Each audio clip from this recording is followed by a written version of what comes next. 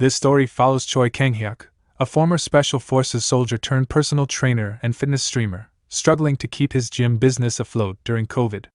To de-stress, he reads a Murim novel about a Shaolin monk named Mujin but suddenly wakes up inside the novel as the protagonist, losing his muscular body and finding himself in a strict monastery.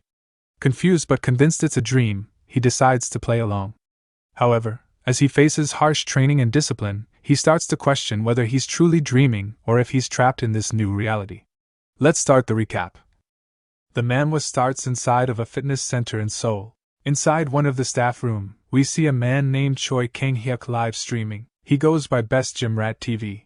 Kang says he's going to do a mukbang today, then starts to pig out. He says it's good, then takes a sip of his beer. I'm sure you can tell from his body that he enjoys working out. He wasn't always a gym rat, but he was heavily injured in a deployment during a Special Forces mission, and he started doing physical therapy but fell in love with trying to figure out what was optimal for the body. He ended up becoming a Chad personal trainer and focused on rehabilitation. For those who are wondering why he's doing a mukbang, it's because of COVID.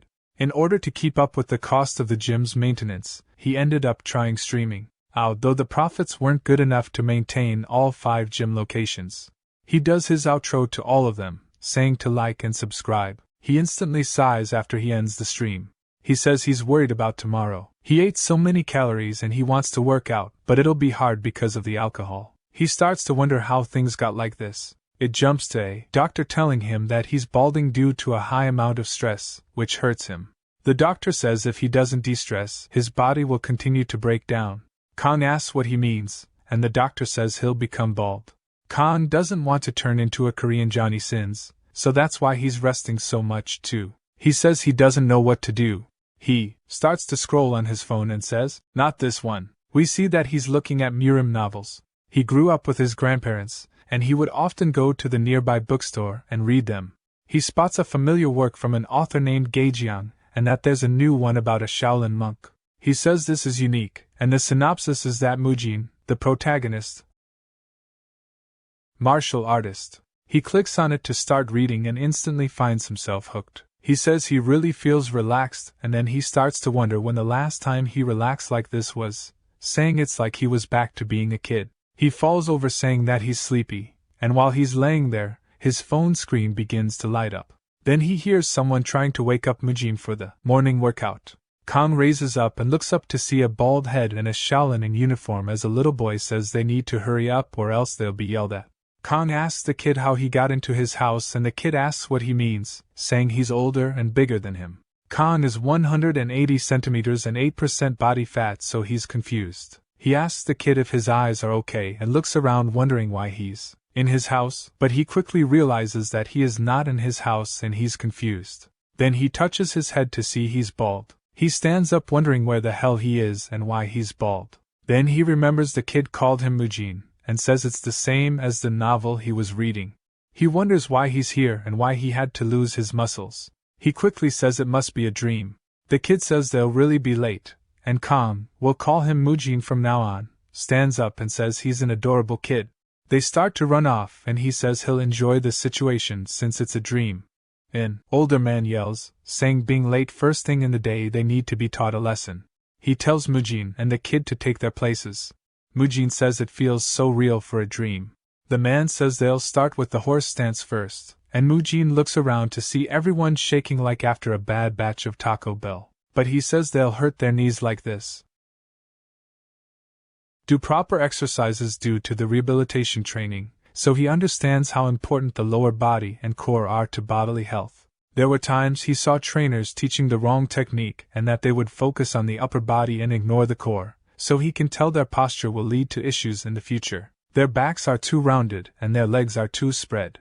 The man yells, saying the lower body is the foundation of martial arts. He says if they aren't able to maintain balance with their lower bodies, they can't properly put any strength into punching or their staff techniques. Mujin says if he knows all of this, why is he letting them have such poor posture?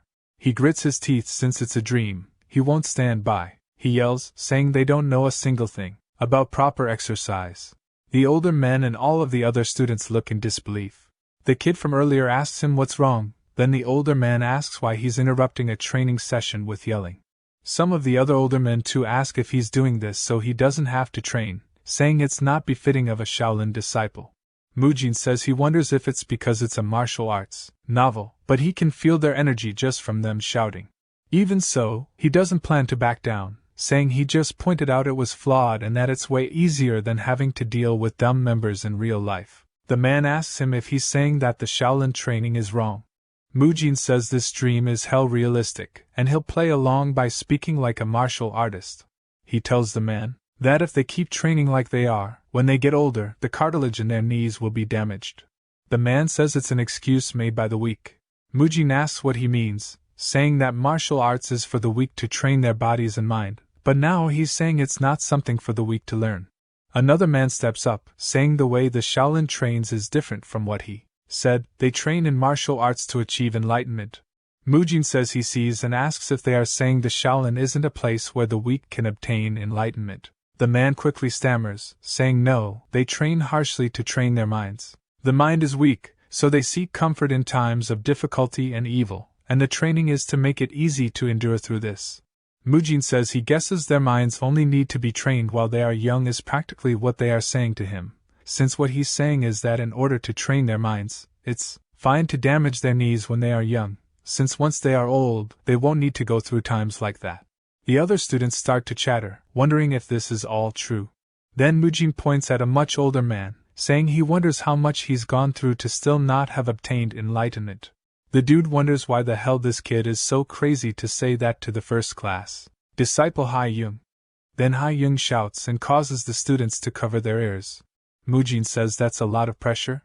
All of the students look towards Hai Yung, and he begins to walk to Mujin, saying he's heard everything he said and like what the second-class disciple said, the martial arts of a Buddhist group is usually to train oneself. However, their martial arts are different.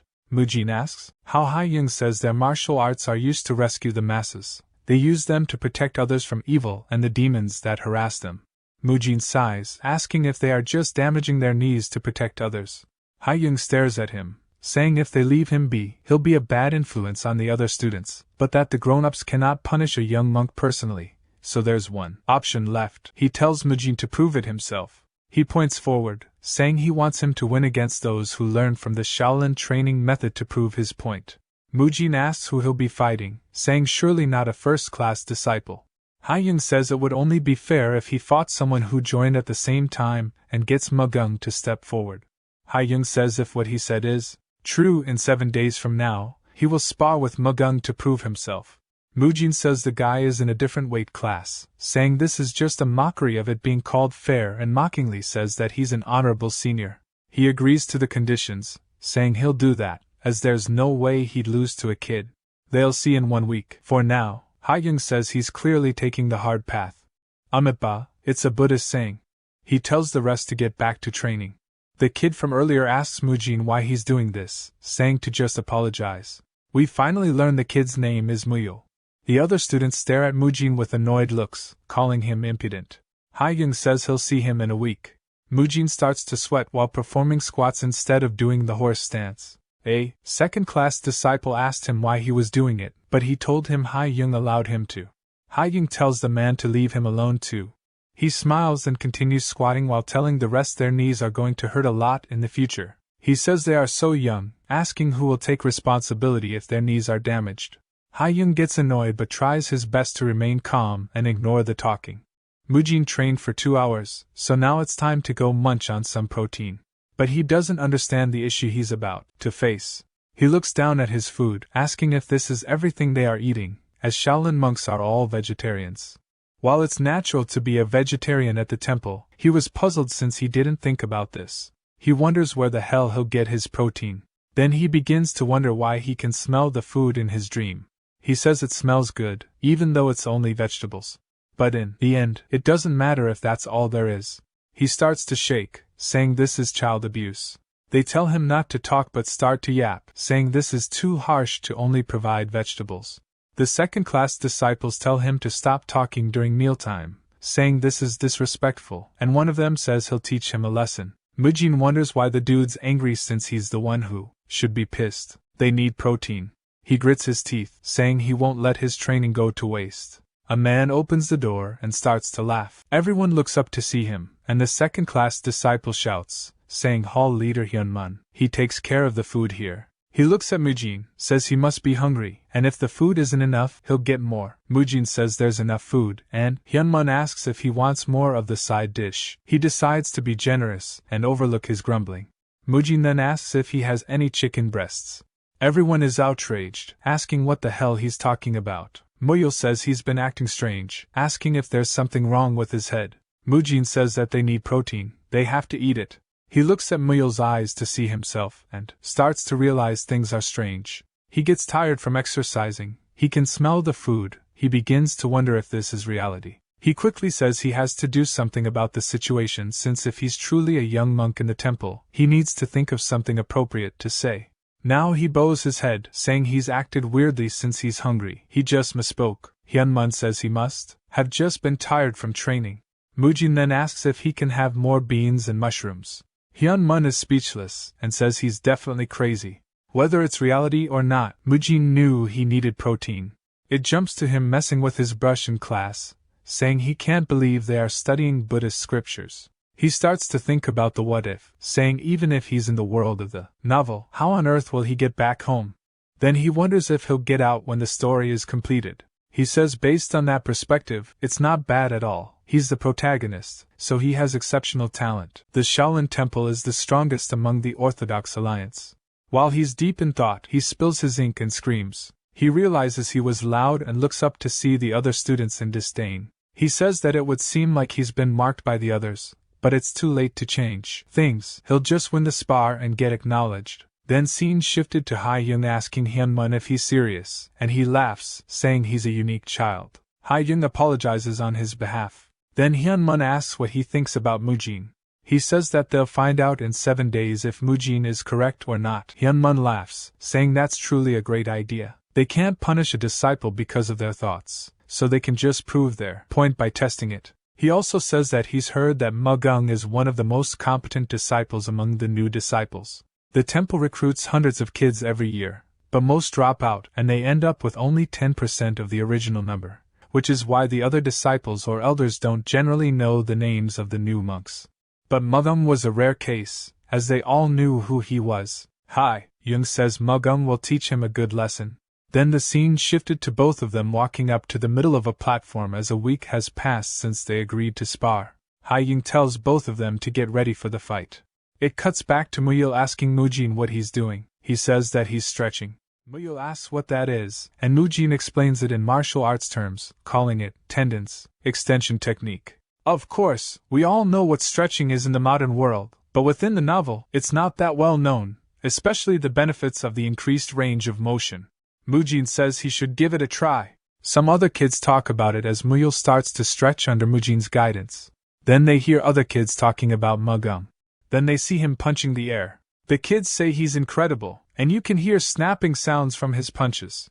Mujin says if he gets hit by that, he'll be in deep trouble, and he wonders how he's going to beat him within this kid's body. But he has an idea, saying he just needs to use his size to his advantage. Ha-young says it seems like Mujin wasn't just trying to escape training. While he didn't listen to the others, he was still training in his own way. He's training with a tree, saying he's practicing to take down Mugung. Instantly, Muyul asks how him rubbing against a tree will help. Ha-young looks down at him and chuckles, saying Mugung will teach him a great lesson. Mugung is happy that Ha-young is acknowledging him and apologizes to Mujin, saying he'll trample him. But then he sees Mujin throwing it back as he's loosening up his joints before their spar starts. Mujin asks Ha-young if they can start immediately. They both get annoyed, saying he is acting tough. He starts to step forward, saying he'll show him. He says he's ready to start too and that he'll show him the punches he's been training for the last 3 months. It starts, and Mujin runs straight at him. This startles Mugung, and as Mujin gets closer, Mugung tries to back away from him. He punches straight at his head, but it gets dodged. Everyone is surprised. Instantly, Mujin uses the dodge trajectory to grab onto Mugung's leg. He says he can't use the martial arts he's trained since he's from the special forces. He could kill the kid accidentally, so the most efficient way to take him down will be with a tackle. They fall to the floor after the spar started. The time it took for Mugung to be subdued was just a little over a second as he gets put into an arm bar. The students ask what's going on and wonder if Mugung can get out of this. Some of them are worried, saying it is impossible for him to be subdued so quickly and be in such pain. Mugung wonders what the hell is going on here. The second-class disciples begin to give Mugung some advice, but even though they don't know what an armbar is, they can tell it's bad. They know exactly how painful it must be for his arm. Mujin calls out to him, saying if he resists, his arm will break, so just surrender. The second-class disciples still try to tell him to get up, but Mujin assures him that if he exerts any more strength, he will snap his arm, so he needs to give up immediately. Mugung starts to grunt as his arm gets closer and closer to snapping, and then starts to just cry. Mujin is surprised, and so are the other kids. Mujin quickly lets go, saying he's sorry, and they all turn towards Haiyung, asking him what they should do now. Mujin helps Mugung get up, asking why. They had to make two kids fight, and Mujin is declared the winner. We learn that the chain punch is one of the 8 extremities fists, which uses the entire upper body to generate powerful force, allowing you to quickly defeat your opponent. It's known for being very powerful. Mugung has the most proficiency among the younger monks. Even the second-class disciples were impressed by Mugung's chain punch, yet he pathetically lost without any form of resistance to some weird techniques. Mugung keeps crying, saying that this is unfair. Mujin asks what he means. Mugung says he charged as soon as they started using something that wasn't the chain punch. He shouts, saying he can win against anyone in a fair fight. Mujin tries comforting him but messes up his name, which made him cry more. The other disciples say that Mugung has a point. Mujin turns around and sees them. They say that one should use the Shaolin arts when sparring here, saying he broke the rules. Mujin wonders what kind of ridiculous ideology that is. The disciple then asks why he didn't use the chain punch. He says if he had used the chain punch, the fight would have lasted for longer, and they could have gotten more injured, so he just prioritized making the duel quick. He said he did make him cry, but he didn't leave a single physical injury on his body. They say that's not nonsense since it wasn't a Shaolin art. He says they are the ones talking nonsense. They struggle to rebuttal since the chain punch was defeated so easily by some strange technique. At that, they don't want to admit it, but they are just refusing to acknowledge he lost. They don't want people to doubt the Shaolin arts, or that the new disciples might be discouraged and leave. They look back at Haiyung, wondering what the plan is, but they see him smiling at the whole situation. Haiyung calls out to him, asking if he truly did that technique just to not cause him harm. Mujin says yes. Haiyung says that is the true essence of Shaolin and smiles, saying he's the winner. Everyone is surprised by this. However, the reason his skill was more effective was because the opponent's level was that of a loser. The ultimate reason they learn martial arts is to take down evil and the demonic heads who've learned martial arts. So he'll show the true essence of Shaolin, the real power that can take down their enemies. He orders the rest to bring him a boulder. They bring one over. I think that's a big demonstration of their power. They start to wonder if he's going to break the rock with his fist, and Haiyung tells them to watch closely. This is the true power of the chain punch. He takes a deep breath and then ready himself, channeling his energy into his fists, then exhales upon punching the rock. The rock begins to crack and shatters as he punches a hole through it. The rock shatters to the ground, and everyone is pigging out of their gourds. Haiyung looks smug and turns after receiving all of their compliments. Even Mujin is stunlocked and says, "Whoa." He starts to grin, saying, "That's a real martial artist." He says, "This is how it should be. One hit being enough to break open a mountain. One swing can take down hundreds of enemies. A single punch putting a hole through someone." Then he realizes something. He says that Haiyung mentioned overpowering the enemy without harming them. Haiyung says yes like it's a question. Mujin points out he broke the boulder into pieces, and they all look at it and realize it doesn't make sense. Now they are thinking about it, so nobody could say anything.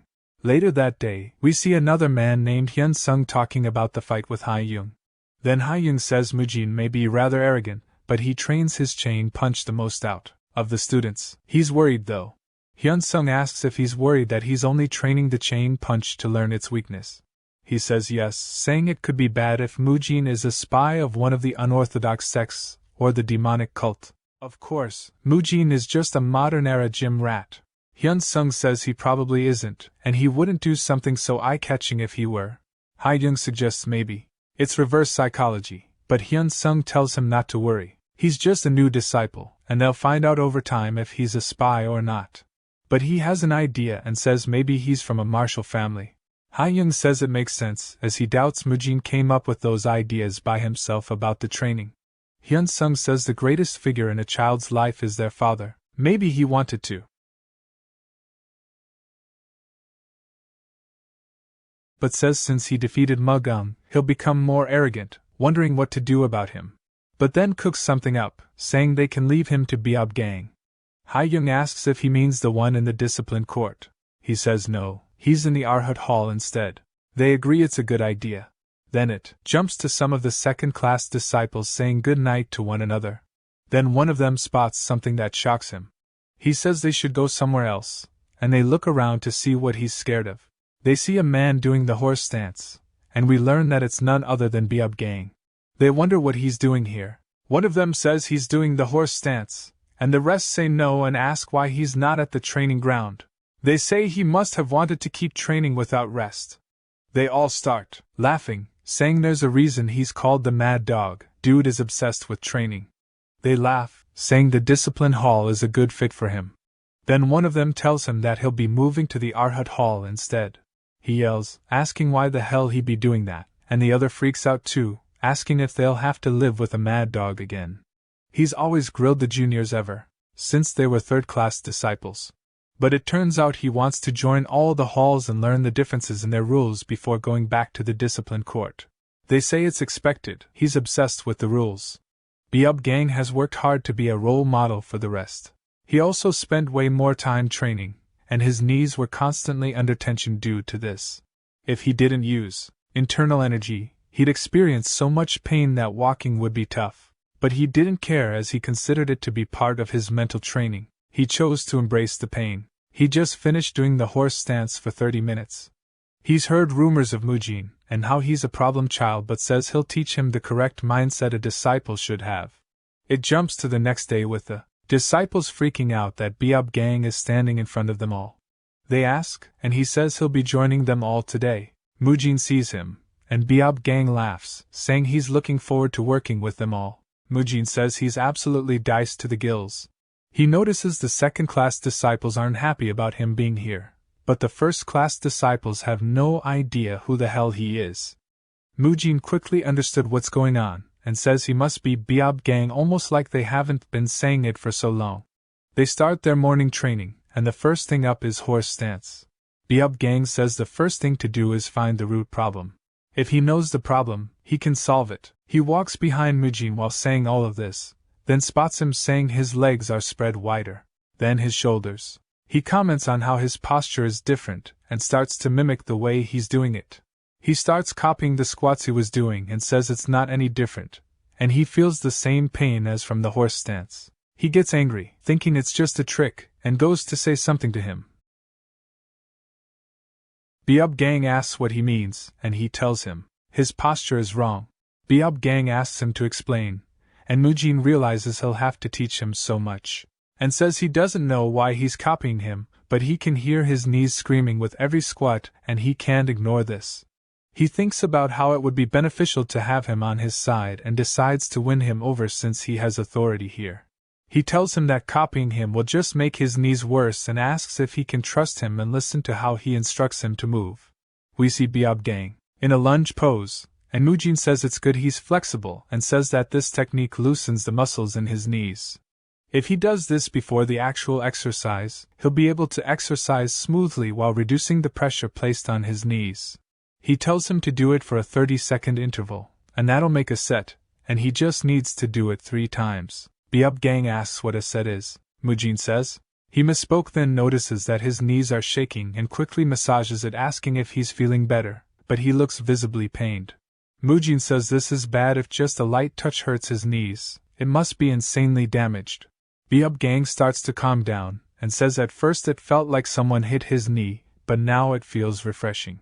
Mujin says alright, then they were on the second round, so they should start again since training waits for no man. Byeob gang starts to wonder what kind of kid Mujin is. The other students see Mujin encouraging him, and Ha-young wonders what the hell is going on. Mujin says when his knees feel bad he just has to do this due to his nickname of being the Mad Dog. The other second-class disciples understand exactly what kind of obsessive person he is, but now, they see he's being friendly, training with a new monk. We see Mujin tell him to rest a bit, then they'll do it again 15 times. Mujin explains how earlier he was doing air squats, but he shouldn't since his knees are cooked, and he needs to bend his knees just slightly to take the pressure off his knees. He says he'll summarize it, and in the sequence first, you bend your knees slightly and slowly, descend down. Second, as you go to sit you must focus on your glutes and thighs to descend rather than the knees. Third, just like step 2 only use the same parts when ascending. He asks how his knees feel, and Biob Gang says they feel fine. Mujin says that's good and to rest a little. He says he's definitely feeling less pain. Mujin says now they've done this the next exercise will be focused on his calves. He explains that usually those with fierce appearances are often weak to friendly people. Mujin quickly compliments him, and Biob Gang laughs, saying he's been here for 18 years. The first-class disciples wonder if he's truly gone mad, and Ha-young starts to pray since his blood pressure is spiking like crazy, and he decides to ignore them for now. They start to head to get food and Mujin reminds him to make sure to do as he said before he trains to others. It looks like Biob Gang was blindly following his orders, but that isn't the case. He's decided to follow him after trying his technique by himself. This is what he's decided after receiving personal training, stretching lessons, and a massage from a top-class personal trainer. He thinks his techniques are incredible. He says they were really effective, and he experiences almost none of the usual pain he does with his knees, and he could feel the muscles on his legs stretch as he trained. He asks Mujin if it's techniques taught by his family. He asks what he means. Biob Gang explains that since his techniques are so effective he must be from an extraordinary family. He was told those techniques were passed down within Mujin's family. He smirks saying this is a good misunderstanding. He says he did act strangely at the start, and wondered how to explain it all but now he won't. He goes along with it. Biob Gang laughs, saying they are goat but that his praise only applies to the treatment for his knees. They are training for martial arts, and the Shaolin is 1,000 years old. He understands Mujin's heart for his family, but it'd be great if he trained the Shaolin way too. He says he'll take note of that. Then Muyo asks if he's done. Mujin says yes and tells Biob Gang he'll see him later. Biob Gang smiles, watching him leave, and hears Ha-young clear his throat. He apologizes for being unsightly. Ha-young says he's glad he's aware. Biob Gang says the know the enemy quote, and Ha-young sighs, asking what he thinks about it. He says from what he's experienced, Mujin isn't from a martial family but rather a family of physicians. He asks him why he thought so. He continues, saying he should say this first but his knees are all torn from the training. He didn't tell anyone as he didn't want them to worry, and more importantly, he didn't want to show his weak side. Even the juniors who trained with him for 10 years haven't noticed his knees are screwed up, but Mujin could tell right away from how he was bent, and then Mujin taught him movements that didn't hurt his knees at all. Ha-young says his family must be physicians, not a martial art family, and wonders what to do, saying the training of Shaolin is about to collapse. Biob Gang says not to worry. He's sure that he will teach Mujin the techniques of Shaolin slowly but surely, and young kids usually listen to adults they are close with instead of force. He'll get close and slowly teach him the Shaolin methods. Ha-young says all right but to take it slow for now and that he's counting on him. A while later in the afternoon training, we see Mujin is annoyed, saying having to do Buddhism lessons after breakfast blows, and he wonders if it's because he's young, but the food coma is real. They head to their training, and Ha-young says since they are good at the chain punch, it's time to move to the next step. One can only exert the full prowess of martial arts by combining internal and external energy, so now they'll start to prepare them on their internal energy journey. He sends out 2 disciples to demonstrate how to them all. He tells them to get into the lotus position, and Mujin wonders what's going to happen. He sees them sitting down on the floor, and they cross their legs. He says he recognizes it now. They both close their eyes and focus on breathing. He tells them to take a deep breath and let it pass through their nose and throat fully and keep breathing until it reaches their energy cores. Mujin starts to get excited, saying he can finally learn the martial arts he's been dreaming of. He says he's been getting sick of the same exercises for now, and now it's time for martial arts. He wasn't the only one excited, all of the other students were too, as it gave new reasons for them to train hard. They were all dreaming of being able to break the boulder like Haiying too. They focused on his voice and followed the breathing patterns too, but Mujin says something about this training is weird. He noticed that they were doing a simple meditation. It was somewhat different from the Shaolin and training methods he saw from the novels. Is this a joke? Contrary to the novels where they teach them energy cultivation, such as yin and yang, the 5 elements, bagua, and other philosophical stuff, he just assumed that there was a good reason for all of this. An hour later, Mujin, who had been tackling all the training methods of Shaolin until now, had been doing his best this time as well to follow all that he was told to do. This was because he was excited, thinking that he was about to learn how to do incredible feats like having the source of power that allows a human to split a mountain, the ability to fly high in the skies. He assumed he would be able to obtain energy, a transcendental power that would allow him to do all of that. The manhwa nerd soul within him was feeling excited as he was about to learn cultivation techniques from the epitome of Murim novels. He couldn't fathom the fact that it was about to happen. Haiyung then asked them to open their eyes and stated that the energy cultivation that they just learned was only a simple breathing method that would allow them to feel the energy and accumulate it within the body, which is the first step in cultivating. Since they must feel the incoming energies first, he assigned them to do it every day and practice it hard so they could feel the energy, which made our hero have no choice but to accept. He frowned, knowing that they would be only learning breathing techniques. I want to break boulders. He remembered Haiyung's statement that they must be able to sense energy first before they could gain it.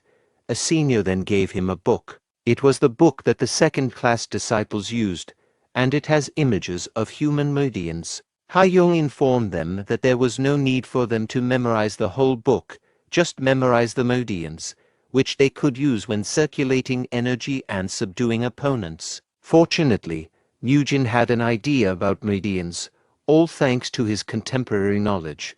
He knew that meridians are passageways of energy in the body. He was aware of the idea that energy was not the only thing that flowed in them, but inner energy did as well. Because of that understanding, the meridians were something necessary for martial arts. When Haiyung asked a senior to execute the move, he knew immediately that he was doing Tenghu and Kucha. That made him feel more determined to delve into the topic. The validation from Haiyung strengthened his resolve. Later that evening, while he was walking down the hallway, he was deeply implanting the knowledge into his mind. But then, he heard a familiar voice. He turned to see who it was, barking late in the day. It was none other than Mad Dog, trying to beat David Goggins' baddest MF record. He explained that his knees weren't hurting anymore, thanks to his training regimen. Now he could turn back to his old fetish of domestically abusing his joints. Mujin was dumbfounded. He could hear his knees cracking. It was as if his effort went into not in Biab gang defense. He stated that he must push through the pain because iron gets only stronger when it's struck. But Mujin explained, true, but it could only get stronger if you strike it right. It might break if you overdo it. He asked him to take a seat, to which he gladly did so. He warned him that he was about to show him a new technique that would hurt him for a bit, which was called the pressure-relieving technique. The Mad Dog tried his best to endure the pain each time our hero massaged his knees. The discomfort was intense, but he knew it was necessary for his recovery. Massaging, Mujin was reminded of something about the past, a mistake that led him to struggle. Back when he was a member of the Special Forces, his body got severely injured when he tried to just grip through the training after having a sprain. Even though he suffered greatly, he was assigned a task to cross a river. Because of the traumatic event, he was forced to retire from the service. At that time, he lived through every day without any energy. Each day felt like a struggle just to get through. His lack of vitality made even the simplest tasks seem insurmountable, and he felt like he saw a ghost from the past every time he looked at Biab gang. He told him that if he were to get injured, he would be the only one who would suffer in the end because no one would take responsibility for it. Therefore, he wished that he took care of his own body more often. That made him smile, knowing that his junior was concerned for him. So he gave them assurance, stating that a Shaolin practitioner won't abandon their fellow disciples no matter what they went through. He gave them a bright smile and confidently said, "We won't abandon anyone, regardless of what happens." Murim felt relieved after hearing that.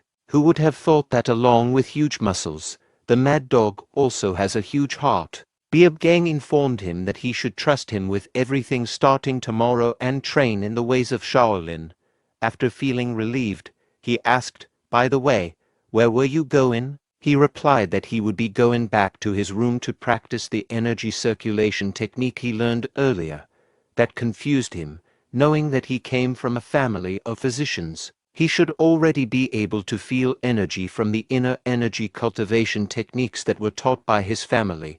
That caught Murim off guard. He forgot the fact that they thought he came from a family of physicians, so he told him instead that he forgot to learn it due to some personal circumstances at home. In that case, the mad dog offered to practice the energy circulation technique in the exact place they were standing, since he was also thinking of circulating his own energy after he was done with his training. He added that they must train together from now on every time he circulates his energy, and it might help him more, as he might be able to sense energy easier when Beabgang was around. "So, do you want to do it?" Murim was amused hearing his convincing words. He wouldn't let go of this opportunity to train with the notorious mad dog because no matter how much he tried to feel his energy, he still had no idea what it felt like. But things might be different if Beabgang cultivates beside him. He sat down in the lotus position, determined to give it a try. He was thrilled and wished to start circulating energy as soon as possible. The prospect of revitalizing his cultivation technique along with a pro filled him with excitement. The mad dog was feeling the excitement. He wanted to serve as a role model for his junior, determined to lead by example. He asked him to pay attention and learn from what he was about to see. He breathed deeply from his nose into his diaphragm. The deep inhale filled his lungs completely, bringing a sense of calm and focus, which left Murim in awe. Witnessing such mastery of breath control and concentration impressed him deeply. Just by looking at him, Murim knew that he was doing real energy circulation. The air around Beabgang felt different. He took that as a chance to see what was different between him and Beabgang. He wished to refine his own techniques to match his mastery. He started seeing an ominous aura engulfing Mad Dog, which he wasn't even able to see when he was doing it by himself. He wondered if that was what Hayoung was talking about previously, that same energy that was capable of slicing a mountain in half. All of the evil energy must gather within the body and be breathed out through the mouth. When breathing in, breathe in as deeply as you can. Then absorb the pure energy of nature until it reaches your energy core located at the center of the body. That's the difference he found between him and Beabgang. Although he struggled a lot, he did his best to perfect his technique, showing his determination to learn Shaolin martial arts. After a while, his core started glowing, indicating that he managed to reach the flow of energy. "I can feel it." Despite feeling the urge to celebrate, he maintained his composure. He understood the importance of staying focused and calm in the moment, ensuring that he must gather all of his energy. But then he found out that he only had a tiny amount of energy within him, unlike Beabgang's energy.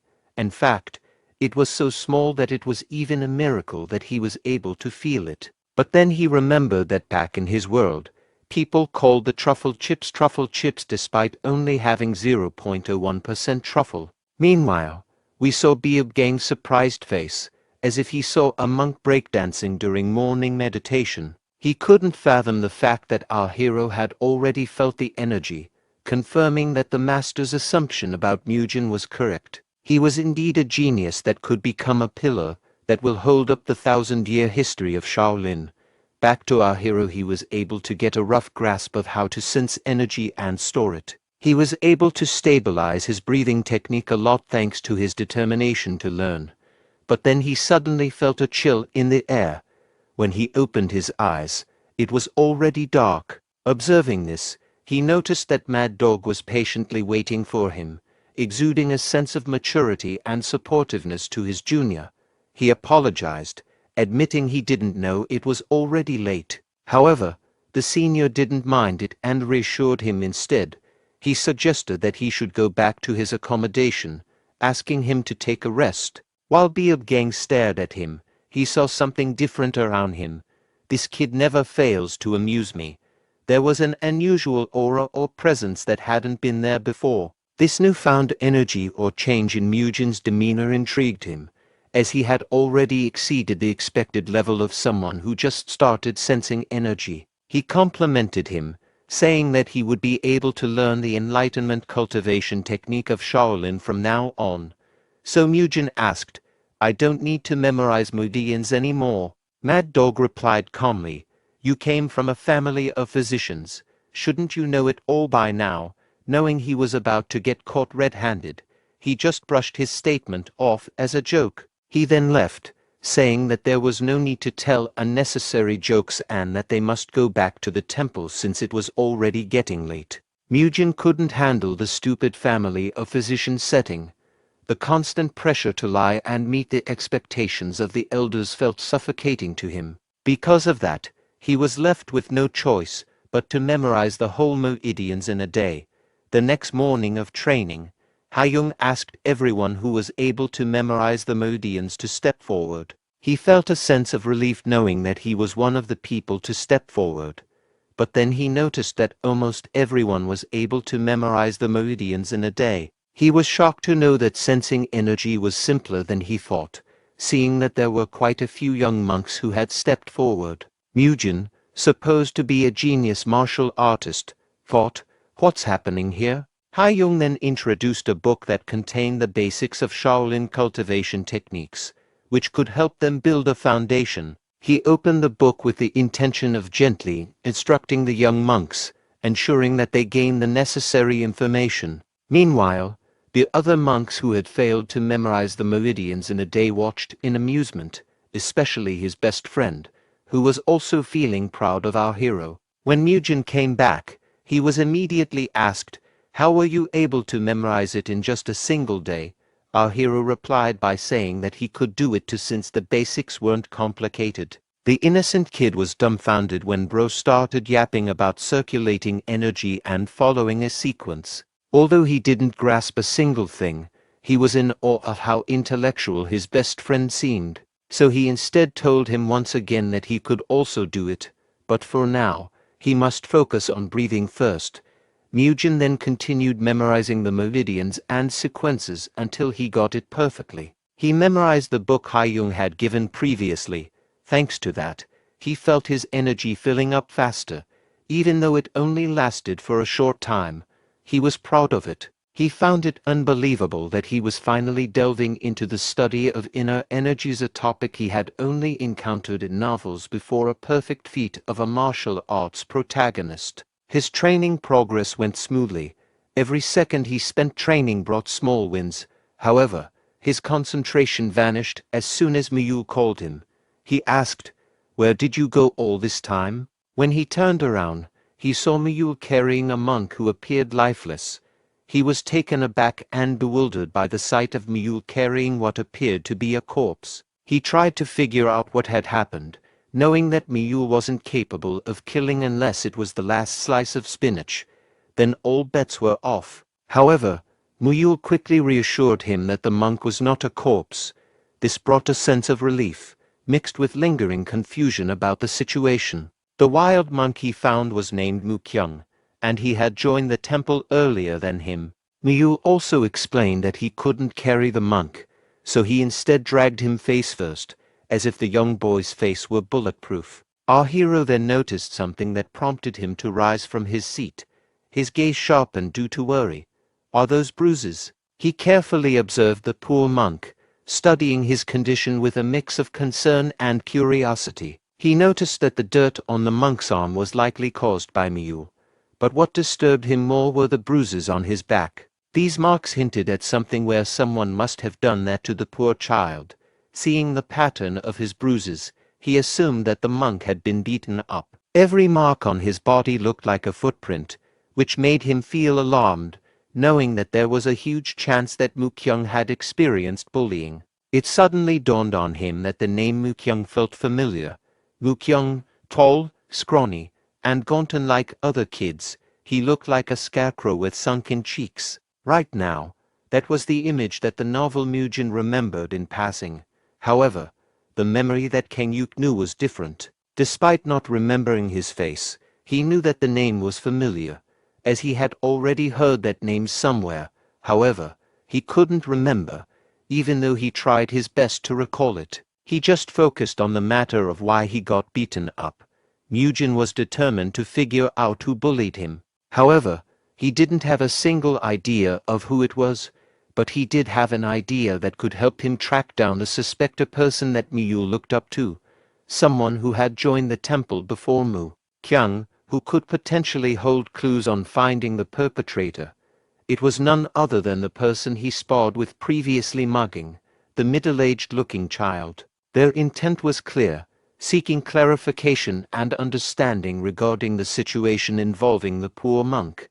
On the other hand, Mugging appeared puzzled by their decision to approach him like a cat being asked to participate in a dog show. Mugging was sweating profusely and feeling bewildered by this unexpected interaction.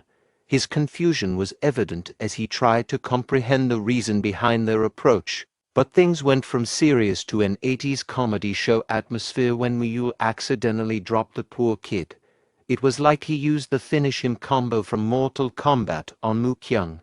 A tense silence hung in the air thanks to the little dude's random head drop. Back to the main point. Mugging refused to help them, saying that he wouldn't waste his precious time on our hero and his friend. But our hero looked him dead in the eye and stated, "You're our senior. It is a must that you help us." Mugging clenched his teeth and told him that he was his junior, therefore, he must follow him. However, Mujin provoked him by asking if he was fine with becoming a senior who lost to his junior. But Mugging stood his ground, saying that he only lost because he let his guard down. However, his patience finally wore thin when our hero informed him once again that he had been defeated by someone younger. He delivered his chain punch, intent on knocking him out. His precise movement, along with his determination to end the confrontation, was imminent.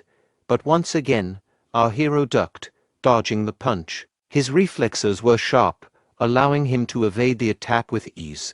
He firmly grabbed his gi and executed a judo throw, showing another, unusual move to Mugging. He covered Mugging's neck with his arm, attempting to execute a twister chokehold. Mugging grew increasingly frustrated, realizing that his chain punch was ineffective against our hero. It was as if he was fighting an epic 20 kilograms champion. Mujin smirked and confidently told him that the outcome would always be the same, no matter how many times they fought. His words carried a challenge and a hint of superiority. Mugging, however, refused to give up. His determination was unwavering despite the setbacks. But then, our cunning hero made a proposal, suggesting that he would reveal the secret of why Mugging had lost if he disclosed who had harmed the poor monk. He let go of the submission hold, signaling his willingness to negotiate and reveal the secret. Mugging immediately created distance between them, aware of the possibility that Mujin might execute another weird technique. Mujin knew that Mugging held a grudge against him, but he felt it was crucial for him to uncover the truth about this matter. Mugging then asked him if he would keep his promise once he revealed it, his tone cautious, betraying a mixture of hope and skepticism.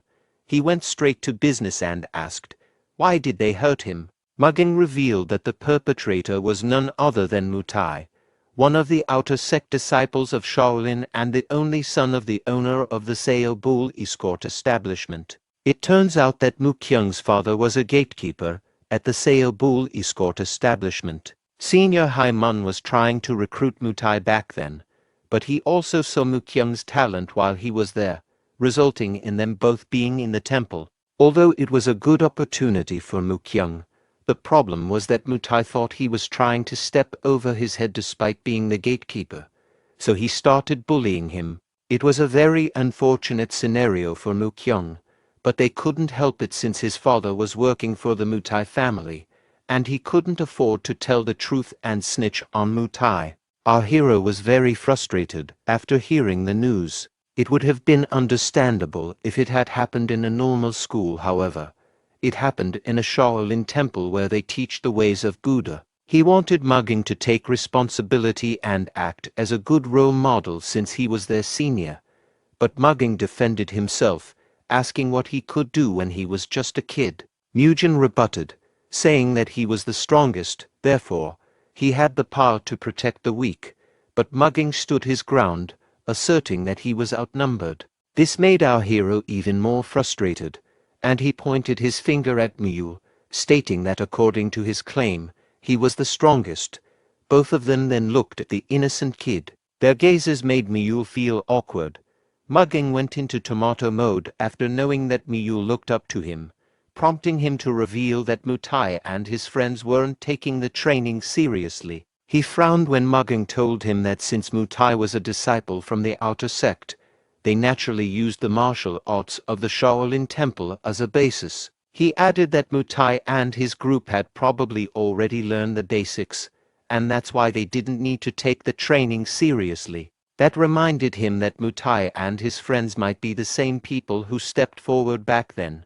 Despite being a bully, Mutai had already completed the learning prerequisite. Meanwhile, Mukyung had finally gained consciousness, appearing as disoriented as a raccoon caught raiding a refrigerator in broad daylight. Mukyung wondered where he was, feeling disoriented after receiving a knockout blow from the spoiled brat.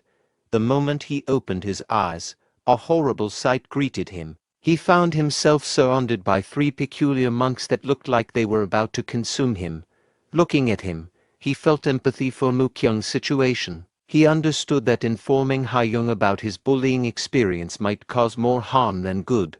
He wished to know if there was a way he could help. His concern for Mukyung's well-being compelled him to seek a solution or offer assistance in any way possible. He then realized a way he could help him, an idea that could help him solve Mukyung's predicament. He immediately told him that he could help, but emphasized that Mukyung must listen and follow his instructions carefully. The poor monk became emotional, knowing that someone was willing to help him. Gratitude and relief washed over him as he realized he wasn't alone in facing his challenges.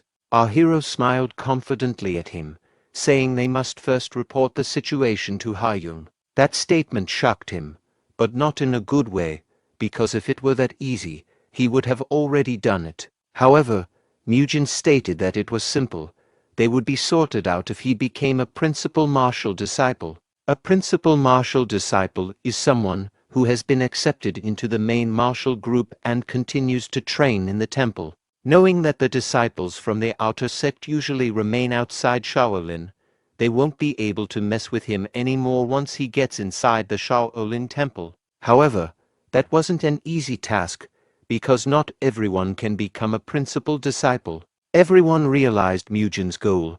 They were shocked to hear such an ambitious plan except for Mule, who looked too cute and innocent to understand a complicated topic. Come to think of it, they won't be able to threaten a principal martial disciple of the Shaolin Temple. Although there was a possibility that it wouldn't work, there was a big what-if inside his mind. He remembered what Mad Dog had told him previously, therefore, he needed to test whether what he said was true. He offered his hand to the poor kid and told him that Hayoung and the Shaolin Temple would never abandon their people.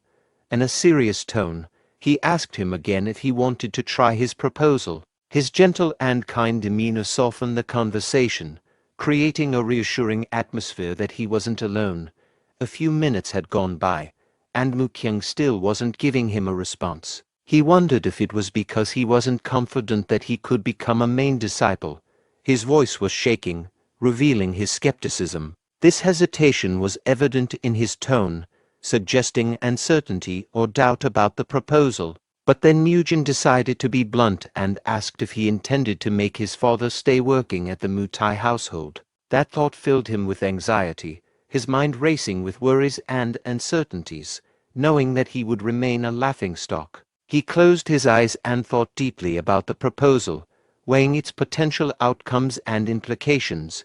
In the end, he took our hero's hand and decided to give it a try. He wanted to do it one more time and fix everything, determined to make things right, which made Mugen glad. Mugen then gladly opened up about his second plan because he wouldn't allow Mutai to bully him until he became a main disciple. That prompted Mukyung to ask about his second plan, and it turns out that the plan was simple. All he had to do was beat the heck out of Mutai and his friends. 3 days later, during their free time in the afternoon, we get to see a glimpse of random monks having a conversation in a narrow alley. They were whispering in each other's ears as if they were planning something horrendous. It was revealed that those monks were Mutai and his goons, trying to cause more trouble for Mukyung. Mutai asked for his presence by blackmailing him, saying that he would send a letter to his family if he didn't show up. His goons, Muhwai and Muhwon, were eager to get their hands on the young monk.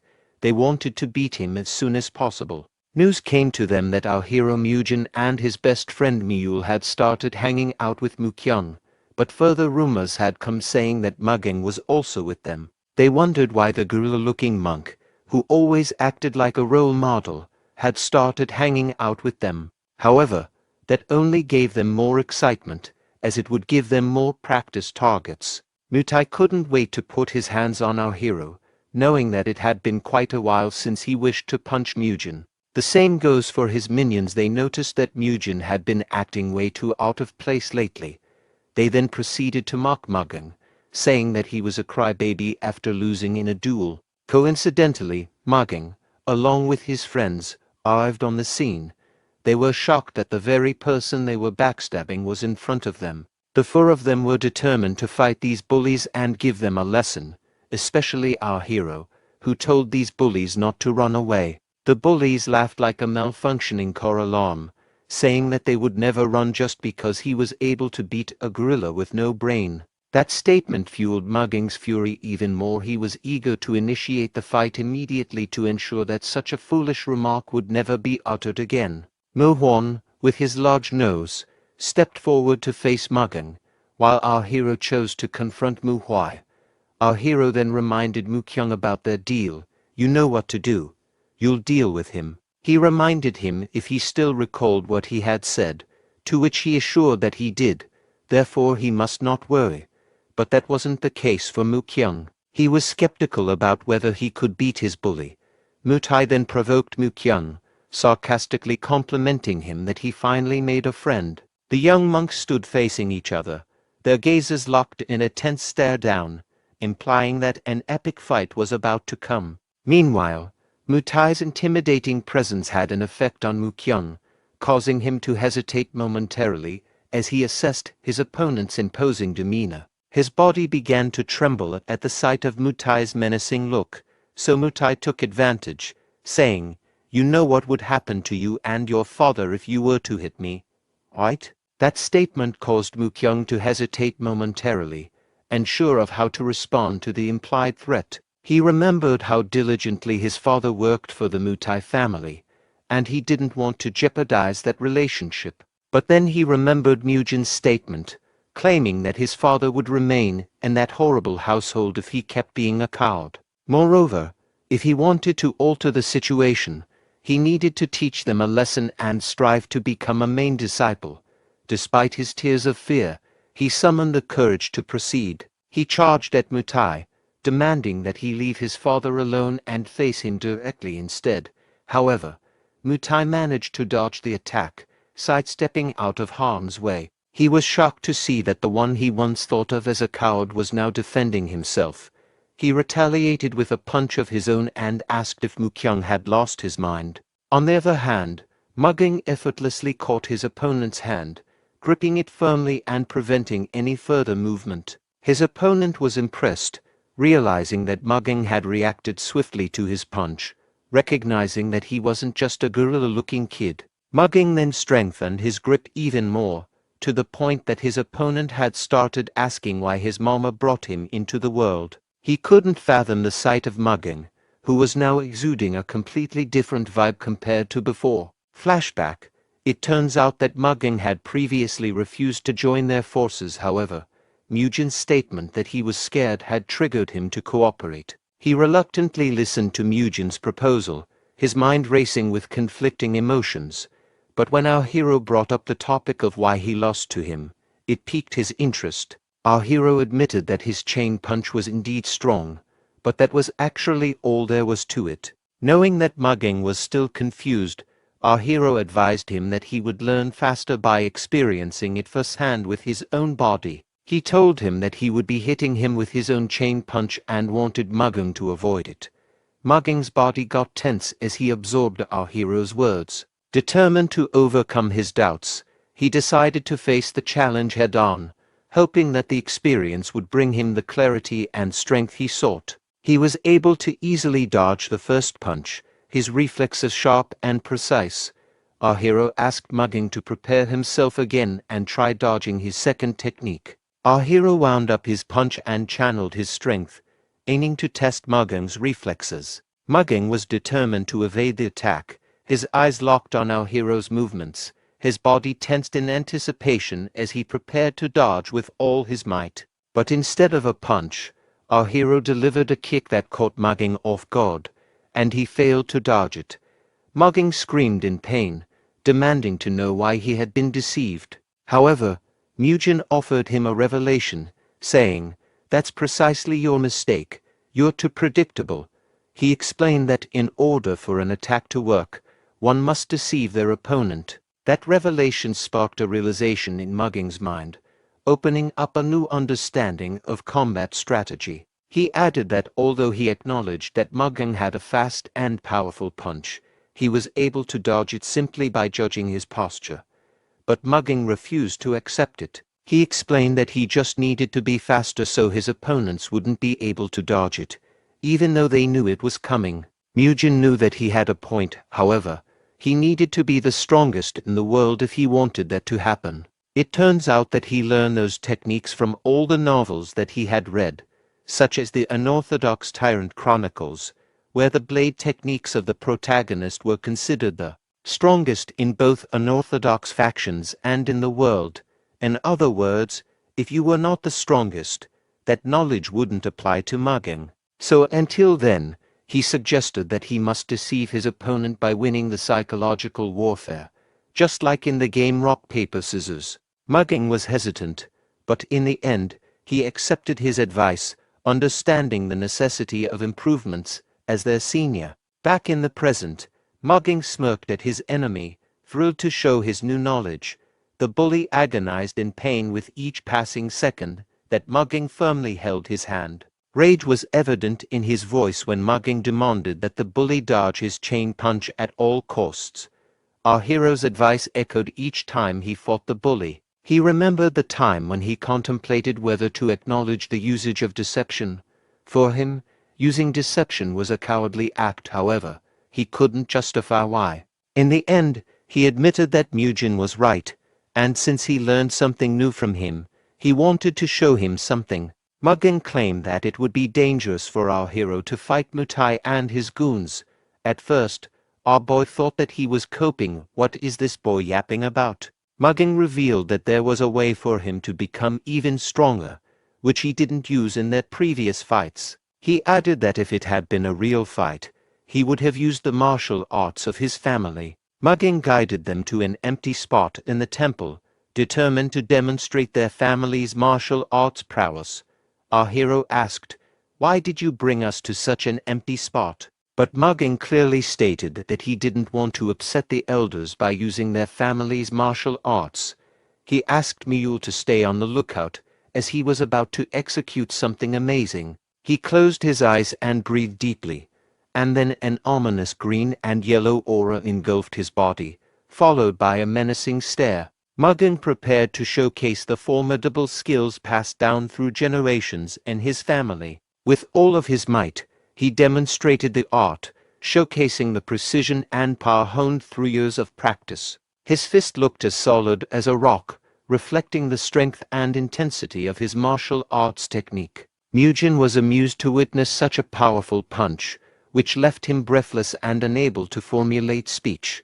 He noticed that the form was different compared to when Mugging used his chain punch. It was as if he was looking at a high school level kickboxer. He was left in awe considering that Mugging was still young yet possessed such power. Every kick or punch Mugging delivered left a snapping sound, heightening Mugin's awareness of the potential danger when facing Mutai and his crew. I see, so if I fight Mutai and the others now, they'll all use their own martial arts against me. With the skill he demonstrated, Mugging was confident that it would leave a lasting impression on our hero. Our hero admitted that Mugging had impressed him, now understanding why he was regarded as the strongest young monk. But he knew that all of the young monks were still unable to freely control their own inner energy. If that was everything they had, he was confident that he would be able to take them down. Our hero taunted the bully, saying that if he didn't come, he would be the one who would charge forward instead. The bully took the bait, heading straight for our hero with the intent to knock him out. But our hero was confident that after seeing Mugging, he could discern the specific forms and postures they needed to harness their own energy. Compared to Mugging, the bully's punch seemed like child's play, lacking the speed and power that Mugin had witnessed earlier. He swiftly dodged the attack, effortlessly evading the bully's punch with a quick and precise movement. He anticipated that the young kid would use a chain punch. The move felt too predictable, almost like watching a scene from a 90s movie. The bully was baffled and frustrated to see that the technique he had harnessed was easily dodged. He stepped back, recognizing that his beating Mugging wasn't a fluke. But our hero wanted to conclude their duel.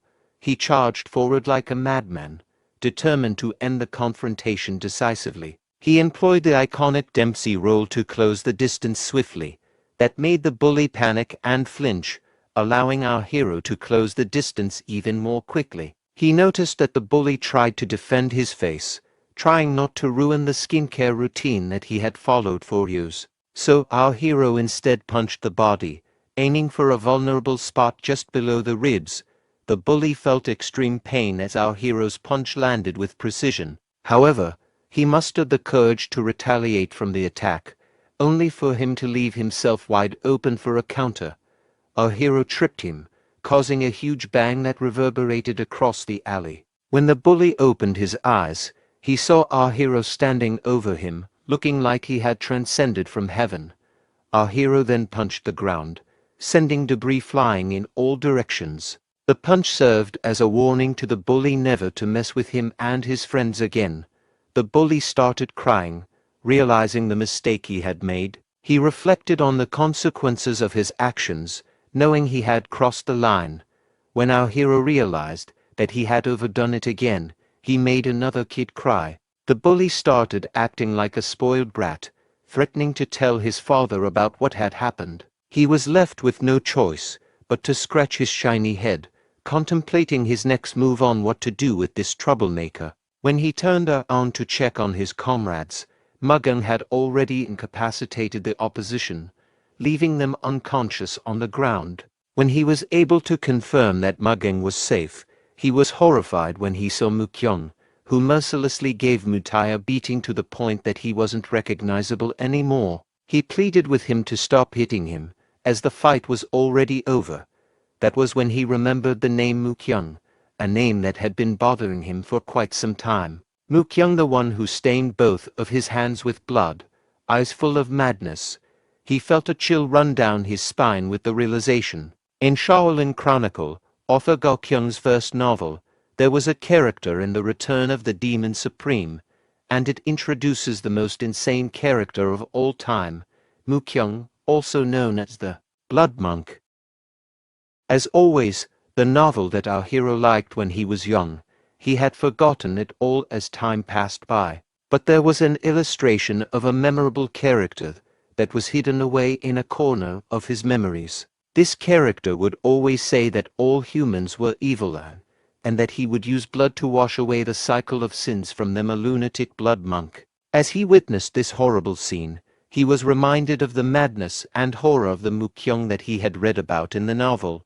Seeing Mukyung with bloody hands and crimson red eyes of anger, our hero was gripped by deep fear. What have I awakened? Mugen only wished to raise his self-confidence. However, he did not expect to see such an appearance.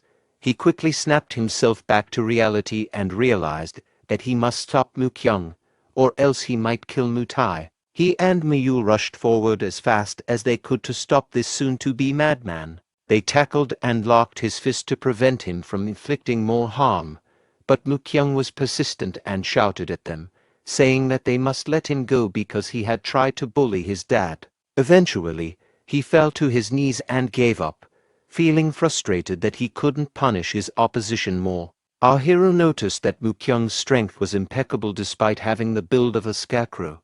Mugen stared at him, trying to figure out what to do next. But then Mukyung started crying like a baby, his tears streaming down his face uncontrollably, transforming his intimidating face into a blotchy redness. He felt a sense of relief knowing that he wasn't a blood monk yet, but an ordinary child instead. He remembered that the blood monk only appeared as a crazy person in the novel, but it did not mention how he became a blood monk. He wondered if it was because he crossed a line that wasn't meant to be crossed, after enduring such absurd situations where he was constantly bullied.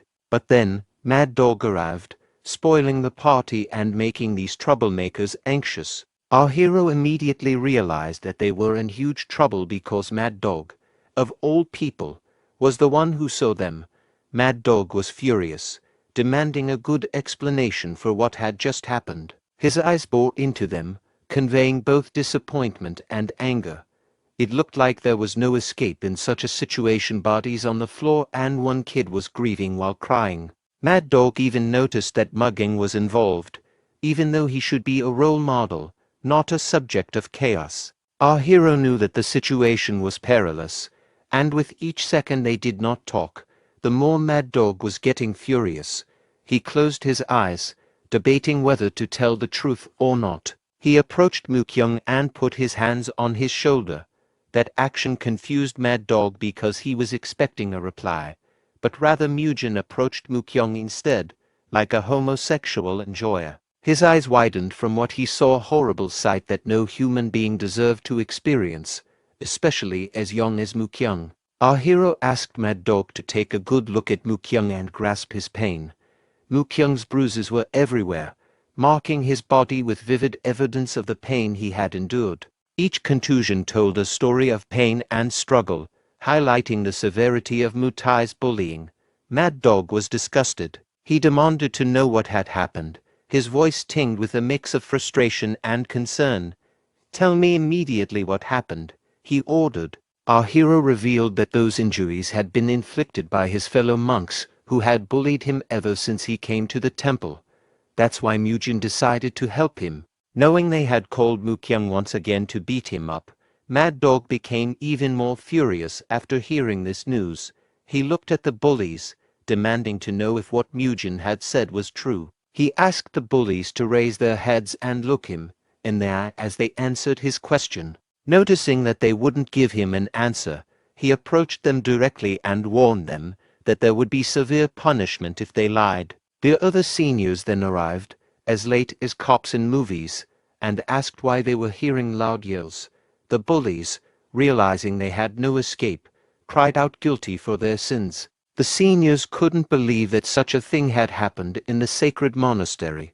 They would never expect that a monk would discriminate against their peers. However, Mad Dog remained calm. He turned to Mukyung and asked for clarification, wanting to hear directly if he had truly experienced bullying. Mukyung hesitated to tell the truth, afraid that revealing the bullying might make the situation worse, knowing that his father worked for the bully's family. But our hero patted him on the shoulder, reassuring him that everything would be all right because Mad Dog was known for his fairness and justice.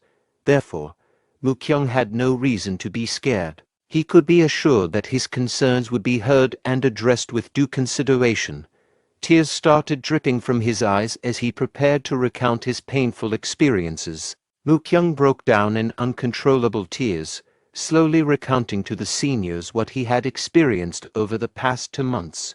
The pain in his voice was evident as he uttered each word. Because of Mukyung's burst of emotions, he was unable to tell the details articulately. However, he was able to get the main point across to Mad Dog, who patiently listened and empathized with Mukyung. Our hero approached Mad Dog, reminding him of his statement that the Shaolin Temple would never abandon their own disciples regardless of the situation. Since Mukyang was a disciple of the temple, he had thought that he needed protection.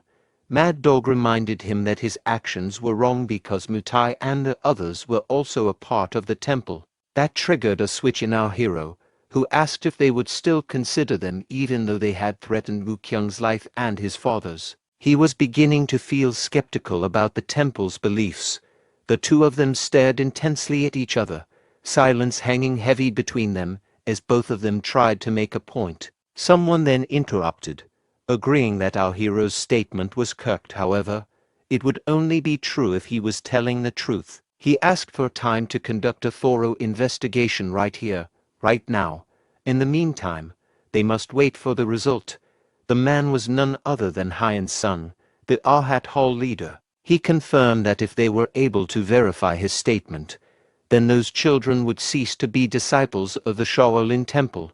Our hero calmed down, stating that it would be just right to conduct a fair and just investigation. Sure, you can investigate, but then Hyan Sung added that even though they ceased the bullies from becoming disciples of the temple, what happened in the hall would never be overlooked either. Because the Shaolin martial arts are meant to subdue opponents, not kill, he pointed at Mukyang, telling him that what they did to Mutai was too brutal, considering that he was still a child. Quickly, Mukyang apologized for beating him and sought to defend himself by explaining his reasons, but our hero prevented him from explaining further, extending his arm to silence Mukyang. Mid-sentence, Mujin decided to take the blame, saying that he was the one who did that. He was too frustrated, after seeing Mukyang's wounds, which resulted in him losing control of his emotions. Mukyang was shocked.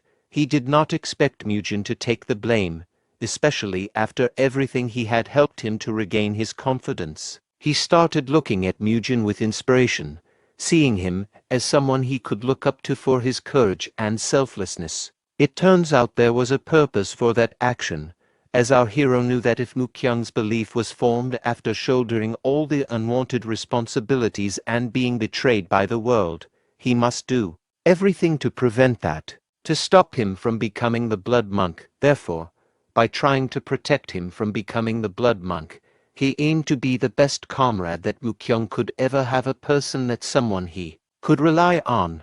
In the aftermath of the fight, Mad Dog took our hero to the place where they meditate while facing the wall to attain enlightenment. He was tasked to stay there while looking at the wall and meditate repeatedly. Not long after that, they arrived at their destination, where he was assigned to meditate in a small cave. It served as a punishment for his previous action. Our hero took his punishment like a man, enduring it without complaint or resistance. He knew it was necessary to uphold justice and fairness within the temple. His compliance earned him the respect of Mad Dog and the other seniors. He began facing the wall and meditating, seeking inner calm and clarity amidst the turmoil from before. As he meditated, he recalled a plot twist from Gakyang's novels. His life mirrored the world of Shaolin Chronicles, yet unexpectedly aligned with characters from Return of the Demon Supreme. He knew that the novels he wrote shared the same world. On second thought, he thought that it was just the world that was the same. He knew that the protagonists from the novels were in the same period. However, they were active in different areas, so it would be unlikely for them to run into each other. In the second half of Return of the Demon Supreme, the protagonist of the Shaolin Chronicles appeared. That concluded that all of his novels were in a similar period. This prompted him to think that his actions might influence the events that took place in other novels. He started overthinking, saying, "Can my interference cause a butterfly effect? What if it gets in the way of other novels' protagonists' growth?" He decided that if he wished to get stronger, he would need to find the right place and connections. However, he couldn't remember anything other than the ones that would affect the growth of the other protagonists because it had been 10 years since he read a novel. He only remembered the overarching stories, but his memories were still vague as he was unable to recall the exact details. He thought that if he stole those opportunities from the protagonists, the story development might be screwed up. He was worried that he might mess up Shaolin Chronicles and turn it into a cheap Chinese novel. He had already taken in Mukyun, who was supposed to become the Blood Monk. He must make sure that it works somehow, because the protagonist of Return of the Demon Supreme would gain enlightenment and become stronger, and his fight with the Blood Monk. However, the Blood Monk had now disappeared, along with the enlightenment that he was supposed to gain, which happened because of our hero's mistake. He realized that he was in a messed up situation. He tried to think deeply about what to do next. However, there was no single idea that came to his mind. Meanwhile, Mad Dog was still lurking behind, as if he was a low-key pedophile. He stared at him intensely, carefully observing his posture and focused during meditation with a scrutinizing gaze. He assessed whether every breath was deliberate, every thought centered. Looks like he is focused on his repentance right now. He was captivated that a 12-year-old child was able to have that kind of concentration and repentant mindset. In addition, he also witnessed the special techniques and talents that he had shown. He knew for a fact that this child would become the pillar of Shaolin. A while ago, the whole leader blamed himself for what happened. However, Haiyung took full accountability instead, saying that he failed to watch them. They focused on the matter, and the whole leader asked about the current status of the investigation. Haiyung revealed that after interrogating everyone, their testimonies were the same. The truth had prevailed, and Mutai and his friends were found guilty because of the incident. It brought great shame to Shaolin, and the atmosphere in the Arhat Hole went bad. Not long after that, Mad Dog arrived. Mad Dog asked Haiyung if he noticed the same thing as well, to which he replied that he did. They were able to find out easily that Mukyung was the one who beat up Mutai, judging from the obvious wounds on his hands. They knew that Mujin just took the blame, wanting to protect his friend. In that confusing situation, the whole leader thought that they had both a disaster and a blessing appearing at the same time, but Mad Dog argued that it was more of a blessing finding the disaster and stopping it, because if it weren't for Mujin, there was no telling what else would have happened. The three eggheads sighed and contemplated the situation. Mad Dog then said that he would like to give his opinion about the incident, to which Hyen Sung allowed him to go ahead.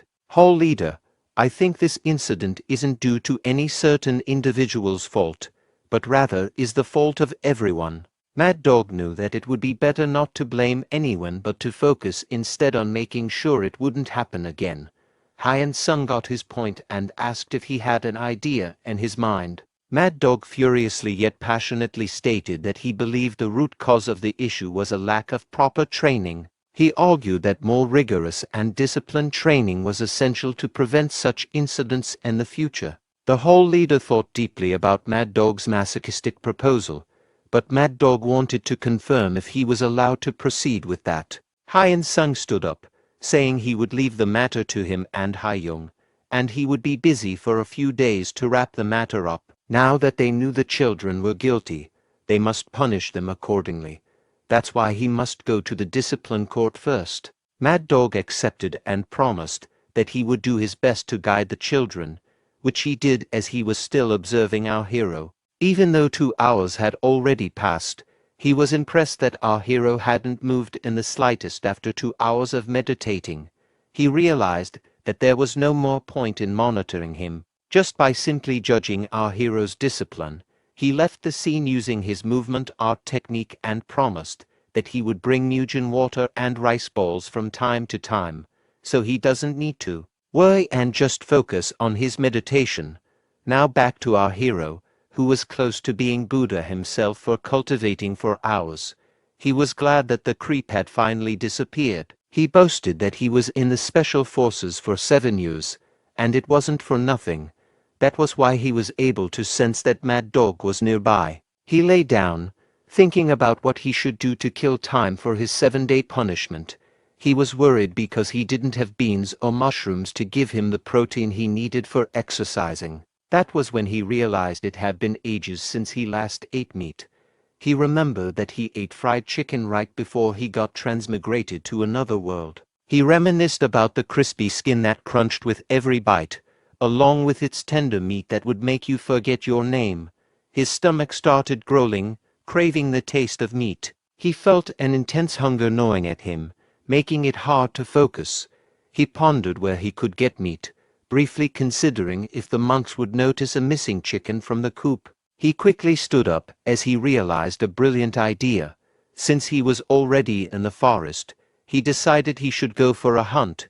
After all, it couldn't be that hard to catch a squirrel or two, right? We then get to see a glimpse of a little girl and a rabbit, both curiously eyeing our hero's hunting trap. However, the stupid rabbit still fell into the trap, and our hero couldn't help but chuckle at the unexpected success of his trap. The little girl immediately hid behind the tall grass, peeking out cautiously to see what would happen next.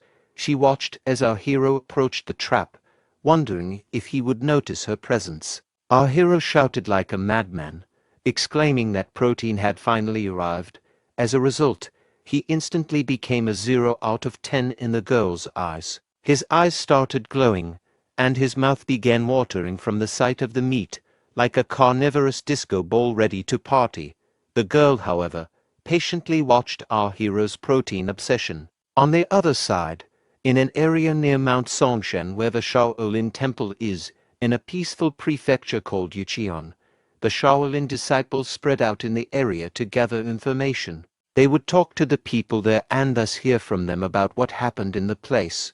Shortly after, they all gathered at the entrance of the Sao Bull escort establishment. A monk named Haigul introduced himself. He is the vice hall leader of Shaolin Outer Hall. An escort was delighted that he was able to meet the esteemed monk. The escort introduced himself, and his name was Simon Piang.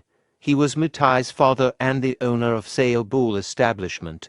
He felt honored to meet a person known for his invincible fist. However, his smiling reaction disappeared when he saw his son.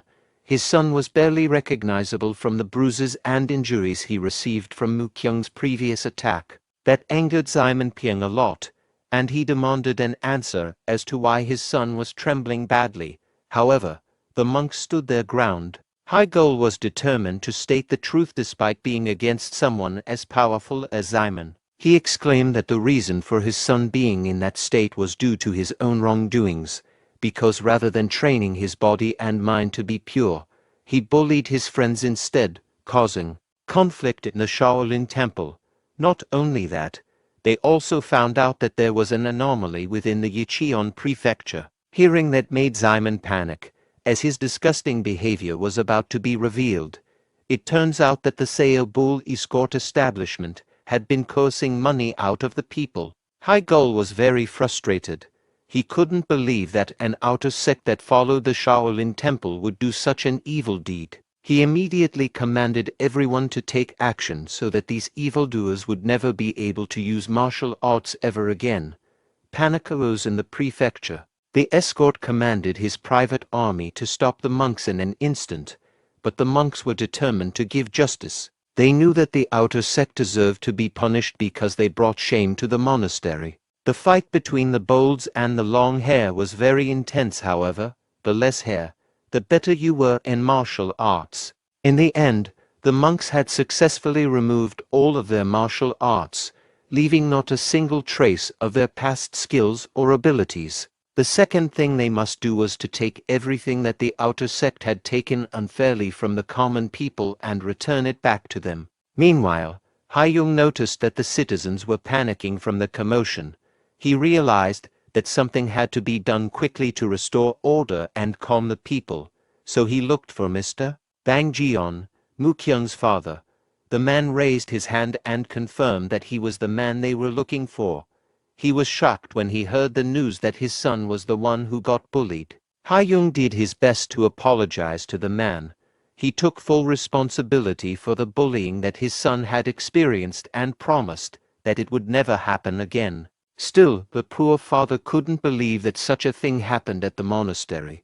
He thought that his son was in a place he could consider as safe. Once again, Haiyung apologized for not being able to stop it earlier. He knew that saying sorry wasn't enough, but he assured that the Shaolin Temple would take full responsibility. On that day, Haigul and the other Shaolin disciples helped Mutai's father transfer to work under other escort establishments affiliated with the Shaolin Temple as a porter. Meanwhile, our hero was still spending his days in the forest. He saw a sloppy trap set up ahead and couldn't help but feel confused because who the heck in the world would use a small branch to catch prey? He noticed that the trap was a little similar to the rabbit trap he made yesterday. However, there was a huge difference compared to his trap. This one was trash. But our hero was smart. He knew that there was a person trying to copy him, so there was another person on the mountain beside him. He quickly turned around upon hearing someone bustling in the bushes. He scanned the area carefully, knowing that the person behind the bush was the person who imitated him without copyright. He was shocked to see that it was just a starving little girl. Her clothes were too fancy for someone who was in the forest, and her eyes were wide with fear and hunger. The girl suddenly ran away, darting into the dense forest with surprising speed. He tried to chase her, but the girl was incredibly fast, weaving through the trees and underbrush with an agility that surprised him. The girl thought that she had finally disappeared from the hero's sight, her heart pounding in her chest as she glanced around, convinced she had lost him. But our hero was faster than he thought. She never expected that he was already ahead of her. Our hero reached out his hand, not letting the girl escape. Her wide eyes were filled with fear and confusion. He was a stranger on the floor, and he was thankful that the FBI organization hadn't formed yet during this year. The girl immediately apologized, her voice trembling with sincerity and regret. But our hero was more confused about why a pretty young girl was wandering in the forest. Our hero apologized for startling the girl and offered her some food instead. The little girl delightfully accepted his proposal, enjoying every bit of the meat. Murim started acting cunningly, remarking that she must be hungry and jokingly boasting that she tried to copy his trap. She confirmed that she indeed copied him. However, she asked, "You are a monk, aren't you? Not allowed to eat meat?" The atmosphere got awkward, so Murim stated that he had his own circumstances and that she didn't need to mind the minor details. Murim then asked, "Why are you so deep in the mountain?" He added that the place was under the Shaolin Temple, but judging from her clothes, she seemed like she was from the outside. The little girl lost her appetite after hearing our hero's answer. She glanced away, uncertain how to respond to his question. It turns out that her father left her, leaving her wandering in the dense mountain forest. Our hero realized that she had her own circumstances and decided not to ask about them. He gently changed the topic. "By the way, can you please keep my rabbit hunting a secret?" The little girl innocently asked for his reason. "Is it because you couldn't be caught eating meat?" Murim stated that there was another reason besides that. Our hero proposed that if she kept it a secret, she would help her return home. In exchange, he told her that an influential shirtless monk would come and be able to help her easily. The little girl was skeptical. She asked, "How did you know that he's coming?" Our hero smiled and said, "Because I can feel his presence." He told her that he just needed to wait at the entrance of the cave, and the shirtless dude would arrive. While Mad Dog was about to check on our hero, the little girl asked for his help. She stated that she got separated from her group and lost her way. Of course, Mad Dog would always be willing to help, but he realized that there was something he needed to do first. He asked the little girl if she perhaps saw a boy inside the cave. Our hero suddenly got chills as they talked about him, which made the little girl chuckle. She was able to realize why Murim asked her to keep it a secret that they met. She covered for him, saying that she did not approach the cave because she was scared. Mad Dog bought the cover. He stated that he knew Murim wouldn't disappoint him. Knowing that he was doing well, he decided to go back down along with the girl. He smiled at the girl and said that he would bring her back home. Mad Dog asked for her name, and she revealed that her name was Rusilwa. Meanwhile, our hero was glad that the rule-abiding monk had finally disappeared. He lay down and realized that he had forgotten to ask the girl's name, but since it was none of his business, he brushed it off. Later, at the temple, Mad Dog asked for Mukyung's attention. Mad Dog wanted to inform him about something and involved his father too. Mad Dog revealed everything that happened in Yicheon Prefecture, the fact that the Seo Bull escort establishment, which was run by Mutai's parents who bullied him, had completely closed down. In addition, they introduced his father to a new workplace. Mad Dog told him that he didn't need to worry anymore, he should instead focus on becoming a true disciple of the Shaolin. Instead, Mukyung started trembling and cried profusely. Feeling a sense of relief that everything was finally settled, he told Mad Dog that he would do his very best. Mad Dog patted his egg-shaped head while Mukyung told him his promise. It was all thanks to Mujin, who reminded him that the Shaolin Temple would never abandon a disciple. On the fourth day, our hero was glad that the survival training he received from Special Forces paid off, helping him to hunt easily. But there was one thing that he didn't think of. When he cooked the meat for the little girl, he realized that he cooked the meat with an open fire, allowing Mad Dog to almost catch him. So, in order to leave as few traces as possible, he decided to cook in nearby caves instead. He wanted to make sure that he left as little evidence as possible since he wouldn't have enough time to clear up all the mess and pluck out the rabbit's fur. He decided to cover it in mud, cook it, and then pluck out the fur along with the mud. Although it wasn't perfect, he would be able to get his protein that way. It was also his first time eating meat after coming to the Shaolin Temple, so he felt much relief from it. The fifth day had arrived. He decided to get up earlier than the bells striking the Shaolin Temple to face the world in a lotus position. But that was not for the sake of training hard in meditation. It was because of the presence of a certain someone who regularly checks the cave. Mad Dog was amazed. He thought that he was already hardworking, but to think that our hero would meditate early in the morning was impressive. He slowly approached, trying his best not to break his concentration. He took the empty water container to change it into a refilled one. He was thoroughly impressed that our hero hadn't noticed him. He thought that Mujin was too focused for him to even notice. He handed him the bag of rations, ensuring he had enough food to sustain him until he reached the seventh day. Before taking the food, Mujin made sure that everything was all clear. He looked at the volume of the ration and couldn't believe that they expected a young kid to survive on something like this for a week.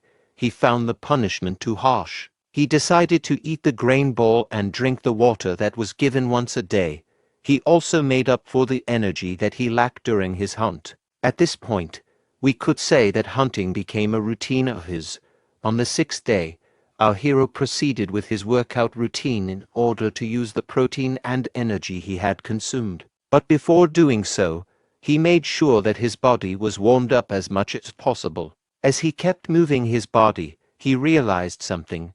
The breathing method used while exercising was similar to the energy circulation technique. So he tried his best to challenge himself by combining the enlightenment cultivation technique and exercises to start his own kind of training. The result was that his body was feeling more refreshed than ever before. By this time, he didn't know that this process was the training process of the energy accumulation art. The final day had arrived. Mad Dog arrived early in the morning, stating that his wall-facing meditation had ended, allowing him to finally get up. "I see, so may I speak now?" Mad Dog told him that he was now allowed to speak.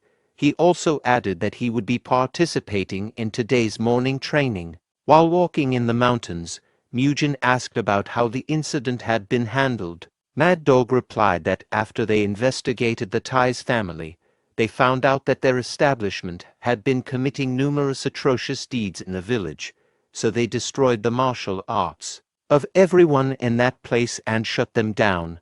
He also added that they introduced Mukyung's father to a new workplace. In the middle of their conversation, Mad Dog said that they increased the intensity of the training regimen. "So far, I allowed you to train in your own way because of what I promised you, but to be fair to the rest, you'll need to follow the training of the Shaolin Temple now." Mujin frowned, expressing his frustration that they were still embroiled in their bizarre exercise odyssey. Our hero asked if he could simply increase the intensity of his own training regimen instead, but Mad Dog asked him to try the Shaolin way first. At the training hall, he was greeted with smiles by his friends, whose warm welcome made our hero feel like he belonged. They told him that the training had become really tiring lately, however. Seeing him again made them feel refreshed. Mukyung kindly informed him that he almost gave up. On the other hand, Mugging boasted that something like that was a basic thing to do. Hyung then arrived, telling everyone that training was about to start. He asked them to get in their positions as quickly as they could. The seniors brought a bag of sand pouches and gave each monk the required amount. The monks were feeling skeptical about whether to wear it or not. They knew that these sand pouches would serve as extra weight, which was why the training had gotten tougher. Hyung then announced that they would proceed with the horse dance. Every monk was struggling, and even though Mujin had returned, the training did not stop. As the training got tougher, everyone started sweating profusely. However, our favorite gym rat was happier to do so. He could finally smash his PR by using the sand pouches as free weights. Although he didn't like the grip and weight distribution of the sand pouches, he gladly used them for the sake of gains because he knew that he wouldn't be training as a bodybuilder at this age. It was the perfect opportunity to use it to increase his strength instead. The senior monks immediately noticed that he was yet again doing an exercise they had never seen before. They started calling him dense for not reading the situation. On the training grounds, Mad Dog then arrived, pissed that our hero had turned the Shaolin training into a circus show. The seniors were thrilled that Mujin was about to be reprimanded by Mad Dog. Mad Dog's frustration was evident. He gritted his teeth hard, and veins had started popping out on his face. But then he noticed that our hero was sweating more than the others. It prompted him to think that our hero's regimen might be tougher training than his. But that wasn't the main point because he started feeling a sharp sense of energy around him. He wondered if our hero had already known about the energy accumulation art. Energy accumulation art is an energy circulation technique that can only be done once one has successfully accumulated energy in their body, and has gotten used to the energy to a certain degree. This art allows the user to break out of the norms of a physique and display superhuman strength. The boulder-breaking demonstration that Monk Hyung showed previously belongs under this category. It is also possible to use it to do things like flying in the sky or moving at extremely fast speeds. However, not everyone can attain this. It is something that can only be attained after an epiphany of energy has been achieved after numerous trials and errors. That was how it was supposed to be, but Mad Dog was shocked by what he was witnessing. Meanwhile, our hero was still performing this weird exercise. He stated that he was getting tired of bodyweight exercises. He was glad that he got these freedom bells. He started chasing the pump like Arnold Schwarzenegger, with each repetition that he did on triceps overhead extensions. The early morning training, which involved sand pouches, was hell for everyone except for Mujin. He proceeded to pump up his shoulders, aiming for that 3D boulder look by doing lateral raises with a face full of ecstasy. He enjoyed every second of the training. On the other hand, the other young monks were surprised by his weird posture and began to stare at him. But Mad Dog looked at Mujin in a slightly different light. Judging from what he was witnessing, our hero's regimen was working. He wondered how he managed to use the accumulation of energy art at such a young age. Mad Dog interrupted Mujin, asking to give him a second. He told him to follow and insisted they have a private talk because he wanted to ask him about something. He brought him to Hyung, who stood there in disbelief. He was also deeply shocked by the event because the auras emanating from our hero were a result of his energy accumulation art. He said to himself that it was probably the result of the wall meditation training, but he was worried that if he told them that, he would basically be admitting that he was doing other stuff and not serving his punishment, so he brushed it off, saying that he was just testing things out. He told them that his family had emphasized a lot of breathing techniques, and it seemed that he got excited about today's exercise. He added that his family's breathing techniques were similar to the energy circulation technique, so he applied the same principles. The eyes of the two widened in shock, their expressions frozen in disbelief at what they had just witnessed, like they'd seen a monk with long hair for the first time. Ha-Young knew that energy accumulation art should only be possible after the basic enlightenment cultivation had been mastered. Although that technique was only a basic technique, it would still take a few years for someone to master it. Among those who mastered it, only a few were able to effectively use the energy accumulation art, a technique requiring profound skill and deep understanding. The required process is for everyone to build a foundation first using the enlightenment cultivation technique, then go to the next level compared to accumulating energy with the energy accumulation art after they've mastered the enlightenment cultivation technique. But if someone's able to attain the energy accumulation art after learning the enlightenment like Murim, they'll be able to accumulate energy faster than their peers. If they learn the next level's cultivation technique on top of that, then their prowess will increase by folds. Ha-Young tried his best not to grin seeing such a genius of a monk. He knew that our hero would be able to learn the higher cultivation techniques quickly. Their eyes were filled with hidden intentions behind those cheerful smiles, particularly Ha-Young, who approached him in an oddly curious manner. However, their expectations disappeared when our hero told them that he could only do it if he was using his family's breathing technique. The sight left the two bald heads stunned and disappointed, however. It also gave them a sense of relief that Murim was still just a kid after all. Our hero's pump was slowly disappearing, so he asked if he could leave the scene. The two realized that they had gotten greedy for expecting too much from a 12-year-old child. After the training, Muyul asked Mukyung to do the thing they always did. Again, he noticed that they were doing the muscle lengthening technique that he taught to Muyul, and Mukyung revealed that they were doing this consistently after training. When our hero received his punishment, both Mugung and Mukyung were interested in doing it, so Muyul taught them. Mukyung scratched his shiny head, saying that his body had started feeling better since he did the muscle lengthening technique.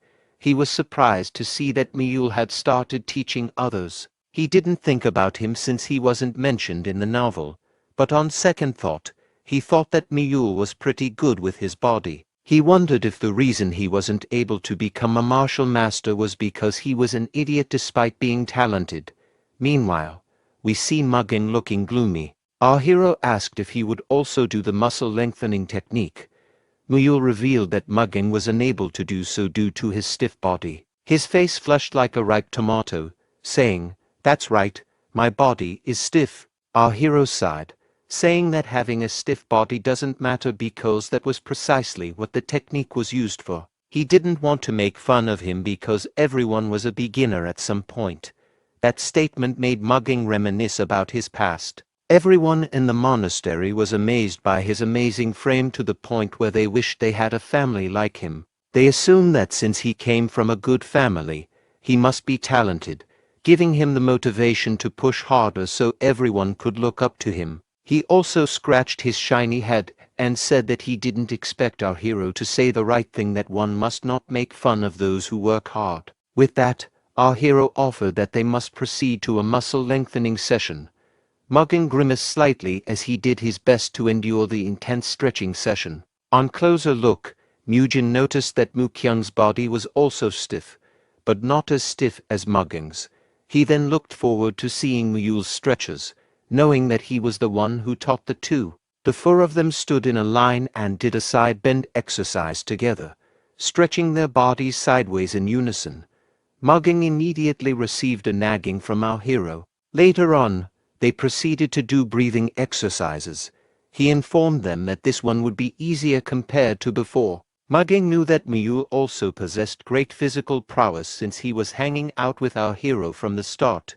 In fact, even Murim was shocked to see that Muyul could do a split. Murim, who was among the strongest monks in their age group, found Muyul a little stupid, but very talented, and Mukyung, who easily beat up Mutai. Mugging knew that he was surrounded by monsters, however. He would be working hard so he wouldn't lose out. For him, he wanted to become the strongest. It looks like the future of Shin is in good hands. Days passed, and thanks to the addition of sand pouches into the dawn training, our hero enjoyed his time doing various free weight exercises. I can feel that my muscle is pumping, he said. During his free time, he practiced energy accumulation. He managed to accumulate more energy through energy breathing and was able to grow stronger. He would also stretch with his friends between training sessions, an activity he thoroughly enjoyed. Keep your back straight.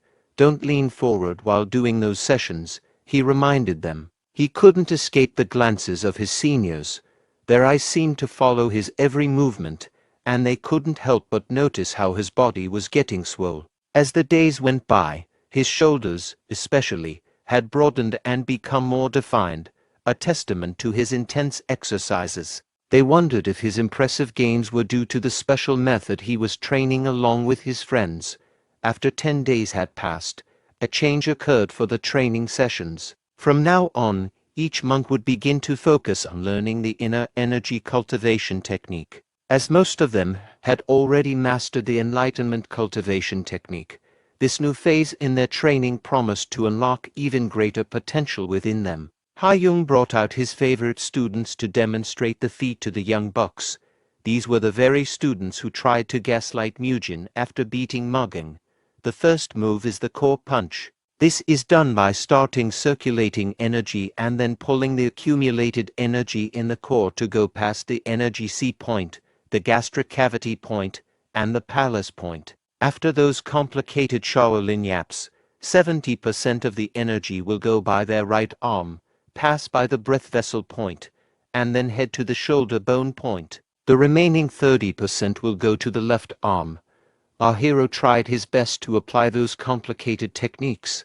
He focused intently, accumulating all of his energy and transferring it deep within his core. The process requires good concentration, but such a feat is nothing for a gym rat. He then split the energy in a 7:3 ratio, carefully directing the larger portion to the right arm and the remaining to his left.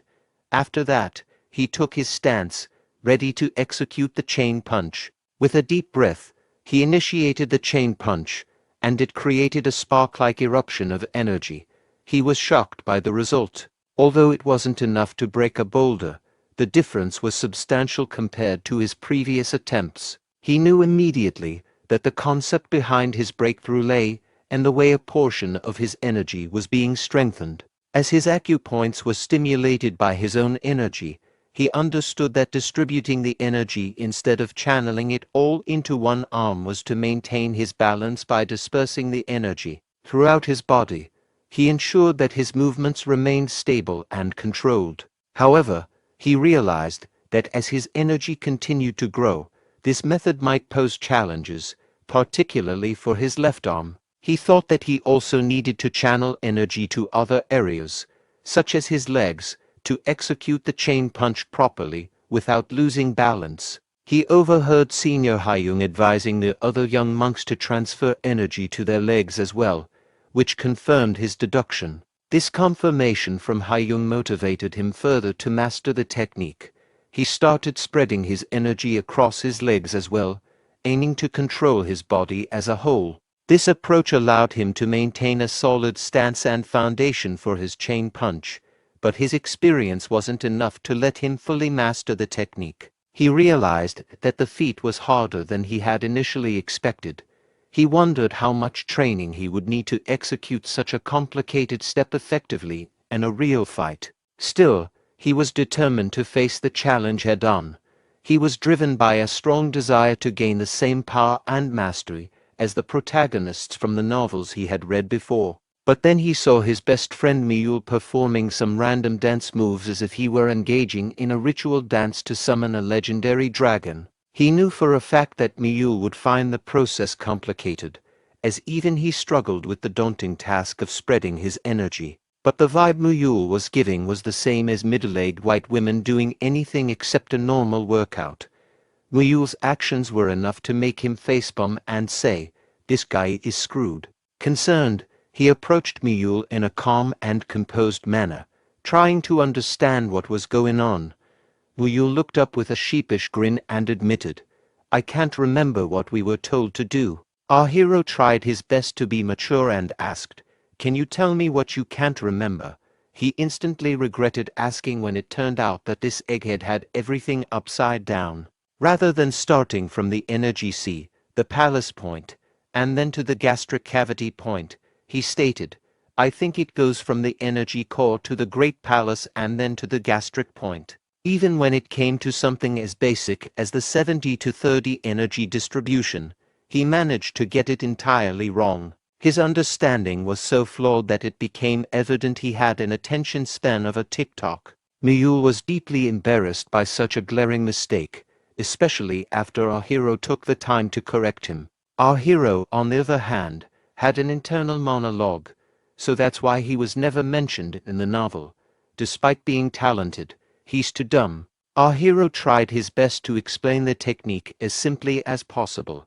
He advised Muyul not to worry about the acupoints and instead focus on where he was pointing his finger. He pointed to his abdomen and asked if he could gather it there. Then he advised it to move swiftly yet smoothly until it reached his shoulder. Immediately, Muyul managed to do it thanks to our hero's simplified energy accumulation technique for dummies. He sighed with relief, realizing that teaching his best friend wasn't so difficult after all, as long as he explained everything at a lower pace. But Muyul quickly forgot everything he had been taught. Our hero sighed once more, this time with a mix of frustration and resignation. If only he could punch a kid without consequence, he would do it. This kid has the brain of a goldfish. During those tough days, our hero learned the chain punch technique. For days, Hayoung and the second-class disciples would teach one new step each day. Since it is a foundational martial art, there aren't a lot of moves to follow, and they were able to teach everything within 10 days. After that, everyone was trained separately based on how fast their progress went. It was rigorous and intense, however. Each young monk was determined to become stronger now. In the present, 71 days had passed. Mujin, Mugging, Mukyung, and even Muyul were training diligently. They managed to successfully learn the 10 moves of the chain punch, however. The feat wasn't easy. Mugging, who was sweating profusely, told our hero that 20 seconds had passed when our hero stood up. We were treated to a glimpse of his impressive, well-defined back. Those muscles were a testament to his hard work and discipline for the last few days. Our hero smiled at Mugging and suggested they move on to their next training session. "Nothing beats a good old squat," he said, eager to shift the focus to the fundamentals of Shaolin. During the dawn training session, Instructor Mad Dog was visibly impressed that none of the young trainees had given up. All of them were pushing themselves hard and remained committed to learning Shaolin. But then he noticed that one of the disciples was breathing loudly with each repetition. Intrigued, he looked closer at the training and was shocked by what he saw. It was none other than our hero, who had stacked a substantial number of sandbags onto his squats. His efforts and intensity and his workout were so impressive that even the relentless instructor Mad Dog was taken aback. What in the world? He couldn't help but wonder how many sandbags our hero was carrying, and to achieve such a feat at such a young age was nothing short of remarkable. He was thoroughly impressed by how huge Mujin's muscles were.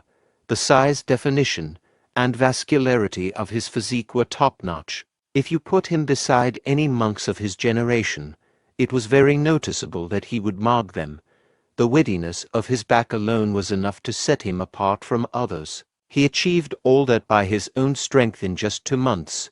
Was he really right all along? He reminisced about all the times he had spent with Mujin, from warning him about the drawbacks of his squat variation to helping him return to the temple after he had been punished. He wondered if the Shaolin Temple had been wrong all along and if this kid wasn't just spouting nonsense. The whole leader arrived, snapping him back to reality. He was asked why he was still on the training ground when the session had already ended.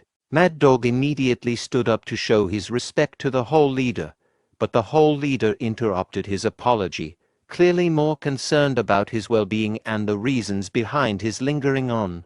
The training ground. He was advised that sometimes a man should speak out his worries, as doing so often reveals that they weren't as it seemed. Hyan Sung offered to lend an ear, suggesting that sharing his concerns might help put things into perspective and ease his mind. Mad Dog frowned, uncertain whether he should confide in the Hall leader. He took a deep breath and began to explain all of his concerns about Mugen. After lunch, our hero was taken aback when he received a summons from the head of the Arhat Hall. But Mad Dog insisted that he should go because it was a very important discussion. Meanwhile, his less than supportive friends were laughing and expressing concern about him at the same time. Just admit that you're wrong this time, okay? Mad Dog hurried him along, emphasizing that the whole leader was waiting. Even though he was skeptical, he had no choice but to comply. Our hero was overwhelmed with anxiety, overthinking every possibility. He feared that he might have inadvertently caused more trouble without knowing. He couldn't help but wonder why someone as important as the Hall leader would summon a kid like him. The Hall leader was also surprised. Although he already knew that he was talented and a little eccentric, along with the unique training techniques that he did, he wouldn't expect that even Mad Dog would pay so much attention to him. Back then, he suggested to Mad Dog that he needed to talk to Mugen personally because the solution to his question could only be answered if he was able to see him in person. Now, at the very moment, he was facing the notorious kid known for his latent talent. He observed our hero carefully, taking in every detail of him, from physique to minor details. Meanwhile, our hero was filled with anxiety, wondering, why did he summon me so suddenly? It had been a few minutes, and the whole leader continued to observe him silently, doing nothing. Bro, we having a staring contest? But then he noticed that Hyan Sung was glancing at different parts of his body, uncertain whether the whole leader was impressed by his new physique or if there was another reason for the scrutiny. Our hero began doing a bodybuilder side chest pose in front of the respected whole leader. The hall leader was both impressed and somewhat disgusted. "What are you doing?" he asked, his tone a mixture of astonishment and disapproval. Our hero tried his best to brush it off, saying that he just wanted to stand in a different position. Having a meeting with Mugen once again made him reminisce about the first time he was summoned, which had not been for a good reason. So our hero asked whether he was summoned once again because of the same incident. But the whole leader assured him that the reason was different. He explained that the purpose of the summons was to confirm something with his own eyes. This revelation made our hero even more anxious than before. The whole leader told him that after careful observation, he knew for sure that something had changed. Changes? What do you mean? The most obvious one was that his body had grown much faster than any of his peers who had joined the Shaolin Temple. However, that wasn't the reason for his summons. He wanted to ask Mugen whether it was true that the reason for his eye-catching growth was due to his family's training method that he had been doing. Our hero had a sour expression, knowing he was about to receive a long lecture from the old man. This BS again? So, he took the courage to ask whether he was asking to find out whether his training was indeed better or not. But contrary to his expectations, Hyan Sung told him that he wouldn't lecture him, as the Shaolin Temple isn't close-minded. In fact, he wanted to make a proposal to our young man. Mugen was confused. He thought that this old man was finally losing it. For all of the days he spent training under the temple's care, he received nothing but criticism from the seniors. The whole leader revealed that the reason the Shaolin Temple had been able to last for 1,000 years was that they had maintained a mindset to fix their shortcomings and take in what was good for everyone. There were times that they must be gentle, but there were also times that they must be tough. In other words, if our hero's training regimen was indeed good, then he would consider it. That statement left our hero in shock. He wouldn't expect this time would finally be alive, and what's making it more shocking is that the whole leader was the one who gave him a chance out of all people. "Did I hear that wrong? This old man will accept my training method," he uttered, his voice filled with disbelief. Our hero reminded himself of the person in front of him, Hyein Sung, our hall leader. Before becoming a martial artist, Hyein Sung had practiced aestheticism in pursuit of becoming a Buddha. He knew that receiving approval from someone with such a profound background would be a monumental decision, marking a significant validation of his training methods. To include Mugin's training would simply be a training that everyone was uncertain of, but now he was given an opportunity to be in charge of the younger monk's training. If things went wrong, Hyein Sung might receive unthinkable punishments. Despite that, he still decided to take the gamble so Shaolin Temple could become stronger. He believed that if Mugin's training proved effective, it could become a pillar of the Shaolin Temple's 1,000-year history, potentially making it stronger than ever before. Much to everyone's surprise, our hero found the task a hassle. "Why would I do that?" he asked, his tone reflecting his reluctance and frustration with the idea. Hyein Sung couldn't believe that he was receiving such a rejection. Our hero had been fighting for his own way of martial arts for months, yet, now faced with a significant opportunity, he seemed unwilling to do it. "What do you mean you refuse?" he exclaimed. Our hero argued that there were 70 new monks he would need to teach, and it might hinder his own training. Additionally, since the incident from before, he had been cast out by his peers and treated as if he were insane. Given this reception, he felt that no one in the temple would follow a lunatic like him. However, that wasn't all. Mugin also thought that he wouldn't receive any benefit from teaching those ungrateful monks. "I had nothing to gain and a lot to lose. Besides, it's not that helping others would help me reach the ending faster," he said. He expected that teaching those rascals would only complicate matters further, so he didn't want to waste his precious time and effort for nothing. But for the old man's sake, our hero tried his best to be understanding. He said he would take on the task, but he had one condition. Fast forward to the night, when the moon was full and the stars were shining brightly in the clear sky. The young bucks were sleeping soundlessly, unaware of what lay ahead. Our hero inhaled deeply, preparing to make the loudest shout he could muster to wake the monks from their slumber. With a forceful exhale, he unleashed a powerful call that echoed through the quiet night. Everyone was confused and startled. They knew it was still dark and wondered why practice had already begun, even though they hadn't heard the bell yet. The abrupt wake-up call of our hero left them disoriented. The early and unexpected summons had jolted them into action, and they hurried to the training ground to find out what was happening and why their training had commenced early at night. There, they were in shock to see the person behind the unexpected disturbance. Their eyes widened in disbelief as they recognized our hero, who stood ready to begin the training session. What was even more shocking was that Mugin was standing next to Haiyung and Mad Dog, individuals they held in the highest regard and considered masters of martial arts. Haiyung revealed that the reason for waking them up earlier than usual was that they would be adding some training to warm up their bodies before the dawn training. Additionally, our hero would be overlooking the daily dawn training from now on, so they must do their best to listen to him and follow his instructions. Most of the monks started laughing, however. Mugin had already expected that he would not receive a great reaction.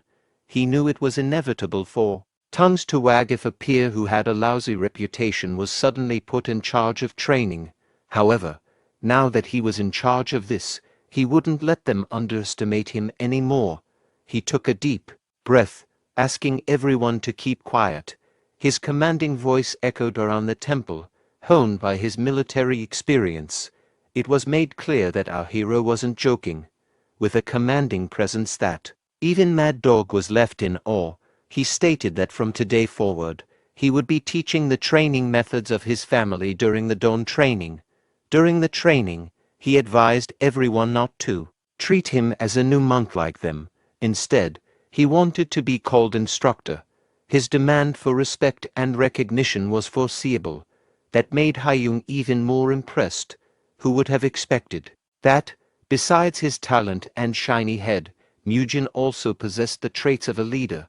Judging by the look in Murim's eyes, it was clear that he was not here to mess around. His determination and willingness to become an instructor were palpable, reflecting a serious commitment to his role and a readiness to lead with authority and purpose. Meanwhile, Murim noticed that the other monks behind him were laughing at our hero. Their mocking laughter and whispered insults angered him because he knew Murim was the real deal. Our hero wouldn't allow such disrespect. He gritted his teeth, his resolve hardening as he prepared to address the mockery and defend his position. He looked at them and asked, "Why are you laughing? Do you think this is a joke?" His voice was sharp and demanding. That statement struck fear into the young monks. They were visibly intimidated, and their laughter faded as they realized the seriousness and commitment of our hero. To finish their skepticism, he asked anyone who had issues with him being their instructor to step forward. He also included the two who had laughed earlier, making it clear that he would put a stop to their doubts and disrespect. Of course, the young monks seized the opportunity to step forward, eager to voice their objections and challenge his authority. For young monks had cornered him, but he stood tall, unwavering in the face of their challenge. His posture and demeanor exuded confidence and resilience, making it clear that he was prepared to address their concerns by finishing them all in the sparring. As soon as the sparring started, the monks rushed forward, their intentions clear as they closed in on him. However, their attempt backfired. Our hero ducked swiftly, causing the monks to collide with each other. They forgot to turn off the friendly fire before the sparring started. One of the monks began to panic, realizing that Murim was nowhere to be found. Anxiety gripped him as he feared that Murim might reappear unexpectedly. We then see our hero in a cool, relaxed sitting posture, exuding confidence. He claimed that he had bulked up so much that there was no way he would lose. He moved swiftly, getting behind one of the monks. His quick and precise action caught the monk off guard. He immediately tried to choke the monk out by performing his iconic rear naked choke. The monk immediately called for reinforcement, realizing that he was in a tight spot. With powerful punches, Murim scattered his opponents in different directions, and they were still unable to damage him. All four of Murim's opponents were lying on the ground, and the boy asked if there were any who wished to spar again. There was no one willing. All the students lowered their heads.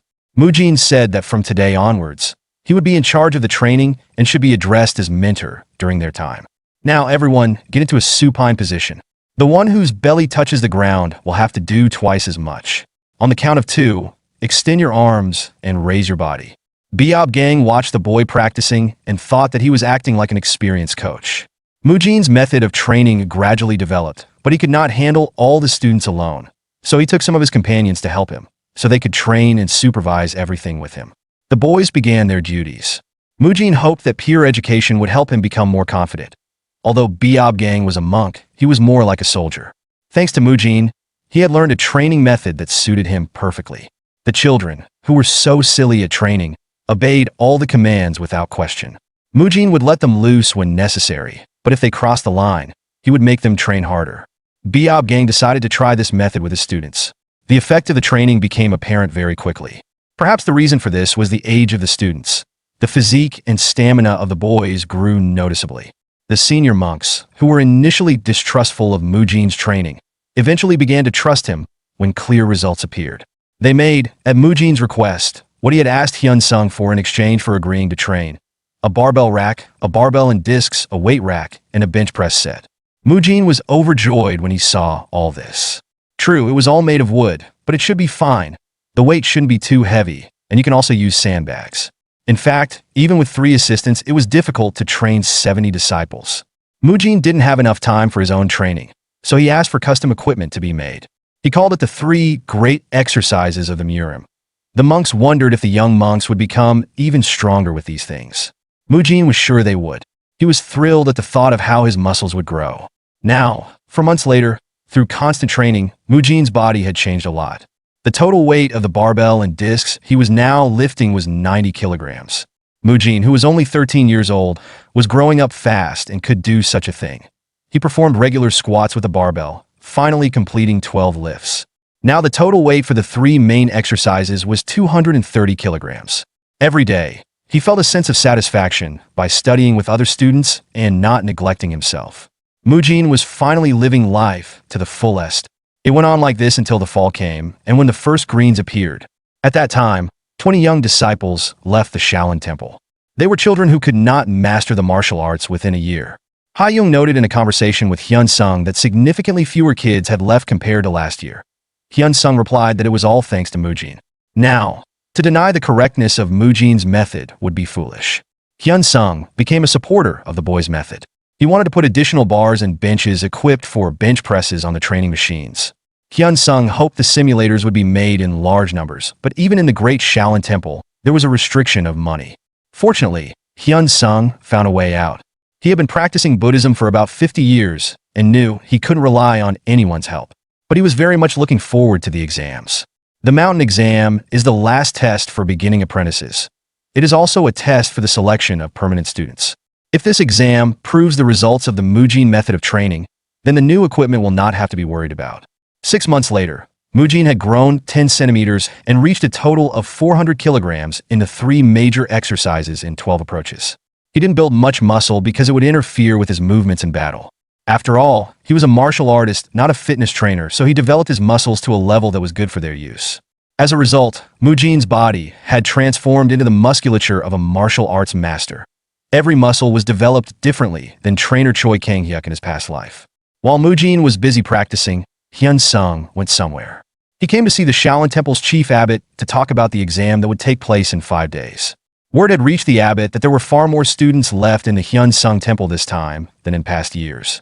Hyun-sung confirmed this. The abbot saw that Hyun-sung was very confident in his abilities. He also said that this time, the exam would be different from the previous ones. The Shaolin Temple chief abbot, Hyun-chun, listened to his subordinate attentively. He would be eagerly waiting for the exam to begin. He was also curious. Time passed, and the day of the examination came.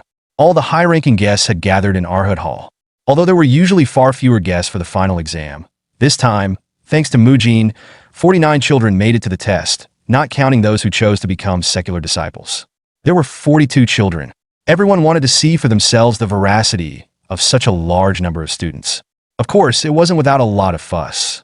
There were rumors that Hyun-sung had left so many students out of personal sympathy, but many thought that was unlikely. Haigul, the deputy head outside the walls of Shaolin, recounted that Hyun-sung personally visited him yesterday and said that all the disciples had exceptional abilities. He advised his interlocutor to look at the children who were allowed to be tested. He saw young men with muscular, pumped-up bodies. What kind of children are these? Just by looking at their physiques, one could tell that they were at a completely different level of discipleship. Head Hyun-sung had complete confidence in them. Head Hyun-sung came to the bleachers and thanked everyone for coming out despite being busy. Given the large number of participants who would be taking the test, it was not necessary to prolong the greeting. The test was about to begin. Mujin asked Mule not to be nervous and Mugung not to overdo it with his strength. Now it was time for everyone to go to the arena. Mujin ran first. It's time to have fun. For junior monks to official entry into Shaolin is very simple. An elementary level student fights one-on-one with a senior level student, and potential teachers from different schools watch the bout, picking and choosing the child they want to teach next. Usually, a duel between elementary and senior level students goes on exactly until the former is able to show their skills. But in today's challenge, the spectators were not sure who was senior and who was junior in the sparring. The chief abbot of the temple congratulated Hyun-sung. He can really be proud. The level of students this year is much higher. Hyun-sung smiled and replied that the abbot hadn't even seen half the children yet. The abbot was very curious to see what else the disciples would be able to show. Muyul, an elementary level disciple, was called into the arena. Mujin said to Muyul to remember what he had told him yesterday. Of course, Muyul remembered. Have a good time and come back. Muyul was fully prepared for the exam. He stepped forward and couldn't stop smiling. At the referee's command, he immediately attacked his opponent. He dodged the first blow that the boy threw. Muyul's opponent noted that the fellow had clearly mastered 10 circular exercises and 14 small red tiger-style exercises. Now the senior disciple could begin to evaluate the junior's mastered martial techniques. He decided to test the junior's ability to improvise and how he used the methods of martial techniques while performing the technique. Muyul saw a gap in the opponent's defense. He quickly assessed the situation and launched a lightning attack. It seemed like he was attacking from all sides at once. He prepared to deliver a staggering elbow strike to his opponent. The older disciple had a hard time blocking Muyul's elbow. It was unfathomable how the junior could move so fast. While holding Muyul's elbow, his opponent caught him in a grapple and delivered a strong left punch. It was impossible to dodge, and Muyul's defeat seemed inevitable. But Muyul twisted like a duck and released his elbow from the grip. In the same second, he leaned back and the blow missed its target. All the while, the boy was smiling. A surprised murmur went up among the spectators in the stands. A child moves instinctively like an animal. How can you learn to control your body like that at such an age? The boy has a flexible and unique body that responds to his instincts in the blink of an eye. Teachers told their students to watch carefully and learn. Hai Gul, the Shaolin head spotter outside of Shaolin, who was called Invincible Five Fists, said that this child should definitely be trained by him. He would fit in perfectly with his five-fist martial arts school. The duel was over. Mujin analyzed it.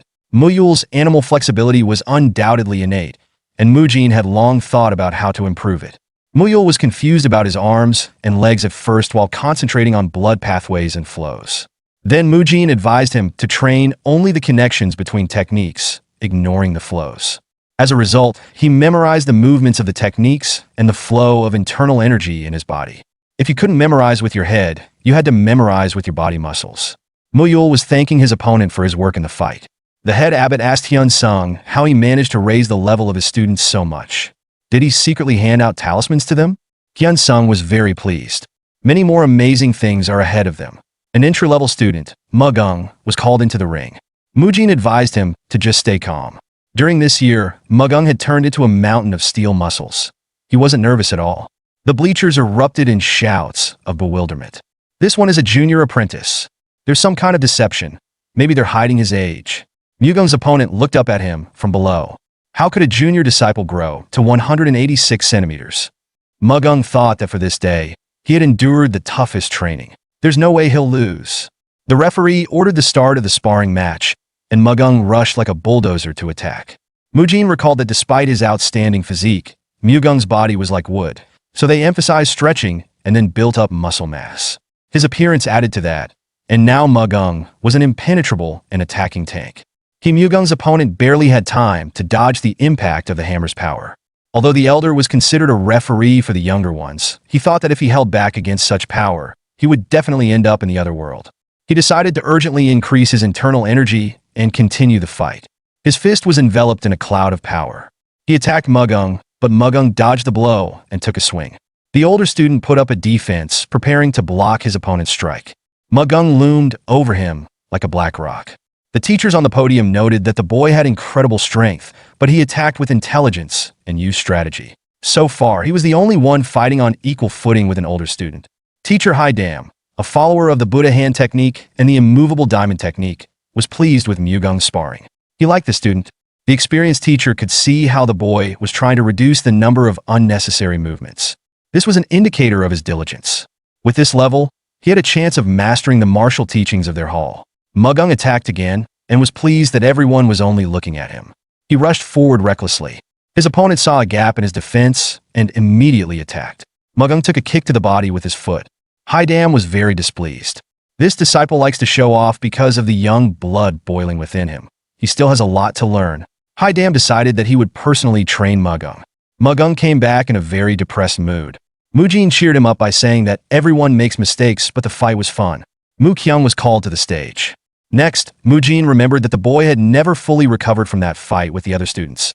Therefore, constant training was required so that he could suppress his madness and not become the blood monk from the novel.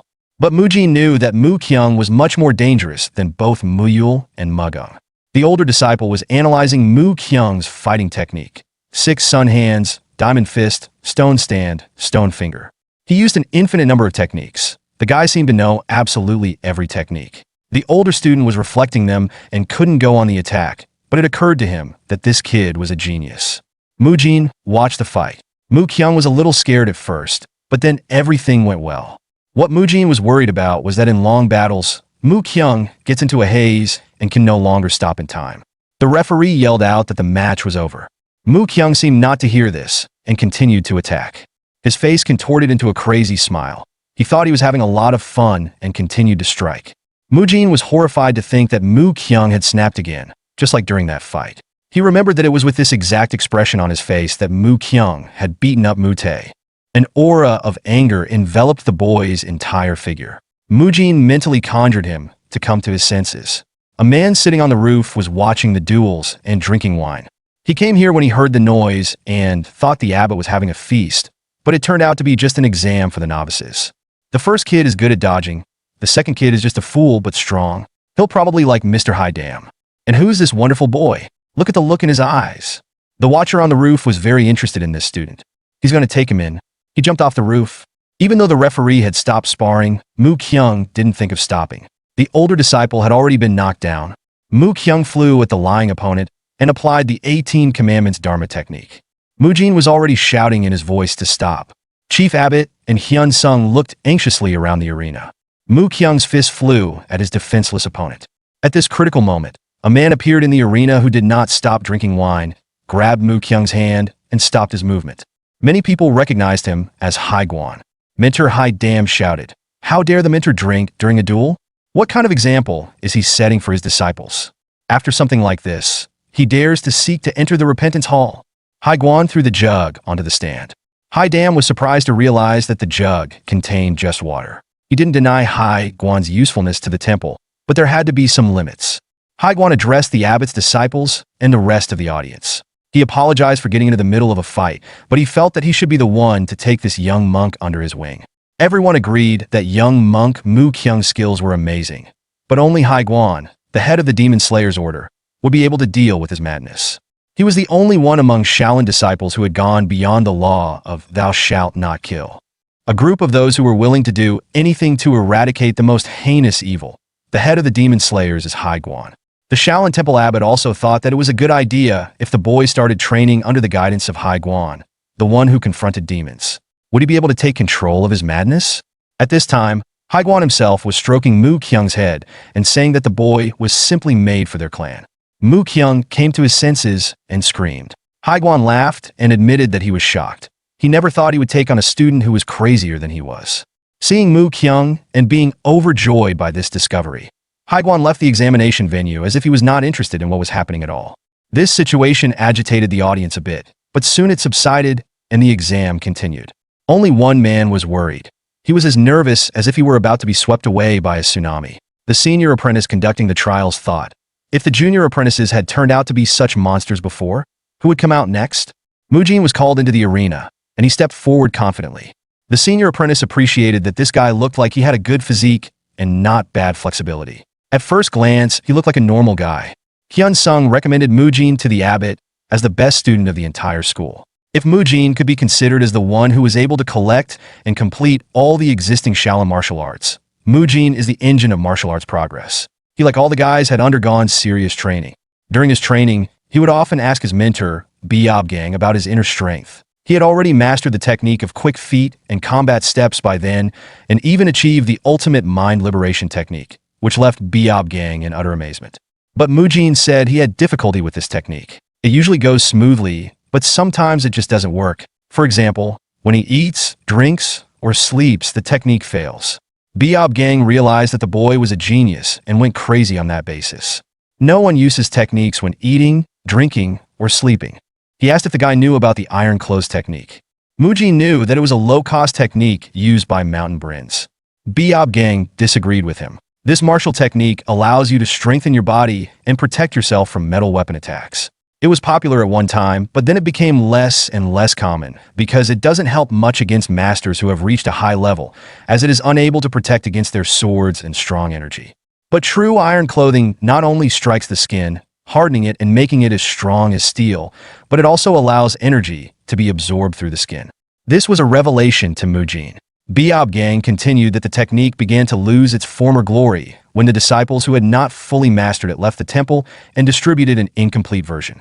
Mujin realized that if he mastered this technique, he would be able to absorb energy at any time, and if he combined it with physical training, he could double the effect. If he combined the ironclad technique with his fitness training, he would find a better use for it. Mujin had an incredible talent for mastering technique after technique and practicing everything he encountered. He achieved unimaginable results in basic level martial arts. Most likely, he achieved his goals so easily due to his experience as a fitness trainer. However, in the future, he was going to participate in fights where he could only rely on his knowledge of the original martial arts, so he asked Biob Gang to teach him the iron clothing technique. After that, he beat himself up at all the training sessions, and the boys were sure that their comrade was a real psycho. That's how he was able to find a way to make the higher energy his own. Now he was all wrapped up in energy. In the exam, the senior apprentice thought that it was impossible for an elementary apprentice to release so much energy. But by releasing so much energy, Mujin created his own unique technique, and soon the audience would see it. Chief Hyun Chun reflects on Hyun Sung's words regarding Mujin, believing that Mujin is the key to advancing Shaolin. The statement strikes a chord with Hyun Chun, leading him to reflect on someone from the past who had the potential to bring about a transformative change within the temple long ago. At this moment, a disciple named Biob Jian arrives at the Arhut Hall, carrying an old monk on his back. This old monk, who is unable to walk, expresses his gratitude for the effort, jokingly apologizing for making the journey difficult. He acknowledges that he wished to witness the admission test. Despite the physical strain, Biob Jian reassures the old monk that carrying him is a trivial matter, likening it to a longer stroll rather than a burden. As they reach the hall, the old monk suggests that they need to go further inside for Biob Jian to have a better view. However, Biob Jian humbly admits that he still lacks the experience and discernment necessary to judge the qualifications of potential disciples. Thus, he requests the old monk to observe on his behalf. At the moment, Mujin is called to the stage by the referee, drawing the attention of the old monk, who observes Mujin's remarkable sense of balance for someone so young. The monk notes that Mujin exudes advanced energy. As the referee instructs both fighters to take their stances and prepares to start the match, Mujin swiftly charges forward with incredible speed. His opponent feels the pressure of this explosive advance, wondering what kind of technique Mujin will employ. Mujin unleashes his 9 regal kicks technique to propel himself toward his opponent, followed by the Guanyin strike and the initial technique of the chain punch, known as the corp punch. The force of his punch connects with the senior fighter, pushing him back significantly. Despite this, Mujin reflects on his technique, explaining that he gathers strength in his lower body by integrating the principles of the 9 regal kicks with the swift whirlwind sweep. He then employs the 6th technique of the Guanyin strike to reinforce his core, amplifying his power.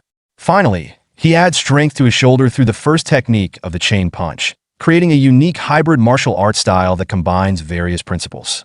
With momentum from his initial attack, Mujin charges forward again for his second strike. Meanwhile, the senior fighter grapples with the impact of Mujin's first blow, feeling astonished that so much force penetrated his defenses despite having harnessed 10 years' worth of energy to block it. His thoughts are abruptly interrupted as he sees Mujin rushing toward him once more, preparing for another attack. Mujin prepares to attack his senior again. The senior believes he can dodge Mujin's punch by moving to the left. However, to his surprise, Mujin executes a feint with his punch, quickly changing the direction of his attack. This forces the senior into a hand-to-hand grip with Mujin, leaving him no choice but to engage directly. Upon grappling with Mujin, the senior immediately feels the overwhelming grip strength Mujin possesses, causing him to tremble. He realizes that he cannot afford to reserve any energy while fighting Mujin. In an attempt to counter, the senior throws a punch, but Mujin skillfully dodges it. The senior then attempts to evade Mujin's follow-up swing, but is unable to escape the onslaught. Watching from a distance, the old monk is astonished by Mujin's ability to exert such power with seemingly little energy. He observes that Mujin employs a variety of techniques: punches, palm strikes, kicks, and finger strikes, all rooted in basic martial arts principles. The monk notes that Mujin has mastered techniques like the swift whirlwind sweep and 9 regal kicks, which are fundamental Shaolin martial arts that utilize the legs. Despite being limited to basic martial arts, Mujin demonstrates an extraordinary ability to overwhelm his opponent. Instead of merely progressing to more advanced techniques, he innovatively combines what he has learned, creating something entirely new. This realization strikes the monk profoundly as he reflects on Mujin's potential. He recognizes that Mujin, despite his youth, is already on the path of a grandmaster, echoing the journey that the monk himself once traversed. As the fight unfolds, the old monk calls out to Biob Jian, requesting him to move closer to the training ground. Meanwhile, Mujin is fully immersed in the battle, reflecting on his journey over the past 2 years of rigorous training in both body and martial arts. He has rarely had the chance to unleash his full strength without the fear of seriously injuring an opponent. This moment represents the essence of true sparring, the thrill of facing a formidable opponent and fighting with everything he has. In this heightened state, it feels as though time slows down, allowing Mujin to focus solely on his adversary. Suddenly, Mujin's opponent steps back, prompting Mujin to ponder the reason behind this change in demeanor. Just then, he hears a commotion behind him and wonders why it is so noisy. The senior disciples murmur among themselves, speculating about the presence of an important figure. Meanwhile, Biob Jian approaches the training ground, carrying the old monk on his back. Mujin is puzzled by the scene unfolding before him. As the commotion escalates, Mujin observes Hyun Sung and Abbot Hyun Chun, who are taken aback and quickly drop to their knees in respect. The first chief, Hyun Chun, addresses the figure approaching, stating, "Grandmaster Hyun Guang." He pays his respects. This prompts all the other senior members present to also greet Grandmaster Hyun Guang with deference. Mujin reflects on the influence of Grandmaster Hyun Guang, noting how everyone, including senior disciples and respected figures, quickly paid their respects without hesitation.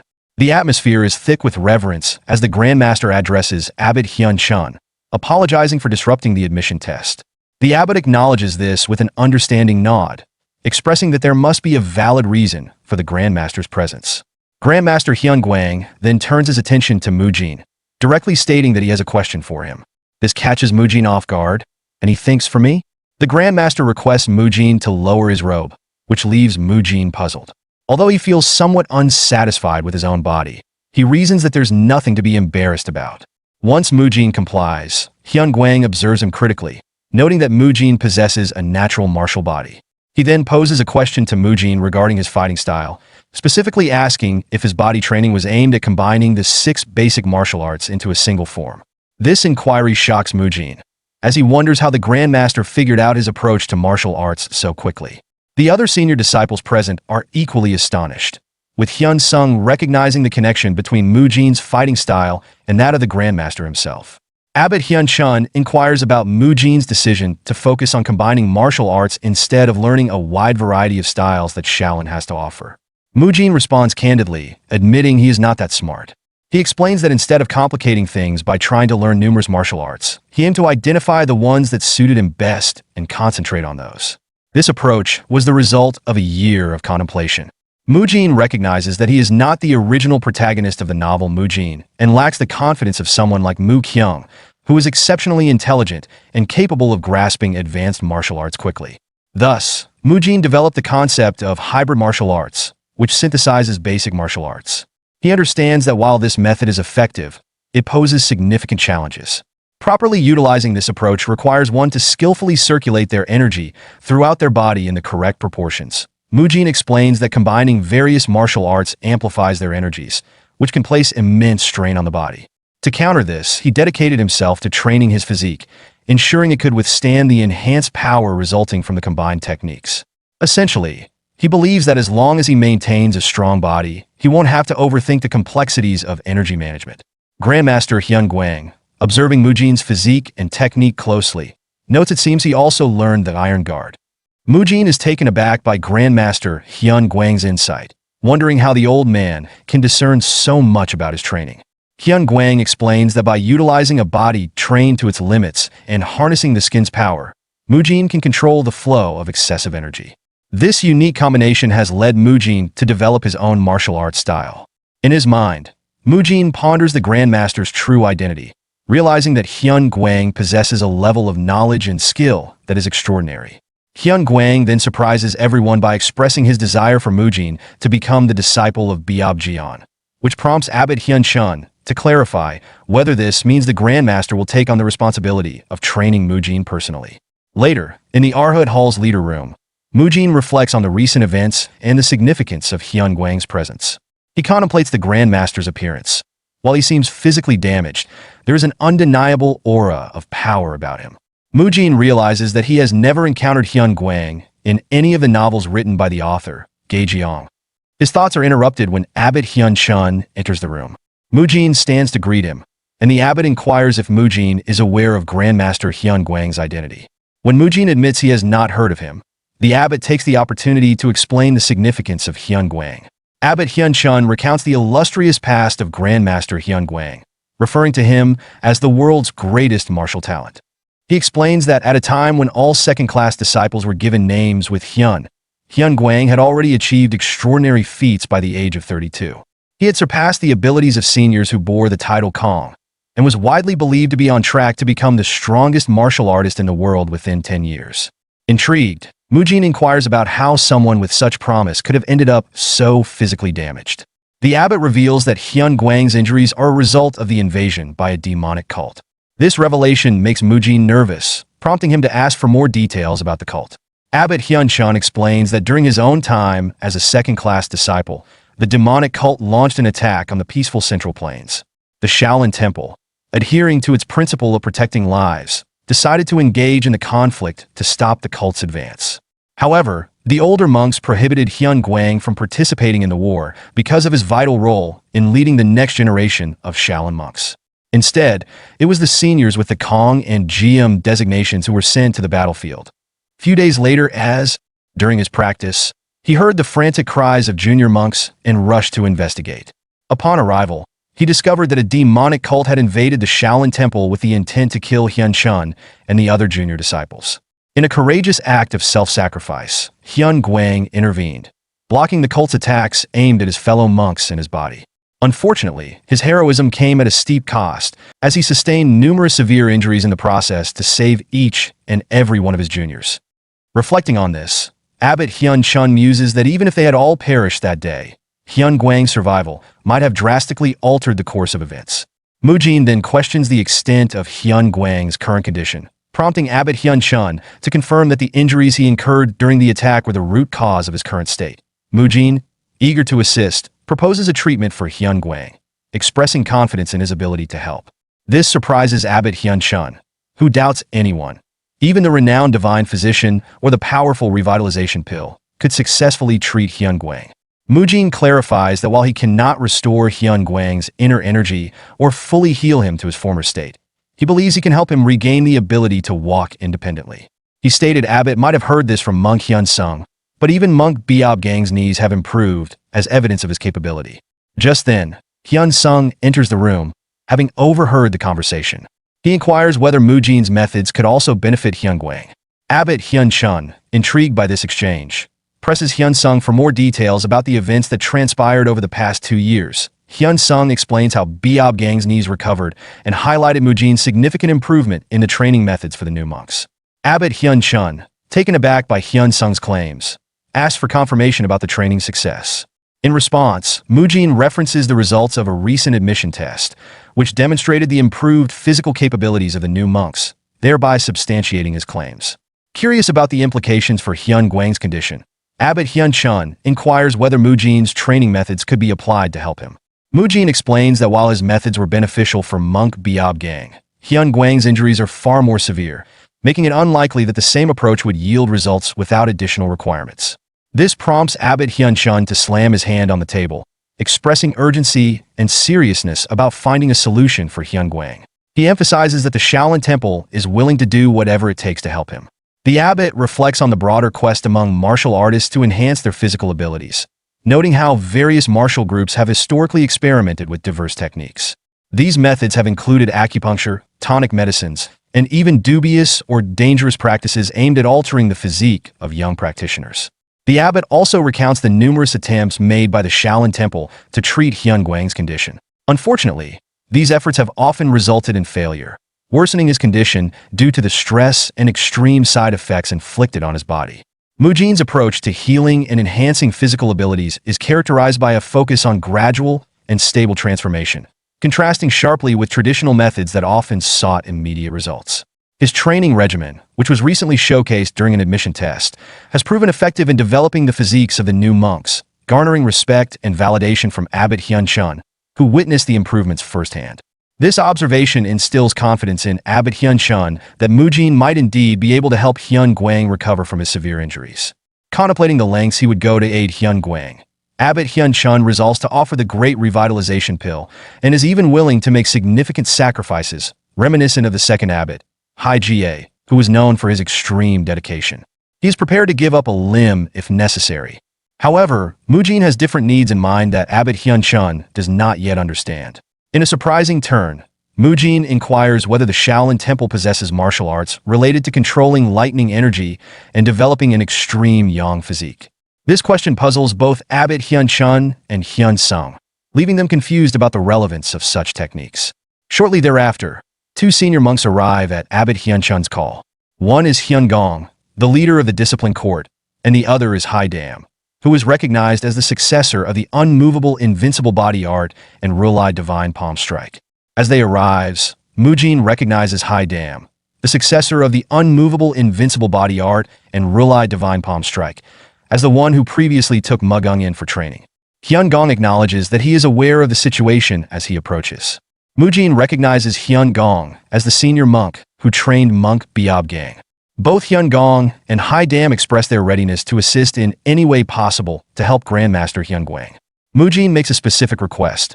He asks if Hyun-gong can utilize the lightning divine palm strike, but at a diminished intensity, applying it to his arm. This request surprises Hyun-gong, who is taken aback and wonders about the rationale behind such a peculiar demand. He initially anticipates that Mujin might ask for something more conventional, like using the techniques to burn away blockages in blood vessels. Mujin quickly clarifies that he isn't asking for a destructive procedure. Instead, he simply wants a subtle application of lightning energy to be introduced into his arm. Hyun-gong, after some hesitation, agrees to attempt this, cautiously channeling a weaker version of the lightning divine palm strike. He checks with Mujin to see if the intensity is acceptable, but Mujin reacts strongly, expressing alarm that Hyun-gong's current feels dangerously intense, suggesting it could harm Grandmaster Hyun-gwang. Hyun-gong seeks to gauge the situation, questioning whether his initial attempt was excessive. Mujin insists that the intensity needs to be further reduced, specifying that it must be less than half of what Hyun-gong had just used. Hyun-gong, feeling challenged but committed to helping, agrees to make the adjustment. Mujin expresses a sense of urgency regarding Grandmaster Hyun-gwang's safety and treatment, saying if these methods are not feasible, he is willing to accept that. However, Hyun-gong, the leader of the discipline court, asserts his confidence, insisting that he can indeed assist in the treatment.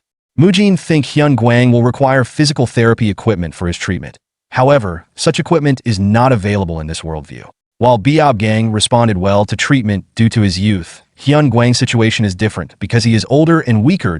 To demonstrate his capabilities, Hyun-gong attempts to use the lightning divine palm strike on Mujin, this time employing a much weaker version of the technique. When he asks Mujin for feedback on this level of power, Mujin responds positively, affirming that it is perfect. Mujin's new approach was quite straightforward. He wanted Hyun-gwang to use equipment that is commonly found in modern physical therapy clinics, that is electrical muscle stimulation.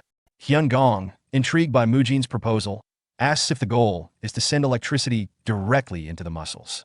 Mujin confirms this, explaining that a small electrical current can significantly enhance muscle metabolism and blood circulation. He further elaborates that such stimulation can lead to increased muscle fiber size through repeated contractions. Skeptical, Hyun-gong questions the efficacy of merely sending electricity into the muscles and inquires about the time frame for observable results. Mujin responds that the true effects will only be clear once they start treating Grandmaster Hyun-gwang, but he estimates that noticeable improvements should begin to manifest after approximately 1 month of consistent treatments. Next, Mujin turns to monk Hai-dam, indicating he has a specific task for him. He requests that Hai-dam use the extreme yang energy, a technique he is well versed in, to aid in the treatment, recognizing the potential benefits of Hai-dam's martial arts in this context. Understanding that his abilities could play a crucial role, Hai-dam prepares to apply the extreme yang energy Rulai divine palm strike. As Hai-dam initiates the technique, Mujin suddenly exclaims that it is too intense. He instructs Hai-dam to reduce the energy output significantly and to avoid direct contact. Instead, he suggests that Hai-dam should merely place his palm near Mujin's hand, akin to how the sun radiates warmth from the sky without direct contact. In response to Mujin's guidance, Hai-dam adjusts his approach, using a two-finger technique of extreme yang energy positioned near Mujin's hand. Observing the resulting heat, Mujin assesses the level of energy being emitted and internally acknowledges that this intensity is ideal for the treatment. Hyun-gong is designated to perform the electrical stimulation treatment, while Hai-dam will take on the role of the short-wave diathermy device, a method intended to provide therapeutic heat. Mujin instructs them to carry out the treatment for 15 minutes, explaining that the heat from the energy touching Hyun Guang's skin will help relieve muscle fatigue and enhance blood circulation. He elaborates that similar to sunlight, the application of a hot light focused on the treatment area can detoxify the muscles and joints beneath the skin, significantly aiding in the recovery process. Skeptical, Haidam questions the effectiveness of this approach, specifically wondering if these techniques can truly improve Grandmaster Hyun Guang's condition. He expresses concern over the differences between Hyun Guang's severe injuries and the successful outcome seen with Monk Biobgang and the children in Arhut Hall. Haidam emphasizes the need for caution and questions how they can trust techniques that are unfamiliar and untested in their current context. Mujin acknowledges Haidam's valid concerns, recognizing the cautious perspective of the monks. He understands that they are understandably wary of relying on methods that he alone advocates. Despite this, Mujin is driven by his expertise and genuine desire to assist them. Drawing on his background from another world, where he was known as Choi Kang-hyuk and worked as a personal trainer, Mujin thinks of his extensive qualifications. He possesses a recognized physical therapist license from Korea and is also certified in rehabilitation massage. His dedication to learning various forms of exercise, including yoga and weight training, along with his knowledge of nutrition, stems from his personal experience of wanting to rehabilitate his own damaged body from the past. Through his rigorous study and practical application, Mujin successfully rehabilitated and strengthened his own physique. Mujin reflects on his journey of acquiring knowledge and skills, recalling the late-night classes he attended in technical colleges to earn his various licenses. He recognizes how young he was at that time, yet his dedication has led him to become well-versed in personal training, nutrition, yoga, Pilates, and rehabilitation techniques, along with expert knowledge in physical therapy. He realizes that he is uniquely positioned to assess and potentially improve Grandmaster Hyun Guang's severely weakened condition, which is considered untreatable in their current era. Mujin expressed his shock at seeing Grandmaster Hyun Guang in a weakened state, noting that his condition is quite serious. However, his commitment as a practitioner of medical techniques compels him to step forward and offer his help, driven by a sincere desire to assist. He openly invites the senior monks to voice any objections they may have about his proposed methods, assuring them that he will seek alternative approaches if they are dissatisfied. The senior monks contemplate their own struggles to help Hyun Guang, acknowledging that despite their best efforts, they have been unable to restore him to his standing position. The possibility of utilizing a completely new treatment method that they have never before considered ignites a glimmer of hope. They recognize that if Mujin's medical techniques hold even a small chance of success for Hyun Guang, it could be worth pursuing. Haidam, who had previously expressed skepticism and concern, finds himself unable to respond after hearing Mujin's earnest intentions. Finally, he asks Mujin if the estimated time frame for noticeable improvement is indeed 1 month. Mujin confirms this in a measured tone. Haidam states that they will adhere to Mujin's instructions for 1 month. However, he adds a caveat. If there is no visible difference in Hyun Guang's condition after that period, they will ensure that Mujin faces consequences for what they perceive as potentially ridiculing their elders. Mujin emphasizes the need for Haidam and Hyun Gong to refine their techniques, specifically increasing the accuracy of the lightning divine palm strike and the extreme yang energy. He requests that they demonstrate the power of their martial arts honed through rigorous training. Haidam, initially skeptical, begins to reconsider Mujin's knowledge, pondering that his insights might indeed hold truth. After 2 hours of intensive practice, both Haidam and Hyun Gong appear exhausted. Recognizing their fatigue, Abbot Hyun Chun instructs Mujin to return and rest, suggesting that he reconvene with them the following day. Mujin agrees, saying his goodbyes as he leaves the temple. Once Mujin departs, Abbot Hyun Chun queries the other monks about their thoughts on the day's training. Hyun Gong reflects on the unexpected difficulty of applying the same force to a specific area, noting that the task of delivering a precise and measured amount of energy is far more taxing than he anticipated. He acknowledges that aside from the treatment aspects, this focused practice will benefit their own martial training. Haidam also expresses surprise, admitting that he had never considered utilizing the lightning divine palm strike and the Rulai divine palm strike in the way Mujin suggested. The monks are coming to appreciate the value of Mujin's proposed methods and how they could enhance their existing practices.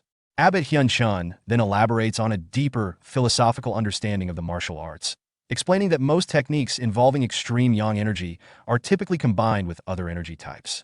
He discusses how martial arts can reflect the practitioner's personality, noting that those who wield icy, yin-infused techniques often possess colder dispositions, while users of fiery, Yang techniques tend to exhibit more passionate traits. He emphasizes that Shaolin martial arts harness the power of Yang energy to combat evil. Mastering this energy necessitates not only proficiency in fire and metal energies, but also the ability to control them effectively. Specifically, practitioners must develop the patience akin to metal to suppress the volatile nature of fire energy, fostering harmony within their techniques. Crucially, Abbot Hyun-chun points out that Mujin's proposed treatment method aims to transform the huge bursts of strong energy characteristic of traditional martial arts into a continuous weak energy. This shift could bring about a more harmonious and stable application of their skills. Haidam reflects on the destructive potential of skilled monks using martial arts, acknowledging that such power can quickly wreak havoc. He shares his surprise at the idea of employing inner energy to enhance their patience, expressing his intent to continue practicing even after returning to his quarters. Hyun Gong agrees, expressing a desire to adopt the new techniques and teach them to other monks once they gain a better understanding of the methods. Abbot Hyun-chun supports this initiative, recognizing its potential benefits, particularly for martial arts that utilize fire energy. With this newfound determination, Haidam and Hyun Gong commit to further training, marking a significant advancement toward integrating Mujin's concepts into their martial arts practices. This moment signifies the initial step towards developing electrical stimulation devices and diathermy within the Shaolin Temple, laying the groundwork for innovative healing techniques. The next day, Abbot Hyun-chun visits the vicinity of Hyun Guang's Pena Pavilion, where he encounters Biob Jian.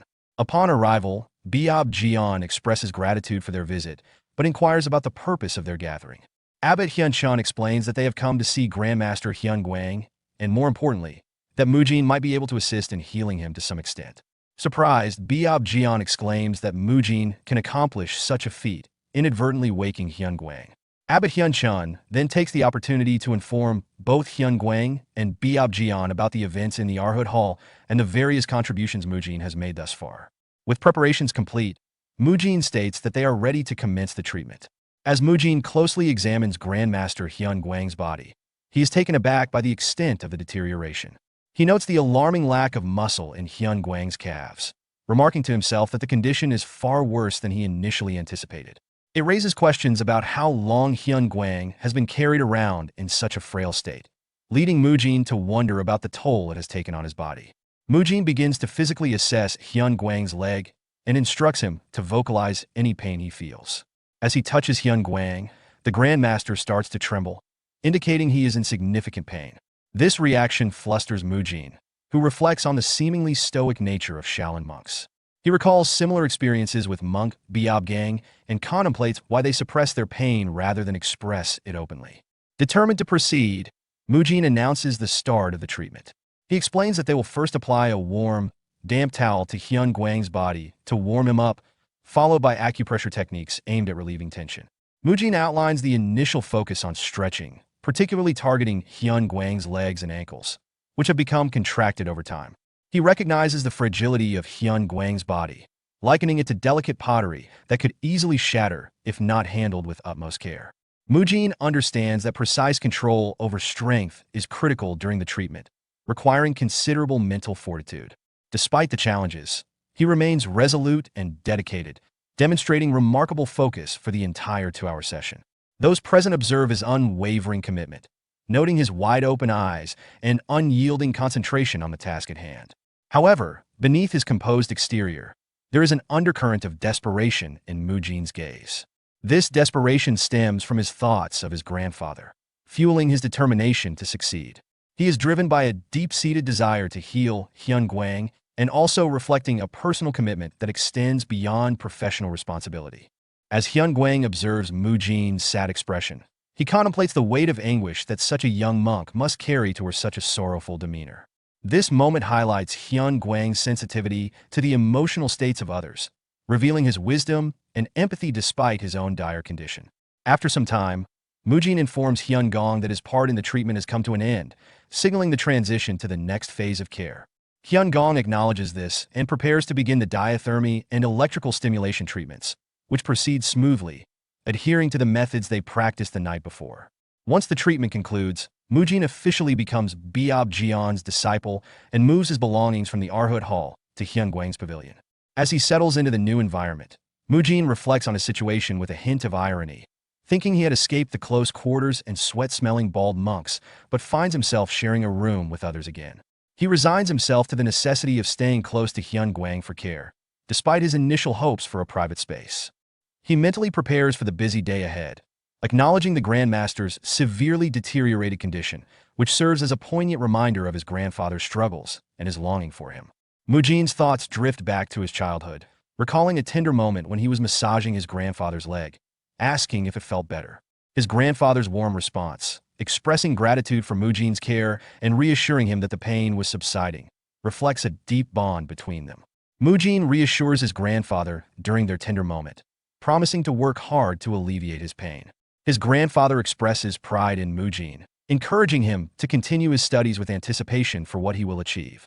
This hopeful exchange is soon overshadowed by the reality of loss when Mujin's grandfather is hospitalized and subsequently passes away. At the funeral, Mujin is overwhelmed with grief, lamenting his inability to do more than provide support and basic comfort through massages. He expressed deep regret, acknowledging his powerlessness with a heartfelt apology. Years later, as Mujin pursues his ambitions, his grandmother inquires about which university he plans to attend. Mujin, however, reveals that he has no intention of going to college, as he has a different path in mind. He expresses a desire to join the military, specifically the Special Forces, viewing soldiers as admirable figures. He also shares the news that he has passed the civil service examination, promising his grandmother that he will take care of her moving forward. This resolution for grandmother reflects not only his commitment to family, but also an attempt to honor his grandfather's legacy. A poignant moment arises as Mujin's grandmother watches television during a festive season broadcast, which prompts her to call out to Mujin, asking if he will be home. Mujin finds himself unable to return home due to his training commitments, reflecting on his sense of duty to protect his grandmother, vowing to take on his grandfather's role in safeguarding her. However, his world is shattered when he receives the devastating news from a senior officer at his army base. His grandmother has passed away. The sudden loss is compounded by the cold reality of military life, where he is only granted a brief 3-day leave for a funeral, as his superiors remind him that it was merely his grandparent, not his parent.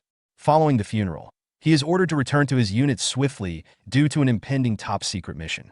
This lack of understanding and empathy from his superiors leaves Mujin feeling frustrated and alone as he grapples with the grief of losing yet another family member.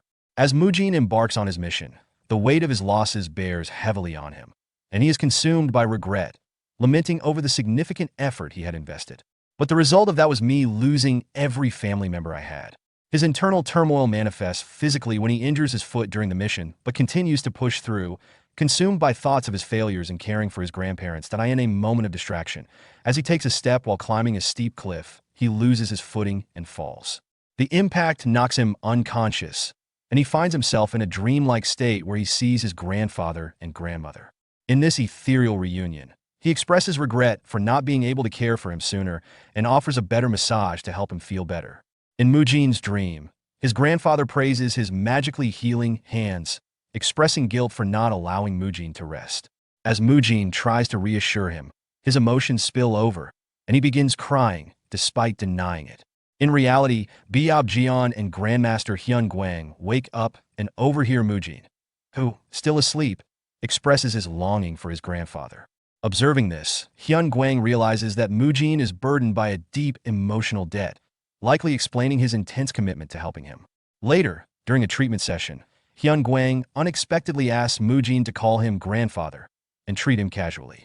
The request shocks everyone, especially Mujin, who is confused by the sudden familiarity from someone of such high standing. However, out of respect and obligation, Mujin calling him grandfather, which leads to anger from the senior monks, Haidam and Hyun Gong, who view it as a breach of respect. They reprimand Mujin, but Hyun Guang defuses the situation by insisting it's fine and even enjoying the informality, saying it's been a long time since he has experienced such a lively atmosphere. Though confused by Hyun Guang's request, Mujin complies, and the act of calling him grandfather stirs something warm within him. After finishing some tasks, Abbot Hyun Chun noticed Mujin's hair and told him to get a cut. While Mujin's hair isn't excessively long compared to others outside the monastery, it's considered too long for a monk, symbolizing attachment to worldly desires. The abbot apologizes for not giving Mujin time to address this earlier, as he's been preoccupied with training and caring for Grandmaster Hyun Guang. Abbot Hyun-chun reassures Mujin that the same care will be given to the Grandmaster as the previous day, so he can rest and focus on his own tasks.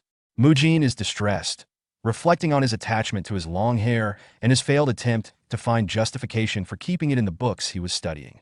He had hoped to find historical precedents in Buddhism to avoid the haircut, but he finds nothing.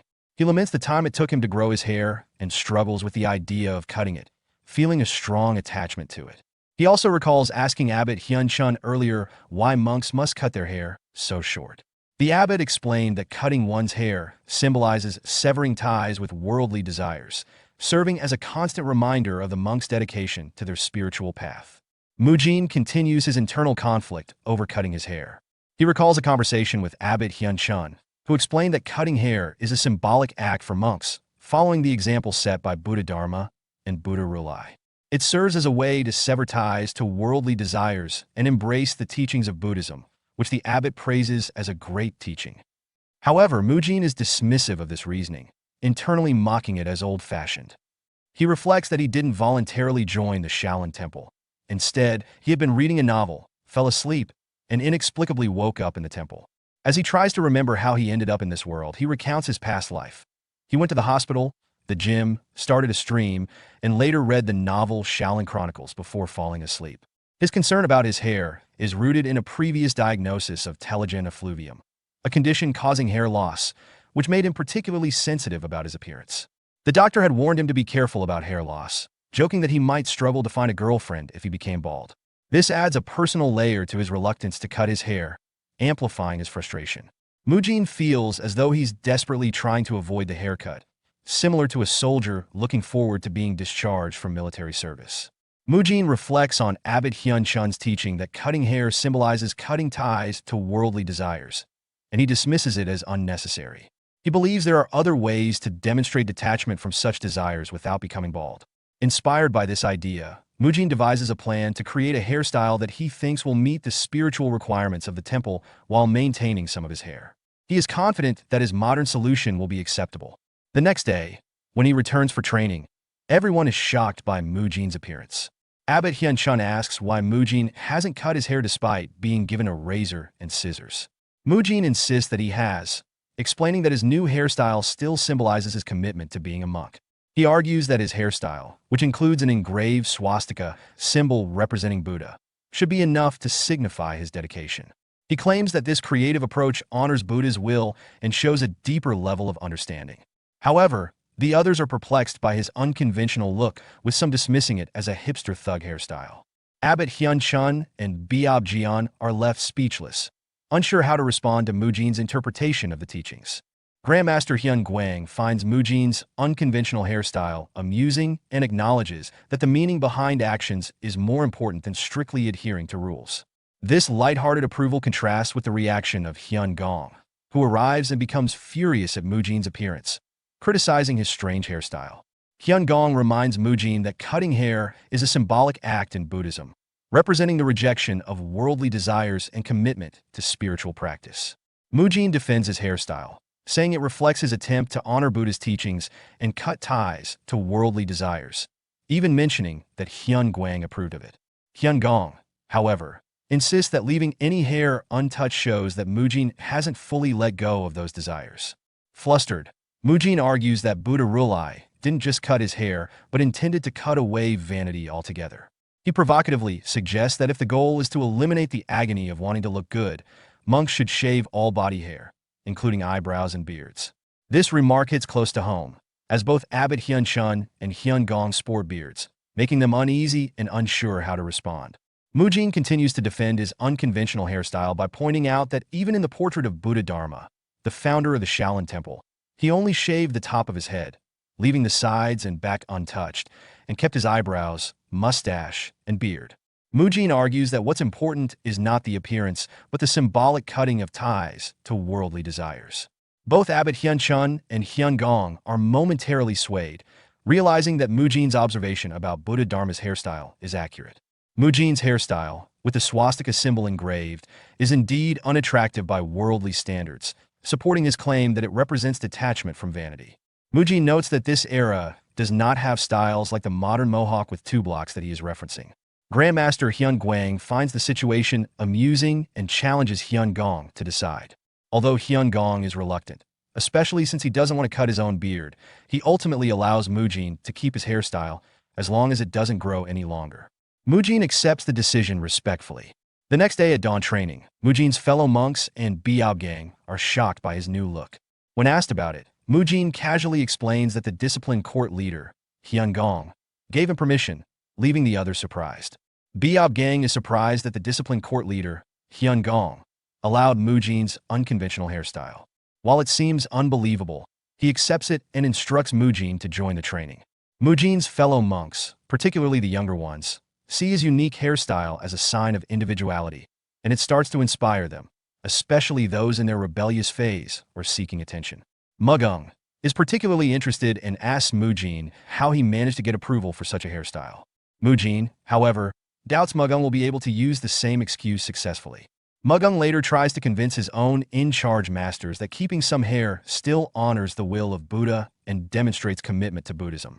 However, as Mujin predicted, Mugung's masters, who are strict and passionate, react angrily. Master Haidam immediately orders Biob Y to catch Mugung. Haidam, using extreme yang energy, prepares to shave Mugung's head himself. Mugung's plan to keep his hair quickly falls apart, unlike Mujin's, and he is forced to submit to the rules. Despite this, Mujin's influence begins to take root among the younger monks, with his hairstyle eventually set to impact Shaolin in the future, though that change will happen much later.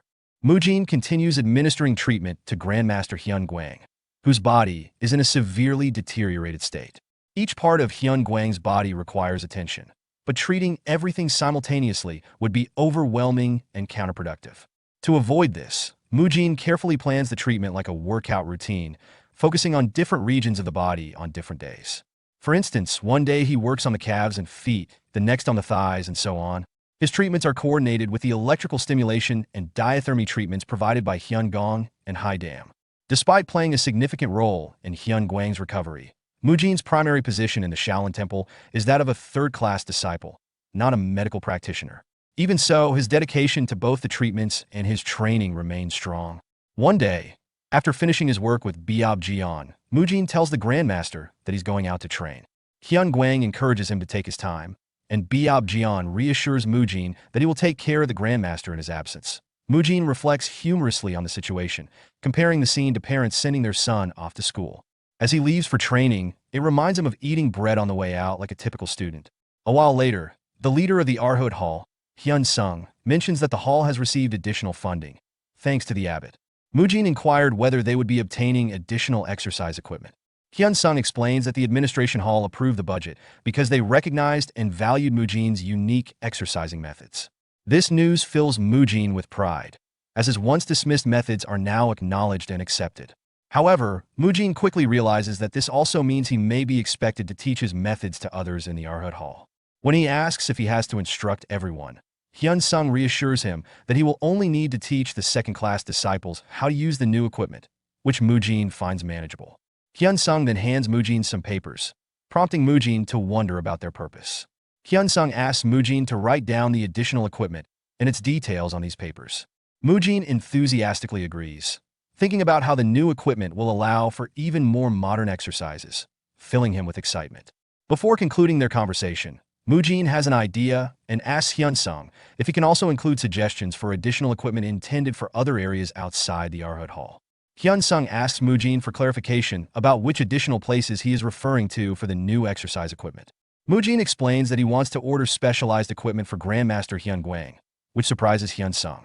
Concerned, Hyun Sung points out that Hyun Guang's health is not yet stable enough for heavy exercises.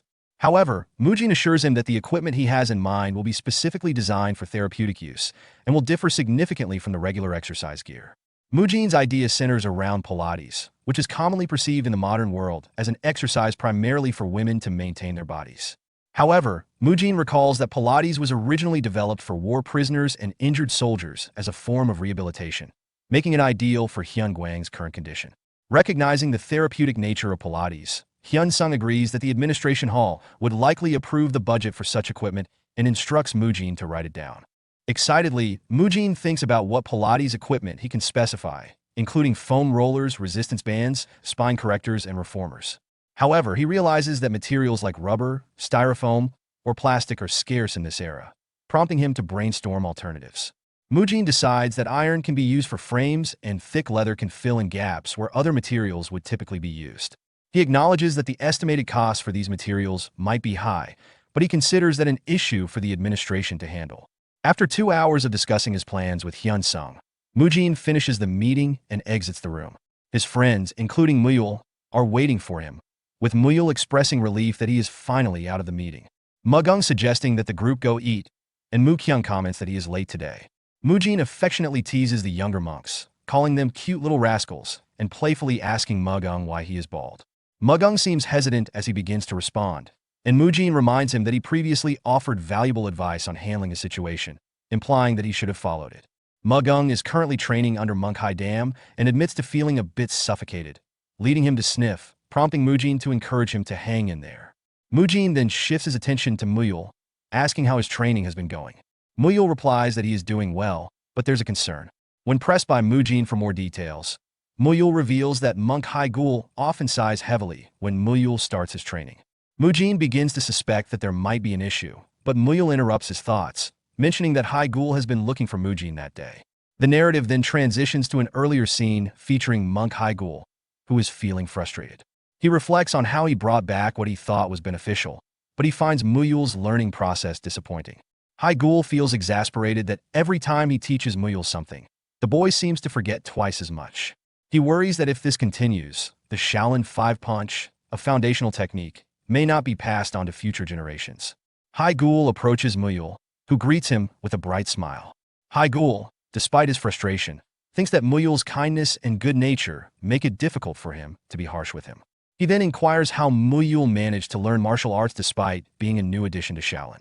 Muyul credits Mujin for his help, mentioning that both Mugung and Mu Kyung also provided some assistance in his training. Monk Haigul is taken aback upon realizing that Muyul's mentor is Mujin, the boy who had previously been taken in by Grandmaster Hyungwang. He is impressed that Mujin has been able to teach Muyul, whom he considers to be somewhat slow-witted, to such an extent. Curious about Mujin's teaching methods, Haigul decides to approach him for insights. Haigul then asks Muyul if he would like to accompany him to meet Mujin, to which Muyul eagerly agrees. The scene shifts to the present, where Haigul greets him. Mujin, surprised by Haigul's presence, inquires about the reason for his visit. Haigul informs him that he has business to discuss with both Mujin and Grandmaster Hyungwang, suggesting that they should meet after Mujin finishes his meal. Mujin, feeling puzzled, wonders why Haigul would want to talk to him, as he understands the need to discuss matters with Hyungwang but is unsure of his relevance to the conversation. After their meal, they arrived at Hyungwang's place. Haigul and Mujin find themselves face to face, and Mujin feels a surge of nervousness. Meanwhile, Muyul offers his greetings to Grandmaster Hyungwang, who responds warmly, appreciating the cheerful demeanor of the young monk. Mujin becomes anxious, questioning why Haigul is staring at him in a way that makes him feel uncomfortable, fearing that he might have done something wrong.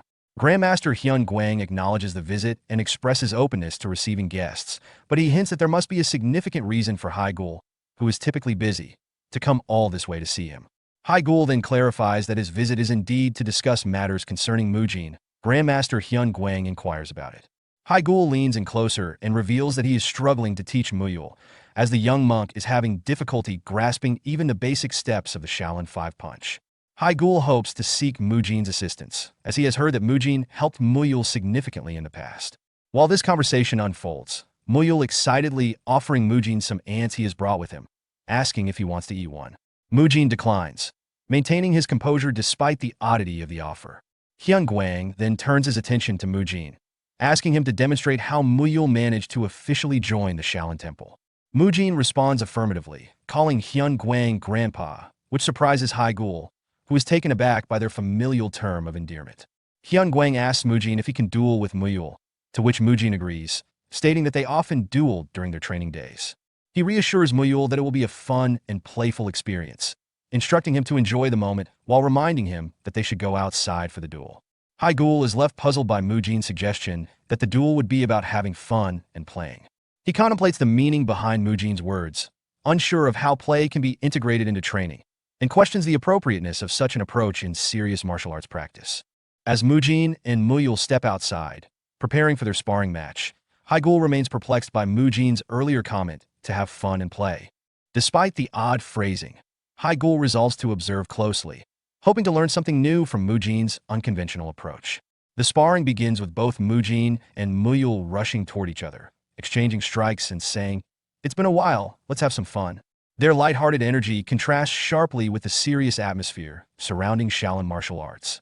Grandmaster Hyun Guang reflects on the nature of the Shaolin five-hand strikes, a martial art said to have been created by Dharma, inspired by the movements of 5 animals: dragon, tiger, leopard, snake, and crane.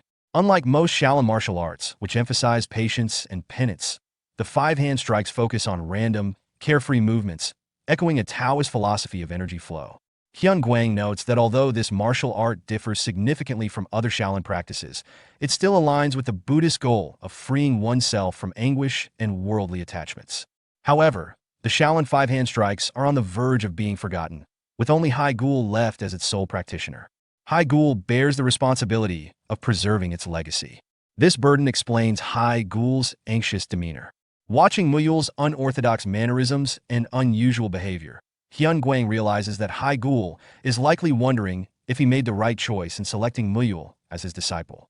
The thought that Muyul might be unsuited to carry on this unique martial art weighs heavily on Haigul's mind, as the potential extinction of the Shaolin 5-hand strikes hangs in the balance. Hyun Guang calls an end to Mujin and Muyul's sparring match. Both stop immediately, with Mujin smiling and telling Muyul it was nice to play after such a long time. Muyul happily agrees. Hyun Guang then instructs Haigul to take Mujin with him, surprising both Haigul and Mujin. Hyun Guang goes on to ask Haigul to teach Mujin the Shaolin's 5-hand strikes, alongside Muyul, trusting Haigul to train them both. While Muyul is excited to train with Mujin, Haigul hesitates, noting that the 5-hand strikes are different from other Shaolin martial arts. Hyun Guang reassures Haigul that the training will benefit Mujin as well, emphasizing to Mujin that the true essence of things is more important than their outer appearance. Mujin is left confused by this advice as Hyun Guang and Biob Jian depart. Mujin promises to remember the elder's words. The next day, Mujin arrives at the training ground to begin learning the Shaolin's 5-hand strikes. Muyul notes that this is the first time they'll be training together since they learned the muscle-lengthening techniques. Mujin agrees. Meanwhile, Haigul feels uneasy, wondering why he has been tasked with teaching Mujin as well. He muses that he might have just taken on another idiot, struggling to understand Hyun Guang's request to train Mujin in the complex Shaolin 5-hand strikes. Mujin reflects on how Haigul must feel overwhelmed, suddenly being asked to teach him in addition to Muyul. He reasons that Grandmaster Hyun Guang likely has a good reason for his decision, given his wisdom and strength. As the lesson begins, Haigul starts by introducing the Shaolin 5-hand strikes, specifically focusing on the crane strike, one of the simpler techniques. Haigul asks Biob Hyun, Muyul's master and a practitioner of the Shaolin 5, to demonstrate the technique. Biob Hyun performs fluid, crane-like movements, emphasizing the importance of breath control and the use of the entire body, not just the fists. Mujin notices that Muyul struggles with the movement. Despite Muyul's exceptional physical control, he seems stiff and awkward during the practice. Biob Hyun and Haigul exchange a sigh of frustration, with Haigul asking for Mujin's assistance. Mujin sympathizes, realizing that Muyul's stiffness stems from his inability to seamlessly transition between forms. He observes Muyul's posture and is surprised to see that while Muyul remembers the form itself, he has trouble making his movements continuous and natural. Muyul admits that something feels awkward, either when moving or stopping his body, which confuses Mujin. At this point, Haigul explains why he sought out Mujin. He had heard that Mujin had helped Muyul when they first joined the Shaolin Temple and hoped that Mujin could assist in solving Muyul's current issue. Mujin is deep in thought, trying to understand Muyul's struggle and wondering why Grandmaster Hyun Guang sent him to assist. He recalls a conversation from the previous night where Hyun Guang commented on Mujin's unique martial art, a hybrid martial art that Mujin developed by combining various basic techniques. Hyun Guang praised Mujin's martial skills, but warned that if he continued to develop his martial art in its current form, he would soon reach his physical limits. Mujin's hybrid martial art amplifies energy, putting immense pressure on his body. And while Mujin has built a strong physique to handle this, Hyun Guang predicted that this approach would only work for so long in the world of Murim. Mujin recognizes the truth in Hyun Guang's words, as he doesn't want his progress to stagnate due to physical limitations. He ponders if there's a way to overcome these limits and improve further. At that point, Hyun Guang suggested that Mujin learn the invincible punch, a technique that could help him advance without putting too much strain on his body. Mujin is intrigued and asks more about the invincible punch, wondering if this could be the next step in overcoming his potential limitations and continuing to grow in martial arts. Hyun Guang explains to Mujin that the invincible punch is akin to the fist barrage he has previously learned, with its roots in the Invincible Sutra.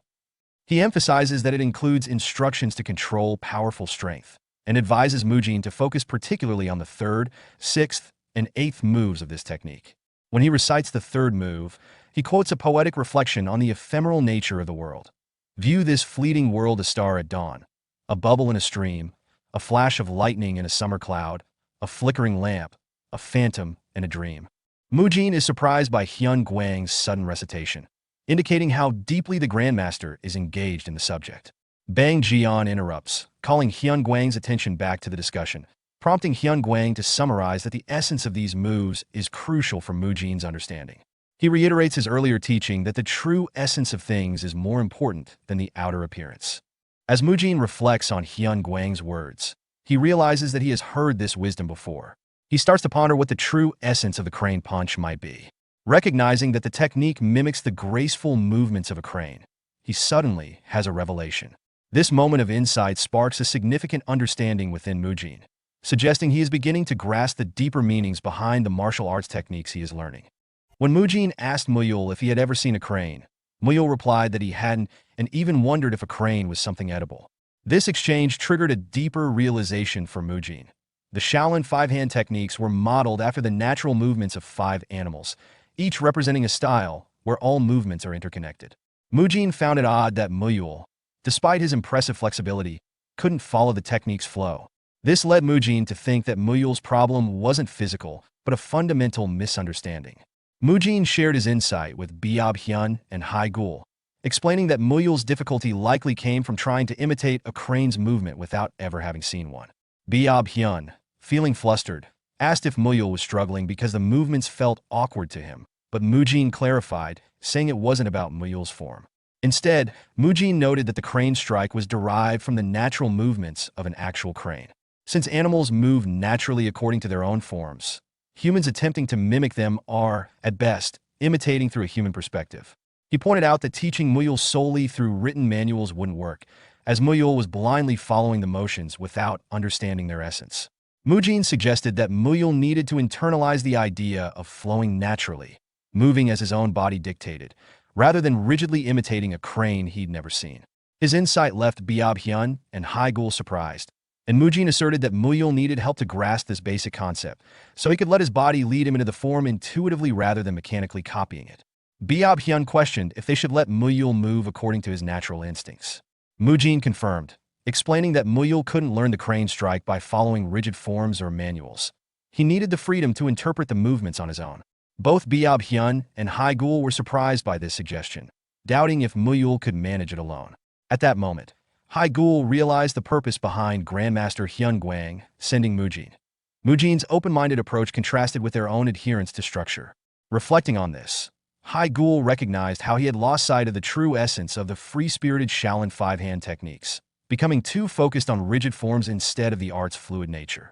Agreeing with Mujin's idea, Hai Gul decided that they should teach Muyul by exposing him to the movements of a real crane, so he suggested to Biob Hyun, "Let's show him a crane right away." Biob Hyun mentioned there was a nearby crane habitat, but wondered how they would bring a crane back.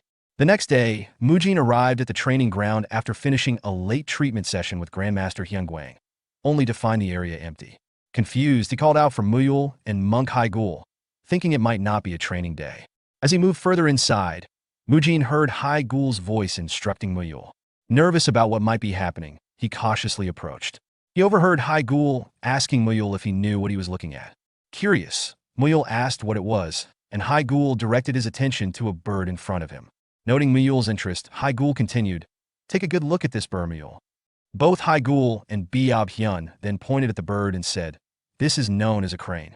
Muyul was thrilled by the crane demonstration, exclaiming that cranes were the best. Biob Hyun and Hai Gul immediately got into a stance, saying, "This is one of the Shaolin five-hand techniques, inspired by the crane's movement, the crane strike." Mule, captivated, declared the crane strike as the best. At that moment, Mujin arrived stated, "So that's today's training." Muyul greeted him, and both Biab-hyun and Haigul shot annoyed looks at Mujin while maintaining their poses, sternly calling his name. Fascinated by their stance, Muyul excitedly pointed it out to Mujin, who hesitated but eventually joined them in the crane strike pose. Muyul, overjoyed, said, "Whoa, that's so cool. The Shaolin five-hand techniques are the best." Starting that day, Muyul spent the next 15 days closely observing the crane's appearance, movements, and behaviors. When Mujin asked Haigul where they found the crane, Haigul casually replied that they had caught it. The masters taught and did the movements of the crane and the crane strike together with Muyul. After practicing various movements, Biab-hyun, drenched in sweat, turned to Muyul and asked if he was able to follow along. Meanwhile, Muyul focused intently on the crane's movements, which sparked an interesting development. Unlike the traditional crane strike taught by Haigul and Biab-hyun, Muyul's version was unique. He closely observed the crane and adapted its movements to fit his own body. With his extraordinary flexibility and animalistic instincts, Muyul moved beyond the typical human range, mimicking the crane's motions in a fluid, natural way that resembled a real animal's movements. This approach allowed him to harmonize with the crane's movements more efficiently than his masters had anticipated. Both Haigul and Biab-hyun were surprised by Muyul's progress, as they had struggled to teach him the crane strike, but he was learning faster by simply observing the crane.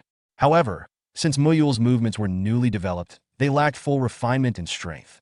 Haigul, seeing this, gave him specific corrections, advising him to adjust his arm movement and step back a little more for greater accuracy. He emphasized the importance of continuity between moves, a core principle of the Shaolin five-hand techniques, assuring Muyul that, although his style was slightly different from the traditional teachings, it would still guide him on the right path. Muyul, eager to improve, agreed to continue learning from his masters, responding with a confident, "Yes, sir." Mujin, pleased with Muyul's progress, decided it was time for him to leave. He removed the training belt given to him by Haigul and announced to both Biab-hyun and Haigul that he felt his role was complete. Biab-hyun, surprised by Mujin's decision, asked if he planned to stop coming the next day, and Mujin confirmed that he would. Haigul acknowledged that Mujin had accomplished what he came for, which meant his departure was now appropriate. Mujin expressed his gratitude, bowing and thanking them for their teachings. Haigul then instructed Muyul to see Mujin off, which Muyul agreed to do. As they left, Biab-hyun voiced some concerns about letting Mujin go so easily. However, Haigul reassured him, explaining that what Mujin came to learn wasn't the crane strike itself. Mujin concluded that further training would be pointless for him, realizing that from the start, what he was attempting to learn wasn't the crane strike. He had already developed his own martial arts before officially joining the Shaolin Temple. The real challenge he faced now was integrating his new Shaolin techniques smoothly and steadily with his existing style. When he saw Haigul guiding Muyul in perfecting the crane strike, Mujin gained a clearer understanding of how to achieve this integration. He considered starting with his fist barrage and integrating the invincible punch, then transitioning into the Guanyin strike and Arhut palm strike. This approach would allow him to enhance the power of his strikes while reducing recoil. He recalled his grandfather's advice that the true essence of a technique is more important than its outward appearance. For Mujin, the focus wasn't on replicating something like the crane strike, but on achieving continuity between his movements and effectively blending different martial arts styles. While the Shaolin five-hand techniques were based on the forms of crane, snake, leopard, tiger, and dragon, Mujin felt that the tiger and dragon models were not his concern, as they would be handled by Muyul's masters. In the end, Mujin's main priority was creating his own martial system, independent of the traditional forms. Mujin briefly entertains the idea that, given the Murim world's fantastical nature, dragons might exist, which could make the concept of the dragon's form feasible. As for the tiger, Mujin believes that Muyul's masters will likely figure out a way to handle that particular animal's form. Haigul told Biab-hyun that he would head back first and asked him to let Muyul know to go home and rest if he arrived.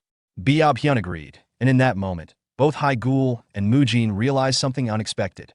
Everything seemed to be unfolding exactly as Grandmaster Hyun Guang had planned. Mujin, feeling a mix of awe and nervousness, wondered if his grandfather had foreseen all these events from the start. Similarly, Hai Gul was struck by the idea that Hyun Guang had anticipated not only the situation, but also that Mujin would understand the lesson he was meant to learn. Both were left in awe, marveling at Hyun Guang's incredible insight and foresight.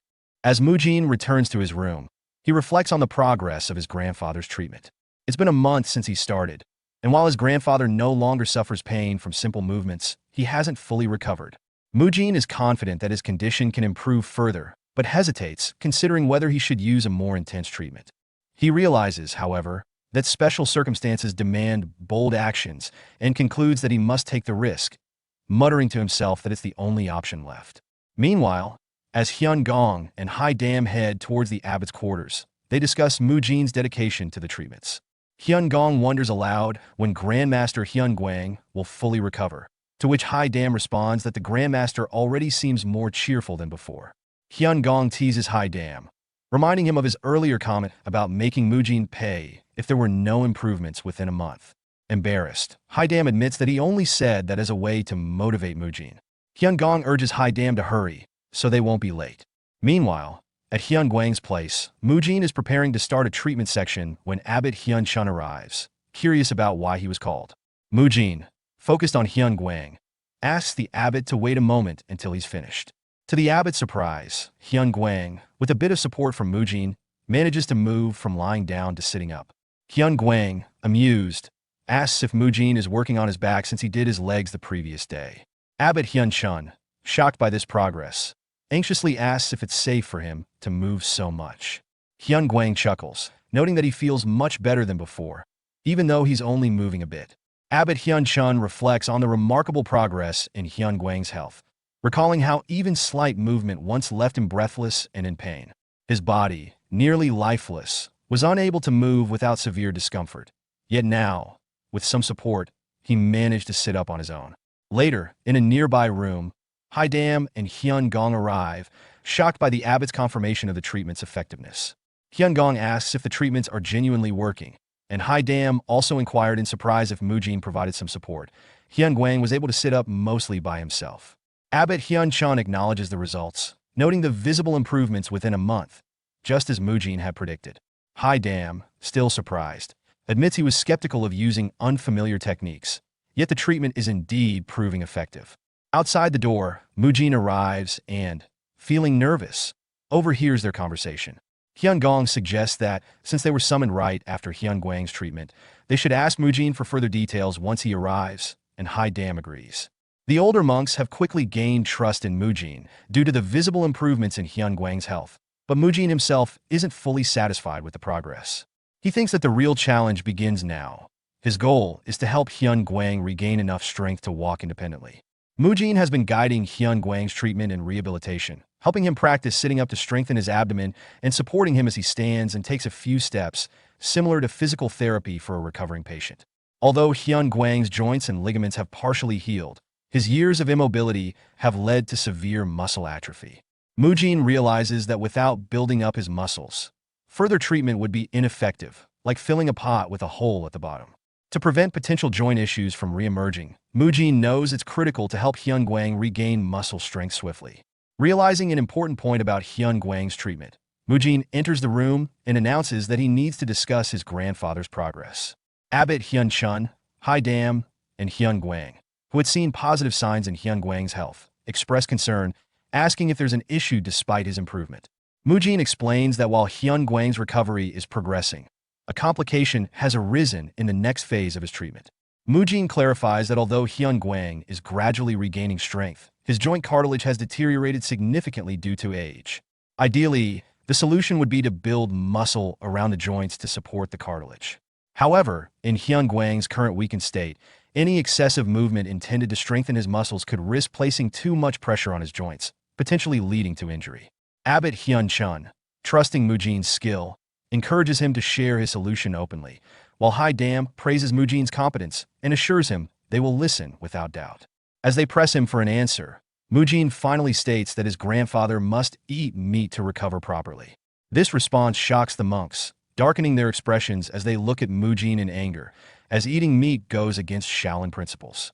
The need for meat in building muscle remains controversial, as many argue that a healthy, muscular body can be maintained on a vegetarian diet. When he was Choi Kang-hyuk, Mujin studied exercise science and learned that muscle growth on a vegetarian diet is possible, but requires complex dietary planning. A key factor is the body's ability to absorb proteins. Animal-based proteins tend to be more easily absorbed. Given Hyun Guang's age and limited ability to eat, meat-based proteins would be more effective for his recovery. However, in the Shaolin Temple, a respected institution with a 1,000-year history, eating meat is strictly forbidden. Hai Dam and Hyun Gong, unable to contain their anger, unleash their energy-infused voices, shouting at Mujin for his impudence in suggesting meat consumption within the Shaolin Temple. The intensity of their inner energy causes Mujin physical discomfort, forcing him to cover his ears and think, unsurprised, that their reaction is even stronger than expected.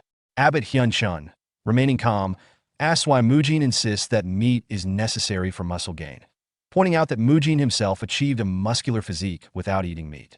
Nervously recalling that he did consume meat during his intensive training days, Mujin explains to the abbot that while he did gain strength without it, beans and mushrooms are still just substitutes and cannot fully compare to the nutritional effects of eating meat. Abbot Hyun Chun suggests that Hyun Guang could simply consume high-quality beans and mushrooms. Mujin responds that his grandfather's situation is different. While Mujin and monk Biab Gang are young and resilient, Hyun Guang doesn't have the luxury of time for slower recovery. Mujin then questions the reason behind Shaolin's prohibition on meat, stating that it's intended for monks to practice penance, to overcome earthly desires like the craving for meat. He explains that he willingly gave up meat for this purpose, but argues that such atonement holds no value for someone whose body urgently needs nourishment.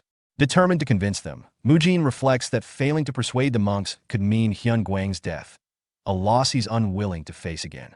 With resolve, Mujin challenges them by shouting that, by denying the necessary nourishment, they would be contradicting the Buddhist law of no killing. Hearing Mujin's challenge, Hyun Gong becomes enraged, his energy manifesting as vines sprouting from his bald head. He moves toward Mujin, preparing to strike with an electric attack, accusing Mujin of becoming arrogant by relying on Hyun Guang's coattails and daring to speak of Buddhist laws in front of him. As Hyun Gong attempts to grab Mujin, Abbot Hyun Chun intervenes, placing a hand on Hyun Gong's shoulder and calmly instructing him to calm down. With a simple touch, Abbot Hyun Chun disperses Hyun Gong's immense energy, leaving Mujin in awe of the abbot's power. Abbot Hyun Chun acknowledges that Mujin's point has merit, but questions whether meat is truly the only solution to Hyun Guang's recovery. He asks why Mujin insists that meat is necessary for muscle growth. Mujin realizes he could easily explain his reasoning using modern concepts like proteins and super recovery theory, but knows these monks would not understand such terms. Determined to persuade them, he prepares to explain his position in a way they can grasp. Mujin, aiming to explain his point more clearly, compares the concept of reincarnation not just to death, but to the cyclical nature of life itself. He explains that everything in the world is in a constant state of reincarnation. Rain falls from the sky, nourishes the earth, and eventually returns to the sky. Similarly, the bodies of animals and humans go through cycles of birth and death. To grow and replenish the human body, Mujin argues a certain amount of meat must be consumed. He asserts that just as death and rebirth are natural laws, eating both vegetables and meat is also part of this natural order. Mujin emphasizes that while harming life for pleasure can be sinful, consuming meat for survival is not a sin. He stresses that humans, being animals themselves, are part of nature's cycle, and it's natural for them to eat the meat of other creatures to sustain themselves and grow. Using simple analogies, Mujin tries to persuade the monks, carefully explaining his reasoning in a way they can understand. After a brief silence, Abbot Hyun Chun acknowledges that Mujin's argument has some merit, but points out that there is no concrete evidence to support it, so they cannot break the long-standing laws of the Shaolin Temple. As Mujin begins to explain further, Abbot Hyun Chun stops him and emphasizes that they cannot turn a blind eye to Grandmaster Hyun Guang, who sacrificed his life to protect the temple. Moved by his thoughts on Hyun Guang, Abbot Hyun Chun then turns to Hyun Gong and declares that they will change the temple's laws. He announces that, under the authority of the abbot's sacred emerald jade Buddhist staff, they will make an exception to allow the consumption of meat for those who are ill and need it for treatment. This declaration shocks both Hai Dam and Hyun Gong, leaving them speechless in surprise. Meanwhile, Mujin, relieved and happy, thinks to himself that this change will allow him to save Grandmaster Hyun Guang. Abbot Hyun-chun explains that there is a way for Grandmaster Hyun-guang to eat meat without breaking the Shaolin Temple's rules. He would have to eat the meat and then face punishment for it. When Mujin nervously asks what kind of punishment this would entail, the abbot states that Hyun-guang must face the wall for a month. He then asks Mujin, who has previously undergone a 7-day wall facing, if he is willing to accept such a long punishment. After a brief moment of silence, Mujin, undeterred, confidently says that he will gladly accept the punishment.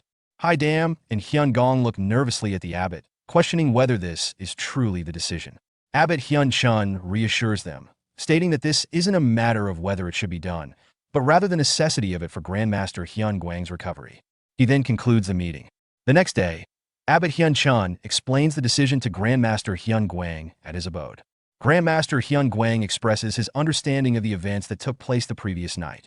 Abbot Hyun-chun, explaining his reasoning, admits that he is now willing to take a risk on Mujin for the sake of the Shaolin Temple's future. He reflects on the temple's past, considering that their strict adherence to tradition may have been a contributing factor to the stagnation of the Shaolin Temple over the past 1,000 years. While the temple has maintained its reputation as a great martial institution, it has lost its former title as the strongest in the world. The abbot believes that, due to his own limitations, the temple has declined under his leadership, and he feels responsible for this loss of glory. Hyun-guang, however, cautions that change is not always beneficial. Abbot Hyun-chun acknowledges this, but insists that he has chosen Mujin because he believes Mujin will bring positive change to the temple. He expresses a desire to trust in Mujin's potential for reform. At this point, Abbot Hyun-chun calls for Mujin to enter, and Mujin, who had been waiting outside, responds affirmatively, stepping into the room.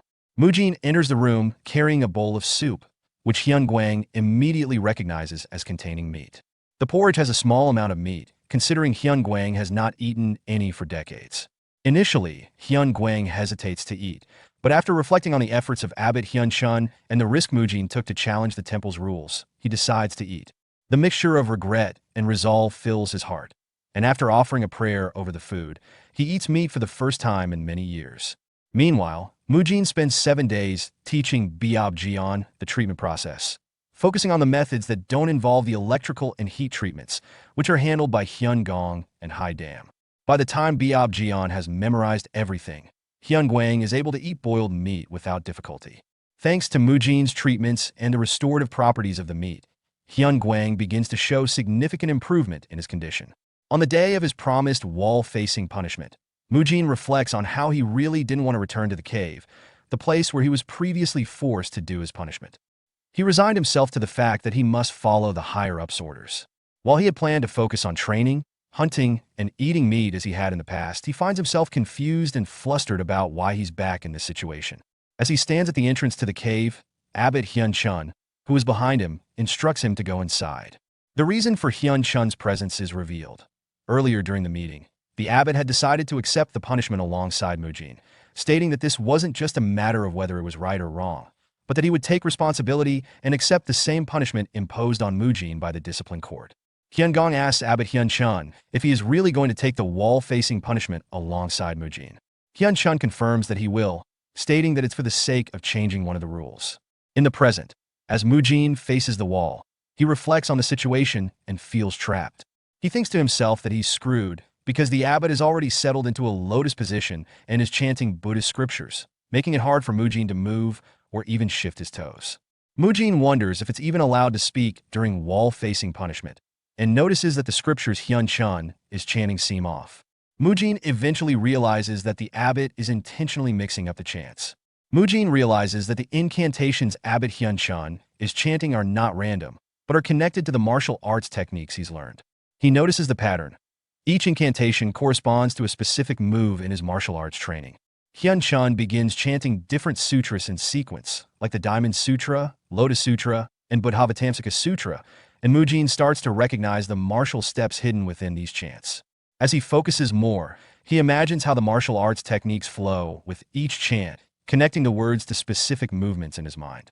When Hyun-chun chants a flickering lamp, a phantom, Mujin associates it with the first move of the chain punch, a straight punch. The incantation and a dream follows, prompting Mujin to further delve into his image training, visualizing how the movements tie together. Mujin considers the next move in the swift whirlwind sweep, planning to raise his right leg for a kick. However, something feels off, so he decides to insert the step from the invincible punch to fix it. He spends the next 30 minutes mentally interpreting the incantations as steps and training in his mind. As he trains mentally, the intensity grows, and Mujin finds himself struggling to hold back the desire to physically practice what he's imagining. Despite being in the middle of a wall-facing punishment, Mujin begins to peek at Abbot Hyun-chun, who is still chanting. Mujin wonders if he can get up and practice without breaking the rules, but he notices something strange. Abbot Hyun-chun's chanting has taken on a rhythmic flow, which makes Mujin think it could be intentional. With a sense of urgency, Mujin decides to take a risk, thinking he has nothing to lose, and attempts to get up from the lotus position, prepared to gamble on the chance that this might be an opportunity for action. As Mujin stands up to practice, he quickly realizes that Abbot Hyun-chun is aware of his movements, but continues chanting without interruption, confirming that Hyun-chun intentionally set up this opportunity for Mujin to train. Following the rhythm of Hyun-chun's chanting, Mujin practices his martial arts steps, beginning with the chain punch straight punch, followed by the 21st move of the invincible punch, and ending with the swift whirlwind sweep. The rhythmic chanting makes it easier for Mujin to follow through the steps, but he grows curious as to why Hyun-chun continues to chant the same incantation instead of switching to something else. Mujin wonders if he's doing something wrong, sensing a subtle change in Hyun-chun's tone that signals his mistakes. As the training continues, Mujin notices a pattern. Whenever he performs a step correctly, Hyun-chun chants calmly or uses a low-tone cough, but when he makes a mistake, Hyun-chun dry coughs or raises his tone. Through this communication, Mujin begins to align his movements with the rhythm of the chanting, refining his technique over time. This secret training session goes on until sunset. Despite the successful training session, Mujin is left wondering why Hyun-chun is helping him. Hyun-chun, on the other hand, reflects on the time he's dedicated to treating Grandmaster Hyun-gwang and realizes that it has taken a significant chunk of his own training time. He decides that Mujin should use this time to make up for the training he's missed, ensuring that he won't lose any more time in his development. After some time, Abbot Hyun-chun coughed loudly, signaling the arrival of a Shaolin disciple who brought grain balls and water. The disciple placed the food down and left, and both Hyun-chun and Mujin remained in their lotus positions, continuing their wall-facing training. Mujin, who had been practicing martial arts, was sweating heavily and thought to himself that he almost got caught training. He wasn't expecting someone to come in unnoticed. Fortunately, the abbot's dry cough warned him in time. Now he is certain he's deliberately trying to train him. Feeling the urge to stretch his limits, Mujin stood up and decided he could no longer stay in the cave. He moved toward the exit, and as he left the cave, Abbot Hyun-chun, unaware of Mujin's true intentions, reflected on his decision, thinking, it seems like Mujin is eager to train. He understands how he feels. The cave is too cramped for him to train properly. I'll let him go out and train. However, Hyun-chun did not realize that Mujin was not leaving the cave to practice his martial arts, but instead to seek out protein. At that moment, Biob Jian, observing Hyun-gwang's condition, remarked, Grandmaster, I didn't notice it at first because I was so focused on your treatment, but you've really changed. Hyun-gwang's body, which had been weak and frail, began to show significant improvement after incorporating meat into his diet, following Mujin's suggestion. His muscles, which had been virtually non-existent, started to develop, and with this newfound strength, he was able to move on his own without needing Biob Jian's assistance. As Biob Jian prepared to leave to get lunch, a junior monk arrived and informed him, it's time. Biob Jian left to prepare the meal, while Hyun-gwang's expression grew solemn. Reflecting on his own past decisions, Hyun-gwang thought, this all happened because of his stubbornness. He only realized the truth after all this time. He began to move on his own, pondering the abbot's earlier words. The abbot blamed himself for adhering too rigidly to tradition, even saying that the Shaolin Temple would have been different if I had become the abbot. He didn't agree with him before, but now he understands his guilt. It's because, in many ways, he is just like him. As Hyun-gwang arrived at the hill above the main Shaolin building, he reflected deeply on his past choices, muttering to himself in regret. He realized how foolish he had been in the past, particularly in his attitude toward his own condition and the traditions of the Shaolin Temple. He admitted to himself that his inability to move without assistance had made him blind to the importance of flexibility and adaptation in life. Now, as he had recovered enough to stand on his own, he found clarity in his thoughts. Hyun-gwang began questioning the value of adhering so strictly to the temple's traditions, even at the cost of his own well-being. He remembered the time when the special task force of the demonic cult had invaded, leaving him physically crippled and unable to walk. In the aftermath, he had constantly assured others and himself that he was fine, even though deep inside, he had already given in to despair. Despite his vast knowledge of martial arts and scriptures, he recognized that his heart had become hardened, unable to fully embrace the teachings he had once held dear. His shattered energy core, which prevented him from gathering energy, had been a constant reminder of his limitations. Hyun Guang now understood that he had been stubborn, clinging to outdated notions of honor and tradition. With this realization, he began to see the futility of his previous mindset. Even if everything around him were to disappear, the memories and lessons he had learned would remain within him.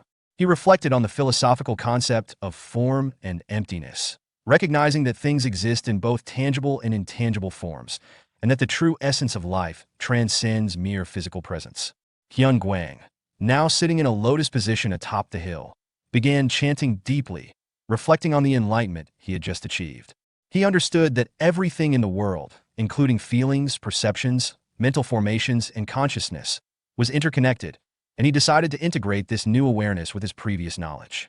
His meditation led him to the realization of ultimate enlightenment, recognizing the vast energies flowing through the world. As he embraced this profound understanding, he acknowledged the limitations of his body to contain such immense energy, but at the same time, he felt an awakening within himself. Meanwhile, Hyun Gong, walking through the hallway, suddenly sensed a familiar energy.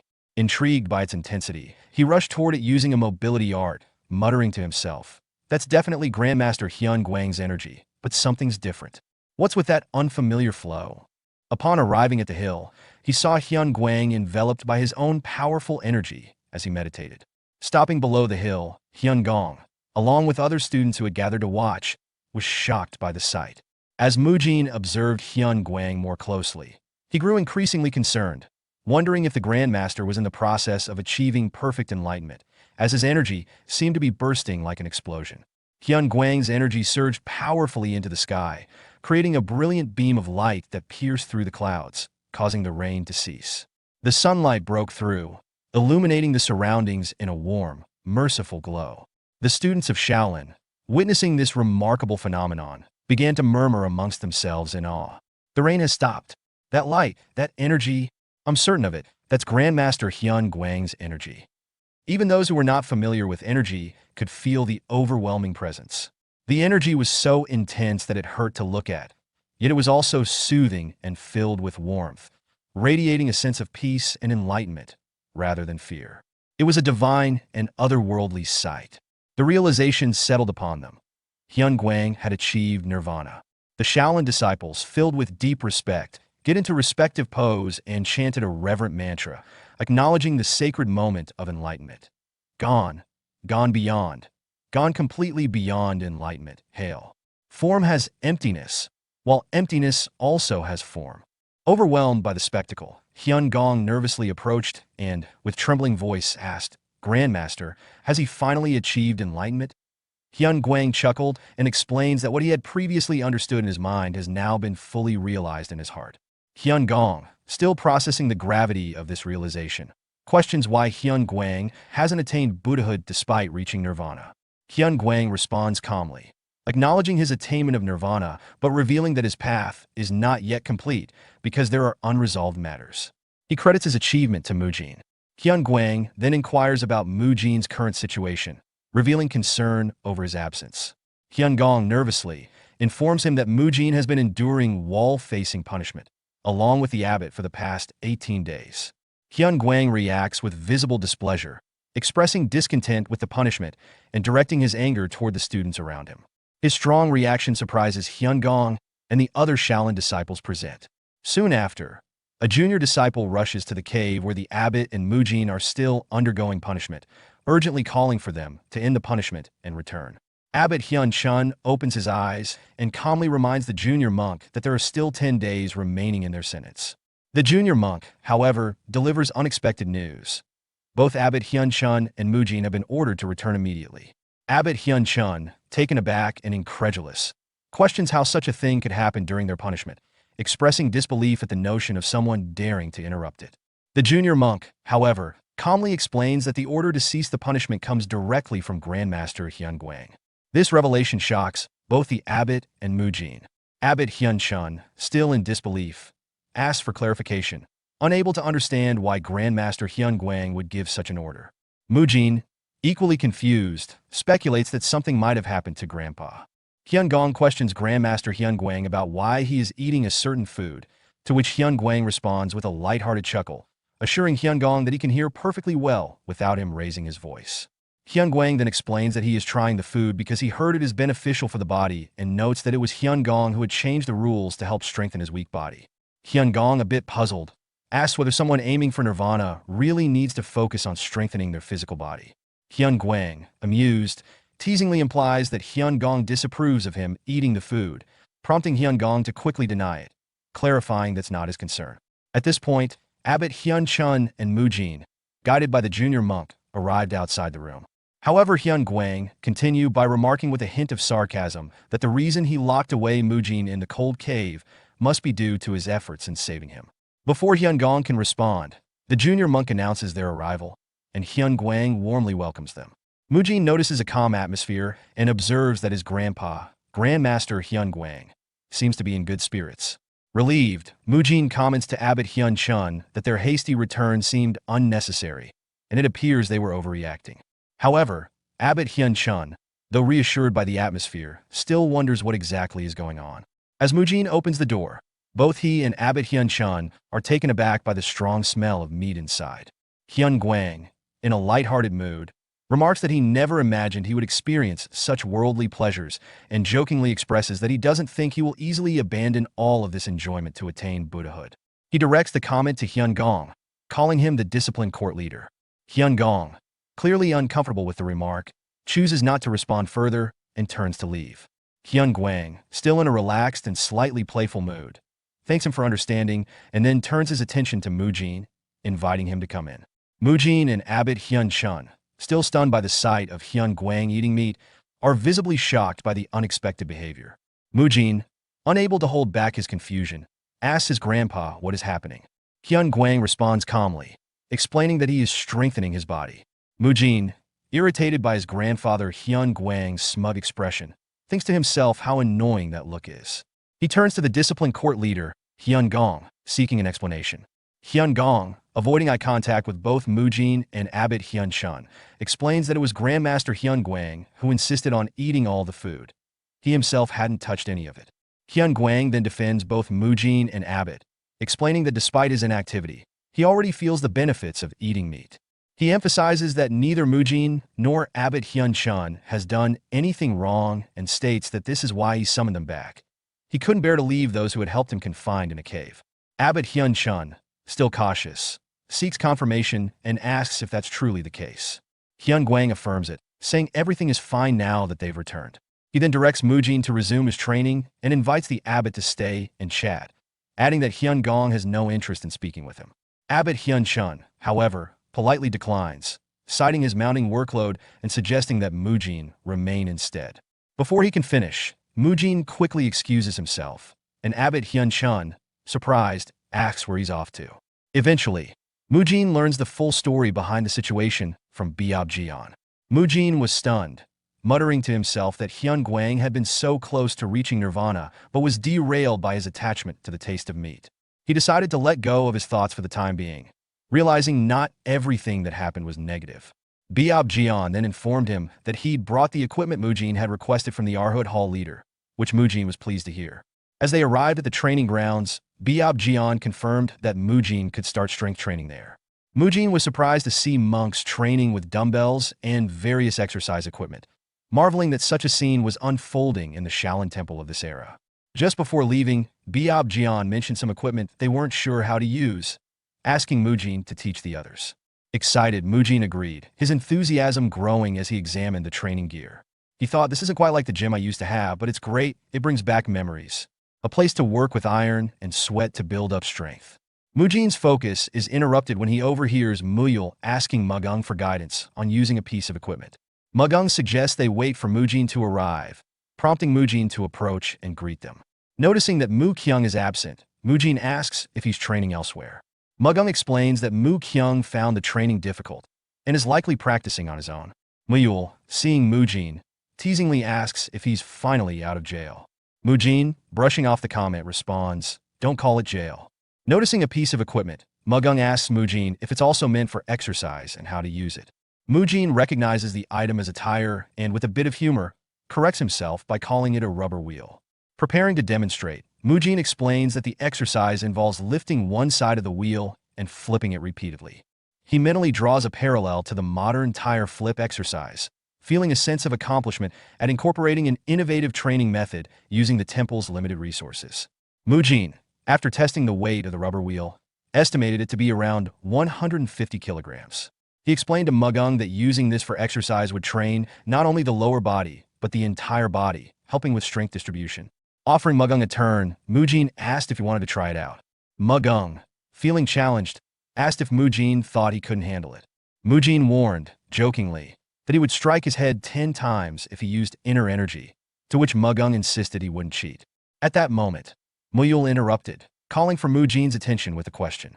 Before Mujin could explain, Muyul suddenly started running, leaving Mujin puzzled, who asked what he was doing.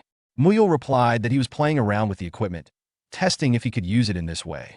Mujin watched in surprise as Muyul easily jumped onto a bar 3 meters high and began maneuvering around it with impressive flexibility. Mujin thought to himself that Muyul's movements were very agile, almost monkey-like. Reflecting on this unique style, he wondered if monkey might be a natural addition to the Shaolin techniques alongside the crane, snake, leopard, tiger, and dragon styles. Muyul asked Mujin if he was using the bar correctly. Mujin replied that Muyul's approach was fine, then mused to himself that even if this type of movement didn't currently exist, Muyul might eventually create it. Mujin noted there was a variety of equipment beyond just bars and the rubber wheel, equipment often used in CrossFit rather than traditional gyms.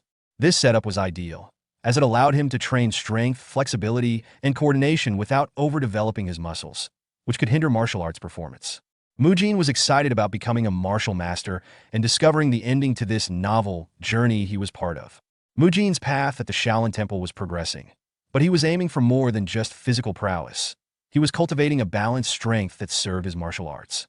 Later, as evening approached, he returned to Hyun Guang and suggested incorporating the new equipment into his treatment routine.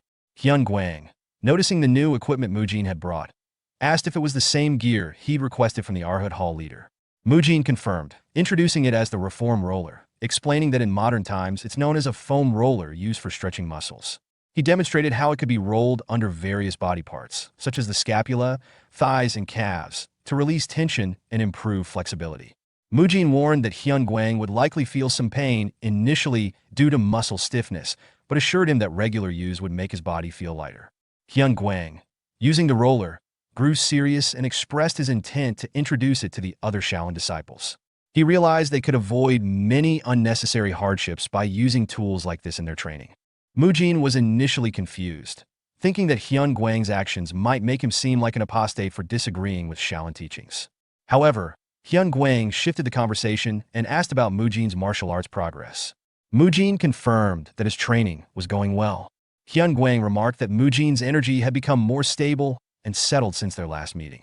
Mujin reflected on the training in the cave with the abbot and credited the progress to all the effort and contemplation he'd put into his practice. Hyun Guang, after observing him silently, pulled something from his pocket, a map and a letter, which he had prepared in anticipation of this moment. Mujin, surprised, asked about the letter. Hyun Guang explained that it was related to his previous training in the five-hand techniques, where he learned the importance of continuity and the merging of different moves. Hyun Guang, with a chuckle, remarked that the pace of Mujin's training would benefit him greatly. However, Mujin couldn't help but feel uneasy, wondering if Hyun Guang's personality had changed since they last met, especially given his unsettling smile. He humorously pondered whether the change could be due to his consumption of meat. Hyun Guang, seemingly aware of Mujin's thoughts, teased that Mujin would understand after experiencing things for himself. Meanwhile, the scene shifted to Haiguan, the leader of the Demon Extermination Squad, who was drinking while observing Mu Kyung. Haiguan chastised Mu Kyung, saying he wouldn't be able to catch even a fly at his current rate. Mu Kyung, tired and lying on the ground, weakly suggested they take things a bit easier. Haiguan firmly rejected the idea, accusing him of slacking off. Mu Kyung, with a hint of sarcasm, remarked that Hai Guan wasn't in a position to lecture about slacking. Hyun Guang, chuckling, anticipated that Mujin would arrive shortly. Through intense training, Mujin had managed to stabilize his inner energy to a greater degree than before. After receiving a letter from Hyun Guang, he headed towards his next training location, the Demon Extermination Squad. Although Mujin had been dedicated to all his previous training, he felt a sense of nervousness about this next stage. Mujin reflected on the fact that the leader of the Demon Extermination Squad, Hai Guan, was likely the one in charge of the training. From the entrance test, Mujin had already sensed that Hai Guan was no ordinary individual. He wondered what kind of person he truly was. Earlier, at the Demon Extermination Squad's headquarters, the students were engaged in a tense training session, some of them visibly exhausted. Hai Guan, however, was demanding more effort from them. He urged his students to put more spirit into their movements, warning that if they didn't step up their game, he might eat all of them while smiling maniacally. With that, the students charged at him, and Hai Guan, throwing a bottle into the air, began dodging and countering their attacks, urging them to be more original with their approaches. Hai Guan, demonstrating his incredible agility and skill, leaped into the air and struck one of his incoming students with his stick. As the student was distracted by the strike, Mu Kyung seized the opportunity to approach Hai Guan from behind, thinking that he could land an attack. However, just as Mu Kyung was about to strike, Hai Guan surprised him by dodging the attack with a quick sitting motion, leaving Mu Kyung shocked. Without missing a beat, Hai Guan launched a powerful thrust at Mu Kyung's neck, hitting him and causing him pain. He then continued his assault, delivering several more precise thrusts with his stick, knocking back the other students who were still standing. The students crashed to the ground, piling on top of one another. Afterward, Hai Guan effortlessly caught the bottle he had thrown into the air and, while pointing his stick at the fallen students, mockingly declared that he would boil all of them and eat them up. As he was laughing at his students, Mu Kyung approached him from behind and prepared his 18 Dharma strikes. Mu Kyung launched the attack, but to his surprise, Hai Guan performed a perfect backflip to dodge it, commenting that it was all he needed to do to avoid the strike. As he landed, Hai Guan quickly charged at Mu Kyung, launching a brutal series of attacks. Mu Kyung, overwhelmed by the force and precision of Hai Guan's strikes, collapsed to the ground in intense pain. Hai Guan observed Mu Kyung, commenting on how he had failed to control his anger once again, warning that depending on his actions, he might eat him up. Just as he spoke, one of Hai Guan's subordinates approached with a letter from Mujin. Hai Guan, smiling, turned to greet the news, saying, "Mujin is here." Mujin, entering the scene, greeted Hai Guan respectfully, introducing himself as a third-class disciple. Hai Guan held back a laugh at first, but then burst into laughter as he pointed at Mujin's hairstyle, asking, "What's with that hair?" Mujin, somewhat expecting this reaction, mentally noted it had been a while since someone commented on his hair. Hai Guan then asked his subordinate if the discipline court leader had approved of Mujin's hairstyle, to which Mujin replied that it was allowed, at least for now. The subordinate handed over the letter, and as Hai Guan read it, he commented that the higher-ups had tasked him with helping Mujin train after his time in the cave. He noted that Mujin was supposed to undergo a month of wall-facing punishment, but had apparently completed it far sooner than expected. Finally, Hai Guan asked if Mujin knew the contents of the letter, to which Mujin responded that he had not read it yet. Hai Guan explains to Mujin that the letter he received instructed him to train in his own unique way. Mujin, feeling a bit nervous, looks at the other students lying on the ground and asks if their current condition reflects the training style Hai Guan is referring to.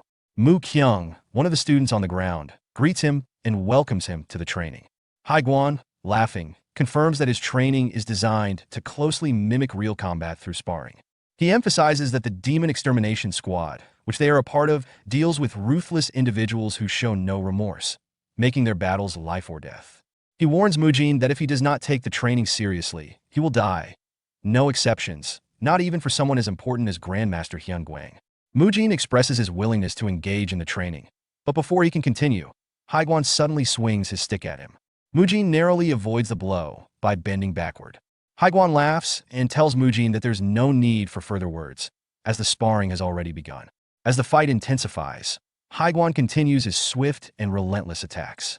While dodging, Mujin asks how Hai Guan can start the sparring so suddenly, to which Hai Guan retorts, "Do you think the enemy will wait for you?"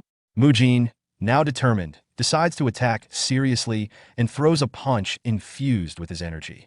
However, Hai Guan expertly dodges and counters, landing a punch on Mujin while remarking, "You've got fierce power and speed, but that's not good enough." After feeling the tremor in his hand from punching Mujin's face, Hyun Guang asked, "Has you learned Iron Guard?" He observed that Mujin had managed to briefly protect his face using this defensive technique, which piqued his interest. Mujin, feeling confident, launched a series of attacks, each one executed with precision. However, Haiguan effortlessly dodged every move. He noted, "On closer look, you're mixing various martial arts. To think you can use the moves of the invincible punch like this. The continuity of your moves isn't bad." Despite this compliment, Haiguan quickly countered by throwing dirt into Mujin's eyes, taunting him, "But it's not smooth enough for real combat." Mujin, irritated by the sudden dirty tactic, shouted, "Throwing sand at me? That's cheating." Haiguan responded sharply, reminding him that in real combat, enemies would use even more ruthless tactics to defeat him. He admonished Mujin, asking if he would complain about cheating every time and suggested that he would be a coward to act like that. To emphasize his point, Haiguan struck Mujin on the head with his stick. As the sparring continued, Haiguan observed Mujin's progress and, in a moment of amusement, found himself distracted by Mujin's peculiar hairstyle. He chuckled inwardly, wondering how the disciplined court leader had accepted such an interesting look. Haiguan then mused about what he might do with Mu Kyung's hair once it grew longer, revealing his playful side, as he enjoyed teasing others with their hair, though he would never alter his own. After an intense 4-hour training session, Haiguan reflected on Mujin's remarkable perseverance. Throughout the grueling practice, Haiguan had attacked Mujin relentlessly, exploiting any gaps in his martial skills and using underhanded tactics. Yet Mujin remained resilient, never complaining. In fact, Mujin's weaknesses became less apparent as the session wore on, showing an admirable improvement. Impressed by Mujin's resilience, Hyun Guang enjoyed the training and remarked, "This will be fun, though women typically don't like such persistence." Despite the exhaustion, Mujin smiled and responded humorously, "I guess you're popular then," before collapsing onto the ground in exhaustion. Haiguan, satisfied with the session, called for a 15-minute break. As Mujin rested near Mu Kyung, he teasingly asked, "Mu Kyung, how long are you going to act like you're fainted?" Mu Kyung, who had been pretending to be unconscious, was caught off guard and asked, "How did you know?" Mujin, grinning, responded, "Of course I would. You welcomed me earlier." Mu Kyung then confessed that he had been waiting for Haiguan to let his guard down before making his move. Mujin, reflecting on his intense training with Haiguan, became frustrated with the fact that despite all his hard work, he couldn't land a single hit. He realized that his one-sided beatings weren't just a result of Haiguan's superior skill, but also his own lack of experience in actual combat. Although he had been training tirelessly, focusing on image training and trying to understand the continuity of different martial arts, he now saw that his biggest flaw was his lack of practical combat experience. Determined to improve, Mujin turned to Mu Kyung and said, "Let's come up with a plan." Mu Kyung, curious, asked what kind of plan Mujin had in mind. Mujin replied confidently, "What else? He asked us to act like cowards, didn't he? I have a good idea." Meanwhile, Haiguan's subordinate entered the scene, announcing that the administration hall leader had arrived.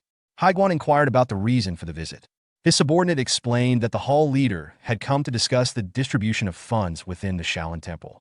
Haiguan, slightly annoyed, responded that all they needed was food and his liquor, questioning why the hall leader had to come all the way to discuss something so trivial. The subordinate then mentioned that the hall leader wasn't alone. This piqued Haiguan's curiosity, and he asked who else had come. Meanwhile, Mujin, determined to land a hit on Haiguan, stood up despite his earlier exhaustion and told Mu Kyung that no matter what, he would make sure they could land a blow on the drunk monk. He was confident that, regardless of Haiguan's strength, the monk would eventually show an opening. Mu Kyung asked how they would create such an opening, but Mujin revealed that he already had a secret plan. He instructed Mu Kyung to simply punch Haiguan when Mujin charged at him, leaving the details of the plan to himself. Mu Kyung frowned with doubt as he turned to Mujin, voicing his skepticism. That he doesn't know what Mujin's secret plan is, but he doesn't think it'll work on someone as monstrously strong as him. Mujin, however, remained unfazed. With a smirk of confidence, he reassured Mu Kyung, saying that it'll work, so trust him. If Haiguan still has even a shred of gratitude left, it will definitely work. Mu Kyung's confusion deepened as he pressed further, clearly struggling to comprehend Mujin's mysterious strategy. Meanwhile, Haiguan remained unaware of Mujin's plan. Curious about the commotion, he asked his subordinates, who did the administration hall leader bring with him to make him cause such a fuss? Before the subordinate could respond, A calm and unexpected voice interrupted them from behind. Startled, Hai Guan and his subordinate immediately spun around to find the source of the voice. Hyun Guang. The Grandmaster entered the training ground with a faint smile, his presence serene yet commanding. Addressing Hai Guan directly, Hyun Guang inquired, is there a problem with him visiting? He doesn't believe he is forbidden from being here. Or have he been forgotten after so long? Not that it bothers him much, but it's a little disheartening, Hai Guan. However, Hai Guan froze in place, utterly stunned. His eyes widened in disbelief as he stammered. Grandmaster Hyun Guang, he is standing up on his own? The sight before him, the once ailing Hyun Guang, now standing tall and composed, was almost incomprehensible. It shattered his assumptions, shaking him to his core. Without hesitation, Hai Guan rushed toward him, while saying greeting to Grandmaster Hyun Guang. Seeing how Hai Guan shows respect to Grandmaster Hyun Guang, an act so unprecedented that it shocks his subordinate to the core. The subordinate, unable to contain his astonishment, murmurs aloud, comparing this display of respect to Hai Guan's refusal to bow even to the abbot. This reaction underscores how extraordinary and impactful the moment truly is. From a distance, Mujin observes the exchange with a knowing smirk, his composed demeanor revealing a sense of satisfaction.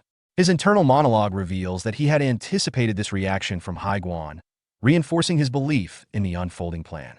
Mujin's confidence grows as he turns to his companion, Mu Kyung, and informs him with quiet certainty that it's starting. Mu Kyung blinked, still uncertain, asked, is that the secret plan? Mujin confirmed with a resolute tone. A determined glint appeared in his eyes as he thought to himself that he could relate to that feeling better than anyone. His thoughts drifted back to a significant memory with Grandmaster Hyun Guang, who had once made an unexpected announcement that Mujin is going to train with the Demon Extermination Squad. At the time, Mujin had been taken aback and alarmed by the news. The mention of the squad had immediately brought to mind its leader, Monk Hai Guan, a figure Mujin had encountered briefly during the entrance test. The image of the leader remained vivid. Monk Hai Guan had appeared powerful and dangerous, leaving a lasting impression on Mujin. Hyun Guang chuckled in response, explaining that Monk Hai Guan only appeared intimidating because of his work, but in reality, he wasn't a bad person. To Hyun Guang, Hai Guan was like a little puppy. He added, almost humorously, that it was probably time to pay Hai Guan a visit. Curious, Mujin asked if his grandfather knew Hai Guan well. Hyun Guang replied that Hai Guan used to follow him everywhere and had once claimed Hyun Guang saved his life, though Hyun Guang didn't recall doing anything significant to warrant such deep gratitude. In the present, Mujin dashed toward Monk Hai Guan, reflecting on this memory.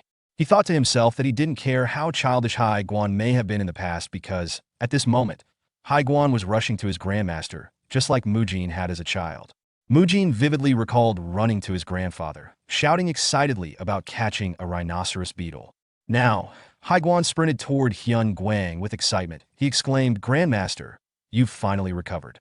Watching this, Mujin thought back to his own excitement as a child, but noted that Hai Guan's enthusiasm left him vulnerable.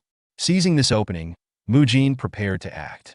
As Monk Hai Guan neared Hyun Guang, Mujin and Mu Kyung launched a surprise attack from behind.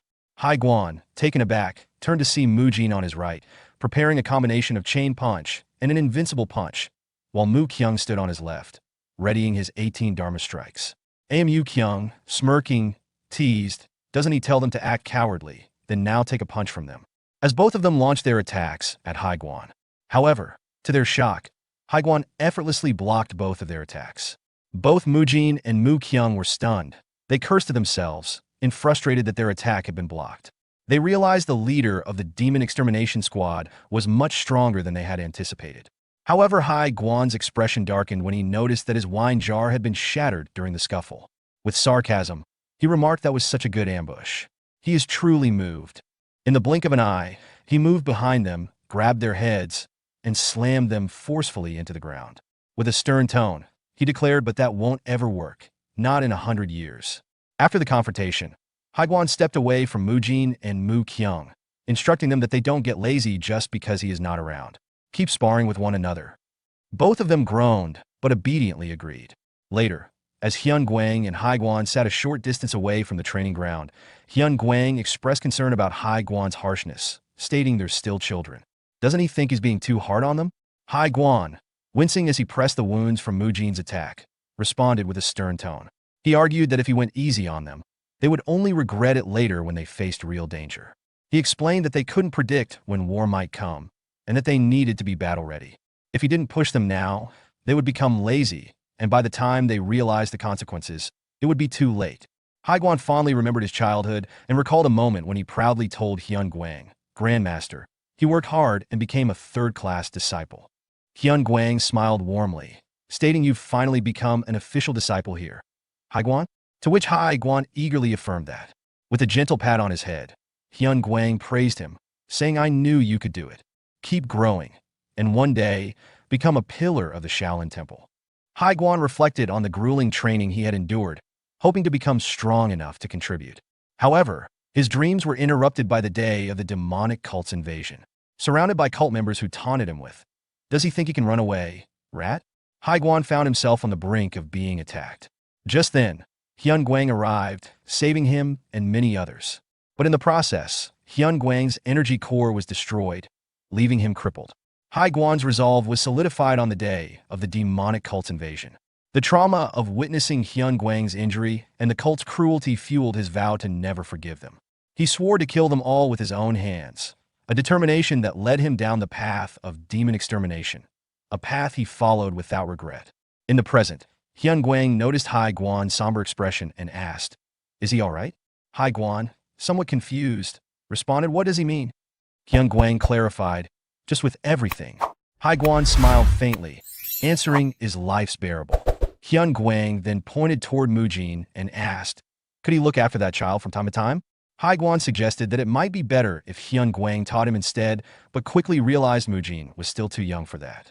As he observed Hyun Guang's immense aura, Haiguan thought his level.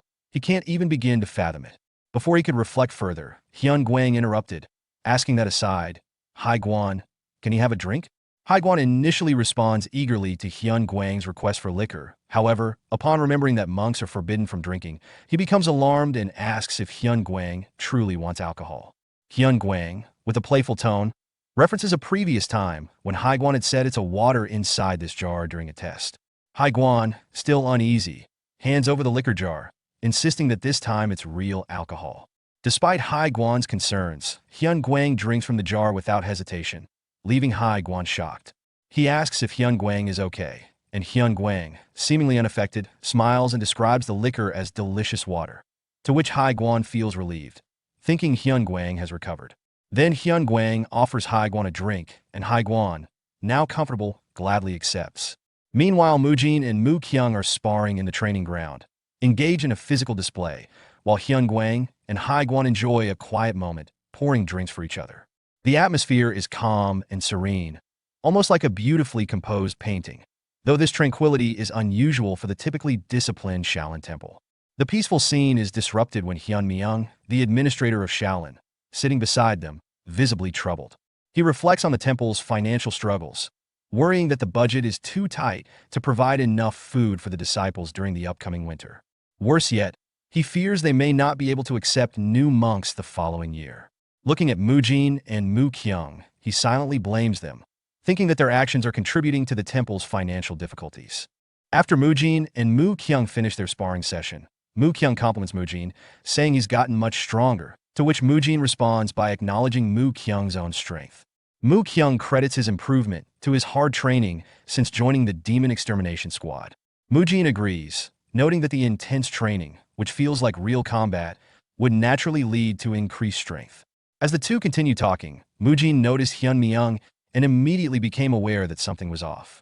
Observing the administration hall leader's troubled expression, he thought, the expression of the administration hall leader doesn't look good.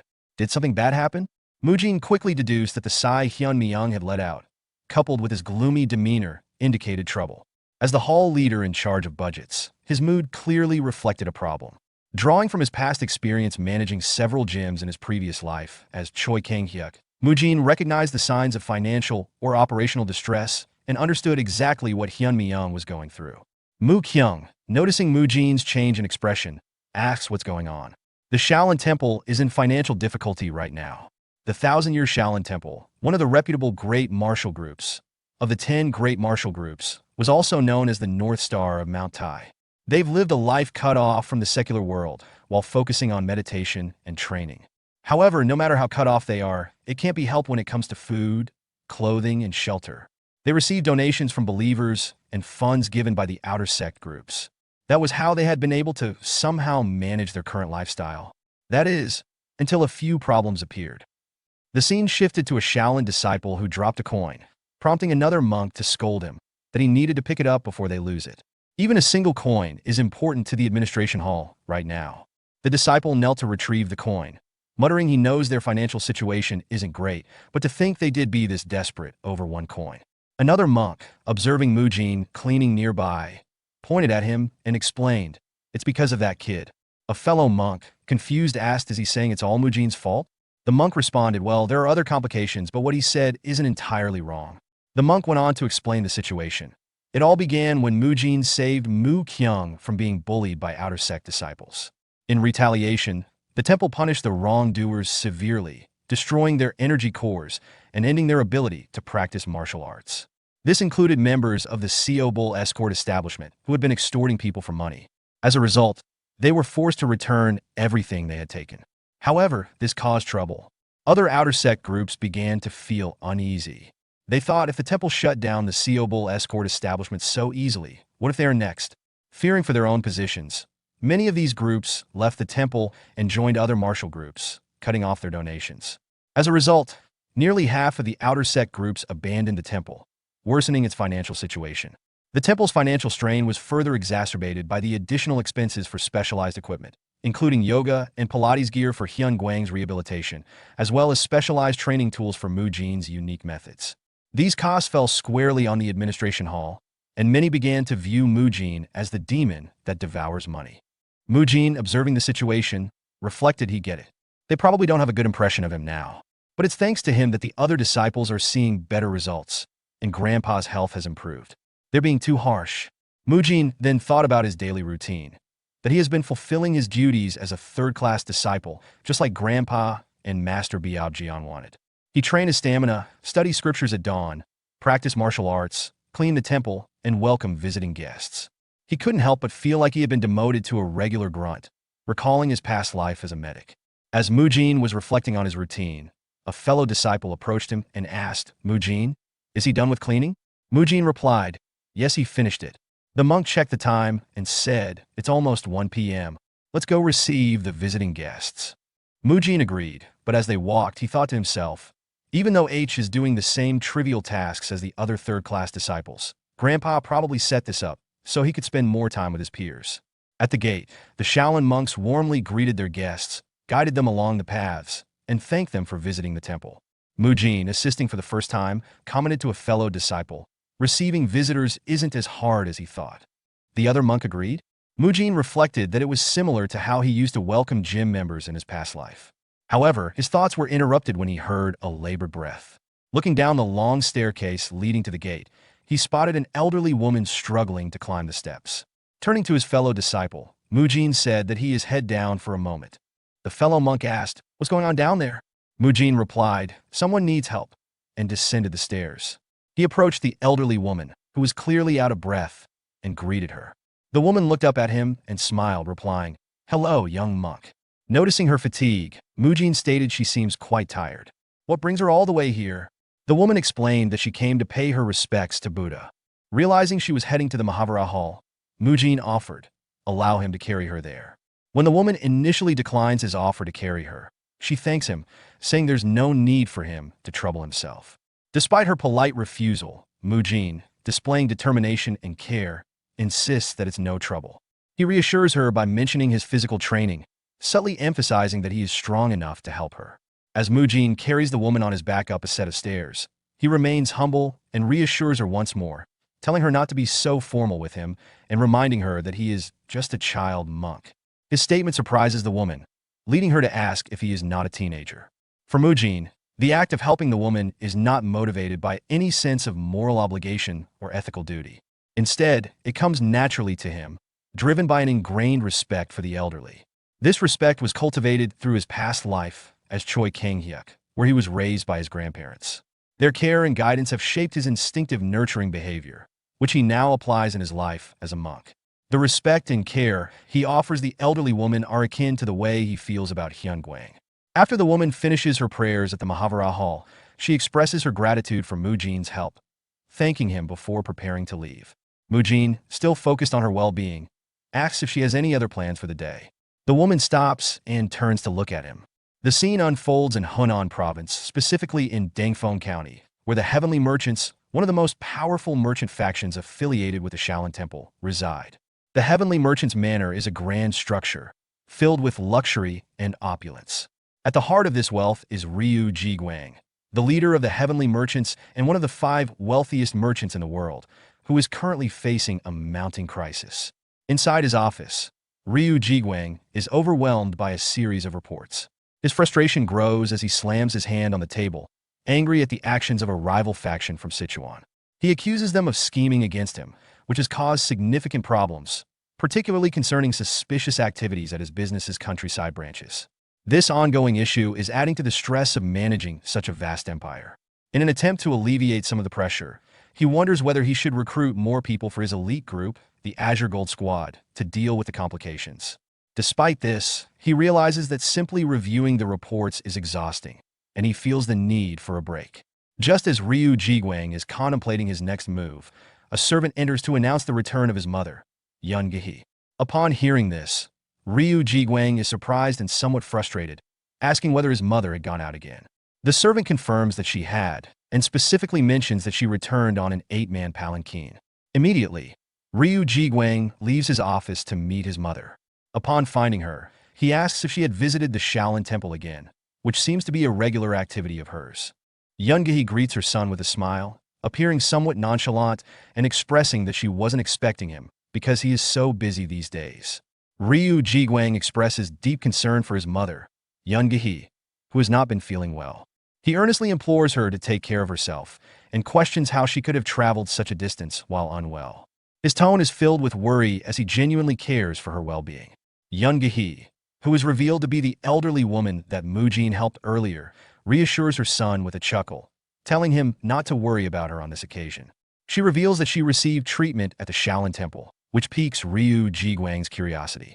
When he inquires further, she describes the treatment she received, explaining that a monk performed a procedure she referred to as a massage. The monk rubbed her back, pressed on her knees, and rotated her feet at extraordinary angles. Yun Gehe is impressed by the treatment, claiming it was far more effective than any acupuncture or tonic she had previously tried. Ryu Jiguang remains skeptical, doubting that such a treatment could have been so impactful. However, as he observes his mother, he notices visible improvement in her condition. Her overall health seems better, and even the chronic trembling in her leg has diminished, leading him to reconsider his earlier doubts. Yun Gehe then mentions that the monk who performed the treatment was a remarkable child monk.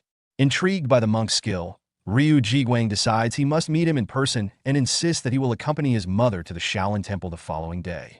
Back at the Shaolin Temple, Mujin sits alone in a quiet room, reflecting on the events of the day. Despite having helped the elderly woman earlier, he feels an uneasy tension, but not because she reminded him of his grandmother or because of her wealth. The source of his discomfort stems from something he noticed on the palanquin that the woman left on. The words written on it clearly stated Heavenly Merchants, a name that carries significant weight. Mujin's mind races as he recalls the reputation of the Heavenly Merchants. In his previous knowledge of another universe, referred to as Ga Kyung's universe, the Heavenly Merchants were one of the 5 wealthiest and most powerful factions in the unorthodox world. They were also known as a villainous organization that had clashed with the protagonist in a series called Unorthodox Tyrant Chronicles. The fact that this name appeared now, in this context, raises a troubling question for Mujin. Could this truly be the same Heavenly Merchants he remembers? The next day, Mujin continues his duties as a third-class disciple at the Shaolin Temple. At the gate, he encounters Ryu Jiguang and Yun Gehe, who have arrived as guests. With a polite bow, Mujin introduces himself, offering a humble greeting and expressing gratitude for their visit. Yun Gehe responds with a warm smile, commenting to her son, Ryu Jiguang, on how charming she finds Mujin. Ryu Jiguang acknowledges Mujin's words and mentions that he has heard about the treatment Mujin gave his mother the previous day. Mujin quickly downplays it, clarifying that it wasn't a formal treatment, but rather a simple act of spending time with her. He then greets Yun Gehe, teasing her about her return. Young-gi laughs and explains that she came back to offer prayers again and to receive another massage, which Mujin corrects with a smile, informing her that the term is actually massage. As they walk toward the prayer site, Young-gi, continuing the lighthearted conversation, suggests that if Mujin weren't a monk, she would introduce him to her granddaughter. She catches herself and apologizes for rambling, but Mujin responds kindly, expressing that he would love for her to visit often so they could offer prayers and recite scriptures together. Young-gi beams at his response, calling him a sweet boy. Ryu Jiguang watches the exchange between his mother and Mujin with a sense of resignation. He notes that his mother is far more affectionate with Mujin than with her own grandchildren, but he inwardly accepts it, prioritizing his mother's happiness over any concerns about her behavior. While walking with Ryu Jiguang and Young-gi, Mujin discreetly glances at Ryu Jiguang, recognizing him as the leader of the Heavenly Merchants, a powerful and influential group in the unorthodox world.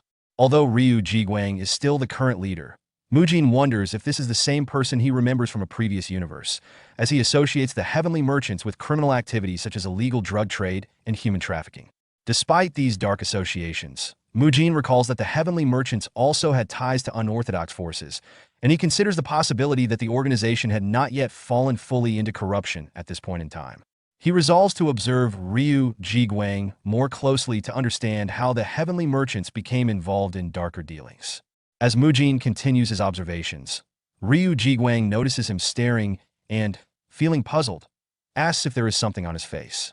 Mujin quickly denies this and instead comments on Ryu Jiguang's posture, remarking that he seems like someone who spends a lot of time sitting down.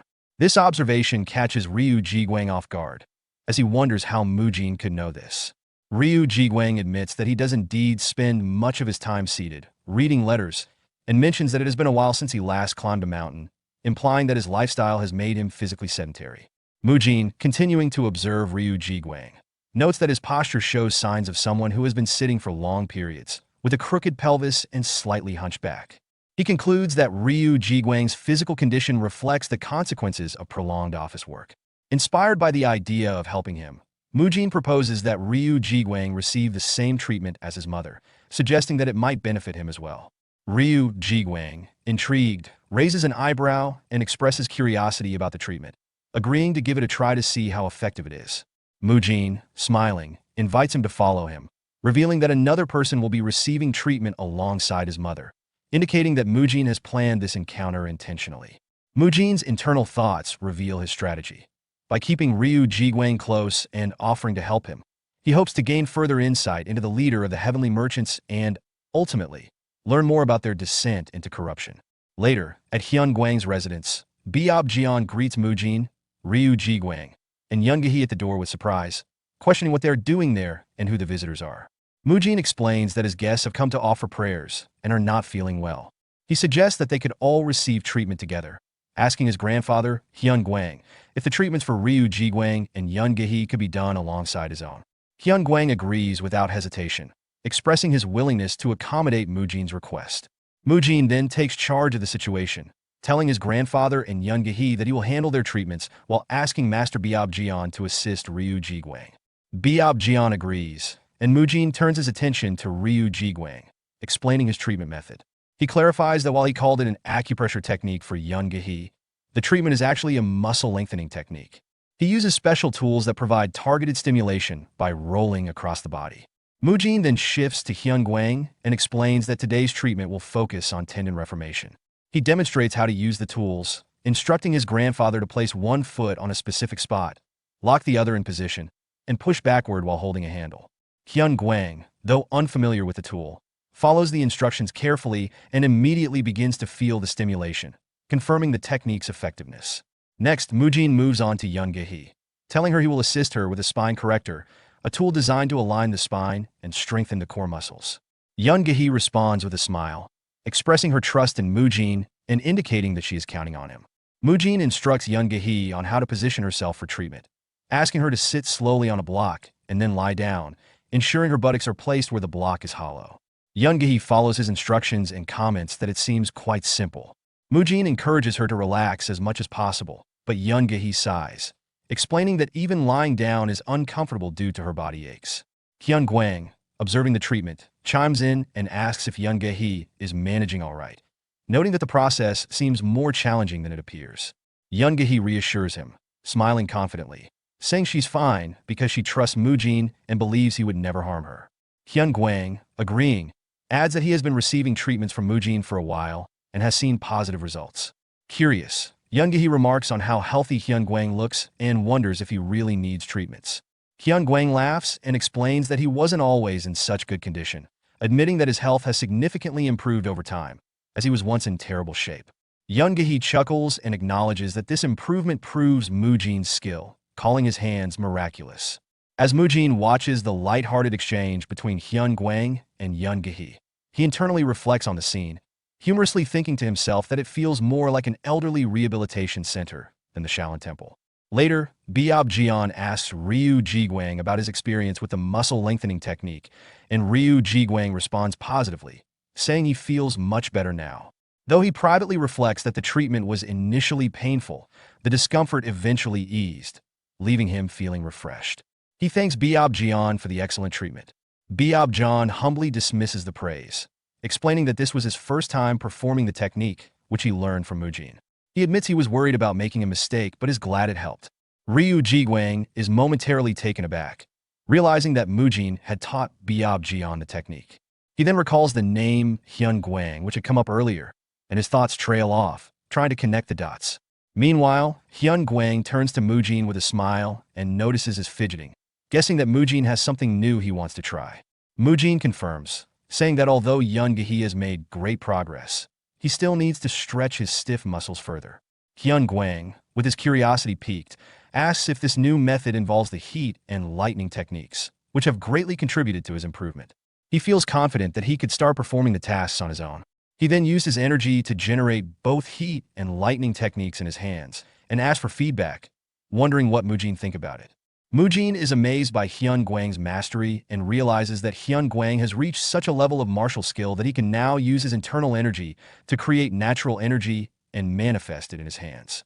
Mujin recognizes Hyun-gwang as an exceptional martial artist, realizing the true extent of his capabilities. Yoon-gi, observing Hyun-gwang's mastery, comments on his exceptional skill, to which Hyun-gwang modestly laughs it off, calling it just a small trick. Meanwhile, Ryu Ji-gwang, who is quietly observing, leans over to Byeop-jeon and whispers, asking if the man is truly named Hyun-gwang. Byeop-jeon confirms that it is. Upon hearing the name, Ryu Ji-gwang begins to tremble, realizing the significance of the person he is in the presence of.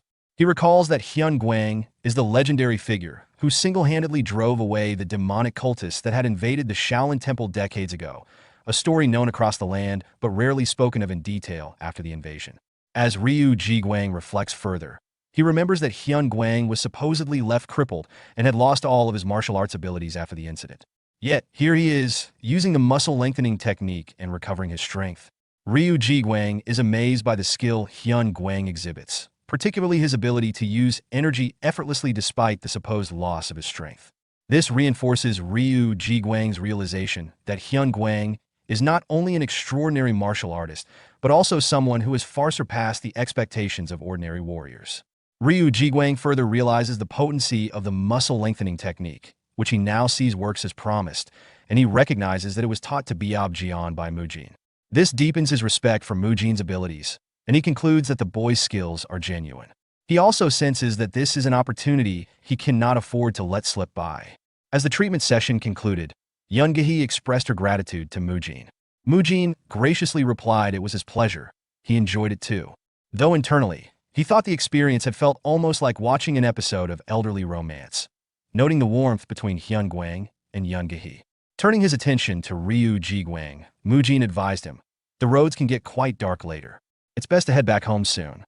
Ryu Ji-gwang agreed, but before leaving he mentioned there's something he did like to say. He will come back early tomorrow morning. Could he bring him to the administration hall? Mujin was taken aback by the request and asked, "The administration hall?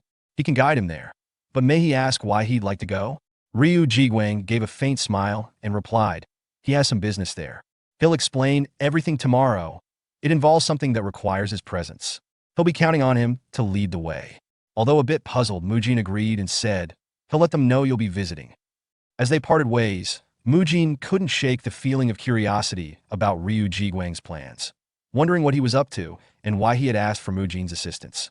The next day, Hyun Guang allowed Ryu Jiguang to visit the administration hall, and Mujin escorted him there. The administration hall, responsible for managing the Shaolin Temple's budget and finances, was busy with activity. Hyun Myung, the head of the hall, raised his eyebrows in surprise as he listened to Ryu Jiguang's proposal. He thought he misheard him. Could he repeat that? Ryu Jiguang, maintaining his calm composure, reiterated that he had a proposal. He'd like the heavenly merchants to open a clinic with Mujin. Hyun Myung stared at the pouch of money Ryu Jiguang had given him earlier, a significant sum of 100 gold niang, which could cover a year's worth of food expenses for the entire Shaolin Temple. His mind raced, wondering why Ryu Jiguang had handed over such a large amount so easily. What was his true intention? Ryu Jiguang, sensing Hyun Myung's unease, spoke up, acknowledging the money's value. He explained that the amount was only natural, given that the treatment techniques used by Mujin had improved an incurable disease that even the best physicians couldn't treat. He seemed to downplay the generosity, though his words didn't fully reassure Hyun Myung. Hyun Myung, still suspicious, pressed him further about his earlier suggestion to open a clinic with Mujin. Ryu Jiguang responded smoothly, outlining his plan to establish a clinic using Mujin's revolutionary treatment method to help those with incurable ailments, like Hyun Guang and his mother. However, Hyun Myung wasn't entirely convinced and raised concerns about Shaolin's strict policy against engaging in business ventures, especially one that seemed aimed at the wealthy. Ryu Jiguang, though caught off guard by Hyun Myung's perceptiveness, remained composed.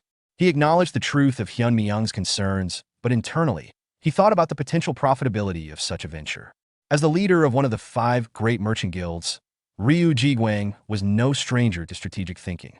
He recognized that the aging population and their inevitable health problems presented a lucrative opportunity if Mujin's treatments could be introduced to the right audience. However, Ryu Jiguang knew that there were deeper, more personal reasons behind his proposal that he wasn't ready to reveal yet. For now, his primary goal was to build a strong relationship with Shaolin, a critical step for his long-term plans. Ryu Jiguang, trying to appeal to Hyun Myung's sense of duty, suggested that the clinic's profits could be partially used by Shaolin to help the poor. However, Hyun Myung remained cautious, explaining that charging the wealthy for treatments could lead to public criticism of Shaolin, and that it was vital for the temple to maintain trust and integrity. He emphasized that a single misstep could damage the temple's reputation, which had been built over time through sincerity and transparency. As the discussion continued, Mujin, who had been silently observing, grew frustrated with the resistance to what seemed like an obvious solution. He thought to himself about Shaolin's ongoing complaints about a lack of funds and how this opportunity could solve their financial problems. Drawing from his past experience in managing gyms, he felt compelled to intervene. Mujin cleared his throat and spoke up, asking, "May he speak for a moment? From what you've said, the main issue seems to be earning money while only treating the wealthy, right?" Hyun Myung confirmed that. Mujin then suggested why not treat both the poor and the wealthy without distinction? Both Hyun Myung and Ryu Jiguang were surprised and asked in unison, "Treat both groups? What does he mean?"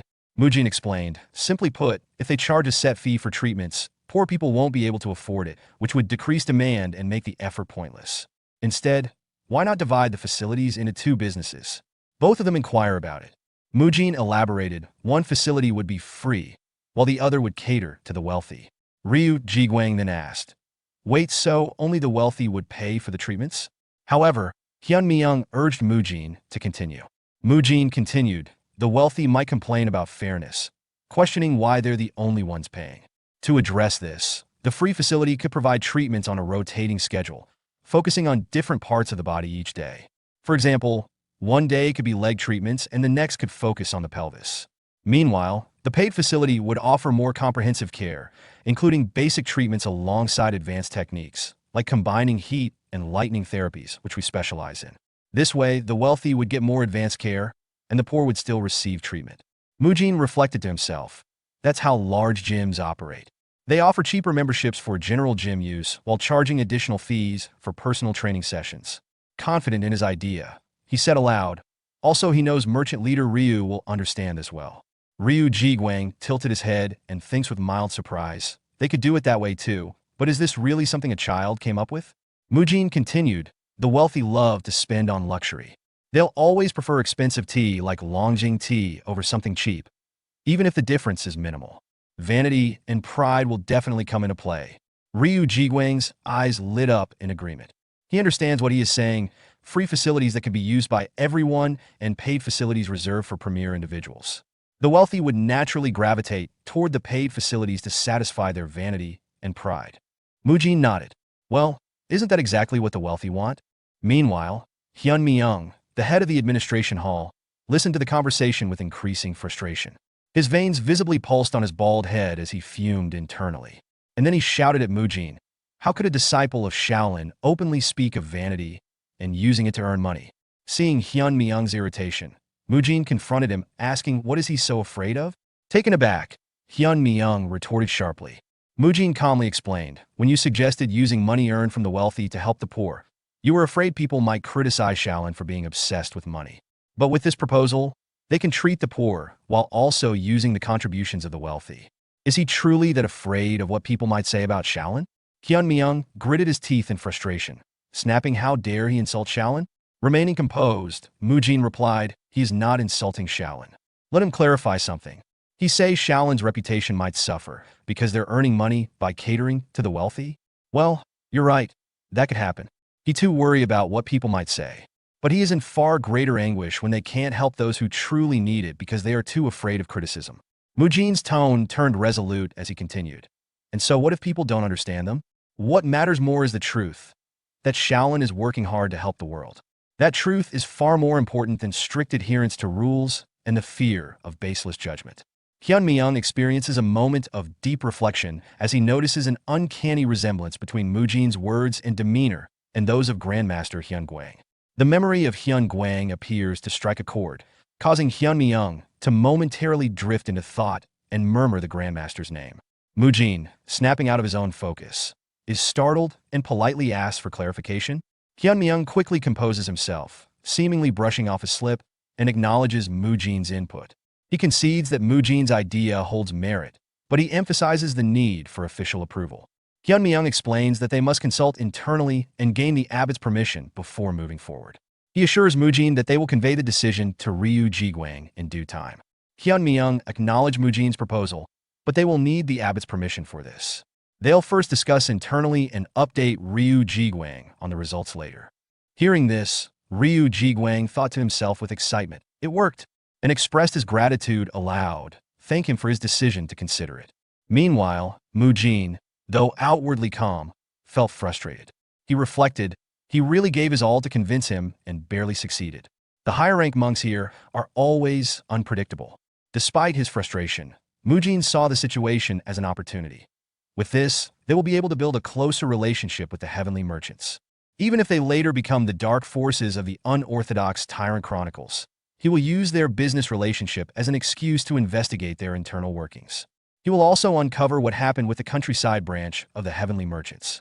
As the meeting concluded, Ryu Jiguang stood up and said, he will take his leave now. Hyun Myung agreed and replied they will contact him again. That night, Hyun Myung reported the entire discussion to Abbot Hyun Shun. After hearing the details, the abbot responded with a delighted yes, approving the proposal and signaling his support for Mujin's plan. Abbot Hyun Shun turned towards Grandmaster Hyun Guang and, expressing confidence in Mujin's abilities, states that Mujin's efforts will enable Shaolin to progress further and use the resources he brings to benefit the world.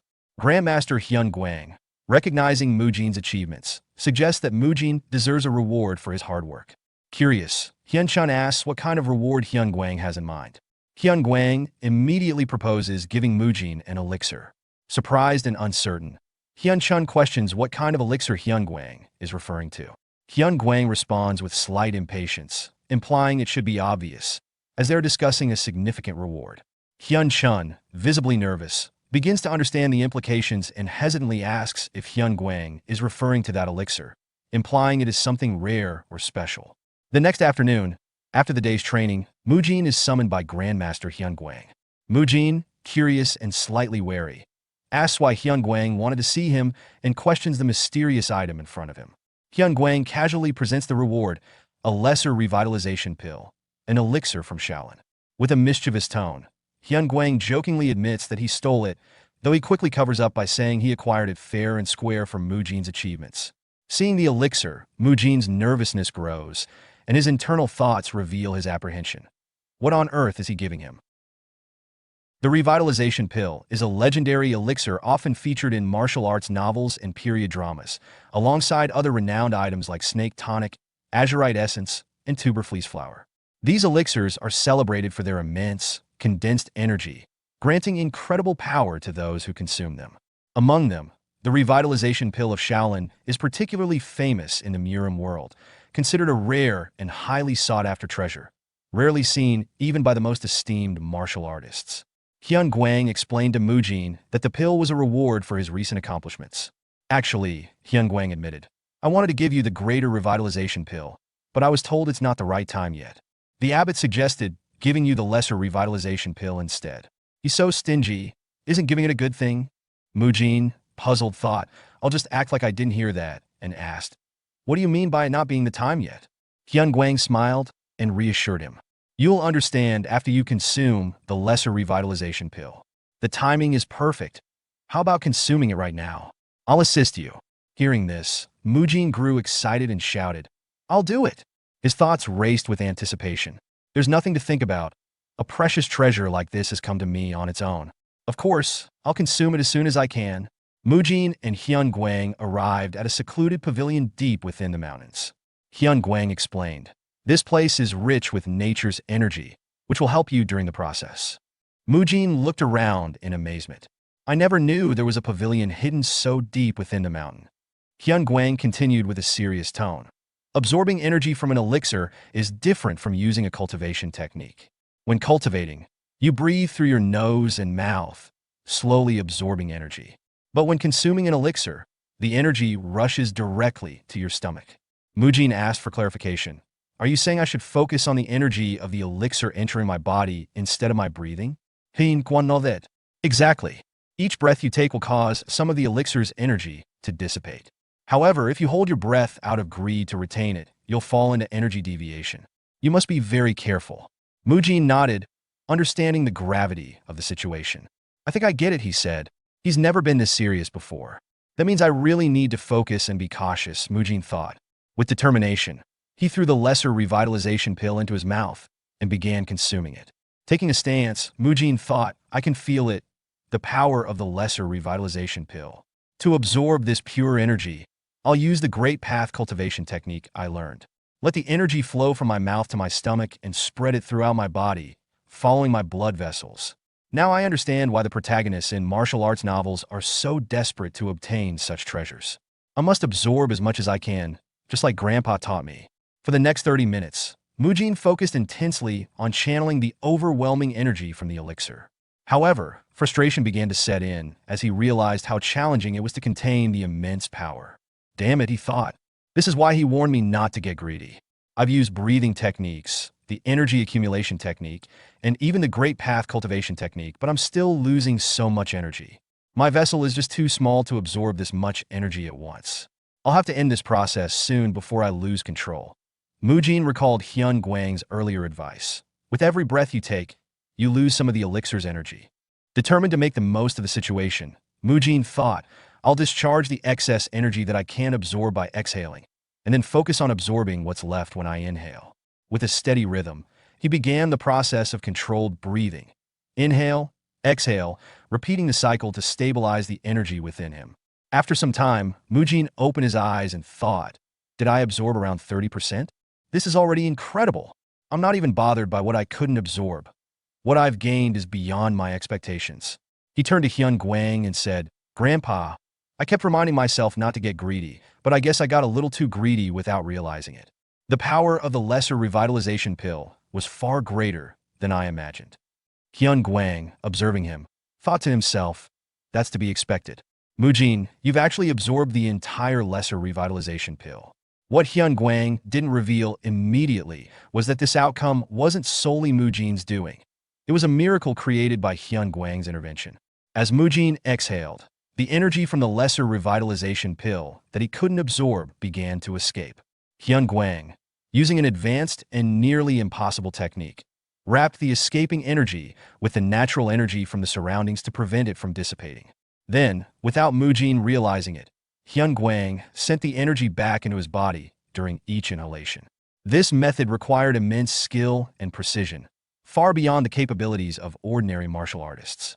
Hyun Guang thought, I went through so much trouble to get this lesser revitalization pill for Mujin. I couldn't let any of it go to waste. After ensuring Mujin had absorbed the energy fully, Hyun Guang said, I think your body will collapse if you try using martial arts in your current state.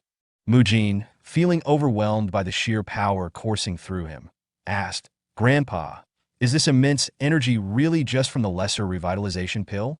My body feels like it's on the verge of exploding. Hyun Guang smirked and replied, Follow me. There's a way to handle your current state. I'll teach you something that will help. Mujin asked, There's a method to deal with this? Hyun Guang know that. Yes. The best way to calm energies that are running rampant is by cultivating an unwavering heart. This training will help you stabilize both your body and mind. Hyun Guang explained further, An unwavering heart is a state of calmness and mental fortitude, a heart that does not waver under any circumstances. This training is commonly used by those who possess extreme yang energy, like Hai Dam and his disciples, to control their volatile energies. The methods can vary, such as counting beads while chanting scriptures or focusing on happy memories. Simply put, it's a way to maintain a calm and steady mind. The real reason Hyun Guang brought Mujin to this secluded place was to help him control the immense energy that was now surging through his body. For hours later, Mujin sat under a waterfall, focused on calming his mind and thinking about the steps of the chain punch technique. Hyun Guang finally said, All right, you've been visualizing the chain punch steps for 4 hours. Now, let's see if you can execute it in your current state. Mujin stood up after his 4-hour meditation under the waterfall, his mind finally calm and focused. With controlled determination, he prepared to execute the basic technique of the chain punch. As he turned and struck the mountain wall beneath the waterfall, his blow split the waterfall in two, a demonstration of his newfound control over his energy. This was the moment when Mujin advanced to the next level, both mentally and physically. The once uncontrollable strength and stimulation in his body had been normalized through the unwavering heart training, allowing him to harness his inner energy. Hyun Guang, observing Mujin's progress, felt immense pride. Not only had Mujin grown, but he had also gained new insights into his own path. The two exchanged a silent understanding, acknowledging their shared journey.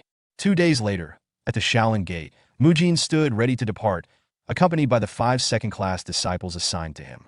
Hyun Guang, overseeing the preparations, asked, Are you all ready now? Abbot Hyun Chun, however, expressed that Mujin wasn't quite ready to venture into the outside world alone. He entrusted the 5 second-class disciples to look after Mujin during his journey. Hyun Myung, the leader of the administration hall, reported that the framework for the clinic business with the heavenly merchants had been nearly completed, with only the final steps in Dangfeng County remaining. The abbot thanked Mujin for his contributions, and Hyun Guang encouraged him with a chuckle, saying, Do your best when you're there, Mujin. Mujin, feeling the weight of responsibility, expressed his gratitude, replying, Thank you for believing in me and entrusting me with this. I will combine the strength of Shaolin and the heavenly merchants to help even more people and assist Shaolin in overcoming its crisis. Hyun Guang nodded approvingly, saying, Good. We await your return. Mujin, determined, replied, I'll see you when I'm back. The scene then shifted to a dimly lit room where a girl, referred to as young Miss Siwa, sat in a chair. Her servant asked, Shall we leave soon, young Miss Siwa? After leaving the temple and descending Mount Songshan, Mujin finally set his sights on his destination, Dangfeng County. The journey through the mountainous terrain brought him closer to a place that seemed straight out of a wuxia film, with landscapes that seemed to promise adventure and intrigue. As Mujin reflected on the events during his travels, he recalled the various encounters along the way that had shaped his journey. He had run into members of the Green Forest Bandits, enjoyed the lively atmosphere of an inn, and got swept into an unexpected conflict. Along the way, he had also rescued a mysterious veiled beauty, dealt with local thugs, and uncovered a series of schemes that seemed to connect to shadowy figures lurking in the background. With an excited look on his face, Mujin mused about how the dream of a man within a wuxia world truly begins at this moment. He felt that he was inching closer to the legendary Shaolin Chronicles and that destiny was calling out to him. Make way for me, he thought with anticipation. 1 week later, 2 elderly figures were having a conversation. The person with the man bun hairstyle asked, Hey, have you heard the news? The other, wearing a do-rag, inquired, What news? The first person explained that some monks from Shaolin had come down the mountain recently, and, to their surprise, they had opened a clinic. The durag-wearing man, puzzled, asked. A clinic? The monks opened a clinic? Why would they do that? Did they get their money stolen, or have they become greedy for money or something? The person with the man bun shook his head and dismissed the idea. Nonsense, he replied. They're monks, you know? They're offering treatments for free. This caught the attention of the durag-wearing man, who, intrigued by the idea of free medical care, said, I have to go check this out. The person with the man bun, slightly skeptical, remarked, Wait, you're only going because it's free, right? You're not even unwell, are you? The durag-wearing man shrugged and replied, Of course, I'm unwell. Hauling heavy loads every day has made my legs shaky. I need to go get some acupuncture before it gets worse. The person with the man bun chuckled and said, You're in luck. The treatment area changes by day. I hear that today they're treating backs and legs. The durag-wearing man, surprised, asked, What, different physicians for different body parts? That's weird. The person with the man bun explained, Their clinic is quite unique. They use both acupuncture and tonic medicine. There's even a separate treatment specifically for the abdomen. The scene transitions to the two clinic buildings where Mujin stands smirking, overseeing the operations of both the free and paid clinics. He recalls the early advice given by Ryu Jiguang on how to manage the two facilities. Two separate buildings were purchased near the manor, one dedicated to free treatments and the other for premium services. The left hall, focused on free treatments, is well equipped with various tools, storage, resting areas, and even space for meditation by the monks. The right hall caters to high-ranking or wealthy individuals, offering paid services that include advanced treatments like electric and heat-based therapies, using tools crafted from luxurious materials. Despite the contrast in ambience and materials, both clinics use the same core treatment methods. At this moment, the elderly person with a man bun and the other with a do-rag arrive at the free clinic. Mujin, standing there, greets them respectfully, introducing himself as a third-class disciple in charge of their treatment. The person with the do-rag quietly questions whether Mujin is really a third-class disciple, given his physique. His companion, the one with the man bun, also wonders about Mujin's appearance, especially his hair. Mujin, overhearing them, playfully acknowledges their comments and proceeds to address the person with the do-rag, asking if he came for leg treatment. Mujin invites him to sit down, ready to begin. As the treatment begins, the person with the do-rag watches carefully, skeptical about the method being used. He expects either acupuncture or tonic medicine, but is instead confronted with a folk remedy-like technique. Doubtful of its effectiveness, he wonders if the clinic's practice of focusing on specific body parts on specific days is just a gimmick. Mujin presses on the person's leg and begins massaging it, causing the person to experience sharp, intense pain. He screams out in discomfort, prompting Mujin to calmly explain that the pain is normal. Mujin reassures him that the intensity of the pain is a result of long-standing muscle stiffness, and the pain is proportional to the condition of the legs. Mujin continues treating the patient with intense care, introducing a reform roller to help alleviate the pain. He assures the patient that the treatment will gradually reduce the pain, and, once it subsides, the muscles and fascia will be loosened with the roller, promising noticeable results within an hour. The patient endures the extreme pain as Mujin works on the stiff areas, but over time, the excruciating discomfort begins to lessen. After 3 minutes, Mujin explains that the condition of the legs will improve as the stiffened areas are worked on. The patient, initially skeptical, starts to feel relief as the pain decreases. 13 minutes into the treatment, Mujin picks up the reform roller again, and by 20 minutes, he asks the patient to sit on a carpet while he places the roller beneath the legs. The patient is instructed to lift his hips and roll it under his legs, gradually releasing the tension. As the treatment progresses, the patient feels a profound sense of relief, noting how much better the treatment is compared to acupuncture. He reflects on how long it has been since his legs felt this comfortable and marvels at the Shaolin's innovative treatment methods. The patient, impressed by Mujin's kindness and dedication, resolves to share the word about the monk's selfless act of coming down from the mountain to help people, seeing it as a noble gesture for the greater good. Word of the effective treatment spreads quickly, and soon the clinic becomes bustling with patients. High-ranking officials and wealthy individuals hear about the results and start flocking to the paid clinic for their treatments. Despite the differences between the free and paid facilities, the core treatment remains unchanged unless the case is an emergency. At one point, a high-ranking officer lying on a mat praises the quality of the fabric, remarking that it is fit for someone of his stature. Mujin, observing this, finds it superficial, considering it just a reskin version of what others are using.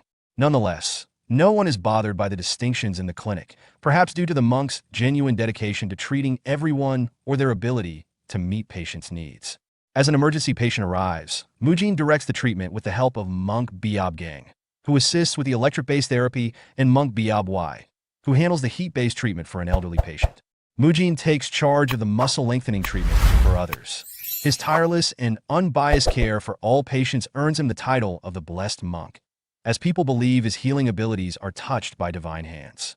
The clinic becomes a well-established and respected institution. A few weeks later, Mujin meets with Yang Jinpyong, the external chief administrator of the Heavenly Merchant Guild. Mujin acknowledges the journey has been difficult, but expresses relief that they've managed to settle down without attracting undue suspicion.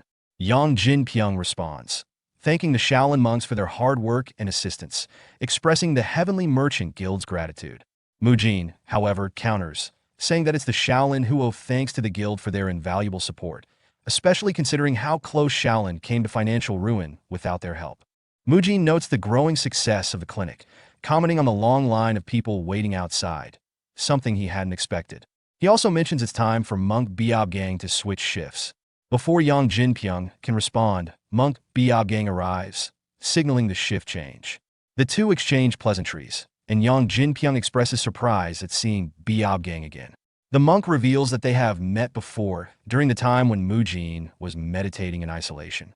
This revelation catches Mujin off guard, and he wonders if he was caught eating meat, which could have been a breach of his monk duties. Biob Gang confirms that it was around the time of Mujin's self-reflection, explaining that he had helped the daughter of the Heavenly Merchant Guild leader, who had wandered into the mountains, and handed her over to Yang Jinpyong. Mujin breathes a sigh of relief, realizing he wasn't caught, and recalls the encounter with the young girl, wondering if she was from a wealthy family. He hadn't realized that she was the daughter of the Merchant Guild leader. Yang Jinpyong mentions that the young lady, now grown, is visiting today. Just then, there's a commotion outside as people shout greetings to a young lady. Yang Jinpyong confirms that she has arrived, and Mujin, reflecting on how much time has passed, wonders if she's grown into an accomplished individual. However, when the young lady enters, Mujin is taken aback. He notices she seems unusually well-built for someone of her stature, and seeing the way everyone bows to her, he realizes who she must be. Mujin nervously asks Yang Jinpyong if the young lady is indeed the same one from before. Yang Jinpyong confirms that she is the youngest daughter of the Merchant Guild leader, Lady Ryu Seowa. Shocked, Mujin realizes that the little girl from his past encounter is truly the same person, as he sees her looking a little fatter than he had ever anticipated. As Lady Seowa and her servant move through the clinic staff, who are busy cleaning the streets, greet her respectfully. Two servants, observing the interaction, wonder why people are being so polite towards her. One servant explains that Lady Seowa is the youngest daughter of the Heavenly Merchant Guild leader and played a significant role in the establishment of the clinic. The first servant, surprised, comments that she doesn't look as elegant or pretty as he imagined a wealthy family's daughter would. His fellow servant picks up on the implication and whispers back that Lady Seowa is a bit fatty. Mujin, standing nearby, overhears the conversation and observes Lady Seowa moving away with her servant. He silently notes that she seems to have gained weight.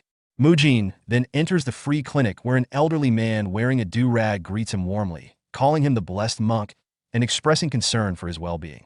Mujin chuckles and reassures the old man that he is happy to see the patients recovering quickly and that he doesn't deserve the title of Blessed Monk. The old man, impressed by Mujin's selflessness, insists that such a title is deserved, praising Mujin's kindness, strength, and youth. Another elderly man, with a bald head, adds that Mujin is also handsome, calling him a perfect human being.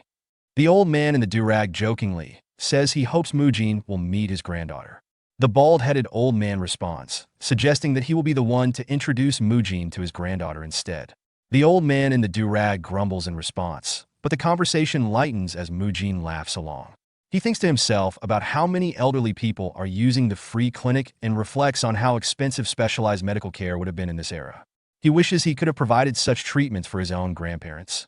Mujin then tells the elderly men that it would be wonderful if they brought their grandchildren to the clinic, especially to learn rehabilitative techniques and muscle-lengthening methods that would help them maintain a healthy body as they grow older.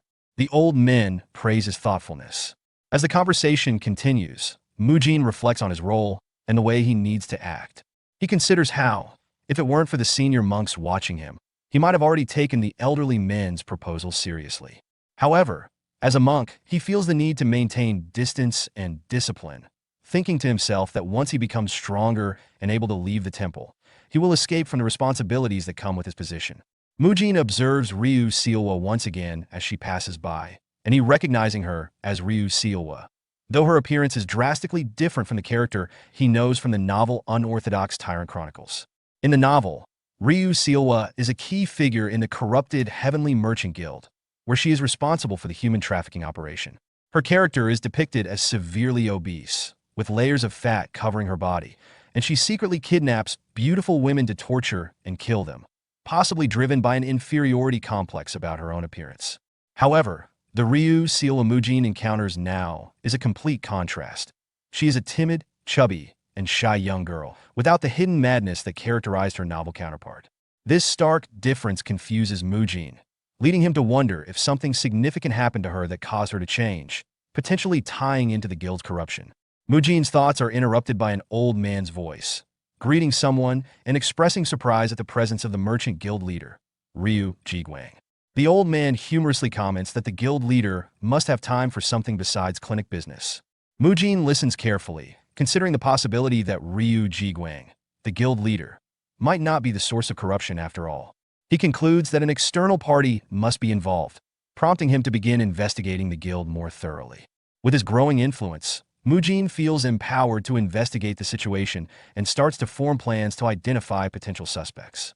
The scene then shifts to Ryu Seilwa walking down the street with her servant, Hong So-hee. Ryu Seilwa complains that So-hee is walking too fast and asks her to slow down. In response, So-hee, nervously aware of their public surroundings, tells Ryu Seilwa to refrain from acting so casually in public, as there are many people around. Nearby, two people whisper about the unusual display of familiarity, commenting that it's surprising for a servant to be treated so casually by her mistress in the Heavenly Merchant Guild. One of them warns the other to keep quiet, lest they be overheard. Hong So-hee takes Seilwa into a secluded back alley and, once they are alone, advises her that as someone destined to become a key figure in the Heavenly Merchant Guild, she must show authority and not appear weak. Seilwa, acknowledging her shortcomings, apologizes for her behavior. She mentions feeling uncomfortable in public spaces and anxious around her father, Ryu Jiguang. So he encourages her not to show weakness, urging her to take a more active role in the new business venture the Merchant Guild leader has set up. So he reminds Seilwa that, while she suggested the idea, it will eventually belong to Seilwa, and this effort will help her gain her father's trust. Seilwa agrees, but her thoughts shift to a childhood memory. She recalls showing her father the mustard plant she had gathered, hoping for his approval, but he dismissed her with the cold response that she should address him as the Merchant Guild leader in front of others, as he was busy with his work. Seilwa becomes sadder as she reflects on how her father has always been too busy to pay attention to her, and she feels the pressure to prove herself through hard work. However, she also feels terrified at the thought of failing or continuing to be overlooked by him. Hong So-hee, sensing Seilwa's fear and uncertainty, places a hand on her shoulder and reassures her that it's understandable to feel scared. She tells Seilwa that while it may take time for her father, the Merchant Guild leader, to acknowledge her, she is the daughter of one of the top 5 merchant guilds in the world and should take her time without worrying about what others think. So he expresses her unwavering support, offering to always be by her side if it gets too hard. Seilwa, feeling comforted by So-hee's words, agrees and resolves to meet So-hee's expectations, feeling grateful for her friend's help. As they converse, Mujin happens to pass by the alley and observes them from a distance, noticing their interaction. The scene then shifts to Seilwa's bedroom later that night, where she is asleep. So-hee, checking on her, softly calls out to see if she is truly asleep, and once confirming, she slips away from the room. As So-hee walks through the streets, she reflects on her true intentions. Despite suggesting the idea of Seilwa participating in the Shaolin clinic business, So-hee internally deems the effort as futile, believing there's no way Seilwa will ever catch her father's attention through such a trivial task. She sees Seilwa's naivety and believes it has been beneficial for her own plans, using Seilwa's insecurities to her advantage. So-hee reveals her role in Seilwa's transformation, having manipulated her into becoming fat and timid after being abandoned on the mountain, making it easier for So-hee to infiltrate the clinic without raising suspicion. As So-hee walks, She notices a black bird in the sky and eagerly anticipates the moment when Seowa will learn the truth. She watches as the bird lands on her arm, bringing with it a letter. So he smirks as she reads the letter, her voice dripping with sarcasm as she remarks on the request to send a maiden to a dark forest, clearly recognizing it as a sneaky plan. She decides to report this development quickly, knowing that it signals a new disruption in their plans. Meanwhile, Mujin, who has been observing from a nearby housetop, quietly mutters to himself, "Bingo, I found it." The scene shifts to an earlier meeting between Mujin and Yang Jinpyong, where Mujin asks about Lady Seowa. Yang Jinpyong explains that she is the youngest daughter of the merchant guild leader, but her life has been marked by loneliness. Her mother passed away while giving birth to her, and her father, consumed by work, was unable to care for her. As a result, Lady Seowa was raised by the guild servants. Her father, though emotionally distant due to his grief, was not a bad person, but his inability to care for her led to her growing dependence on the servants. Lady Seowa's loneliness deepened as she experienced multiple changes of nannies and servants. She became increasingly withdrawn and closed off after the sixth change, deciding not to rely on anyone anymore. Hong So-hee, who had worked in the merchant guild for over 10 years and had cared for Seowa in her youth, became Seowa's servant after this change. Despite So-hee's long tenure as a servant, Yang Jinpyong notes that her position may soon be at risk, as it's been a year since she started serving Seowa. Mujin, after hearing this, reflects on how there's no need to worry about So-hee being replaced, since she would likely do anything to keep her position as Seowa's servant. He remembers the version of Seowa from Unorthodox Tyrant Chronicles, where she became a key figure in the human trafficking operations of the Merchant Guild. In that version, Seowa, suffering from her inferiority complex and obesity, left most of the dirty work to her servant, who was Hong So-hee. Mujin begins to suspect something fishy is going on. The scene then shifts to Hong So-hee, who arrives at a forest where a person's voice greets her, saying, "You're late today." So-hee responds that she had some things to attend to. The figure, wearing a samurai hat and concealing his face, asks if her delay is connected to the Merchant Guild's new business, and So-hee affirms. He warns her to be careful, mentioning that while the Shaolin monks may not understand the world, they are still highly skilled. He then disappears. So-hee, annoyed by the warning, dismisses the figure's concerns. She reflects on her long-term infiltration mission, which has been ongoing for 10 years without anyone discovering her true identity. She intends to continue manipulating both the monks and Seowa to her advantage, eventually taking the figure's position for herself. So-hee is confident that no one will uncover her secret. Meanwhile, Mujin, observing all these developments, quietly comments to himself, "The Heavenly Merchant Guild would be in such deep trouble without me." The next day, So-hee and Seowa were walking through the streets when a group of children called out to So-hee, referring to her as Pretty Miss. When So-hee and Seowa turned toward them, So-hee asked if they were talking to her. One of the children pulled out a letter from his pocket and handed it to her, explaining that a mysterious man, dressed entirely in black and with his face covered, had asked them to deliver it. The children were curious about the contents, but admitted they couldn't read and found the man strange. So-hee read the letter, her expression shifting to a devilish smile. She thanked the children for delivering it and rewarded them with money, encouraging them to buy snacks. Excited, the children happily accepted her offer. Seowa, curious about the letter, asked So-hee what it was about, referring to her as Servant Hong. So-hee explained that it appeared to be a love letter, assuring Seowa there was no need to worry. However, as So-hee read the letter's contents, she recalled the message inside. The letter praised her for her success in a previous infiltration mission within the Heavenly Merchant Guild and expressed admiration for her skills. It also hinted at a new opportunity, one that involved her writing a report on her past activities and meeting the sender at an abandoned house on the outskirts of Dengfeng County before midnight. So-hee arrived at the location at midnight, feeling a sense of excitement and opportunity. She laughed inwardly, realizing that this unexpected chance might allow her to surpass her superior. At the meeting place, Mujin, cloaked in full black attire, appeared before So-hee and addressed her by name, saying he had been waiting for her. So-hee, showing respect, expressed her honor in meeting him in person. Mujin then asked about Ryu Seowa, to which So-hee replied that Seowa was likely resting in her bedroom. She explained that, due to her role as Seowa's servant, she couldn't stay away for too long and asked what Mujin needed her to do. Mujin requested the report from So-hee, which she quickly handed over, noting that her position as Seowa's servant made it difficult for her to leave often. She asked about how they could maintain contact in the future, Mujin revealed his plan to infiltrate the Heavenly Merchant Guild himself and stated that he would contact her once inside. So he, surprised, questioned why he was planning to infiltrate as well, given that the higher-ups had only trusted her with the mission, believing that adding another infiltrator could cause confusion. She emphasized her experience, having worked within the guild for 10 years. Mujin, realizing his mistake, thought to himself, "Did I talk too much?" So he, feeling threatened, asked if she was being replaced after all her hard work. In response, Mujin struck So-hee with a powerful punch to her face, sending her flying backward and causing her to cough up blood. However, So-hee quickly regained her balance and, using her ki, launched an attack that tore the cloth covering Mujin's face. To her shock, she recognized him as the damn monk and confronted him, accusing him of luring her into this trap. Mujin smiled at her and remained calm. So-hee then questioned how he had deciphered the secret code in the letter, as it contained a code structure for her organization. Mujin, dismissing her inquiry, responded that it was none of her business, and added that she and her group were already at his mercy. He reflected that he had learned the secret code structure from the unorthodox Tyrant Chronicles after some difficulty recalling it. Realizing that Mujin now knew about her identity and their top secret mission, so he threatened to kill him, releasing a menacing bloodlust. Mujin, unfazed, took a fighting stance and remarked that he likely appeared as an ordinary monk to her, but he would soon show her the difference in their strength. So he charged at Mujin with incredible speed, determined not to lose to someone she considered a mere brat. Mujin, smirking, thought it was time to test the effectiveness of his skills.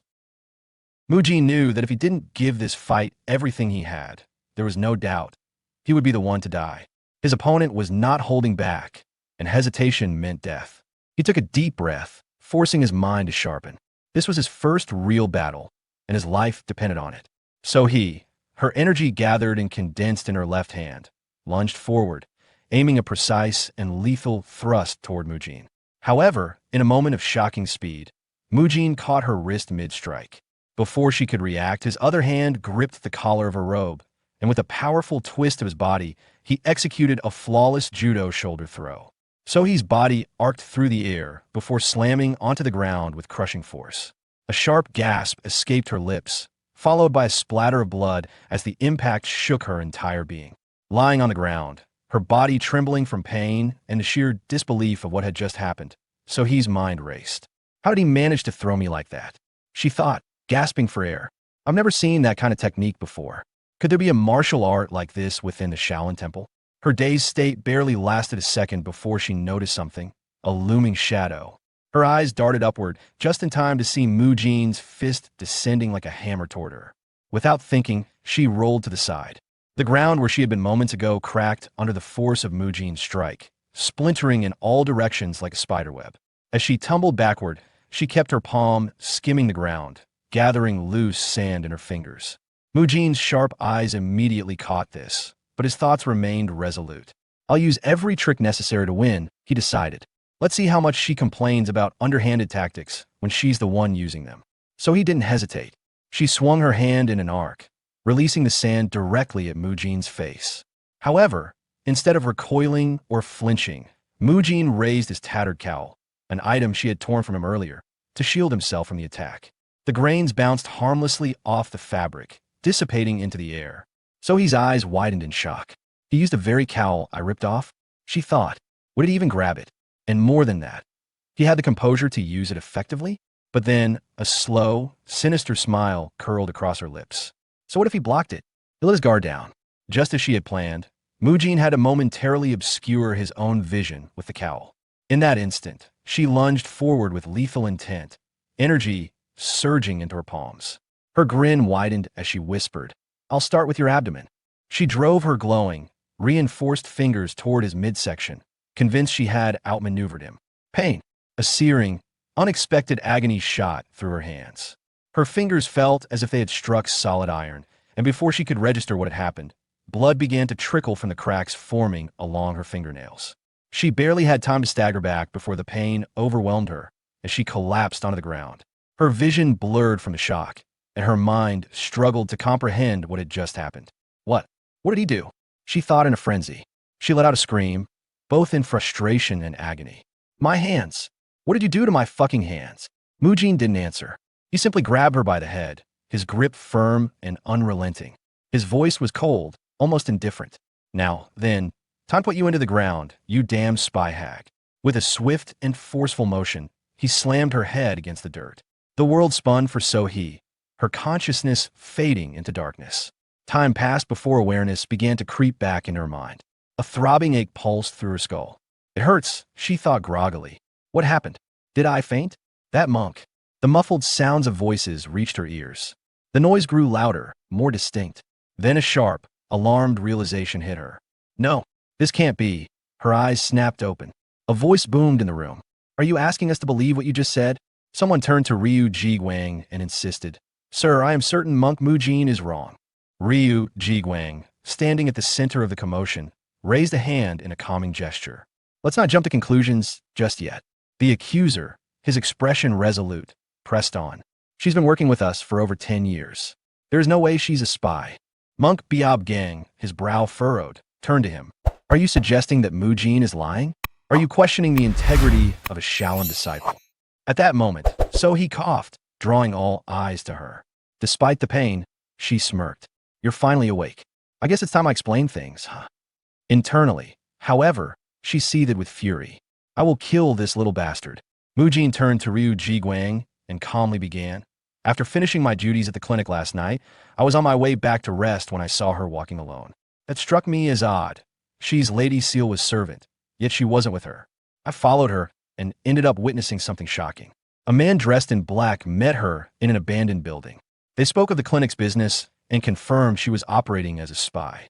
Mujin then pulled off his upper robes, revealing deep, bleeding claw marks across his abdomen.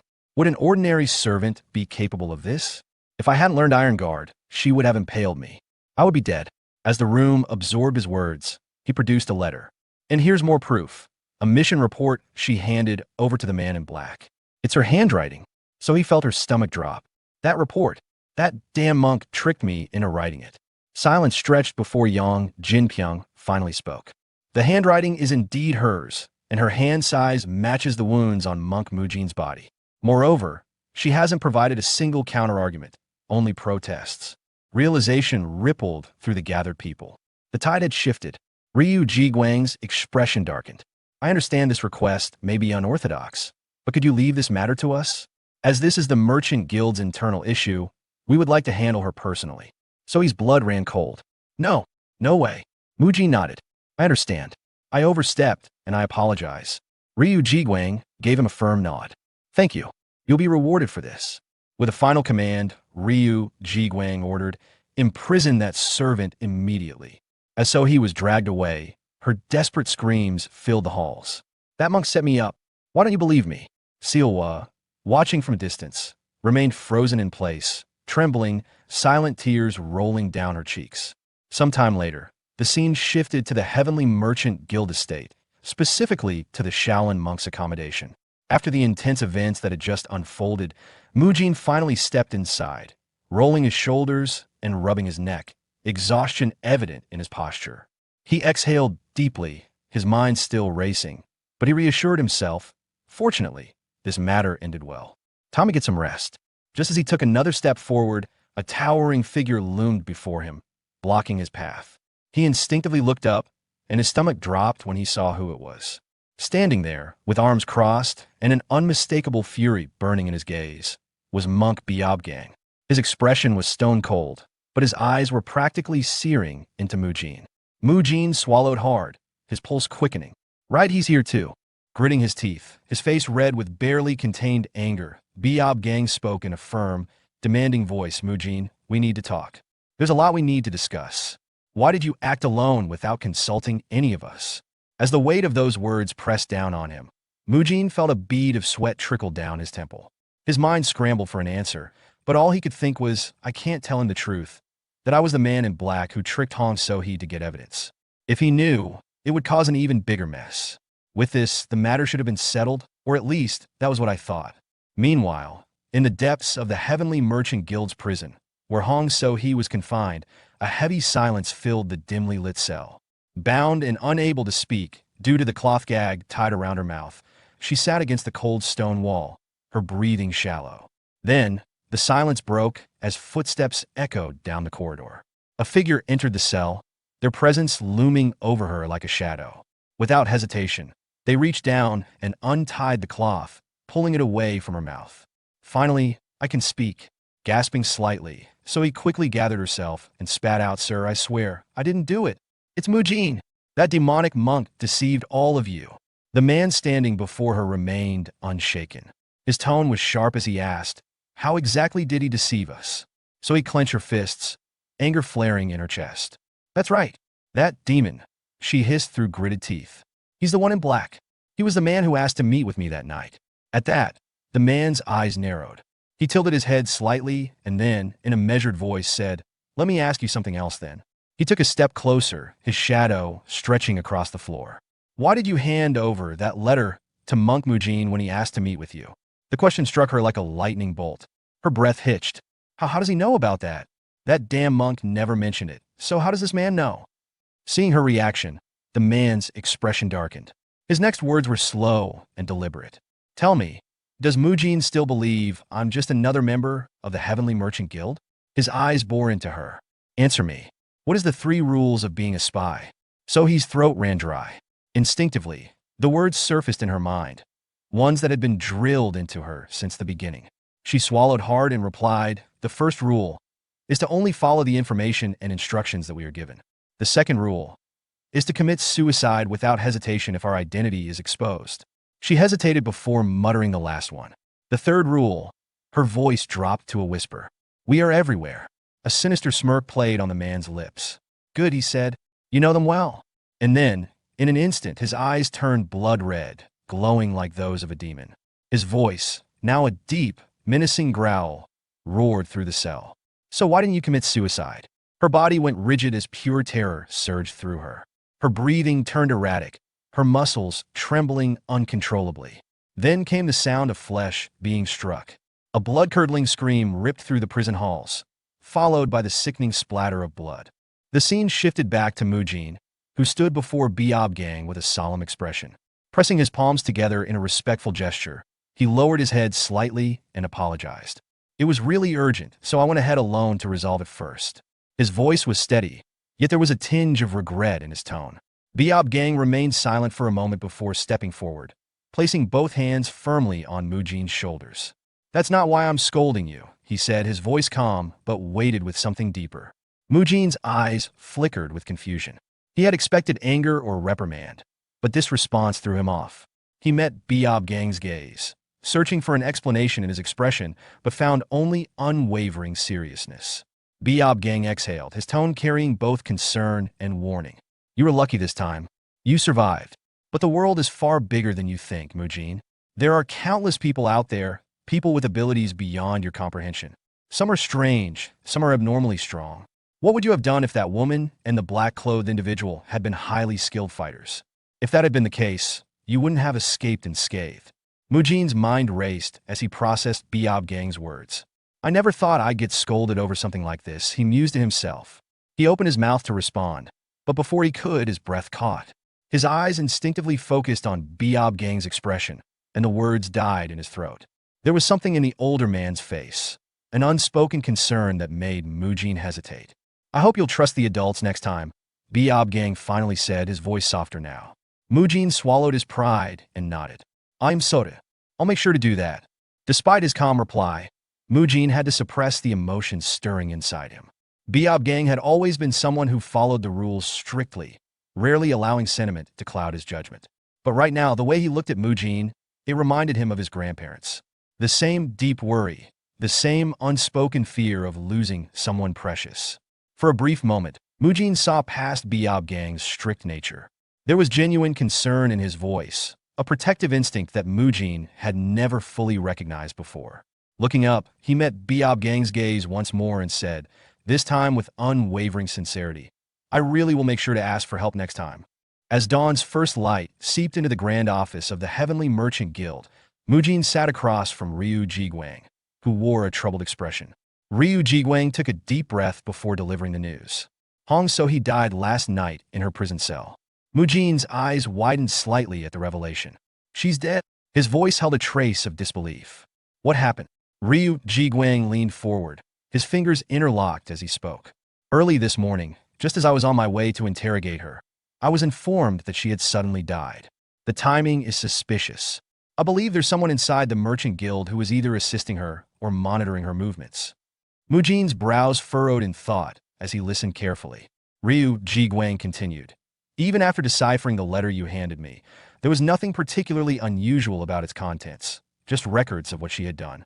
However, we've confirmed that she was working as Sealwa's servant, leaking sensitive information about both the Shaolin and our merchant guild. Mujin felt unease settle in his gut. He chose his next words carefully. But why are you telling me this? His voice carried an edge of uncertainty. You said before that this was an internal matter for the Heavenly Merchant Guild. You even insisted on handling her imprisonment yourself. So why bring it up to me now? Is there something else I should know? Did I miss something important? At that moment, Ryu Jiguang's expression darkened slightly. A brief flicker of nervousness crossed his face before he composed himself. As expected of Monk Mujin, he thought. Not only did he devise an entirely new approach to running a clinic business, but he also uncovered suspicious activities within our guild and swiftly handled a spy. If it's him, I should be able to trust him with this. After a brief pause, Ryu Jiguang's demeanor shifted. His initial hesitation faded, replaced by quiet determination. He finally spoke, his voice carrying an unusual weight. Actually, he admitted, the reason I decided to work with the Shaolin wasn't just for business. There was another, far greater reason. He met Mujin's gaze with a steady resolve. That's why I asked to meet with you now. Taking a deep breath, he prepared to reveal the truth. The second reason I chose to align with the Shaolin is the scene shifted to before the clinic was founded, Ryu Jiguang's office. On his desk was the overall report for Hubei Province's Wuhan County. Garment purchase, Gansu Province receipt. The overall report for Gansu Province's Tianshui County. And the overall report for Shaanxi Province's Hejin County. As he got through all of them and reached the last one, he thought, after I'm done with this, I'll be done with today's work, but then he noticed something strange. Using a Chinese abacus, he calculated the figures again, verifying his suspicions. He thought, the purchase report of the Mianyang branch aligns with the received goods in the report of Shaanxi Province's Hanzhong County as expected. But one item is being sold at an especially higher price than the market rate. What is this? Don't tell me. He immediately called for Chief Administrator Yang and started writing something at his desk. Yang promptly responded, yes, guild leader. Ryu Jiguang handed him letters saying, I want you to send the Azure Gold Squad to the Mianyang branch and Hanzhong branch. I'll write the details in a letter, so make sure that they only open it after they arrive. Yang nodded. Yes, sir. In the present, Ryu Jiguang said to Mujin, I can tell it's dangerous because of the decades I have trained my senses running the Heavenly Merchant Guild. The movements of our branches seem suspicious. That's why I decided to work with Shaolin, to keep them in check. Up until now, based on my experience and instincts, I had sensed that something was slightly out of place. Then you came and helped us catch a hidden spy. I had wanted to believe that the main branch I oversee had no issues, but unfortunately, that wasn't the case. We almost ran into huge trouble, but you prevented it for us. I thank you from the bottom of my heart. Mujin thought, as expected, there's no need to doubt the current merchant guild leader. The problem was spies like Hong So-hee. He then said, I simply did what was supposed to be done. That aside, you mentioned that other branches have problems. Mujin hesitated. I want to go there right away, but I don't feel safe doing that since I have no idea when the Heavenly Merchant Guild's main branch might fall. I need to come up with some kind of countermeasure for it. Let's think. If I don't completely solve this matter, no one will know what kind of disaster will befall the Heavenly Merchant Guild and the whole world of Shaolin Chronicles. I got rid of the first problem, which was Hong So-hee. The next villain would be Lady Sealwa. Thinking about that, Mujin asked, May I know what happened to Lady Sealwa? Ryu Jiguang replied. Since Hong So-hee was able to steal information while she was Sealwa's servant, we also investigated Sealwa.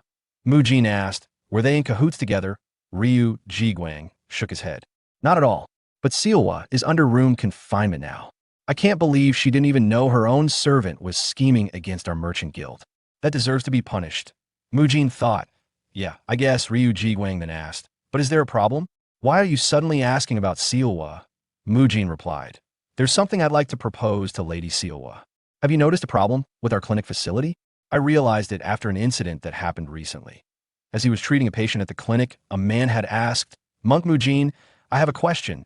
Does this place not accept female patients? Since I've come here for treatments a few times, I naturally talked about it with my wife. She has some problems with her back as well, so she'd also like to receive treatment here. Mujin thought back to that moment. Come to think of it, we've only accepted male patients so far. Even in the modern world, for a male fitness trainer or Pilates instructor, there are always issues since there's usually a lot of physical contact.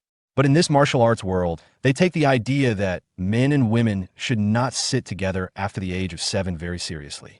It's not a place where people can fool around or refuse to listen to their seniors. In the case of Yoongahee's treatment, because she treated me like her grandson, she was able to undergo treatment without any problems. But for me to personally treat a woman of high status who can afford luxurious treatment, Mujin considered the issue further. Even if I perform treatments without directly touching the patient, some women might still complain to their fathers or husbands. Even if I explain that physical contact is necessary for the muscle lengthening technique, they wouldn't listen to me. I don't even want to imagine what could happen if that were to occur. After thinking it through, Mujin said, I fear something along those lines could happen. Ryu Jiguang nodded.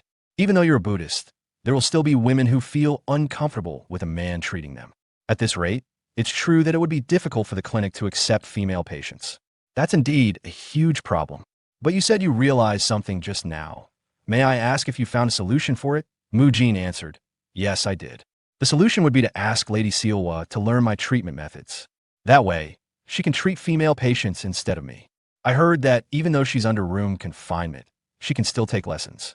If we do that, then we'll be able to easily resolve the clinic's problem. And most importantly, since Lady Sealwa is your daughter, we won't need to worry about her leaking information about my techniques to the outside world. This technique will only belong to the Heavenly Merchant Guild, among the top 5 merchant guilds in the world. His suggestion took Ryu Jiguang by surprise. Then, a smirk formed on his lips before he burst into laughter, thinking, Monk Mujin is so unpredictable.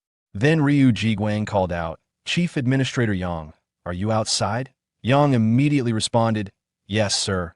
Ryu Jiguang said, Ask Sealwa to come here.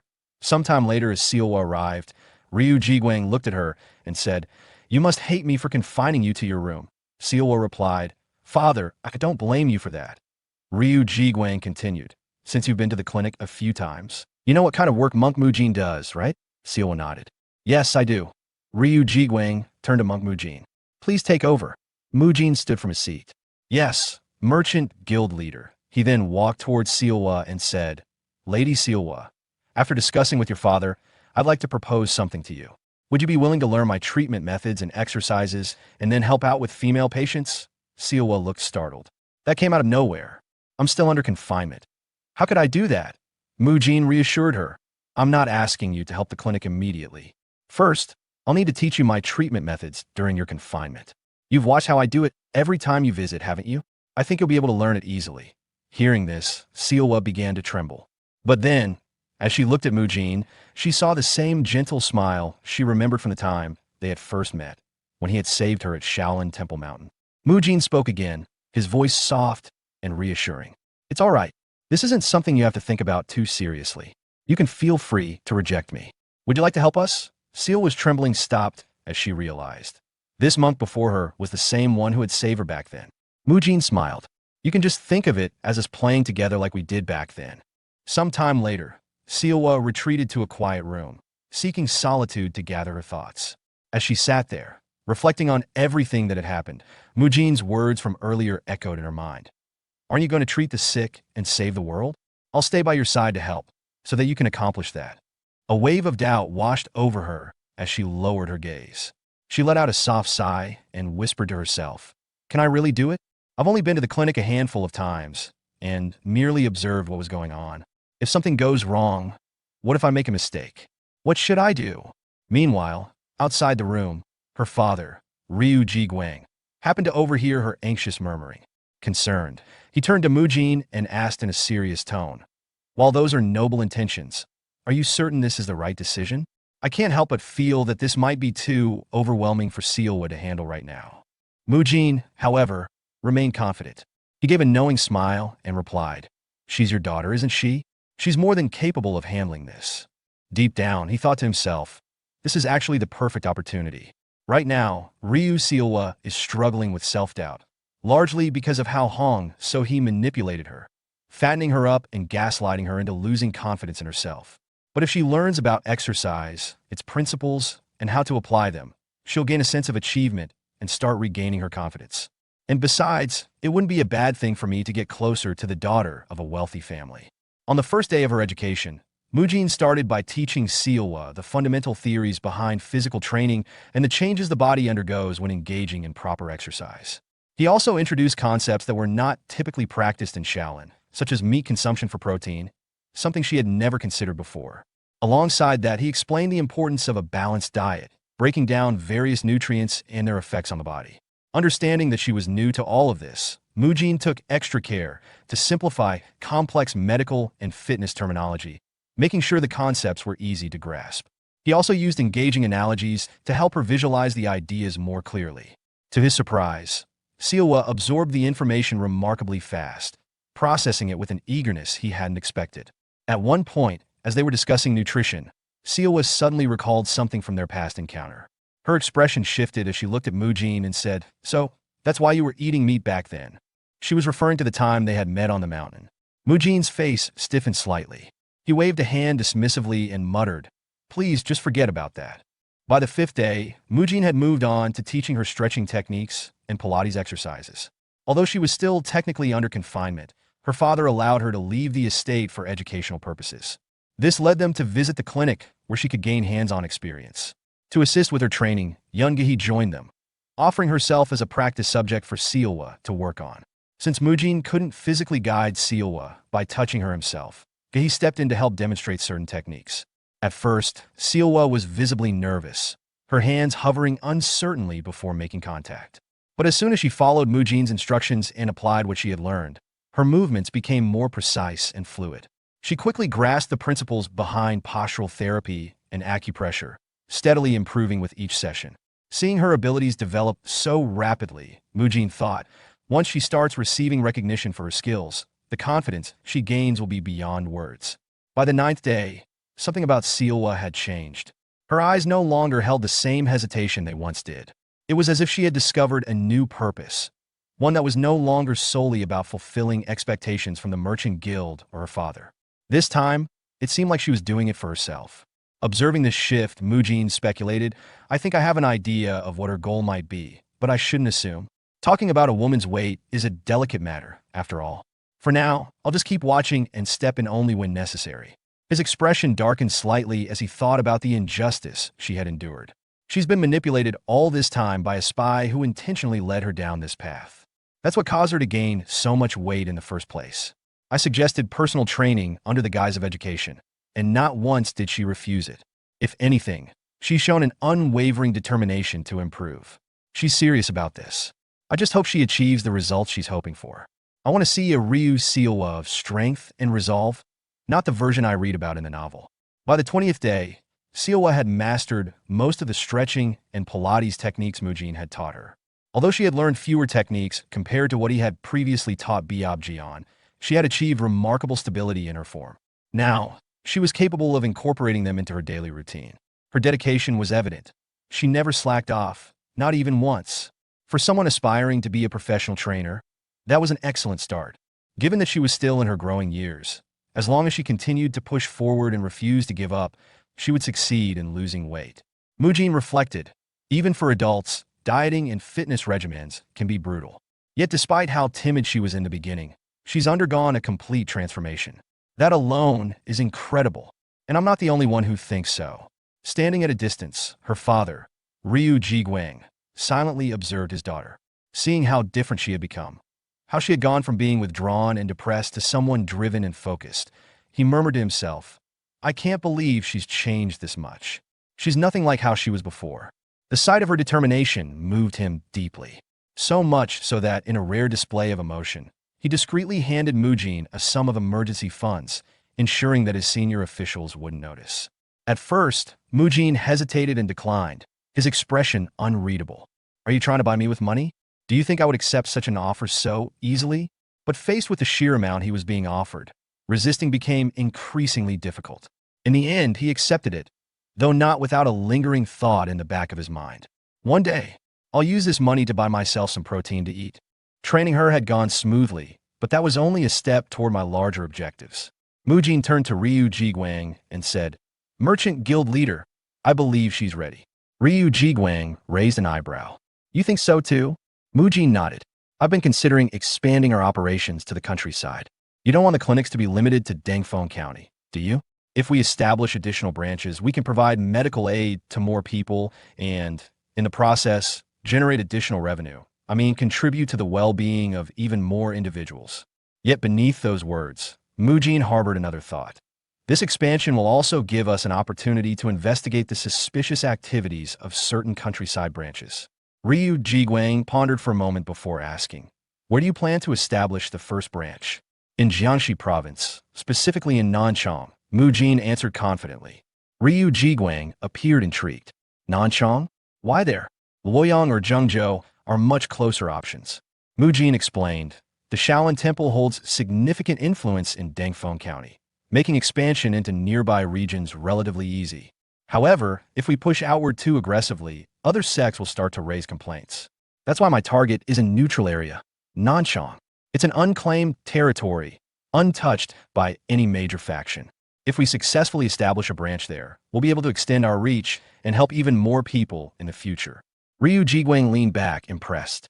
I didn't realize you had such a strong grasp of territorial dynamics. That's quite insightful.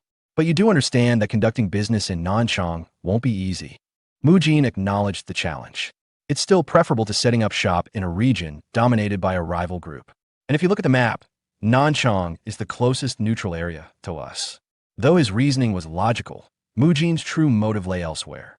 Internally, he reflected, capturing a minor spy like Hong, so he won't be enough to change the fate of the Heavenly Merchant Guild.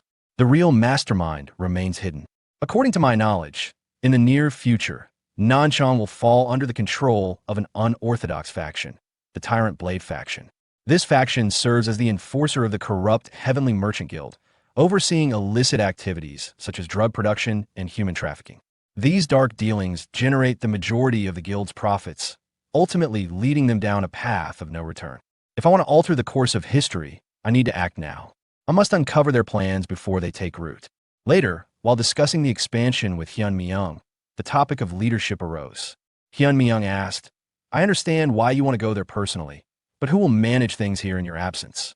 The Heavenly Merchant Guild won't simply sit idly by. Mujin responded, Monk Biab Jian is more than capable. He's been assisting my grandfather all this time, which has prevented him from showcasing his true abilities. But now, he's more proficient in my techniques than even I am. Grandfather has always felt indebted to him for his unwavering support. This is a perfect opportunity for Monk Biab Jian to take charge and prove himself. Still, Mujin's true thought was, this arrangement allows me to travel to Nanchang alone. Maybe I can even treat myself to some good meat while I'm there. His excitement, however, was short-lived. Hyun Myung interjected, that region is too distant for you to travel alone. Fortunately, I have the perfect companion in mind. Mujin's plan was instantly derailed. He later found out that Abbot Hyun Chun had been informed of their discussion and had given his approval with a broad smile. Grandfather, too, had readily agreed to the arrangement. In the end, Mujin was left with no choice but to take Monk Biab Jian along. Despite the unexpected addition to his journey, Mujin meticulously planned every detail of the expansion, drawing from his past experiences as a gym owner when he was still Choi Kang-hyuk. With most preparations falling into place without issue, he turned his attention to his departure. That evening, after concluding his training session with Sealwa, Mujin announced, that's all for today. Sealwa bowed respectfully. Thank you, Monk Mujin. Curious about her progress, Mujin asked, how did you find the muscle lengthening technique class? I apologize if my teaching wasn't up to standard. Sealwa quickly reassured him. Not at all. You taught exceptionally well. Thanks to your guidance, I was able to use my time effectively during my house confinement. After a brief pause, she hesitantly asked, are you leaving tomorrow? To Nanchang? Mujin nodded. Yes, we'll be departing early in the morning. I initially thought I would remain in Hunan after leaving the Shaolin Temple, but fate seems to have other plans. Sealwa's expression darkened as thoughts weighed on her mind. We've only just grown close, and now he's leaving already. He saved me when I was a child, and now he's saved the Merchant Guild. I haven't even had the chance to properly thank him. People around me always seem to leave. It's hard to form bonds when they all eventually disappear. Noticing the shift in her demeanor, Mujin gently called her name, pulling her from her thoughts. Flashing a reassuring smile, he said, I'm only going on a business trip. I'll return once my work there is complete. In the meantime, you'd better keep training diligently. When I come back, I'll be testing your progress, so be prepared. I won't be going easy on you. Understood.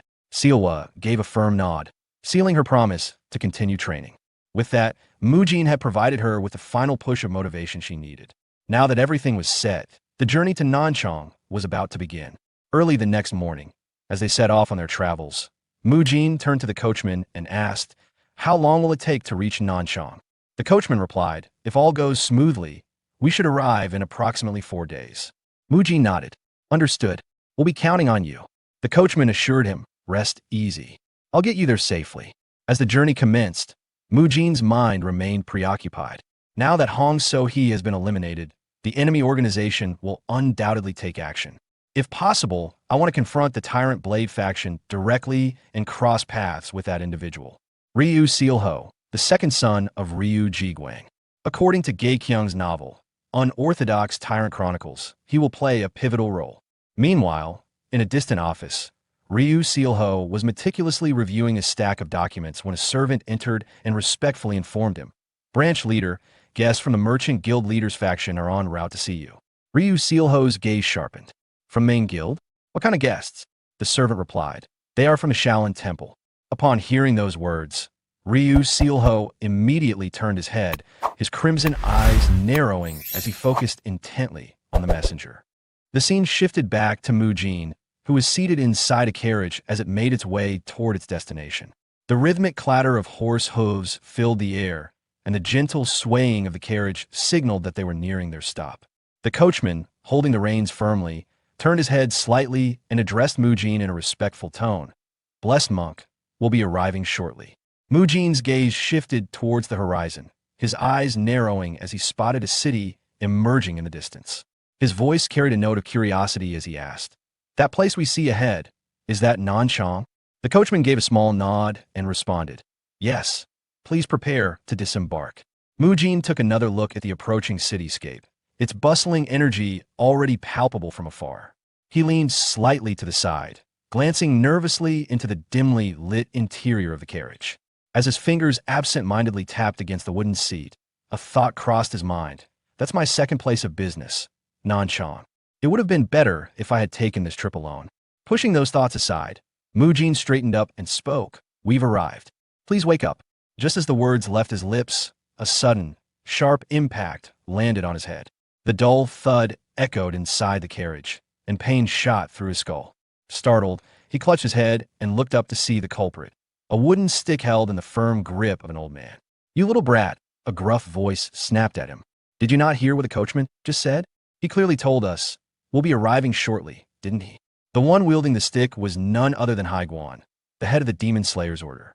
Unlike Mujin, who sat upright, Haiguan was sprawled across the floor of the carriage, lazily resting as if the cramped space were a bed meant for him alone. His voice carried an unmistakable irritation as he continued, "I told you to wake me up only when we have actually arrived. Do you not understand words, or are you just deaf?"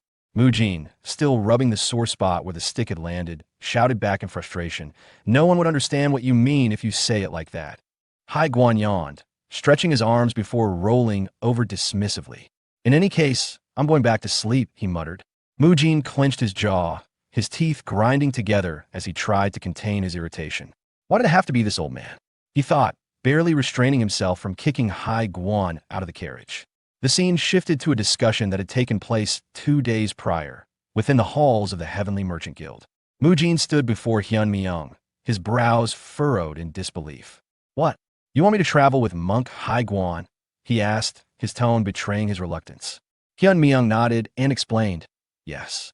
You might not be aware, but in the vicinity of Nanchang, there have been rumors, whispers about underworld gangs and unorthodox martial groups making occasional appearances.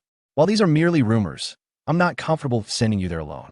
That's why I'm considering asking Haiguan to accompany you. He has extensive knowledge about unorthodox groups, and it's always safer to take extra precautions. Nothing bad will come from being careful." Back in the present, Mujin exhaled a heavy sigh as he leaned slightly against the carriage wall. His fingers drummed against the wood as he mulled over the situation. "This is actually good.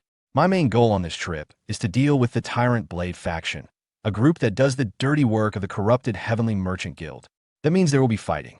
Having someone as strong as Haiguan around definitely puts me at ease. But then a troubling thought crept in. Can I really depend on him? Meanwhile, just as the carriage rolled forward, Haiguan's ears twitched slightly. Though his eyes remained closed, his other senses remained sharp. He picked up on a subtle but distinct sound coming from a distance. The corners of his lips curled into an eager grin as an amused thought crossed his mind. Just as I thought, something fun's about to happen. His fingers instinctively tightened around the wooden stick in his grasp. To think those little rats have come out to meet us already. This trip won't be a boring one after all. At that moment, hidden within the thick canopy of trees overlooking the road, two figures clad in dark robes observed the carriage. Their blood-red eyes gleamed ominously from the shadows, locked onto their target. The scene shifted once again, this time to the interior of the Heavenly Merchant Guild's Nanchang branch. Within a private chamber, Ryu Sealho, the second son of Ryu Jiguang and the branch leader of the guild, sat in quiet contemplation. Turning to a subordinate standing before him, he asked in a calm but firm tone, "So, have you confirmed it?" A man dressed in black, the same one who had been watching Mujin's carriage earlier, took a seat across from him. With a nod, he replied, "Yes, we've confirmed that they've arrived by horse-drawn carriage." Ryu Sealho narrowed his eyes. "The Shaolin disciples have come here?" Before he could inquire further, a sharp knock echoed through the room. "Branch leader, the guests of the merchant guild leader are here." Ryu Sealho barely spared a glance at his hidden subordinate before giving him a curt signal. "Hide," he ordered, then turned his attention back to the servant. "Let them in." The doors swung open, and Mujin entered the chamber. As he stepped inside, his gaze subtly swept across the room, his sharp instincts tingling. "There's a presence here, something faint. Am I overthinking things?" Pushing the thought aside, he turned to face Ryu Sealho and greeted him with a polite nod. "Nice to meet you. I am Mujin, a third-class disciple of Shaolin." Ryu Sealho responded with a measured smile. "I am Ryu Sealho, the branch leader of the Heavenly Merchant Guild's Nanchang branch. It must have been exhausting for you to make such a long journey. I've already received a letter from the Merchant Guild leader, so I have a rough understanding of the situation. Our Nanchang branch intends to commission a workshop to craft the tools your clinic requires. If you need anything else, you may speak to the chief supervisor." Mujin raised an eyebrow. "Pardon?" Ryu Sealho's tone turned dismissive. "Today is your first day here, so I made time for you. But as the branch leader, I have a great deal of work to attend to." Mujin's expression remained neutral, but internally, he scoffed. "So that's how you want to play it? How rude, befitting for a future villain."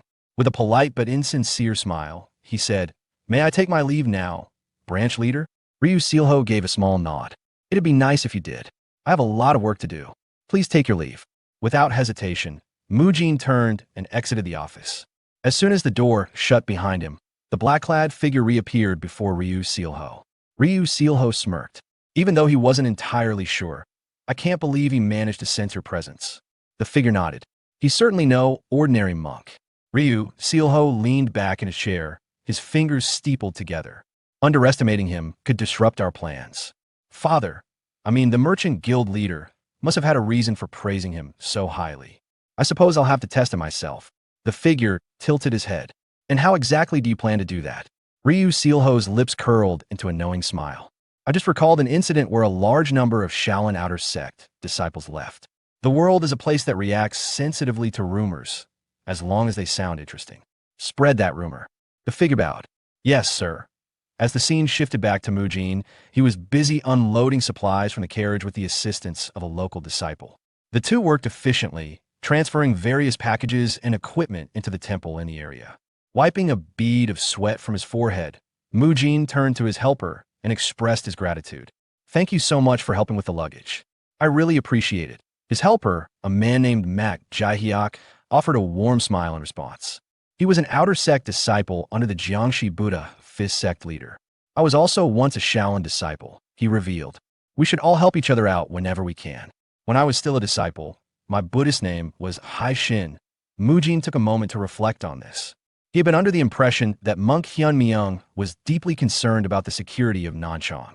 Yet, from what he had seen so far, the Buddha Fifth sect leader and his disciples appeared to be kind and welcoming. It was a comforting realization. As Mak Jaihyok glanced over the various tools Mujin had brought with him, his curiosity was piqued. "By the way, can these fancy-looking things really help the world?" Mujin nodded firmly. These are medical treatment tools that have already provided a great deal of aid to countless people. We can't be the only ones benefiting from something so valuable. That's precisely why we came here, to share them with those in need. Before their conversation could continue, a sudden knock on the door broke the moment. A voice called out from outside. Is the Buddhist sect leader in there? Is anyone inside? Both Mujin and Mak Jaehyuk exchanged puzzled looks before turning their attention toward the door. Wondering who could be calling upon them so urgently, Mak Jaehyuk took the initiative to approach the gate. Please excuse me for a moment, he said.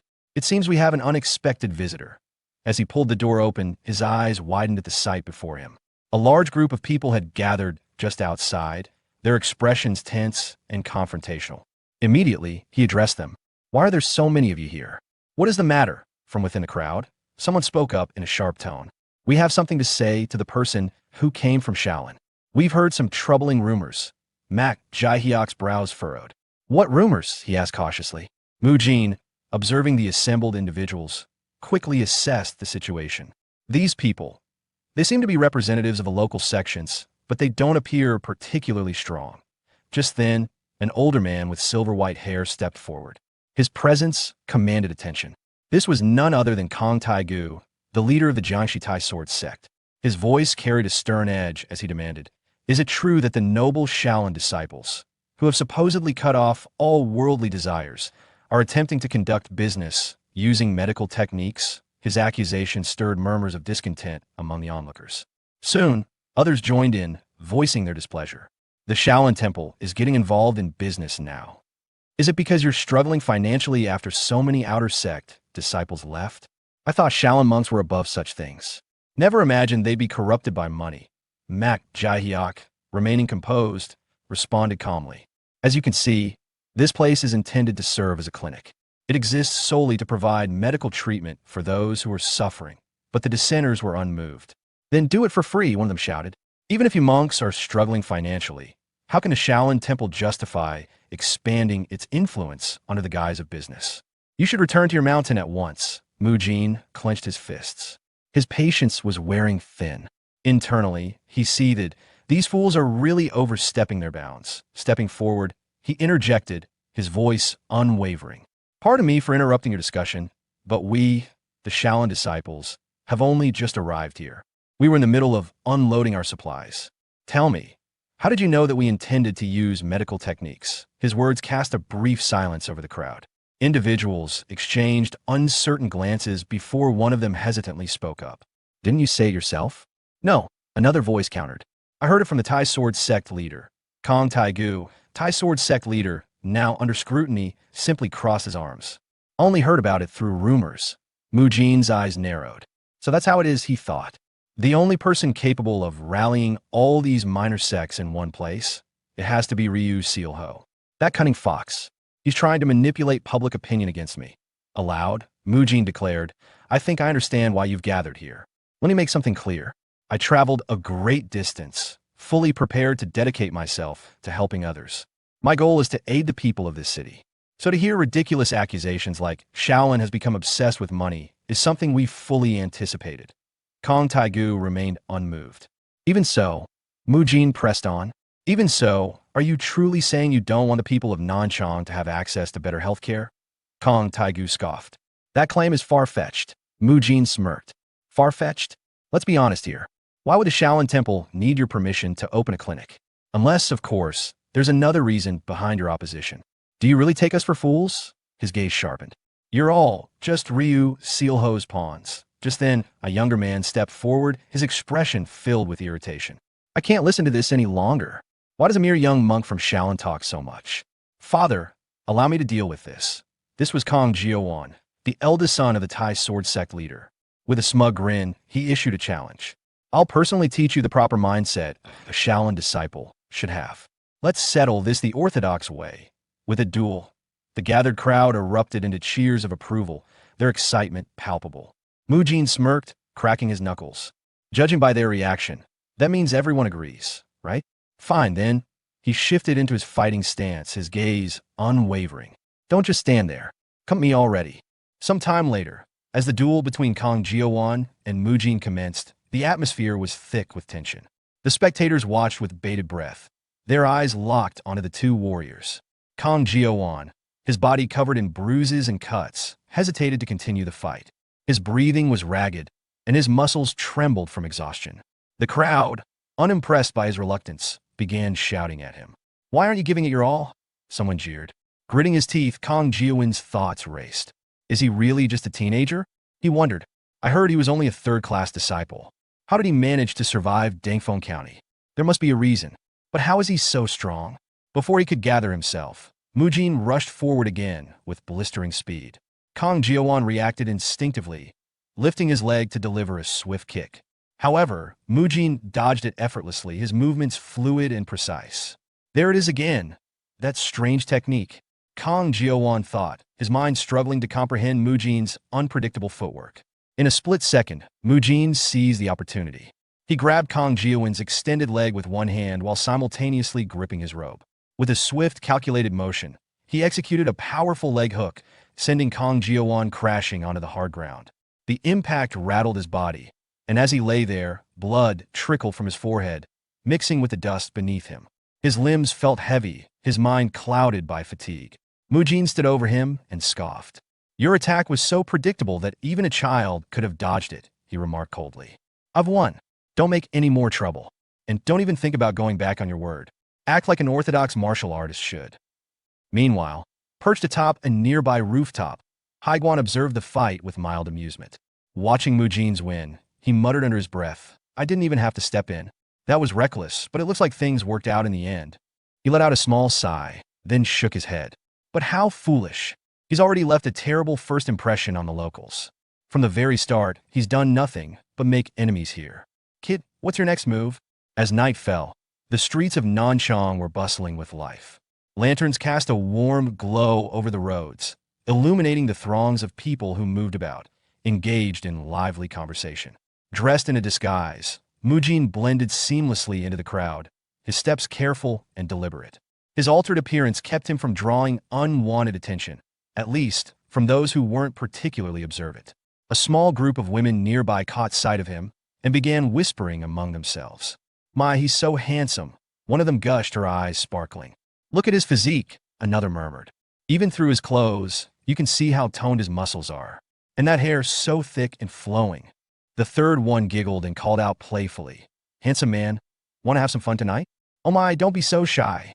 Mujin sighed inwardly. I can't believe I'm actually wearing a wig. Damn, that Shaolin Temple. If not for this disguise, everyone would immediately recognize that I'm a monk. His gaze swept over the streets as he continued walking. In this era, the Tyrant Blade faction hasn't fully seized control of Nanchang yet.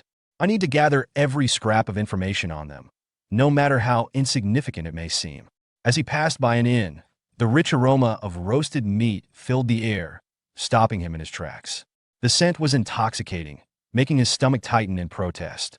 His gaze shifted towards the entrance, where the inviting glow of lanterns illuminated the faces of diners indulging in hearty meals. I can't go in there now, he reminded himself, clenching his fists. I have to stay focused on my mission.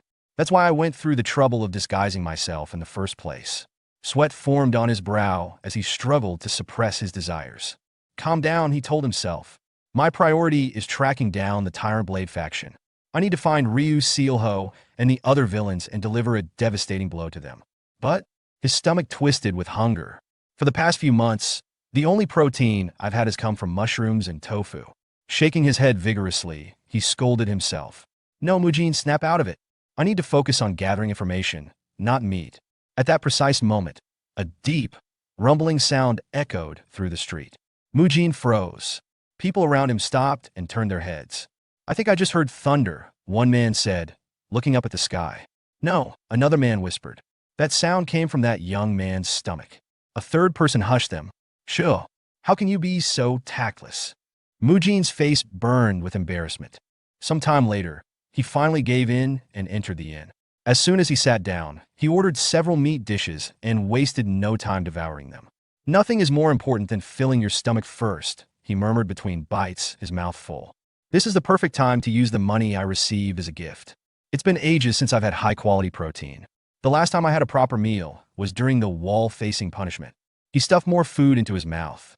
I don't know when I'll get another chance to eat like this, so I need to take full advantage of it. Taking a deep breath, he admired the dish in front of him. Dompa pork? Grandpa used to love this stuff. The smell alone is divine. All right, little pork belly. I'll make sure you're reborn as strength within my body. Lost in his thoughts and his meal, Mujin remained unaware that he was being watched. From a nearby window, Hai Guan sat comfortably, observing the scene with an amused expression. His eyes gleamed with mischief as he watching Mujin eat like a starving man. Mujin, mid-bite, suddenly felt a strange sensation, an eerie sense of being watched. He glanced up and met Hai Guan's gaze. The monk was smiling directly at him. Mujin's body tensed. His chopsticks clattered against the plate as shock coursed through him. He felt his stomach sink, his mind scrambling for a way to explain himself. Hai Guan let out a low chuckle and said, "Well, I never expected to run into a fellow monk here. That's quite the feast you have in front of you. Are you enjoying yourself?" His smile widened as he continued. "So, you're the one who corrupted Grandmaster Hyun Guang? Is that why you fought so hard to stay in Nanchang? I saw the way you went after that big oaf earlier. Eyes full of fire. Quite the passionate little monk, aren't you?" Mujin swallowed hard, his mind racing. If I play this right, this could be my chance to take down the Tyrant Blade faction. Hai Guan stood from his perch and gracefully made his way toward Mujin's table. With a smirk, he said, "Now then, as the price for me turning a blind eye to this, you'll be paying for both of our meals." Sometime later, as Mujin continued explaining the situation, more liquor bottles arrived at their table, the wooden cups clinking softly as the waiter placed them down. Hai Guan leaned back slightly, crossing his arms as he summarized. "So, Ryu Jiguang, the leader of the Heavenly Merchant Guild, informed you that an underground organization has embedded itself in Nanchang. They've been committing unspeakable crimes, kidnapping children and women, selling them off like cattle. In response, you disguised yourself, entered this establishment, and ordered food in hopes of gathering intelligence on them. Is that correct?" Mujin gave a firm nod. "Yes, that's right." Hai Guan lifted his cup, taking a slow sip of his liquor before exhaling. "I see. The name of that organization is the Tyrant Blade faction." Hearing those words, Mujin couldn't help but glance at the liquor in Hai Guan's hand. A fleeting thought crossed his mind. I want to drink liquor too, but he quickly dismissed it. Hai Guan's lips curled into a sinister grin as he set his cup down. "If what you're saying is true, then this might be a good opportunity for me. It's been a while since I've had a chance to truly stretch my muscles." He then leaned back slightly, narrowing his eyes as his thoughts continued. "There's a strong chance that the people watching us earlier belonged to the Tyrant Blade faction. But what's strange is, even after detecting my energy, they chose to do nothing. They didn't react at all, even when faced with my anti-demon Buddha energy. Does that mean they're still rational enough to avoid unnecessary conflict?" Just then, Hai Guan suddenly called out, "Waiter!" A man hurried over saying, "Yes, sir." Hai Guan casually lifted a silver niang between his fingers. Mujin's gaze immediately locked onto the coin, his expression shifting. "Wait, that's my silver niang. I only took them out for a moment. When did he take one?" Hai Guan, unfazed by Mujin's silent frustration, spoke smoothly. "Do you happen to know anything about a group called the Tyrant Blade faction? If you have any information, tell me now, and I'll make sure you receive another one of these." He flipped the silver niang in his hand, letting the light glint off it enticingly. Some time later, after gathering information from the waiter, Mujin and Hai Guan arrived at the headquarters of the Black Death faction. The waiter had told them, "I've never heard of the Tyrant Blade faction, but there is a notorious underworld syndicate here in Nanchang known as the Black Death faction. They've been operating for a long time, dealing in all sorts of shady business. If any group could be tied to the Tyrant Blade faction, it would be them." Now, standing amidst the aftermath of battle, the scent of blood and sweat thick in the air, Mujin surveyed the unconscious bodies of their defeated foes. With a deep sigh, he muttered, "This isn't them. The Tyrant Blade faction isn't weak like this. These guys are nothing more than street thugs. They're even weaker than that fool Kong Jiawan, the one I fought yesterday." Hai Guan stepped forward and nonchalantly slapped one of the unconscious men across the face. The man stirred, groaning as he slowly regained consciousness, only to find himself being yanked up by the collar. Hai Guan's voice was cold and sharp as he demanded, "I doubt you know much about the Tyrant Blade faction, but tell me, are there any up-and-coming underworld groups that could pose a threat to your faction? Have you noticed any organizations bringing in outsiders?" His grip tightened. "If I don't hear an answer I like, I'll boil you alive." Panic flooded the man's face. His breath came in short gasps as he stammered. "There's a place. We've seen several unfamiliar faces there recently. A lot of people go in, but almost no one ever comes out. We never dared to interfere with that place recklessly. Haiguan mused before asking. Do you know its location? The man trembled, thoughts racing in his head. I'll tell them everything. Please, just spare me. Mujin and Haiguan exchanged glances. A silent understanding passed between them. We found them. As soon as the man provided the necessary details, Haiguan turned on his heel and immediately began moving toward the location without hesitation. Mujin, sensing the recklessness of the decision, quickly called out. Wait, going in with just the two of us could be dangerous. Let's contact the rest of the monks and go together. Haiguan paused only briefly before turning his head slightly. You want to call for reinforcements? He scoffed. I don't think that's necessary. He then lifted his hand and gestured toward the nearby rooftops. I think my guys are more than enough already. Mujin's eyes widened as he turned and saw them, silhouettes perched on the rooftops, blending seamlessly with the shadows. Realization dawned upon him. So the presences I felt earlier, they were from the demon extermination squad? When did they start following us? Haiguan chuckled. They'll show up wherever I am, or wherever the stench of the demonic cult lingers. Looks like the higher-ups didn't just send me to handle this mission. They really are obsessed with me. Then, raising his voice, he issued the command. All of you heard me, right? Demon Extermination Squad, move out. The Tyrant Blade faction was a notorious unorthodox group that played a major role in the novel Unorthodox Tyrant Chronicles, written by author G.A. Kyung. Known for their ruthless and sadistic nature, they stood as one of the most feared villainous organizations within the story. Under the secret patronage of the Heavenly Merchant Guild, the faction engaged in a range of illicit activities, including drug trafficking and human smuggling. To ensure that their operations remained undetected, they deliberately chose a secluded and well-hidden base in the outskirts of a remote village, making it nearly impossible for outsiders to stumble upon their whereabouts. Meanwhile, deep within the hidden stronghold of the Tyrant Blade faction, the air was thick with tension. The leader of the faction sat upon his ornate seat, his eyes gleaming with a mixture of irritation and expectation. His voice was sharp as he addressed the subordinate kneeling before him. You failed, he asked, his tone devoid of patience. The subordinate kept his head low, suppressing a nervous gulp. Yes, unfortunately, he admitted. As per your orders, we attempted to manipulate the sects in the area to force the Shaolin disciples into retreat. However, our efforts were thwarted by a single monk, the one they call the Blessed Monk. Because of him, our plans to drive them out ended in failure. The leader narrowed his eyes, his grip tightening on the armrest of his chair. You're telling me that all of you failed because of one young monk? He scoffed before shaking his head in disgust.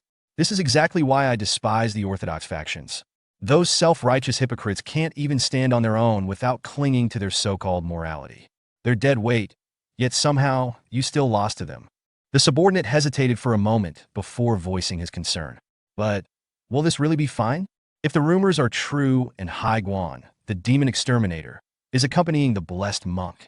Before he could finish his sentence, a club came to an abrupt stop just inches from his forehead. The sheer force behind it caused the air to tremble. The subordinate froze in place, barely able to breathe. His trembling eyes darted upward to see his leader gripping the heavy weapon with an ironclad grip, his expression unreadable. So what? The leader sneered, tilting his head slightly. Do you think I'll lose? He let out a low chuckle before leaning forward, eyes gleaming with a dangerous glint. Well, I suppose Haiguan has slaughtered quite a number of people. But tell me, his smirk widened. Aren't you curious as well? The subordinate, still staring at the club hovering near his face, struggled to suppress his fear. The leader grinned, exuding confidence. If the so-called demon exterminator and I, the great leader of the Tyrant Blade faction, were to clash at full power, then tell me, who would emerge victorious? At that moment, outside the base, one of the guards standing watch heard a faint, unfamiliar sound. His brows furrowed as he turned in the direction of the noise, his senses on high alert. What was that sound? He thought, gripping his weapon tightly. Before he could react further, something strange appeared on the surface of the outer wall, a blazing imprint, flickering with an intense heat. As he stared in confusion, his eyes widened in horror. It's getting hotter. Wait. Now that I look closely, his breath hitched. Those are palm-shaped.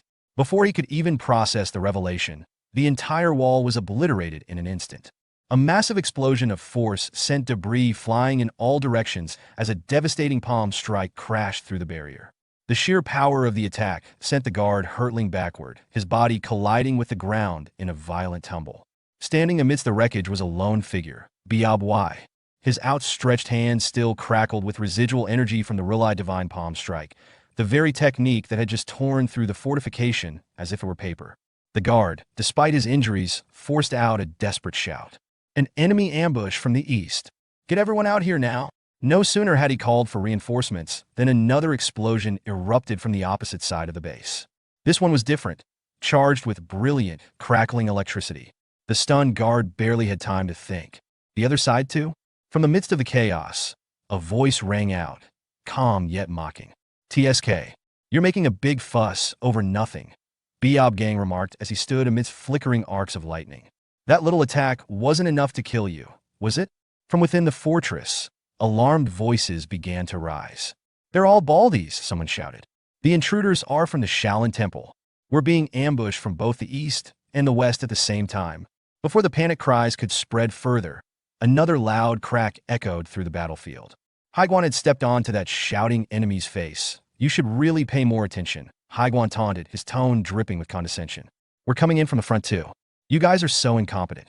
At least now I understand just how low your standards are."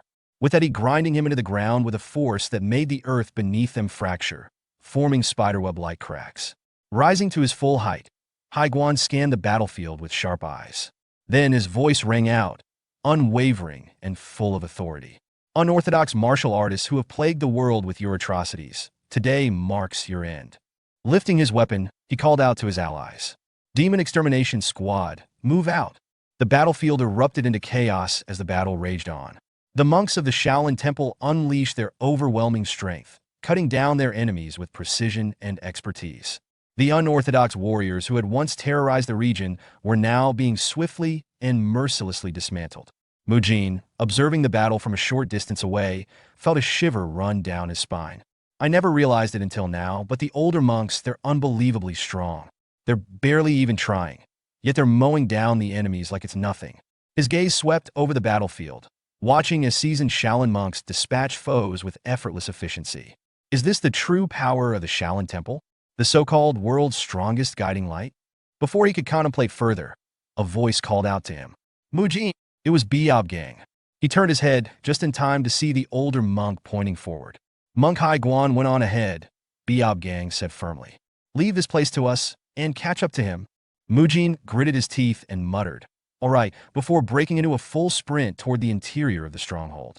His heart pounded in his chest as an overwhelming pressure filled the air around him. He could feel it, the clashing of two immense energies ahead. "This is insane," he thought. "I can sense incredible forces colliding. Just what kind of battle is happening inside?" Without hesitation, he rushed toward the door and threw it open. His voice rang out urgently. "Monk Haiguan, are you all right?" There were more enemies than expected. However, the moment he laid eyes on the scene before him, his breath hitched in his throat. The battle inside the room was unlike anything he had ever witnessed. In the center, two figures clashed with terrifying force. Monk Haiguan and the leader of the Tyrant Blade faction. Their attacks sent shockwaves through the room, splintering wooden beams and cracking the stone floor beneath them. Mujin's thoughts raced as he took in the intensity of their fight. "What? This is insane. I've never seen such a brutal clash before. That man, he's strong enough to fight on equal footing with Monk Haiguan. That must be the Tyrant Blade faction's leader." As Mujin stood frozen, the battle continued with relentless ferocity. The faction leader suddenly propelled himself into the air, his massive club whistling through the air as he swung it downward in a devastating arc high. Guan barely evaded the attack, shifting his stance at the last possible moment before leaping skyward. Twisting mid-air, he retaliated with a precise strike from his wooden staff, aiming directly for the enemy's shoulder. But the Tyrant Blade faction leader was fast, unnaturally fast. He twisted out of the way, the staff barely grazing past him as he landed back on his feet. Seizing the moment, Haiguan issued a command in a powerful voice. "All members of the Demon Extermination Squad, begin the search within the compound. Free everyone in prison here. Search every corner thoroughly and gather any evidence that can be used against them." Even as he spoke, his battle against the Tyrant Blade faction leader continued without pause. Both fighters leaped into the air once more, their weapons clashing with thunderous force. The sheer impact sent ripples of energy through the air, and suddenly, crack, spiderweb fractures spread along Haiguan's staff. The force of their collision flung both warriors backward. Hai Guan landed in a crouch, his grip tightening around his now weakened staff. The Tyrant Blade faction leader, on the other hand, crashed violently against a set of wooden doors, splintering them upon impact. But instead of frustration, the man simply laughed. "This is so much fun," he bellowed, rising to his feet with an exhilarated grin. "You're just as strong as the rumors say, Monk Hai Guan." Mujin, still standing near the entrance, felt a cold sweat run down his back. He's enjoying this? His fingers trembled slightly. Should I step in and assist Monk Hai Guan now? Meanwhile, Hai Guan remained kneeling, his gaze locked on his broken staff. He exhaled sharply. He's this strong. The fractured weapon on the ground in front of him trembled slightly. Calling for reinforcements was the right decision. I assumed this faction was nothing but a band of weaklings. I was wrong. The Tyrant Blade faction leader dusted himself off and smirked. "It's such an honor to be recognized by someone as renowned as you." Hai Guan stood, his eyes narrowing. "That's not something you should be proud of. Every villain I've acknowledged has hoped that I'd soon join them in hell." The faction leader chuckled darkly. "Your weapon is already shattered. How much longer do you intend to keep up this act?" Slowly, Hai Guan raised his hand, raw energy surging into his arm. His expression was cold and unwavering. "The way I send them to hell is always the same," he said. "They think they've won once they make me drop my weapon. But don't forget this. While I may be at a slight disadvantage, I am still from the Shaolin Temple. Even without my staff," his eyes burned with quiet intensity, "I can still kill you easily." The Tyrant Blade faction leader's smirk widened. "That's a bluff." But before he could finish that thought, BM, Hai Guan's fist connected directly with his face, the impact sending a deafening boom through the chamber. The floor beneath them cracked from the sheer force of the strike. The attack wasn't just powerful, it was an invincible anti-demon punch. The faction leader's head snapped back violently. A sharp gasp left his lips as blood sprayed into the air. "What just hit me? What the hell is with that power?" His body hurtled across the room like a ragdoll before crashing into the ground, kicking up dust and debris. Before he could even process what had happened, Hai Guan was already airborne, his body twisting mid-leap as he prepared to strike again. "My punches are actually much stronger than my staff," he declared. "You're dead meat now." For the first time, the Tyrant Blade faction leader felt a twinge of fear. His instinct screamed at him. This monk was insane. What a crazy monk! But just before the finishing blow landed, Hai Guan suddenly halted his attack. Instead of delivering another punch, he turned his attention toward Mujin. "Well, not right now, though. Time for a lesson, Mujin." Mujin blinked, completely confused. "A lesson?" Before he could ask anything else, Hai Guan grabbed him roughly by the collar. "I've already weakened him enough. I'll leave the rest to you. Do whatever it takes to defeat him." Mujin's eyes widened in shock. "What? Are you serious?" Without warning, Hai Guan threw Mujin forward, sending him hurtling toward the Tyrant Blade faction leader. The more danger there is, the more one's true strength awakens. Hai Guan shouted, "Let's go." Mujin flailed midair, his mind spiraling into chaos. "He's suddenly throwing me off a cliff?" With no time to think, he landed in front of the Tyrant Blade faction leader. And just like that, the battle had shifted. Mujin versus the Tyrant Blade faction leader begins now. The faction leader glared furiously and shouted, "You're passing the fight on to someone else in a situation like this? Are you implying that I'm not skilled enough to face the demon exterminator myself?" At that moment, Mujin, who had been pushed forward by Monk Hai Guan, clasped on the ground. Before Mujin could even fully rise, the faction leader stormed toward him in a rage. "That might have been a pointless provocation," the leader growled. "But your plan to enrage me, it worked." He raised his club high above his head, his muscles flexing with raw strength. "After I reduce this snot-nosed brat to pulp, I'll grind you into dust too, demon exterminator or not," he roared, bringing the club down with terrifying speed. But Mujin, keeping his composure, sprang to his feet just in time. From behind, Hai Guan smirked and called out, "You're mistaken about something. I'll be generous and spell it out for you. That monk you just tried to crush isn't just some snot-nosed brat." Before the club could reach him, Mujin swiftly dodged and grabbed the faction leader by the legs, flipping him over with a sudden burst of strength. With a heavy slam, he pinned the man to the ground. "He's a snot-nosed dog," Hai Guan added casually. Hearing that, Mujin thought bitterly, that actually feels worse than being called a brat. His technique hadn't been clean, it was rushed and lacked proper form, but it had gotten the job done. Still gripping the pinned leader, he muttered, "You won't be getting up now that I've dropped you flat. I'll make sure your legs won't work before you can even try. The faction leader's rage boiled over. With a sudden surge of energy, he activated his breathing technique and released a burst of force, blasting Mujin away. Rising to his feet, the leader sneered. You use some strange techniques. A monk with a mark on his forehead and unorthodox moves. I get it now. You're the one they call Blessed Monk Mujin? Looks like we've got quite the lineup today. Turning to his subordinates, most of whom lay sprawled across the battlefield, he barked out. All of you!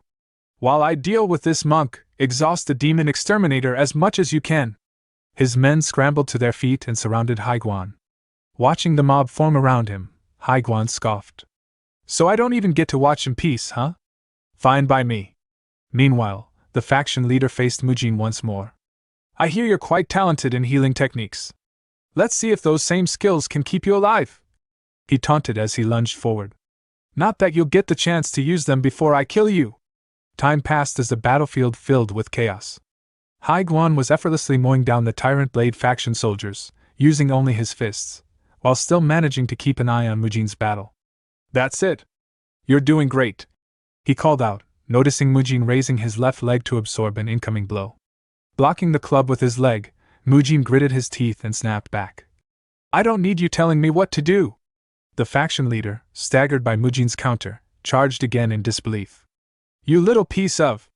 Before he could finish, Mujin twisted around him with speed and precision, grabbing his arm and locking it with an elbow twist.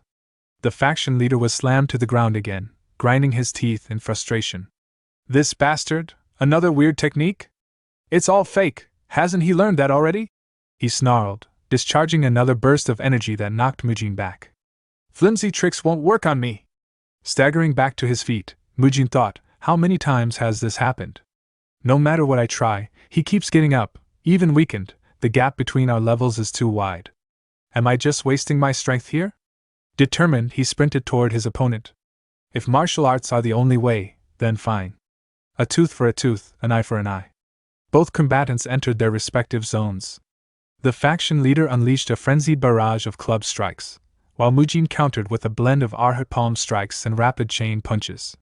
One of the club blows landed, causing Mujin to cough up blood, but he immediately retaliated with a fierce punch to the faction leader's face. The faction leader swung again, but Mujin barely blocked with his left arm. Seizing the narrow window, Mujin delivered a brutal kick, right to his opponent's groin. The man howled in pain and lunged at Mujin, but Mujin broke free, launched into the air, and delivered a devastating kick to the faction leader's head. Blood sprayed from his mouth as Mujin growled. You sure yap a lot. So eat this. But the faction leader recovered almost instantly, and retaliated with a solid punch that sent Mujin flying backward. He slammed into the ground several meters away. Charging forward, the faction leader roared. Enough games. I'll kill you now. He leapt high into the air, shrouded in violent inner energy. Mujin, groaning, tried to stand. He still has that much strength. No, this must be his final attack. I need to put everything I have into this, he thought. Every last bit of inner energy. He focused, channeling everything into his invincible punch, then layered it with the chain punch's first technique. Focus. I can do this. Their attacks collided, club versus fist. A thunderous crack echoed across the battlefield. Mujin's fist shattered the club completely, leaving the faction leader stunned. Staggering back, the leader muttered, You should have destroyed me along with the weapon. But before he could react, Haiguan's voice boomed from behind him. You did great, Mujin. With the leader momentarily frozen, Haiguan closed the distance and unleashed his own technique, Invincible Anti-Demon Punch, from behind, striking the faction leader simultaneously as Mujin attacked from the front. The combined force shattered what was left of the leader's defenses. His broken club fell to the ground. He collapsed beside it. Still catching his breath, Mujin turned to Haiguan in disbelief. You already took care of all his men? Haiguan chuckled. They were all weaklings. Mujin smiled faintly, tightening his fists. Even if it all happened so suddenly, we pulled it off, Monk Haiguan. Haiguan nodded. Indeed. Great work. After the battle, Haiguan casually requested a silver niang as payment for his hard work. Mujin suspected it was just another excuse to buy liquor. What a bully, he thought. When the tyrant faction leader lost his inner energy, the remaining soldiers all bit their tongues and committed suicide. It wasn't merely despair, it seemed to follow some kind of unspoken rule. They found the hostages soon after. Now that they're safe, go report this to the others, monks who find them said. We also managed to rescue the trafficked victims. The demon extermination squad took custody of the rescued. Thankfully, the ledgers contained identification details, so returning them to their homes wouldn't be difficult. However, all the listed names were of individuals about to be sold. There was nothing revealing the identity of whoever was behind the trafficking ring. Not even a single clue about Ryu Sealho. As Mujin flipped through the reports, a piece of paper slipped out. He picked it up, curious. What's this? He thought, but the words on it made his eyes widen in shock. 2 children. 1 woman. Addressed to Jagal Hyan. To be delivered through the back door of the Jagal clan. The Jagal clan? Mujin thought. That's one of the shadow syndicates from Unorthodox Tyrant Chronicles. I thought they only existed in that story, but they're here too. Still working in the shadows. Still committing the same atrocities. Damn it. These fucking pieces of trash. The Jagal clan was one of the most prominent and influential families in Nanchang. Known for their extraordinary intellect, an expected trait among those bearing the Jagal name, they built their reputation on a foundation of enchantments, advanced war tactics, and martial strategies. Through this knowledge, they steadily elevated their status, eventually becoming known not just across Nanchang, but throughout the wider martial world. If the Shaolin Temple was revered as the pinnacle of martial arts, home to sacred and ultimate techniques, then the Jagal clan was the scholarly powerhouse tirelessly researching and dissecting martial disciplines. Yet, despite their intellectual superiority and formidable skills, they consistently lagged behind in global standing. The 1,000-year-old legacy of the Shaolin Temple loomed large, always eclipsing the Jagal clan. To the Jagals, Shaolin wasn't just a dominant orthodox sect, it was a rival. A thorn. A mountain they couldn't surpass. In the Unorthodox Tyrant Chronicles, the Jagal clan only made a brief appearance. Their schemes, along with those of the other shadow syndicates, were foiled by the protagonist in short order, and they vanished from the narrative. I assumed their story ended there. But now in the Shaolin Chronicles, they've returned in Volume 3, this time involved in human trafficking? Disgusting. Just trash. The scene shifted to an opulent chamber where Jagal Hyan, one of the clan's respected elders, waited impatiently. His eyes narrowed in irritation. I was summoned here with urgency, and yet I'm the one kept waiting? He asked coldly. A servant quickly bowed and apologized. Forgive us, elder. The treatment for the sect leader's son took longer than anticipated. The sect leader's son? Jagal Hyan's gaze sharpened. I heard he fought the blessed monk. Kang Jiuan, wasn't it? Just then, Kang Taigu, the leader of the Jiangshi Tai sword sect, entered the room with his son, Kang Jiuan, who was wrapped in thick bandages. The elder bowed slightly. You've come a long way, Elder Jagal. Please forgive us for the delay. It's fine. I'm not that upset, Jagal Hyan replied. His eyes scanned Jiuwen's injuries. But I can't believe the blessed monk did this to such a kind child. Was this truly the work of the so-called pillar of the orthodox factions? Exactly so, Kang Taigu confirmed. Jiuwen leaned in, whispering to his father. But we're an orthodox sect too, is it really right for us to act this underhandedly? Kang Taigu grit his teeth and whispered back. This is because you lost, you fool. Their exchange was cut short when Jagal Hyan spoke again. So you called me here to ask for help? Kang Taigu's expression brightened. Yes. We were only trying to remind the Shaolin Temple of their roots, but they mocked us. They said we had no authority to challenge them, no rules barring their business. They even invited us to fight them if we had a problem. During the battle, their monk used some strange, unrecognizable technique on my son. Look at him, he might never speak again. And all this, with no prior notice or explanation. Jagal Hyan remained silent, though his thoughts were sharp. Pathetic. They couldn't handle a single monk and now expect me to clean up their mess? Kang Taigu gestured to his son. His jaws dislocated. Look at the state he's in. Still, Jagal Hyan kept his thoughts to himself. Why should I clean up after your son's failure? These other factions, all of them are incompetent. Money problems, disputes, disorganization, and now they want to rule Nanchang? I've waited for them to implode and clear the path, but perhaps it's time to intervene. Shaolin crossed the line this time. I'll use that as justification to hunt them down. And in doing so, I'll form the next ruling faction. Puppets first. Power later. And that boy fought the blessed monk, didn't he? Perfect. Let's see whose next generation is stronger, ours or theirs. He finally spoke. Very well. I'll help. Your family has supported us before, and now that you're under pressure, we can't turn a blind eye. I'll dispatch one of our elite units, the Shadow Sword Squad. Request a rematch with the monk. Kong Taigu nodded. Understood. He bowed and exited. Jagal Hyan stood up, musing. A fair fight would be ideal. If Shaolin wins again, we'll turn public sentiment against them. Jin He should be the one. He pointed to his side. Jin He. You'll fight him. Before dawn, at the Buddha Fist sect where Mujin was staying, Kong Taigu arrived. So, Mujin said with a yawn, you're saying our last fight wasn't official because it was a one-sided beating, and now you want a rematch?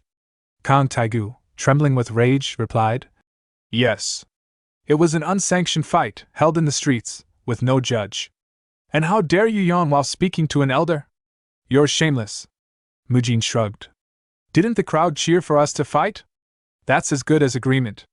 And you show up before dawn without a single letter. Who's rude now? Shut up! Kong Taigu shouted. You'll accept what you're told and apologize. Let's not change the subject. I already won. My son can't even speak because of you. Do you think I'll just let that slide? Before it escalated further, a calm voice interrupted them. Both of you enough. Jin He stepped forward. Yes, the fight was one-sided. Yes, someone was hurt badly. But if this continues, it will damage the reputation of your upcoming clinic. A healer who also injures? That won't sit well with the public. Mujin laughed. I hit his leg. But his jaw is broken. How fascinating. Which is why, Jin He continued, we propose a rematch. One with clear terms. If we lose, we won't bother you again. And if you win, what then? Mujin said. You called the last fight unofficial. What stops you from asking for a third match? Jin He reached into his robe and tossed the scroll. Mujin caught it and looked confused. It's a memorandum signed by the martial groups. It ensures this fight is final. Stop bothering me, Mujin thought. I'm still recovering from the Tyrant Blade battle. Then, a voice whispered directly in his ear. What's the matter? Scared to lose? It was Hai Guan, using frequency transmission. Mujin flinched. What the? That was inside my ear. Creepy technique. Hai Guan teased again. Scared because your opponent looks strong? I'm not scared. Mujin snapped out loud. Fine. I accept. Did that hurt your pride? Hai Guan chuckled in his head. Of course not. You think I'm scared of someone like that? This match will settle things once and for all. Ji He said. And I suggest you remove that veil. Mujin added. I don't want excuses about it being in your way. Jin He nodded, removing her veil and tossing it aside. Gasps followed. She was a woman. I'll be serious from now on, she said. And while I understand your frustration, I expect you to address me with respect. She was Jagel Jihi, member of the Shadow Sword Squad and granddaughter of the clan's patriarch. She's a woman, Mujin thought, slightly caught off guard. The referee raised his hand. The rematch begins now. They launched forward, Mujin swinging a powerful fist, Jihi with her energy-coated folding fan. The moment their attacks clashed, Mujin's expression changed. She's fast. If this keeps up, I'll get cut. He activated Iron Guard just in time, but her strike still pushed him back. Damn, she's seriously strong. Using the silent frequency transmission that only a skilled martial arts could master, Hai Guan's voice echoed directly into Mujin's mind. Take a good look at her, he said with a wry tone. Isn't she a beauty? Don't let that slender frame fool you. She's not just graceful, she's far more skilled than you. Mujin's brow twitched as he narrowed his eyes at his opponent. Then what do you expect me to do? He asked, his voice half annoyed, half curious. Give it your very best, came the monk's calm yet firm reply. Suddenly, like a streak of wind, Ji He darted forward. Her movement was fluid, deceptively delicate, but behind it was sheer force. She unleashed a flurry of attacks with her fan, each swing sharp enough to whistle through the air like slicing blades. Mujin barely managed to dodge each strike, weaving and twisting to avoid her deadly grace.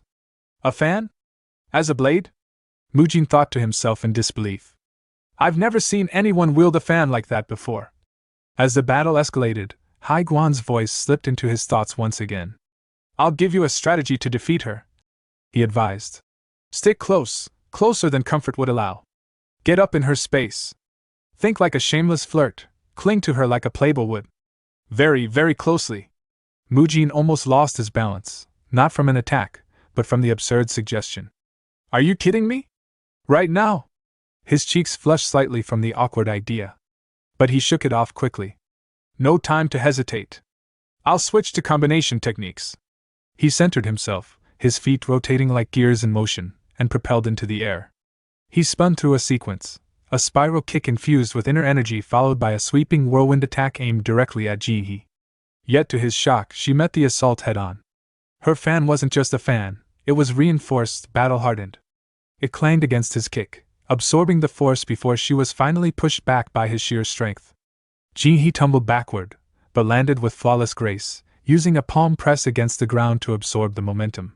Without pause, she launched into the air like a leaf caught on a gust of wind, her aura flaring as she channeled energy into a counterattack, soaring stride followed by the devastating fatal wind slash. Glowing wind crescents rained down from above like cleaving waves. Mujin broke into a sprint, zigzagging across the field to avoid being sliced apart.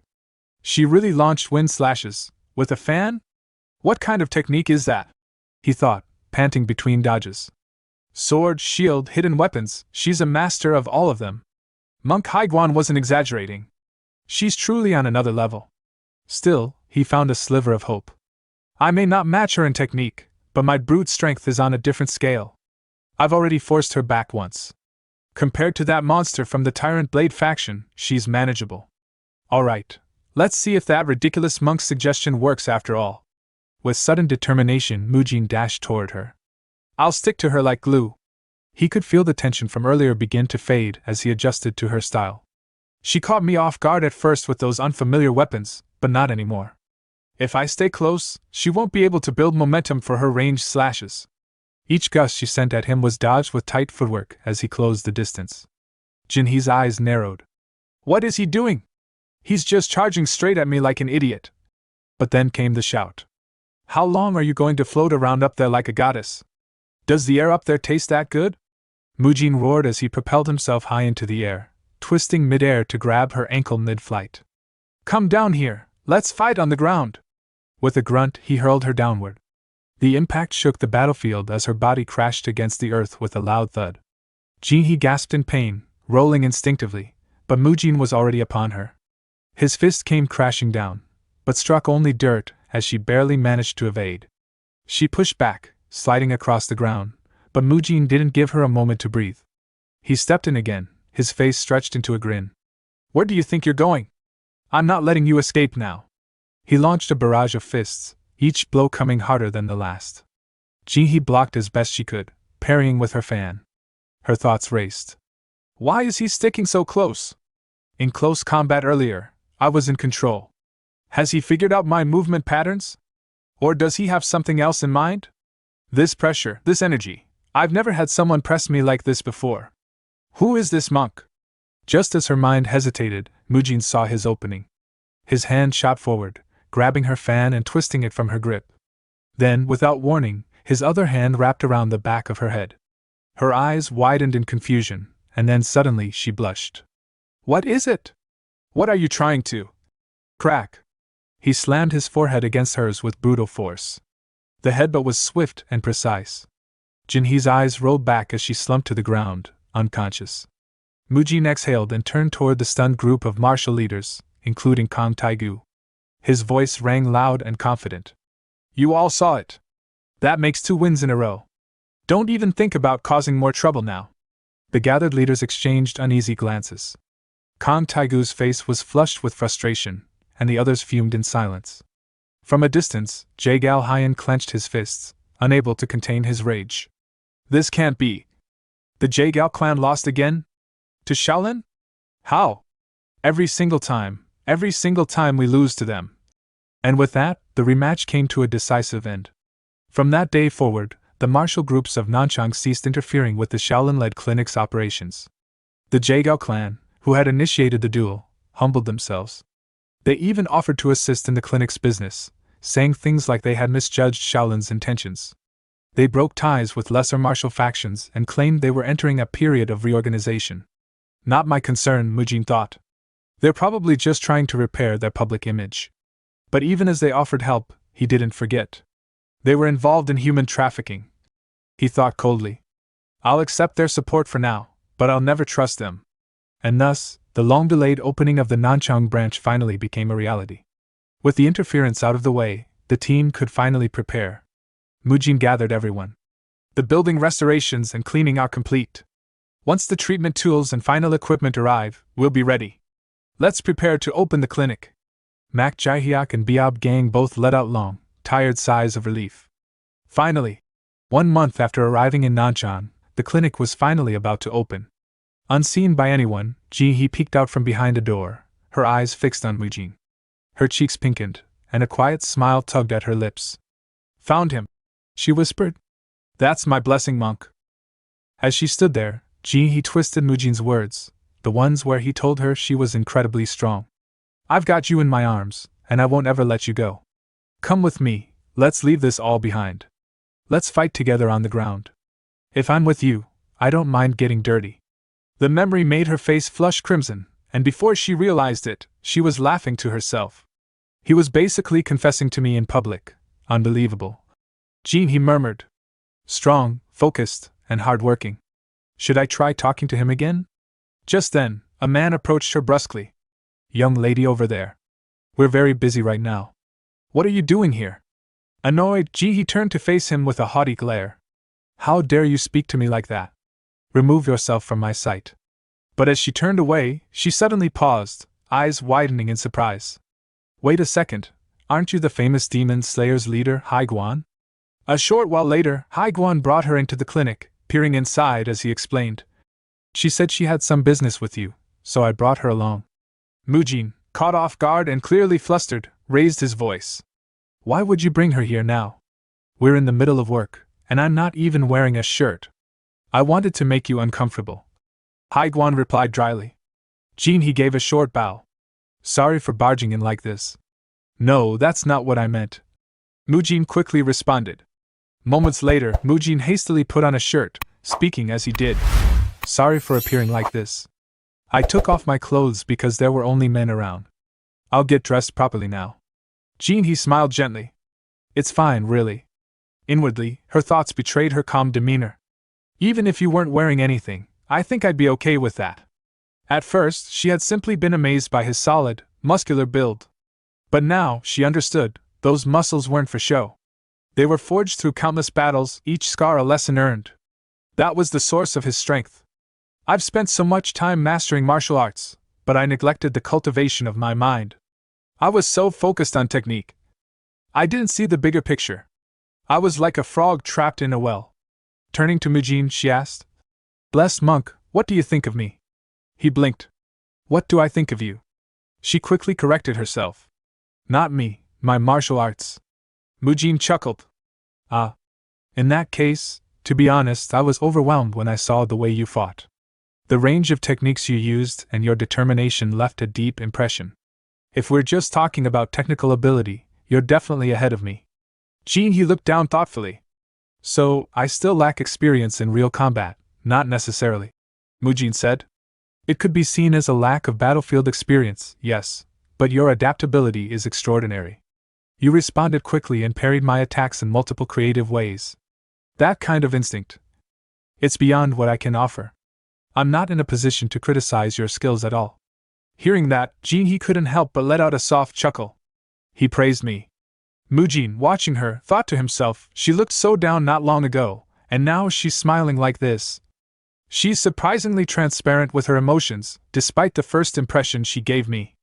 Then a thought crossed his mind. Why didn't someone this skilled appear in the original novel? If I recall correctly, the Jaegao clan was mentioned as one of the world's hidden shadow syndicates, like the Heavenly Merchant Guild. Did something happen before they turned into a shadow organization? Or is she an original character? Someone who never got to shine in the story? Could she have died prematurely? Beads of sweat formed on Mujin's forehead as his mind raced. That said, he began aloud. You shouldn't throw yourself into danger just for the sake of gaining experience. Murim is unforgiving. You could die at any time. Don't take unnecessary risks. Is he worried about me? Jean, he thought, heart fluttering. I'm not so weak that you need to be concerned for me, she said aloud, though her inner joy betrayed her words. She's saying one thing but feeling another, Mujin observed. Still, this is good. I've managed to get close to someone from the Jaegao clan. I can use this connection to keep tabs on their movements from time to time. He asked, Was that why you came looking for me? To understand why you lost, and how to grow stronger? I won't be able to spar with you often. I've got a mountain of responsibilities. But I admire your dedication to martial arts. If you're okay with it, would you like to train together while I'm here? It gets lonely, practicing alone all the time. But Jinhee's mind twisted his words into something else entirely. I really like you. Please be with me. Overwhelmed, she suddenly burst out. I want to do it. I'll do it. I have to. That's an interesting reaction, Mujin thought. In that case, I'll teach you a few of my own techniques for muscle extension. I came up with them myself. Jinhee grinned. I love the idea. That day marked the resolution of the conflict between the Nanchang martial groups and the Jaegao clan. From then on, I trained Jaegao Jinhee personally. Her body was already flexible and fairly well conditioned, so she adapted quickly. All I had to do was guide her form. Pull your head in and engage your abdomen. When you lie back, keep your spine fully aligned with the floor, I would say. But at times, she'd get distracted, lost in thought. I could only hope she would find whatever answer she was looking for. At the second body treatment clinic, everyone continued working diligently. The method had gained tremendous support in Dangfeng County, and it looked like Nanchang would follow suit. Both the poor and the wealthy seemed to benefit. With this success, Shaolin's financial concerns were beginning to ease. Later, I met with Mak Jaihyuk, an outer sect disciple of the Jianxi Buddhist sect. We won't be here forever, I told him. You'll have to maintain the current standards after we leave. Yes, I understand, he replied. I'll focus more on training in the treatment methods. But how are we supposed to handle electricity and heat therapy ourselves? Don't worry, I reassured him. We'll teach you a cultivation method suitable for it. It won't be Shaolin's highest technique, but it'll suffice. Monk Biab Gang will teach you the electricity treatment. Monk Biab Y will handle the heat. Though I'd managed to bring some balance to the situation, I couldn't shake a growing dissatisfaction. Am I really okay living like this? I still hadn't gathered any useful intel on Ryu Sealho, the whole reason I came here. I had my doubts about him, strong ones, but no proof. I never imagined he'd be this meticulous. I can't stay here much longer, but I'm at a loss for what to do next. But I wasn't the only one struggling. Back at the Nanchang branch of the Heavenly Merchant Guild, Ryu Sealho flew into a rage, smashing everything on his desk. Those bastards! They couldn't even get rid of some wandering monks. They've completely ruined our plans. Is there no one competent around here? A subordinate behind him spoke calmly. The other martial groups attempted to intervene, but failed. The Tyrant Blade faction has been destroyed. The Jaegao clan offered no help either. It's as though Shaolin caught wind of our actions. We need to investigate. Find out where the intel leak is. Enraged, Ryu Sealho hurled an object straight at the speaker. It hit squarely in the head, but the man didn't even flinch. What are you implying? Ryu Sealho barked. That Shaolin knew everything from the start? That they came here specifically to block us? If this keeps up, I'll never match the achievements of Ryu Xiaoriang, and the guild will slip from my grasp. Is there really no way to expel those damned monks? Without a word, the man pulled a letter from his pocket and handed it over. A message just arrived from the main guild. And why should I care about that right now? Ryu snapped. This is the solution, the man said. Even when falling from a cliff, there's always a way to survive. Ryu Sealho opened the letter and scanned its contents quickly. His eyes gleamed. So, the other branches here in Nanchang, they have connections to that place as well? Indeed, the subordinate replied. Perfect, Ryu said, grinning darkly. Gather them all. People say aging weakens the heart. Looks like our guild leader is no longer fit for his role. He's ancient already, and yet, he wants to throw a 70th birthday celebration? A sinister laugh echoed through the office. The scene shifted to Ryu Jiguang, seated in his study, quill in hand, carefully penning a letter with composed elegance. His writing read, From Ryu Jiguang, leader of the Heavenly Merchant Guild. Thank you for the unwavering support you've shown our guild thus far. I sincerely hope that our ties will continue to grow even stronger in the future. The reason for this letter is to inform you of an upcoming occasion. My mother, Yungahi, will soon be celebrating her birthday, and we are preparing a formal banquet in her honor. This invitation is extended only to those we hold in the highest trust. We hope that this event may serve as an opportunity to deepen our bonds. All members of my family will be present, and we would be honored if you could join us as well. The banquet will be held on the following date. Meanwhile, Mujin read the letter with a calm but wary expression, his thoughts sharp and alert. The next chapter in this story is easy to predict. After gathering all their closest allies for this celebration, Ryu Sealho will strike, eliminating them in one fell swoop, then ascend to take control of the Heavenly Merchant Guild. I didn't expect him to attempt a coup through something so insidious. If the guild is allowed to fall into corruption, there won't be much I can do afterward. This disaster must be prevented. He folded the letter, a sigh escaping his lips. Fortunately, I've handled most of what needed to be done here in Nanchang. It's time to return to Dengfeng County.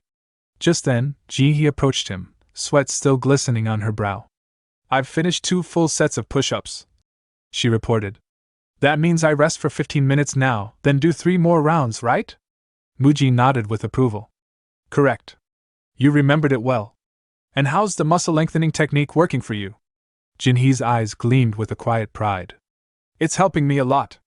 My body feels like it's truly growing stronger, and my mind doesn't wander like before. It's perfect for focusing both mentally and physically. Mujin smiled and gave her a thumbs up. That's one of the biggest advantages of that method. I'm certain it'll grow on you even more.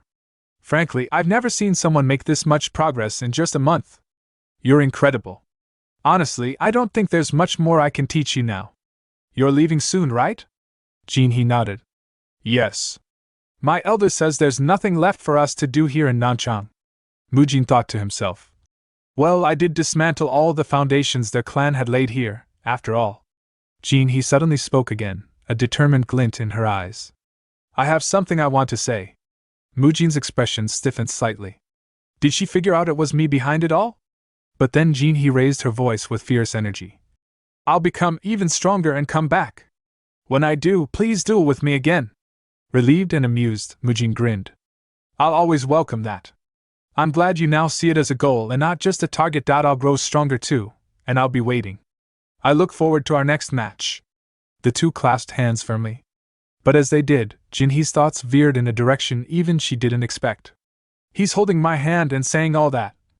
Isn't this basically a proposal? And so, the Jaegao clan departed from Jiangxi. Although it saddened Jinhee to part ways, the promise they made gave her new purpose. She looked cheerful and filled with hope. As their carriage pulled away, she turned back and shouted, I'll be back soon. Biab Gang, watching the scene, turned to Mujin. Well, we've wrapped up our work here. Shall we begin preparing for the next phase? Mujin, still waving to Jinhee, replied, Not yet. I have a few things to hand over first. Once I'm done, I'll head straight for the Heavenly Merchant Guild. Biab Gang nodded. Understood. You've done well these past 5 months. I'll return to Shaolin with the others then. Still, I can't let you be entirely alone. I'll assign 1 or 2 to stay behind and accompany you. That works, Mujin said. By the way, have you heard anything about my grandfather's condition lately? Biab Gang chuckled. Grandmaster Hyun Wang? He's so healthy now, he's practically flying across rooftops. He practices the muscle lengthening technique himself and gained so much weight from his oil-heavy diet, you'd never believe he was once weak or frail. Mujin let out a long, relieved sigh. I'm glad. That's a huge weight off my chest. But then, piecing it together in his head. Wait, if he's moving around that freely, then he's not just recovered, he's fully back in form. He was once called the strongest talent under heaven. If he attends this banquet, his presence alone could tip the scales. Can I ask you a favor? Mujin said. Biab Gang turned to him. Of course. What is it? Mujin handed him a sealed envelope. If you reach the Shaolin Temple before me, could you give this to Grandpa? I can't make it there myself, but this letter explains everything. I have a bad feeling something dangerous is brewing. He'll understand once he reads it. I got it, Biab Gang said, taking the letter. A few days later, at the Shaolin Temple, Biab Gang entered Hyun Guang's chamber where the old monk was mid-stretch. Apologies for interrupting your muscle-lengthening session, Grand Master. It's alright, Hyun Guang said as he opened the letter. If this is from Mujin, then it takes precedence. He read in silence, then let out a hearty laugh. I see. Biab Gang tilted his head. What's going on? Hyun Guang smiled. So he's heading straight to the Heavenly Merchant Guild? That rascal. Seems I'll be attending the banquet too. It's been a while since I last saw him. I'm quite looking forward to it. Having regained over 10 kilograms and radiating immense vitality, Hyun Guang's aura was now impossible to measure. He's probably grown stronger as well, hasn't he? The Grand Master asked. Biab Gang laughed. He definitely bulked up a lot, Grand Master. Meanwhile, at the Jiangxi Buddhist sect, Mujin loaded supplies onto a carriage, pausing momentarily to think. Grandpa must have received the letter by now. I need to move fast and be ready. Mak Jihyuk approached with a respectful bow. Thank you for everything, Master Mujin. I may be leaving, Mujin said, but I'll still visit occasionally. Thank you for all the support during my time here. Not at all. You were a tremendous help. You defeated oppressive martial factions, dismantled a shadowy organization, and taught us techniques that saved countless lives. Every day you were here was a blessing. The Buddha Fist sect will carry on your will. Please continue your work for the people, even after you leave. We'll miss you. Mujin nodded. We'll meet again. With that, they departed from Nanchang. As their carriage rolled onward, Haiguan lounged on the rooftop, gazing at the sky. There weren't many strong opponents, but it was an interesting region. Mujin looked back one last time. Thank you, Nanchang, he thought to himself. We left in a hurry to stop Ryusealho, but the sun's shining brightly, like it's telling us everything will be okay. Still, I've taken precautions, just in case the unexpected happens. As the carriage rolled along, Mujin muttered to himself, mulling over countless ways to reduce casualties at the upcoming banquet. Meanwhile, Monk Biab Y, riding beside him, groaned inwardly. Damn brat. Let me sleep already. 3 days later, in Dangfeng County, Mujin arrived at the Heavenly Merchant Guild on the day of the banquet. At the gates, he was greeted by Ryu Jiguang, who welcomed him with a smile. Monk Mujin, it seems your physique has grown even larger since we last met. Mujin offered a curt nod. I've simply kept up with my training. You're still the same as always. Jiguang chuckled. Thank you for coming to my mother's birthday banquet. Come inside, Monk Hyun Guang is already here and waiting for you. He arrived ahead of me? Mujin asked in surprise.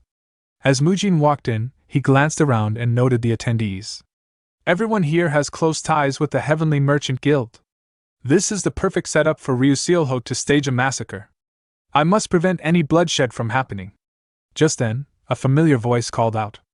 Hyun Guang turned and beamed. Mujin! You look so healthy now, I almost didn't recognize you. Grandpa, Mujin said with a soft smile. You're looking amazing yourself. That's thanks to all those who helped me recover. Hyun Guang said warmly. Beside him stood Yungahi. It's been a while, madam. Mujin greeted her politely. Welcome, Monk Mujin, she replied. Seems much has happened since our last meeting. You look much stronger now. Well, yes, a lot did happen, Mujin admitted. She chuckled. Seeing how both you and Sealwa have grown warms my heart. Young people really do have limitless potential, Hyun Guang added. Mujin asked. Did something happen with Lady Sealwa? Yungahi gave a small, amused laugh. Something big, indeed. The scene shifted to Sealwa's room. She stood by her mirror, smiling brightly. Her maid tilted her head. Today's your mother's birthday, but you look more excited than she does. Is something special happening? Sealwa nodded. Today's the day he comes back. Pardon? Who do you mean by he? Sealwa recalled the promise made in the past, when Mujin told her he would return to test her progress, and that he wouldn't go easy on her. With firm conviction, she whispered, Monk Mujin, I've kept my promise. Once plump and lacking confidence, Sealwa had transformed. She had shed 17 kilograms and carried herself with a proud, graceful poise. Slim, sharp, and determined, she was ready. Some time later, Mujin happened to see her again, and he froze in surprise. Lady Sealwa? He asked, blinking. Is that really you? You've changed so much, I wouldn't have recognized you. It's like you've become a completely different person. You must have worked incredibly hard while I was away. With a soft smile, Sealwa responded. It's all thanks to your teachings before you left. I simply followed the path you showed me. Mujin shook his head, a rare glimmer of pride in his eyes. Even so, it was your determination that brought you this far. I can't take the credit. Honestly. I'm worried now. The men of Dengfeng County won't know what hit them. You're going to break a lot of hearts. Sealwa gave him a sharp look, cheeks slightly flushed. That's all you have to say? She asked. Blessed monk. I mean, what do you really think? Mujin blinked, caught off guard. Huh! I already told you, you've changed so much I barely recognized you. Isn't that enough? Before Sealwa could reply, her attendant stepped in, eyes wide with admiration. Lady Sealwa, you look absolutely stunning today. That dress, the makeup, what's the occasion? Did you dress up for someone special? Sealwa lowered her gaze. It's Grandma's 70th birthday banquet. The servant tilted her head. I know it's the elder's birthday, but you dressed up so nicely, people might think you were the one being celebrated. Caught off guard by the remark, Sealwa's expression stiffened. Stop. That's enough. Meanwhile, Mujin looked at her thoughtfully. Is this the right moment to tell her that? Then, with a steady voice, he spoke. Lady Sealwa, since the last time we met, you've truly become beautiful. But before Sealwa could respond, Yun Gehe's voice rang out from across the courtyard. Monk Mujin! Could you lend me a hand over here? Mujin turned toward the voice, then looked back at Sealwa apologetically. I'll be back. I'll help her out for a bit. As he walked away, the servant whispered to Sealwa. That was so close. Sealwa mumbled under her breath. I hate Grandma. As the banquet progressed beneath the glowing moonlight, music and laughter filled the air. Dancers swirled across the stage, guests enjoying their meals as they watched the performances. But Mujin, while helping with the banquet, had his eyes scanning the crowd. He studied each face carefully, mentally cataloging them. He didn't know who might pose a threat, so he took no chances. With this many people in attendance, it took time to survey them all. The Heavenly Merchant Guild really is something else, he thought. So many powerful people gathered in one place. I just hope nothing happens. No bloodshed, please, not tonight. Especially with the strongest person in the world present. Back at the meal table, Yun Gehe looked around and asked, Hyun Guang, where did Monk Mujin go? Hyun Guang replied, Still at the latrine, probably. Gehe sighed. I wanted to hear about his trip to Nanchang. Hyun Guang smiled gently. Then we'll ask him together when he comes back. Elsewhere, Ryu Sealho stood quietly under a tree, puffing on a cigarette while watching the party. A man approached and asked, You seem troubled. What's weighing on your mind? Sealho exhaled a curl of smoke. It's nothing, Selyong. Just work.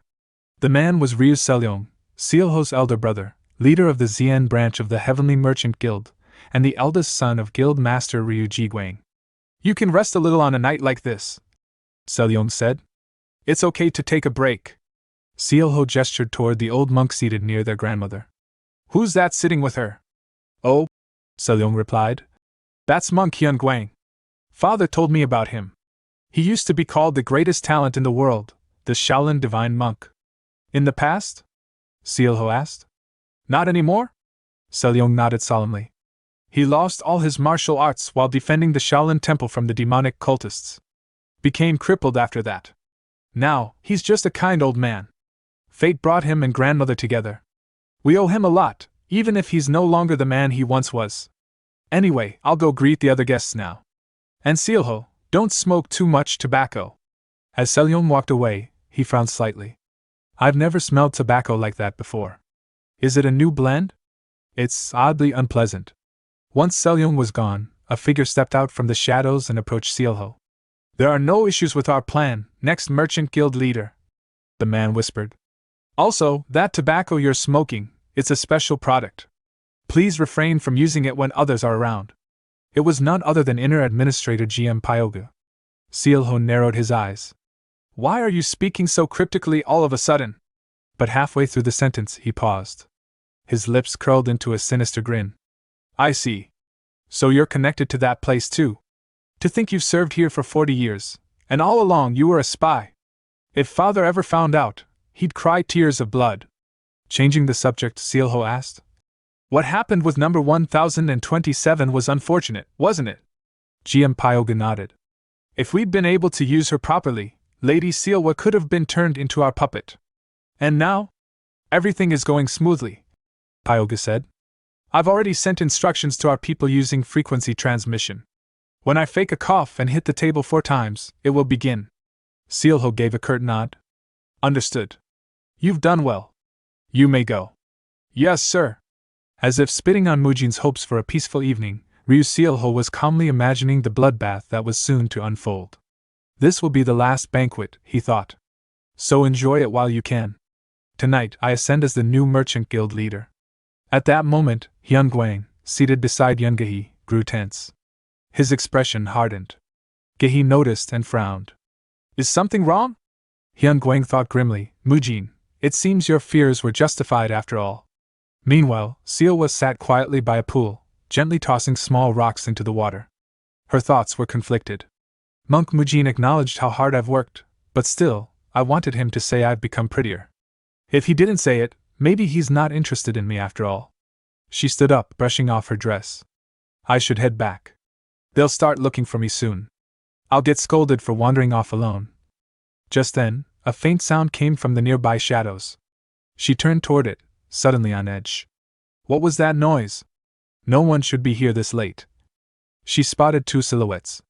One of them spoke in a low voice. Another person's died from poisoning on the street. The voice belonged to Sealho's servant. He was speaking to GM Pyogu.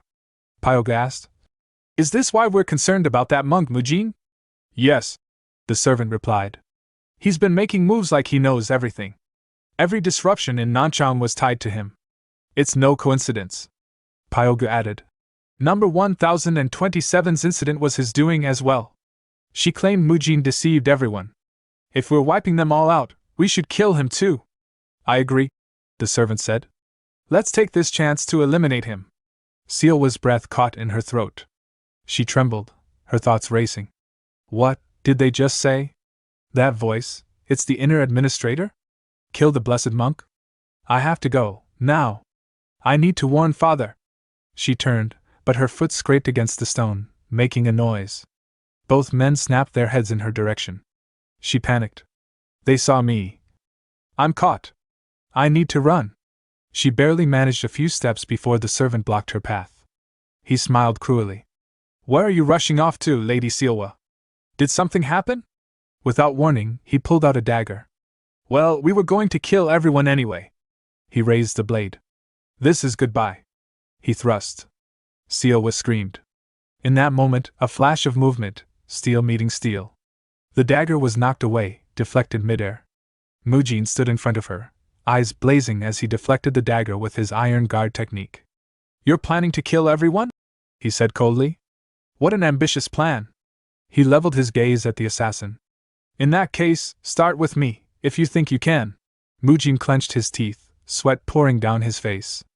I definitely activated my iron guard, but I still took damage? He thought. He's on a completely different level compared to Hong So-hee. Did he throw a blade in that brief moment just now? The realization hit him hard. If I drop my guard even for a second, I might actually die. This guy, he's a real killer. Despite the fear tightening in his chest, Mujin forced himself to stand tall and turn to the trembling figure behind him. Lady Sealwa, he said, his voice strained but steady. Leave this to me and run. Head straight for Grandmaster Hyun Gwang. You'll be safe once you're with him. I can't, Sealwa replied, her voice shaking. I'd never abandon you, not like this. But before she could say more, the killer made a subtle movement, reaching for his blade. Mujin's eyes narrowed. In a flash, he dashed forward and kicked the sword's hilt just as it was about to be drawn, slamming it back into its sheath. Keep that sword where it belongs, Mujin growled, following up with a direct kick to the assassin's face. The blow landed hard, sending the killer flying backwards. Go now! Mujin shouted, taking the momentary opening. Still trembling, Sealwa hesitated, but before she could move, her servant arrived at the scene, panting. Without waiting, she grabbed Sealwa's arm and pulled her away. Come quickly! I'm leaving Lady Sealwa to you, Mujin called out. Suddenly, a pulse of murderous intent flared behind him. Mujin spun around just in time to block several flying daggers with iron guard. Sparks danced off his arms, but one blade slipped through and grazed his shoulder, drawing blood. He looked up. The killer was already standing, completely unfazed by the earlier kick. Looks like you're in a rush to cut your own life short. Killer muttered under her breath, clearly rattled. Mujin narrowed his eyes. Not even letting me say goodbye to her properly? That's low, he said, cracking his knuckles with a forced grin. What, is your grand massacre plan not that impressive? If you're raising your sword at a young monk, then maybe you're just a coward. He planted his feet. Try killing me, if you think you can. The killer's eyes sharpened. With a cold voice, he unsheathed his sword. As you wish. It'll hurt, but this was your choice. He slashed forward. Mujin dodged, his body a blur, and launched himself at full speed. The ground beneath him shattered with the force of his step. He appeared before the assassin in a heartbeat and threw a heavy punch, only to strike air. He vanished? Mujin thought in disbelief. The killer reappeared behind him like a phantom. Mujin ducked just in time as a blade whistled past where his neck had been a second ago. He twisted around, teeth clenched in frustration. He's insanely fast. Mujin thought, then launched a series of chain punches, each powerful and precise. But the killer effortlessly dodged, weaving around them. You keep jumping around like a damn grasshopper, Mujin barked. Afraid to fight me head on? Come down here and face me, coward! Perched atop a nearby wall, the killer replied coolly. Stop wasting your strength. You're only prolonging your suffering. He's figured out my specialty, grappling, Mujin realized. He keeps throwing blades from a distance and avoids close contact. If I don't land a hold soon, I'll exhaust myself first. He's the worst kind of opponent for me. But I can't let him leave. Lady Sealwa will be in danger. I have to hold him here, no matter what. Mujin stepped back, looking to widen the gap. But suddenly he felt his feet freeze in place. Looking down, he saw daggers pierced into the ground, daggers from earlier, cleverly positioned to limit his movement. From back then, Mujin realized too late. The killer was already above him, sword swinging down. Mujin raised his arm just in time, iron guard flaring. Steel clashed against flesh steel. He countered with a chain punch, but the assassin ducked and retaliated with a quick slash. Mujin raised his left palm, now coated with reinforced ki, and blocked it. Then came another volley of daggers. Mujin dodged most, but a few grazed him, slicing across his robes. Blood dripped. They're laced with poison, the killer said coldly. You'll be paralyzed soon. Before Mujin could react, the killer unleashed a deadly sword art, sword technique, endless pit. The strike tore through the air, slamming into Mujin. Blood sprayed as Mujin hit the ground hard. The killer, not bothering to look back, sheathed his blade. Farewell. Time for you to meet Buddha. But just as the killer turned away, a voice rose behind him, hoarse, defiant. I'm not going anywhere. The killer stopped, turning in surprise. Mujin, bloodied and trembling, stood again, barely. A dagger was buried in the killer's back. Mujin had thrown it just moments before collapsing. I don't think that paralyzing poison of yours works on me, Mujin said, breathing raggedly. Looks like Buddha just sent me right back. The killer narrowed his eyes. He forced his inner energy to suppress the poison. Impressive. You want to die that badly? The killer snarled, drawing his blade again. Then I'll send you back there, for good this time. This next strike will make the paralysis seem merciful. But as he slashed forward, Mujin did something unexpected. He wrapped his arm around the killer's blade mid-swing. Blood sprayed, but Mujin grinned. This doesn't feel like paradise to me, he said. Guess I'm not the one going there. With a sudden burst of strength, Mujin struck the assassin's sword hand with a powerful arhat palm, forcing him to release his grip. The killer reeled in pain. He was now within grappling range. Mujin didn't hesitate. He surged forward and locked the killer in a tight submission, Dar's choke. The hold landed, Mujin thought, his vision blurring. But my stamina's shot, my inner energy is running dry. If this drags on, I'm done for. I have to end it, right now. Mujin exhaled heavily, his chest heaving as he summoned the last reserves of his strength. With precise execution, he tightened the Dar's choke, locking the assassin's left arm and neck in a vice grip. I've secured both points in a single move, he thought. There's no way he's slipping out of this. The assassin screamed in agony, the distinct, unsettling crack of bones echoing through the alley. Mujin gritted his teeth, feeling the opponent's resistance falter with each second. He's weakening. I just need to hold on until he passes out. Through his strained breath, the killer muttered in a trembling voice. You're already too late. This banquet is crawling with assassins. You can't stop it now. They continued struggling, both bodies trembling, Mujin holding on with sheer will, the killer writhing in his last defiance, until finally, the assassin collapsed to the ground, unconscious. Mujin released his hold and stumbled back, barely able to stand. He glanced down, his breathing shallow and rough. The choke landed perfectly. He won't be getting up any time soon, Mujin thought, trembling. No way to stop the attack?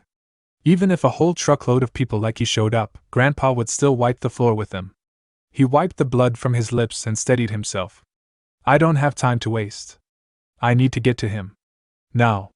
Meanwhile, at the grand banquet, Sealho sat among the guests, nervously biting his thumbnail, the words of inner administrator GM Pyoga looping in his mind. Everything is in place, Lord Sealho.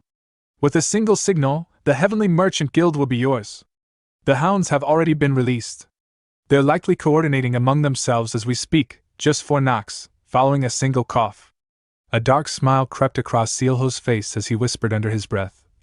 It's almost over. Just then, a calm voice cut through the tension. What's almost over? Sealho looked up, startled.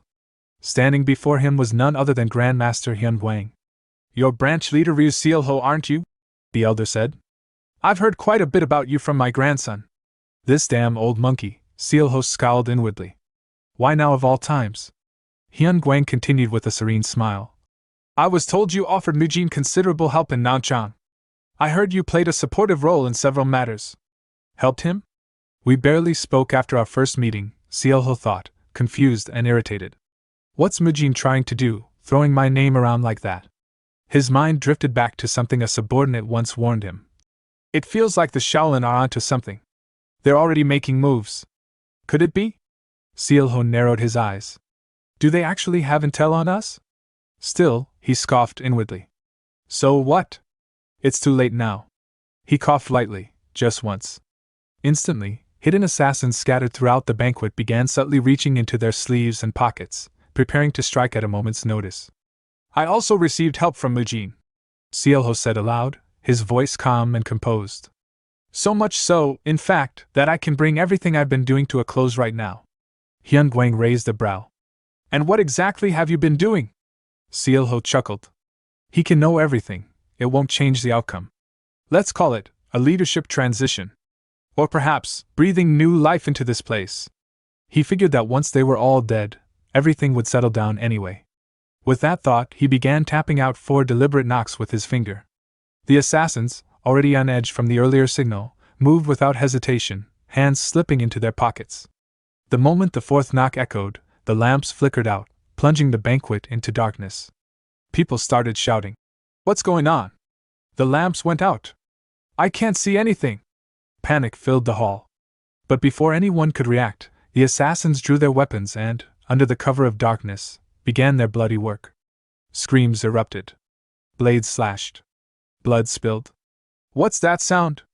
I heard something. Someone screamed. I still can't see anything. Above the chaos, Sealho began to laugh, manic, triumphant. Yes. Let it happen. With this, the Heavenly Merchant Guild is finally mine. But amid the slaughter, a calm, resolute voice answered. You've gone too far. Hyun Gwang's voice rang with a sharp edge. You no longer deserve a second chance, Ryu Sealho. You are a merchant of blood and deception, nothing more. If it weren't for Mujin, this night might have ended in true disaster. With a simple snap of his fingers, the darkness shattered. All the lamps relit at once, illuminating the chaos, and what stood at its center. A magnificent golden dragon made of pure energy, Hyun Gwang's key, hovered over the crowd, glaring directly at Sealho. You shouldn't throw around phrases like a new breath of life so carelessly, Hyun Gwang said coldly. Did you really think I was powerless to stop this treachery? Look around you. Sealho glanced across the hall, and to his horror, he saw it, not innocent guests on the floor, but his assassins. Each one had been struck down, their bodies pinned to the ground by golden palm imprints, Hyun Gwang's true real-eyed divine palm. You brought dozens of assassins, Hyun Gwang said. I have already subdued them all. It's over. Give up. The would-be killers writhed, trying to move, but not one could rise to their feet. From across the room, Ryu Jiguang, the true guild leader, stepped forward, eyes narrow with concern. What is happening here? Seolho's thoughts spun wildly. He wants me to surrender? Now? With our grand objective right in reach? Refusing to yield, Seolho reached into his hair and pulled out a thin, long needle, his hidden weapon. In one motion, he hurled it at Hyun Guang. But the Grand Master's voice thundered through the hall. Enough! The sheer force of his voice alone stopped Seolho in his tracks. The would-be usurper crumpled to the ground, paralyzed by shock and ki pressure. Everyone saw it. They had all witnessed Ryu Seolho, who had always shown a soft, kind facade, unravel into a madman, laughing as he ordered the massacre of innocents. Now, those who had been pinned by Hyun Guang's energy rose to their feet, weapons drawn and a righteous fury burning in their eyes. Seolho's twisted ambition had been exposed, and the entire guild stared at him with horror and disgust. No one spoke at first. The room held its breath. Then, a voice broke the silence, urgent and trembling. It was Seowa, breathless, having just arrived with her servant. She shouted, "Monk Mujin, he's in danger! Please, someone help him!" Ryu Jiguang, one of the 5 grand leaders of the world's merchant guilds, didn't hesitate. His expression was calm, but his presence carried weight. We must act quickly, he thought. There's no time for delay. Azure Gold Squad, he commanded. Subdue the assassins and Ryu Seolho, those driven mad by their own bloodlust. The rest of you, come with me. We're going to find Mujin. We can't afford to lose another life. With that final command, Yoon-gehee's 70th birthday celebration, once a symbol of prosperity and peace, came to a dramatic, blood-soaked end. As the Azure Gold Squad prepared to advance in search of Mujin, the captain suddenly halted and pointed toward a figure in the distance. Merchant Guild Leader, he said, narrowing his eyes. Could that person be Mujin? At that moment, Mujin's weak voice echoed across the courtyard. Is everyone all right? He asked, his voice trembling. What's going on? This place, it's dangerous. He took in the scene around him. All of the assassins had been immobilized, bound by Grandmaster Hyun Guang's formidable technique. One by one, the members of the Azure Gold Squad were tying them up with practiced efficiency. Relief washed over Mujin's pale face. I see, it's over, he murmured. As expected of Grandpa. I knew I could rely on him. But even as the words left his mouth, he coughed violently, blood staining his lips. His knees gave out beneath him, and he collapsed to the ground. Monk Mujin! Seowa cried, her face stricken with worry as she rushed to his side. She knelt beside him, holding his unconscious body. Please wake up! You can't die like this! Turning sharply, she barked at one of her father's retainers. Quickly! Call for a physician, immediately!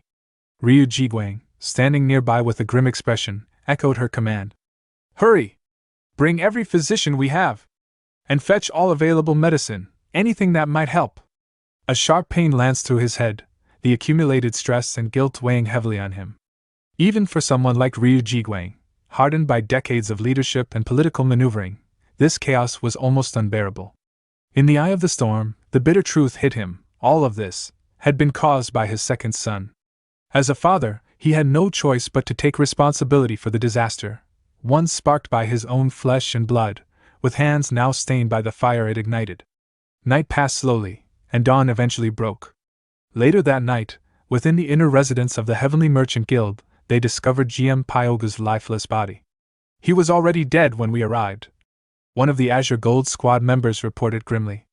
He poisoned himself. Ryu Jiguang stared down. He must have sensed something, and chose to end it on his own terms. His voice was distant, burdened. He must have suffered greatly. I can't believe he deployed his men to carry out such a massacre. In the end, Pyogu, he really was a traitor. One of the squad members handed over a wooden box. We found this among his belongings. It's the same kind of box that Ryu Seolho's lieutenant carried. There's a strange smell coming from it. You should take a look. Ryu Jiguang opened the box, revealing a smoking pipe inside. He picked it up and sniffed. This scent, it's strange. Grandmaster Hyun Guang, who had arrived silently behind him, spoke quietly. People always say the addicts should be punished, but in truth, those who distribute it deserve the greatest punishment. Ryu Jiguang's eyes widened. This is opium? He whispered. So Seolho was smoking this. I see. He lowered the pipe, voice thick with regret. I have no excuse, to you or to Mujin. Hyun Guang shook his head. Please don't say that. I'm the one who lost my temper and disrupted the banquet. You didn't disrupt anything, Ji Guang replied, his voice resolute. I did. This is the karma I've earned, for failing to properly protect and guide my family. I can't bring back my son, who was corrupted by opium, but I will make those who introduced it to him pay. For Mujin. For you. For everyone who was dragged into this mess. Hyun Guang placed a hand on his shoulder. You did what you could. This was done for the sake of the people, don't carry all the blame alone. Besides, he gave a sorrowful smile. Compared to the pain of losing a son, what's a grandchild's injury? He gazed out the window, deep in thought. Every one of those assassins was on par with our second-class disciples. For Mujin to survive such enemies, it's nothing short of a miracle. Even with his talent, he's only trained for a little over 3 years. He wasn't meant to face such threats. I only wanted to protect him until he found his footing. But now, his voice faltered. My regrets keep growing. For Mujin's sake, I'll start moving faster. I don't have much time left in this world. Mujin, in the meantime, thought to himself, all the branch leaders from the Nanchang Guild involved in this incident have been captured.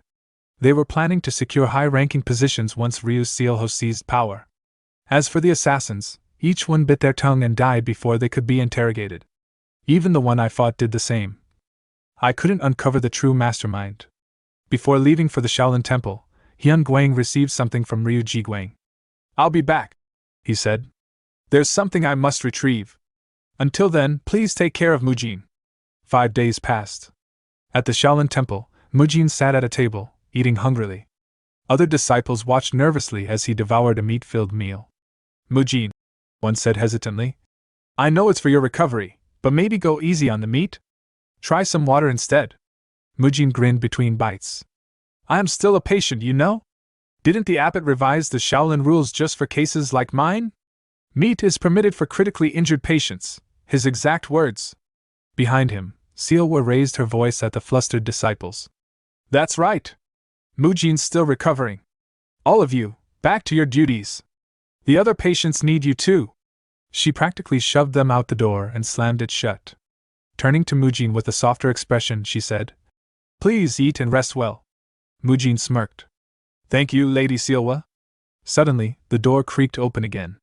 Monk Mujin needs plenty of rest. She began to scold, only to stop mid-sentence. Grand Master, I'm sorry. Hyun Guang chuckled warmly. No need to apologize. Mujin's eyes lit up as he rose to his feet. Grandpa? You're back? Hyun Guang nodded. You seem cheerful. Have you been recovering well? Everything's fine, well, except I haven't fully detoxified the poison yet, Mujin admitted. Lady Sealwa's been very strict. I'm not even allowed to lift dumbbells. I feel stiff all over. You should be resting, Sealwa said firmly. Not thinking about lifting weights. Hyun Guang laughed. Well, once you're fully healed, let's try crossing that wall again. I brought something big just for you. Wall? Something big? Mujin tilted his head. What do you mean? Hyun Guang opened a wooden box, revealing a glimmering pill inside. This, he declared, is the Great Rejuvenation Pill. Mujin's jaw dropped. That's insane. The abbot, Hyun Guang continued, was moved by your struggles. He willingly gave it to you as compensation. Mujin squinted. That's a lie. He definitely stole it. How am I supposed to eat in peace now? Meanwhile, atop a secluded mountain estate, an informer knelt before a man seated on a lavish throne. There's been a disruption in the plan involving the Heavenly Merchant Guild, the informer reported. The leader leaned back, his gaze sharp. That sounds like a significant loss. Yes, the informer replied. It may take decades to recover. All our agents in the guild were eliminated. The Heavenly Merchant No. 1 project has collapsed. The leader's voice turned cold. But you said that if the plan succeeded, the Heavenly Merchant Guild would fall entirely under our control. There was an unexpected variable, the informer admitted. The Shaolin Divine Monk was present. No one anticipated his appearance, let alone that he had regained his martial power. The leader fell silent, then muttered. So, he was hiding his recovery all this time. Deceptive? Cunning. But there's nothing to be done now. Verified the truth behind his recovery. As for the Heavenly Merchant Guild, abandon it. Shift focus to the others. Understood. The leader closed his eyes, fingers tapping against the armrest. The revival of the Shaolin divine monk, Hyun-Gwang. That withered shell of a man is walking again. Did he really survive such catastrophic injuries? How did he do that? Scene shifted to Nanchang Branch, Body Treatment Clinic. Inside the clinic, Jinhee of the Jaegao clan blinked in disbelief. He left? She asked, her voice sharp with surprise. Jaehyuk, standing beside her, nodded. Yes. He returned to Dangfeng County about 10 days ago. I heard he went back to the main branch of the Body Treatment Clinic. Jinhee's thoughts tightened like a coil. He left, without even speaking to me? Jaehyuk tilted his head. But why are you asking about someone who's already gone? Jinhee clenched her jaw, suppressing the storm rising within. After everything we shared, after all the promises for the future, he just left? Without a single word? Her eyes narrowed with resolve. Fine. Then I'll go to Dangfeng County myself. I need to look him in the eye. Back at the Merchant Guild's training hall, Grandmaster Hyun-Gwang was carefully preparing the Great Rejuvenation Pill, circulating his chi to harmonize its energy from Mujin's body. Watching nervously, Mujin asked, Am I really allowed to take this? Isn't this way too much of a reward? Hyun-Gwang thought back to the negotiations. That's why I swallowed my pride and personally begged the Merchant Guild leader for this. He remembered the moment he received the pill from the abbot. But Grandmaster Hyun-Gwang, the abbot had protested. This is the Great Rejuvenation Pill we're talking about. Even if Mujin played a critical role, no third-class disciple has ever been granted such a treasure. Hyun-Gwang had turned sharply, his tone icy. Then what? If I just take it and walk out, will that fix things? The abbot hesitated. If it's for Mujin, perhaps the rules can bend, just this once. Back in the present, Hyun-Gwang handed the pill to Mujin and said calmly, Just remember to thank the abbot later. That'll be enough. Mujin sighed inwardly. Looks like I'll need to keep a low profile for a while. Still hesitant, he said. But Grandpa, you know better than anyone, when you gave me the lesser rejuvenation pill, it wasn't that big a deal. It only needed some money and ingredients. But this? The Great Rejuvenation Pill is on an entirely different level. He explained with the reverence of a martial arts scholar. Only 2 or 3 are ever made per generation. The core spirit herb takes decades to mature, and only under spiritually rich conditions. Unless someone is destined to become a pillar of Shaolin, they'd never be considered worthy of it. He shook his head. I just don't feel right taking it. Someone else could save many lives with this. Hyun-Gwang looked at him seriously. That's exactly why you should take it. Mujin blinked. Before he could protest, Hyun-Gwang popped the pill into his mouth. Enough talk.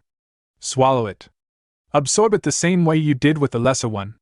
Breathe slowly, circulate your energy. Mujin followed his guidance. The lesser rejuvenation pill felt like an overwhelming torrent. But this one, it's sweet? And subtle? The energy surged through him, not just strengthening, but dissolving blockages. His chi channels pulsed with life. He started coughing violently. Hyun-Gwang smiled calmly. Don't worry. That was just the poison still lingering in your system getting purged. Mujin entered a dual cultivation trance, cycling both the unmovable cultivation technique and the Great Path technique. This energy, it's not just replenishing me, it's reshaping me. This isn't energy deviation. This is a breakthrough. My blocked core, it's finally unlocking. A burst of brilliant chi erupted from Mujin. Hyun-Gwang gave a satisfied nod. Congratulations on your full recovery. So, training tomorrow? Mujin clenched his fists, brimming with strength. No. I want to start right now, Grandpa. Not even Lady Sealwood can stop me this time. There's something I've been dying to try. Mujin stepped onto the open grounds, eyes scanning the space. I said all that confidently, but where do I even start? The pill gave me overwhelming strength, but no manual on how to use it. His thoughts turned to his next goal, energy discharge, a peak martial enlightenment realm. The ability to concentrate chi and project it as a ranged attack. Energy beams, shockwaves, roars, it was the stuff of legends. And for a close-quarters fighter like Mujin, it was the missing piece. He recalled Hyun-Gwang's advice. Imagine the energy. Guide it. Release it. What you visualize becomes real. Drawing chi into his arm, he launched a flurry, chain punch, first form. Nothing happened. So yelling doesn't help, huh? He muttered. He collapsed onto the ground, groaning. How did He do it so effortlessly during our fight? It's even more impressive now that I've tried it myself. Then, a thought struck him. Didn't she say she'd spar with me whenever I wanted? But did I even tell her I was heading home? Scene shift to body treatment clinic, women's wing. He sat in quiet contemplation. So this is where Monk Mujin's supposed to be. I rushed here without rest from Nanchang. There's no way I'm leaving without seeing him. Her brow furrowed. But this is the women's treatment wing? Isn't this outside his jurisdiction? These muscle extension techniques require close physical contact. Even if he's a monk. At that moment, a voice broke the silence. Well, we've got an unusual visitor today. I'll take a look. Ryu Seowa entered with a composed smile. Excuse me. What brings you here? I'm Ryu Seowa, head therapist at this Rocky treatment clinic. Jinhee's gaze sharpened. Head therapist? I'm here for treatment from Monk Mujin. He's more than enough for me. Seowa raised an eyebrow. You're here to see Mujin? She replied yes. In that moment, both women shared the same unspoken thought. Who is this woman? And why does she sound so close to him? Meanwhile, Mujin lay on the floor with a finger in his nose. She's probably doing fine, wherever she is. Meanwhile, at the body treatment clinic, inside the women's ward, tensions were flaring. Jinhee, her voice sharp with irritation, demanded, Why exactly are you telling me I can't meet with the divine monk? Seowa responded calmly, though with a subtle edge. Monk Mujin is currently recovering from a serious injury. Jinhee narrowed her eyes, skeptical. And who are you to speak for him so intimately? What are you, his top disciple in manual therapy or something? With a sweet smile, Seowa replied. Oh my, you recognized it. I am the direct disciple personally trained by Monk Mujin himself. Now, if you have a message for him, I'd be happy to deliver it. Jinhee's tone shifted as she declared. Mujin and I have promised each other a future. Of course, by future, she meant a martial rematch, but that was her business. I see. Seowa replied coolly. Even so, we can't allow strangers in based on vague claims. The world's full of dangers, after all. And besides, he's not here. You might want to check somewhere else. Frustrated, Jinhee pressed. Someone from the Merchant Guild told me to come here. Do you have any idea how far I traveled just to find the divine monk? Seowa responded matter-of-fact. Normally, the divine monk doesn't work in the women's-only ward. Perhaps there's been a misunderstanding. Just then, a young attendant burst into the ward. Excuse me. That insistent woman, she's been chanting the divine monk's name non-stop. Lady Seowa is doing her best to handle her, but she doesn't seem sick at all. Mujin happened to be passing by and heard the commotion. As he walked through the corridor, a patient he had treated bowed and said, Divine monk, thank you. If you have time, would you share a meal with us? Mujin gave a polite nod. Thank you, but I'm just a monk. I've still got many duties to tend to. He replied as he made his way toward the room where the two women were facing off. He entered with a smile. It's been a while, Priestess Jinhee. You've arrived at just the right time. Seowa turned in surprise. Monk Mujin! You've recovered? That's such a relief. But Mujin didn't answer her. Instead, he walked straight to Jinhee, his expression warm. Your timing is perfect, Priestess. I actually need your help. Jinhee smiled, heart fluttering. Fate, perhaps? Seowa's cheerful expression faltered. Jinhee's smile faded slightly as she asked. How could you leave Nanchang without telling me? Do you know what I went through to find you? I'm sorry I didn't say goodbye, Mujin said sincerely. After our spar, something clicked. I had to return home and focus on training. Wait, don't tell me, you actually traveled all the way to Nanchang looking for me? Jinhee laughed awkwardly. Of course not. Don't be silly. I see. Then come with me, I want to show you the training area, Mujin offered. As they walked side by side, Mujin asked, Have you been keeping up with your manual therapy practice? Every single day, without fail. Jinhee answered with pride. From behind, Seowa watched them laughing and walking away. Her chest tightened, and a quiet ache settled in her heart. Later, in the Kianria Merchant Group's training hall. So, you've got enough internal energy but haven't achieved Chia mission because you don't understand the method? Jinhee asked. That's right. Mujin confirmed. You've really come a long way since Nanchang. I wasn't expecting you to improve this much, she said, a little surprised. No matter. I'll teach you right away. We can catch up later. Understood. You already have the foundation, Jin He explained. To achieve chi emission, you need two things: sufficient internal energy and a body strong enough to handle it. You've got both, probably thanks to that grand elixir, she continued. Now, it's time to learn the Ascension martial arts.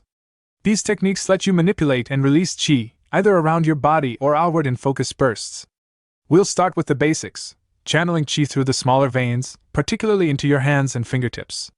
She demonstrated by gathering chi into her fingers and unleashing it in a sharp burst, splitting a practice log in half. Once you grow accustomed to this, it'll feel as natural as using a tool. You experienced some of it during our spar. Long-range techniques are incredible, aren't they? I'll also teach you some body-strengthening routines, Mujin offered. The stronger your body, the easier it is to control your internal energy. Jin He smiled. That sounds great. Just like before, I'll be in your care. Honestly, thinking about sparring with you again makes my heart race. I can't stop remembering our time back in Nanchang. Unbeknownst to them, Sealwa was observing from a distance. Mujin spotted her, but she quickly ducked out of sight. Was that Lady Sealwa? Was she spying on us just now? You really can't understand teenage girls, he thought. That led to an idea. Priestess Ji he asked. Can I ask a favor? Yes? What is it? It's not about combat, he said, a bit hesitant. It's something I've been researching. Jin He tilted her head. What kind of request makes you so awkward? That evening, as Sealwa closed the clinic. Great work today, everyone, she said with a smile. Good work, young lady, the staff echoed. A voice interrupted from beside her. Are you done for the day? Startled, Sealwa answered. Yes, today was really exhausting. She turned and froze. Monk Mujin? Why are you here this late? I have something for you, Mujin replied, holding out a book. She took it, puzzled. This is a martial arts manual? Why are you giving this to me? It's called Aknyagon. It's not for combat, it's for improving skin elasticity. I thought it might suit you. Why give me something like this? You've worked hard. Consider it a gift of appreciation, Mujin said. Inwardly, he admitted, I was curious about how she takes care of her skin too. I look forward to your continued help, Lady Sealwa. As he turned to leave, Mujin added, By the way, I know it's late, but you've become even more beautiful since I last saw you. See you tomorrow? Sealwa's face turned crimson. What is this feeling? My heart won't stop pounding. It's embarrassing, but I don't hate it. Have I always felt this way about him? Or did I just not realize it? When he's near, I feel safe. When he's with someone else, it hurts. Now I know. I like him. I like Monk Mujin. However, Mujin, unaware of her inner turmoil, mused, since Aknyagon uses chi to improve skin, maybe it works well with iron cloth shirt, which absorbs external chi. That's worth looking into. And so, Mujin's new daily routine began. By day, he fulfilled his duties at the clinic. In the evening, he trained Ascension martial arts with Ji He to master chi emission. At night, he studied Aknyagon with Sealwa to better understand beauty-enhancing techniques. Surprisingly, his gift seemed to ease the tension between him and Sealwa. But now, another problem emerged. Women's hearts are a true mystery. Of course, his training was also bearing fruit. I've made some progress, Mujin said. I think I'm finally starting to release chi properly. Jin He nodded. You've even left a visible mark. That's excellent progress. Once you've solidified the basics, I'll be heading back first. You're leaving already? I can't stay away for too long. People are waiting for me, comrades who care. Mujin nodded slowly, deep in thought. Now that I think about it, it's been a long time since I left Shaolin. I wonder how everyone's doing. How much have they grown? Meanwhile, back at Shaolin, Muyil shouted, Senior brother Mugung! Wait for me! Leaping to cling onto his older brother's waist. Muyil, don't hang on me! It's hot! Mugung groaned. Mu Kyung, trailing behind, muttered, Muyil's acting more and more like a monkey these days. They moved together through the long corridors. 1 week had passed since Mujin began training under Jigel Jin He in the art of Ascension martial arts. On the 7th day, the two faced off once more in a sparring match, the morning sun casting long shadows behind them. Good! Jean, he called out, her eyes sharp as ever. Now, spread your chi to every finger joint. Visualize it being discharged through your strike. If you're ready, just like before, block this. With a teasing grin, she unleashed a razor-thin chi slash that shimmered as it cut through the air. Mujin didn't flinch. He closed his eyes, centering himself. My image, not hers. My release. Inhale chi. Condense. Harden. Prepare. A bolt pulled back and locked. Chamber set. 1 round loaded. Selector to semi-auto. Fire initiated. Trigger pulled. His fist shot forward, his chi erupting like a cannon blast. The force of his chi punch collided with her chi slash midair, the two techniques clashing violently. A shockwave burst outward. Dust scattered across the platform. In that moment, Mujin had done it. He'd stepped into the realm of chi emission. He looked down at his hand and laughed in disbelief. Before, I could only manage a few shots. But now, I can release them at will. I did it, priestess. If I get used to this, maybe I'll be able to rapid fire too, right? Jiggle Jean, he stood frozen, stunned. This is unheard of. It takes most martial artists 2 to 3 years to reach this stage. Nearby, Mujin muttered under his breath, excitement barely contained. I want to fire like a machine gun, but that might be a bit much for now. Jinhee's mind raced. 7 days. 7 nights. And he's achieved this? What kind of monster is he? He never touched the 72 Shaolin techniques.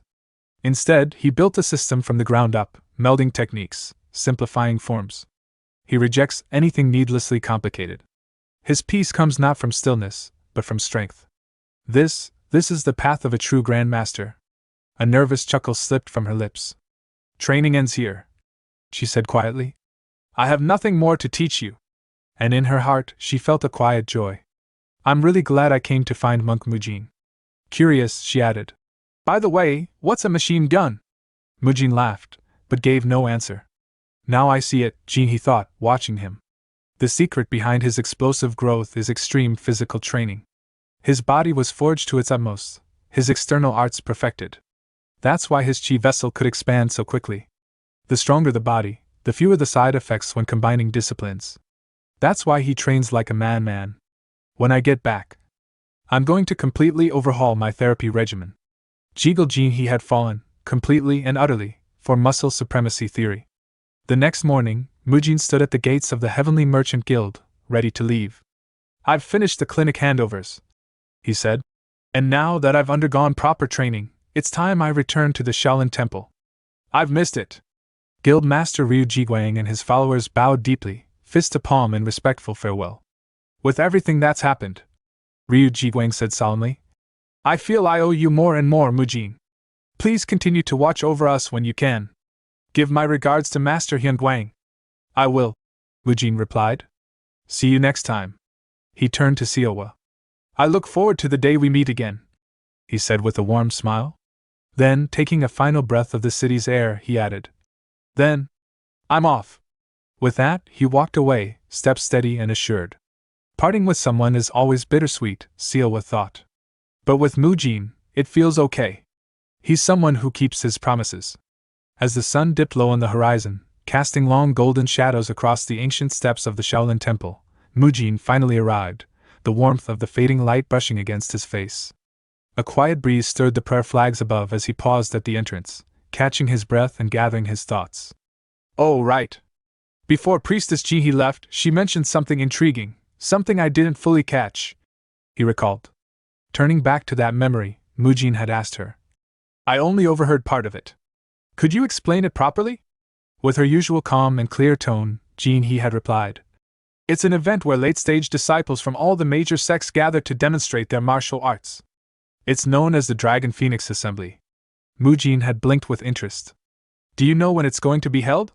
Jinhee had thought for a moment and then answered. Let's see. If we count from today, we'll probably see each other again in about 2.5 years.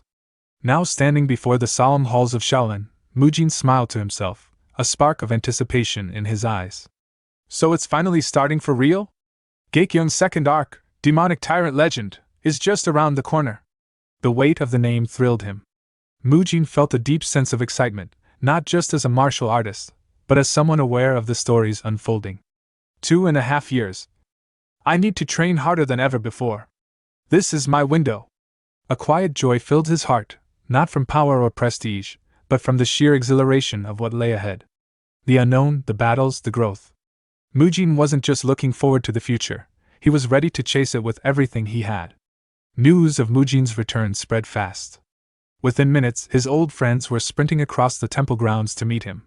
Mujin, Midyon, was just about to step into his quarters when Muyo leapt onto Mujin's shoulder, catching him off guard and sending them both tumbling. "Welcome back, Mujin," Mukyung said, grinning. "It's been a long time," Mugung added. "So? How was life out there?" Blinking, Mujin laughed. "Wait, you guys? You've gotten bigger. I was worried you might have slacked off." They scratched their heads and grinned.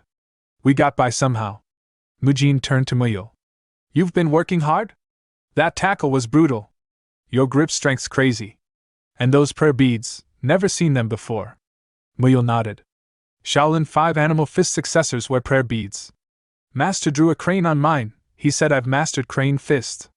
Once I learn Snake Fist, he'll add that too." Then Mujin spotted the ink on Mukyung's neck. "What's with your head? Is that a tattoo?" "It's a lotus. Symbol of Buddha. Master drew it for me," Mukyung said. "If it fades, I have to run 200 laps. Definitely sounds like Elder Haiguan." "Right." Mukyung laughed. Mujin looked up at Mugung. "You got even bigger? And you still look sharp. That's a relief. Are you really one to talk?" Mugung shot back. Mujin grinned. "Still, you all look great. You've really grown." "All right," Mukyung said, stretching. "Day's training is done. How about a spar?" Muyo lit up. "We get to play again? I'll slam you into the dirt as a welcome gift," Mugung declared. Muyo hesitated. "Wait, Mujin must be tired. I'm fine," Mujin said. "Let's do it." He didn't know it yet, but this spar would reveal a serious problem. One round later, his friends were sprawled across the floor, panting heavily. "You maniac," Mugung wheezed. "What the hell did you do out there?" "Let's just rest," Mukyung said. Mujin stood over them, confused. "What is this? This used to be our normal pace. One round and you're all down. You've clearly gotten tougher, learned more forms." Then the realization hit him. The gap. While they were growing steadily, I was being thrown into chaos. Fights with lunatics, intense training with Jihe, the Great Rebirth Pill, the Summoning Pill. I'm the only one who's leveled up. The balance is broken. And it needed fixing. It's not like I'll always fight alone. And the real storm doesn't begin until the Dragon Phoenix Assembly. I still have time. He examined his friends' conditions. Their physical strength is there. But their chi vessels, too weak. Their internal energies not keeping up. If this keeps up, they'll fall behind, even weaker than the blood monk in the novel. Should I feed them summoning pills? Yes, that could work. The next day, Mujin approached Elder Hyun Guang with a plan. "So I've been thinking," he said, unfolding a map, "about opening a third musculoskeletal clinic. How about Woyang? It's the closest." Hyun Guang frowned. "I get that you've done your research, but I can't approve it," Mujin asked. "What? Why not? You just got back," Hyun Guang said. "You want to disappear again for who knows how long? What will the others say? This is your time to train. Besides, Luoyang is still 40 kilometers away. You really think you'll keep up your training while making that trip back and forth? It'd be tough," Mujin admitted, disappointed. "So much for that plan," Hyun Guang added. "But if you can run there and back within half a Sijin, I'll approve it," Mujin asked. "Wait, what? Is that even possible?" "Of course it is," Hyun Guang said, eyes glinting. "That is, if you master the light body technique." Upon hearing the words, "light body technique," Mujin blinked in surprise. Isn't that just another name for mobility arts? He recalled what he'd read in martial arts novels. The light body technique was said to be a martial art focused on lightening the body. By reducing one's body weight through internal energy control, a practitioner could move at explosive speeds, leap across treetops, scale walls, and soar like a shadow in flight. If this was the real thing, then even commuting to and from Luoyang, which is about 40 kilometers away from the Shaolin Temple, would be a breeze. Energized, Mujin turned to Hyun Guang. Grandpa, if it's okay with you, could my friends learn it with me? Hyun Guang raised an eyebrow. If they're willing to endure it, I don't see why not. Moments later, Mujin gathered Magung, Mu Kyung, and Muyul. There's something I want to share with you all. He began, eyes gleaming. We're going to learn the light body technique. Together. The three looked stunned. But before that, Mujin added, there's one step we need to take first. Basic training.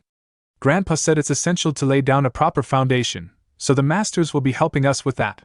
He paused. It's 1 month of hellish training. Magung shrugged, arms crossed. Well, as long as we're learning something, I'm in. Muyul grinned wide. This is gonna be fun. Mu Kyung hesitated, rubbing the back of his neck. Training's already intense, and now it's going to get even harder? Mujin noticed a shift in his tone and expression. You don't look so good. Did something happen? Mu Kyung forced a smile. No. It's nothing. 1 month later, behind the Shaolin Temple, the sun hung low as Elder Hyun Guang stood before the 4 disciples, who were now leaner, stronger, and covered in dirt from weeks of merciless drills. So, Hyun Guang said, stroking his beard, how was it? Did everyone train well? Muyul stood at attention, a gleam of pride in his eye. Yes, we've prepared all our gear for the real training. Mujin leaned over and whispered. It's not gear. It's the basics. Mu Kyung raised his hand. Excuse me, Grandmaster Hyun Guang. I have a question. Why did we start with the 1,000-pound hammer before learning the light body technique? Hyun Guang said with a nod. Good question. The 1,000-pound hammer is a martial art that allows you to manipulate your body weight. It's essential preparation before learning the light body technique, which lets you move faster by making your body lighter. So, Mujin said, connecting the dots, we first gain control over our weight, and then use that to improve our movement. But why reduce our weight at all? Muyul asked curiously. Mujin replied without hesitation. Because a lighter body moves faster. Hyun Guang chuckled. That's partially right, and partially wrong. You'll understand what I mean soon enough. He raised a hand and tossed 4 wooden name tags high into the air. Let's make training fun, shall we? Each of you will find a wooden name tag I've hidden somewhere in the mountain. Each one has your name engraved. Do not take someone else's, and don't help each other. Use the techniques you've learned, adapt, explore, overcome. Mujin's eyes lit up. A treasure hunt training camp, huh? This should be fun. They all lowered into running stances. Hyun Guang raised his hand, then dropped it. Begin! The 4 disciples blasted forward like arrows. As they sprinted through the woods, Mujin called out to Magung beside him. Hey! Want to make a bet? What kind? Whoever finds theirs last has to clean the temple, for 7 days and 7 nights. Magung scoffed. You think I'll lose? Muyul laughed. This'll be fun. Mu Kyung groaned from the rear. You guys, slow down a little. Watching from a distance, Hyun Guang folded his arms and observed. Let's see, these kids Mujin brought, can they become pillars of the Shaolin Temple like him? 10 minutes later, deep in the mountain, the environment was harsh and unpredictable. Dense trees, thorny bushes, even the occasional wild animal leaping across the path. It was more battlefield than forest. Muyul danced through the undergrowth, hopping between branches like a monkey, moving fluidly and with perfect balance.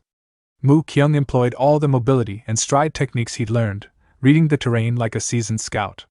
Among them, he had the best acceleration and response time. Magung, large and broad-shouldered, had a different approach. His wide frame collided with branches and rocks, but he didn't care. He built speed gradually, relying on unstoppable momentum. A moving fortress. All 3 used the 1,000-pound hammer technique as a base, combining it with their version of the light body technique to great effect. But there was one outlier. Boom!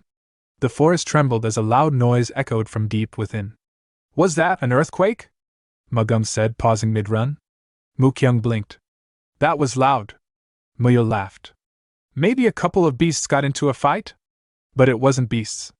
It was Mujin. Face down in a pile of leaves, tree bark, and broken branches, he groaned. I definitely adjusted my weight using the 1,000-pound hammer, so why is it so hard to maintain balance? My body doesn't even feel like mine. A thick branch dropped onto his gut with a painful thunk. What is this? Why is a fallen branch the size of a tree trunk? What a ridiculous tree! If I hadn't activated Iron Guard, I'd be bruised to hell. As he lay there, winded and scowling, a thought struck him. Even if you throw something light, like a feather, with all your strength, it barely moves. But what if I increase the weight the moment I throw it? Suddenly, he recalled Hyun Guang's words. That's partially right, and partially wrong, Mujin. So that's what Grandpa meant. I was too caught up in the idea of light equals fast, just like in those martial arts novels. But the real technique isn't just about being light. It's about adjusting your weight to match the moment. Mujin stood up, eyes blazing. Let's try again. He focused. Center of gravity, locked. Increase body weight just before launching. Fire forward. While in air, lighten the body to travel farther. Upon impact, add weight again to stabilize. This is it. This is the real light body technique. A crater formed where his feet had stood. Looking back, he cringed. Oops. Left quite a trail of destruction behind me. Guess I should name this move. How about Destroyer's Divine Stride? From afar, Hyun Guang observed silently. He's figured it out. The others too, they're finding their own ways. Mujin, your eye for talent is sharper than mine. Now then, how many lesser revitalization pills do we have left in the treasury? I might have to give some to these kids. They could become the future of Shaolin, though at this rate, this mountain won't survive. The abbot's going to give me hell. 3 hours later, Mujin returned, panting, a wooden name tag clutched in his hand. I found it, he said between breaths. Did you really have to hide it in the cave where I did my wall-facing meditation? That was brutal. But hey, I think I arrived first. A moment of silence. Then, from behind Hyun Guang, 3 familiar faces emerged with smirks. Mujin froze. They're already here? Magum clapped a hand on his shoulder. Hey, last place. Mukyung smirked. Bit late? Muyul stretched. We almost fell asleep waiting for you. All 3 shouted. You've got temple cleaning duty for 7 days and nights. Mukyung added. We'll testify to that. Grandmaster, you're the best. Hyun Guang laughed heartily. Mujin sighed. A bet's a bet. From that day forward, the young monks trained harder than ever, refining their personal versions of the light body technique. After reaching a suitable level of mastery, they were finally granted permission to travel to Luoyang. Later, at the Heavenly Merchant Guild, Mujin arrived at the familiar office and met with Ryu Jiguang. So even the elders of Shaolin approved? Ryu said with a nod. Then I have no reason to object. Besides, Luoyang's close by. I like it. Mujin smiled, though his mind was already turning. The Heavenly Merchant Guild leader approved. That's good. But I won't have time to manage Luoyang like I did Nanchang. I need someone I can trust to run it. A face appeared in his thoughts. Siowa, there is that person, isn't there? Some time later, Mujin arrived at the meeting room where Siowa awaited him. He had come to ask a favor, one that would require her expertise in a new venture. I need your help with a clinic we're about to open in Luoyang, he said directly. Siowa blinked in surprise. So, are you saying we'll be going to Luoyang together? Exactly, Mujin confirmed. Your recent breakthroughs in muscle extension and body treatment techniques have been impressive. This time, I can't manage everything on my own like I did in Nanchang. We desperately need your help for this journey. And don't worry, the Merchant Guild leader has already approved it. Siowa's heart sank slightly. So this was why he called me here. She had briefly entertained hopes that the meeting might have been more personal. But still. I'll be going with Monk Mujin, right? Isn't that still something? Her thoughts spiraled. Wait, he's a monk. Is it really okay for me to be thinking like this? Mujin tilted his head slightly, sensing something was off. Lady Siowa, are you all right? This affection of mine, surely it's not wrong? Siowa hesitated, trying to sort her feelings.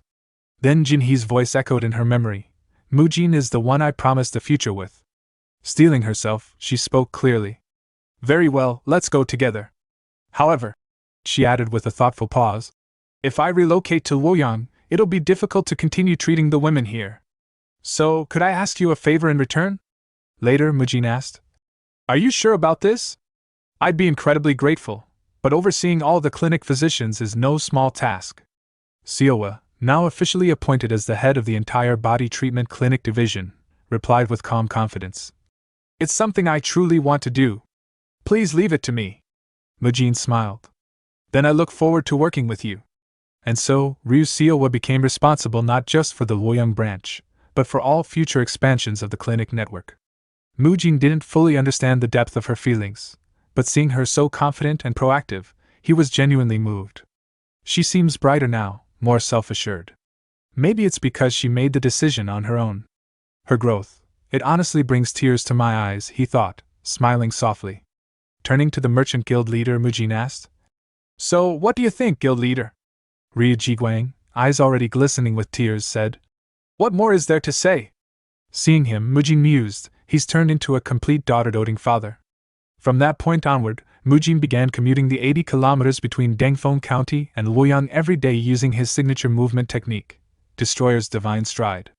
Fortunately, with the experience he'd gained in Nanchang, setting up the Luoyang clinic was far smoother. There were no local factions resisting him this time.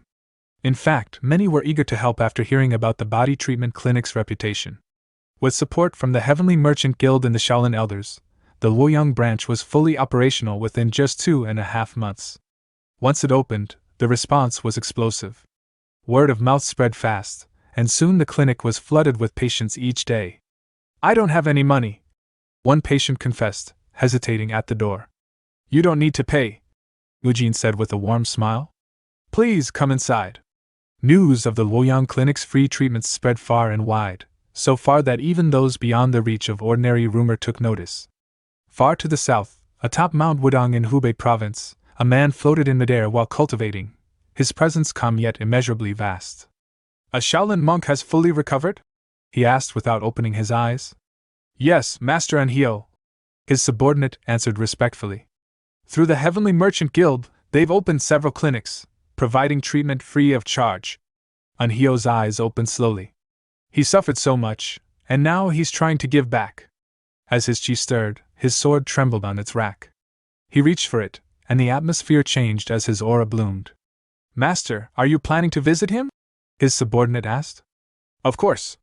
People say the strongest is best in the world, but the world is vast and full of complexity. No one can claim that title easily."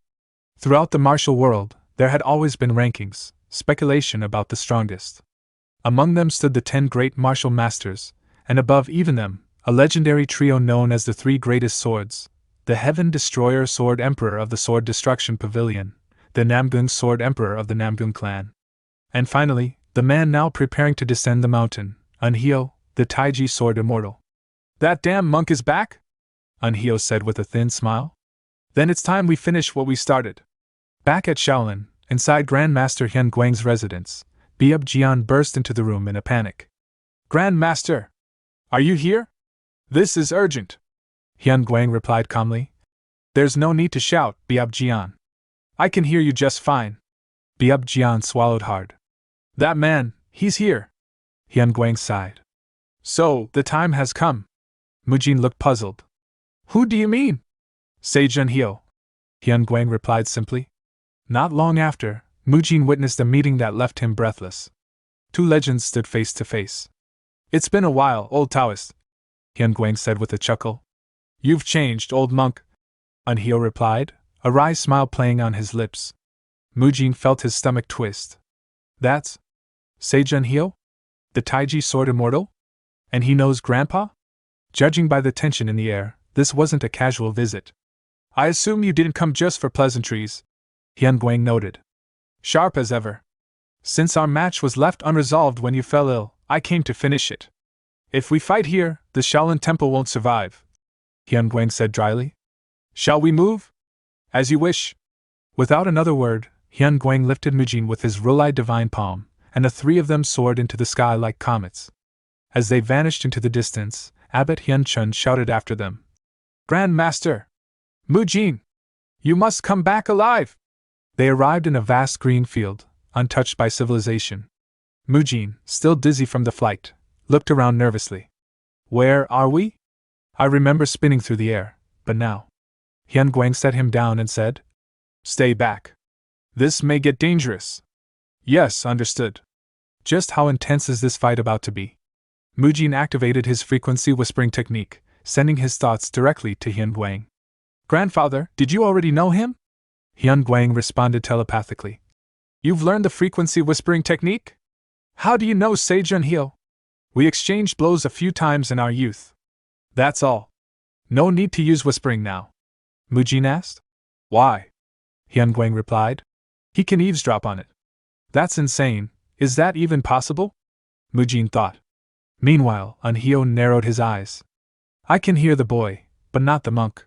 He's using an advanced variant? So the rumors are true. Not only has he recovered, he's reached the realm of nature? Hyunguang's voice broke the silence. Shall we begin? Unhyo nodded. Of course. He channeled his chi into his sword, and in a flash, launched an attack that lit up the sky, an emerald golden arc like a falling meteor. Mujin gasped. Grandpa! But Hyunguang met the blow head-on, activating his Rulai divine palms to block the attack. A shockwave rippled through the field. You've improved since we last crossed blades, Hyunguang remarked calmly. Was losing last time really that hard on your pride? For a monk, you sure know how to push people's buttons, Unhyo replied with a smirk. But this time, we end it once and for all. The scene shifted to a vivid memory from the past, a sun-drenched training ground atop a misty mountain where a young Hyunguang, bold and spirited, stood across from an equally youthful Unhyo. They were both in their prime, already blazing with the early fires of greatness.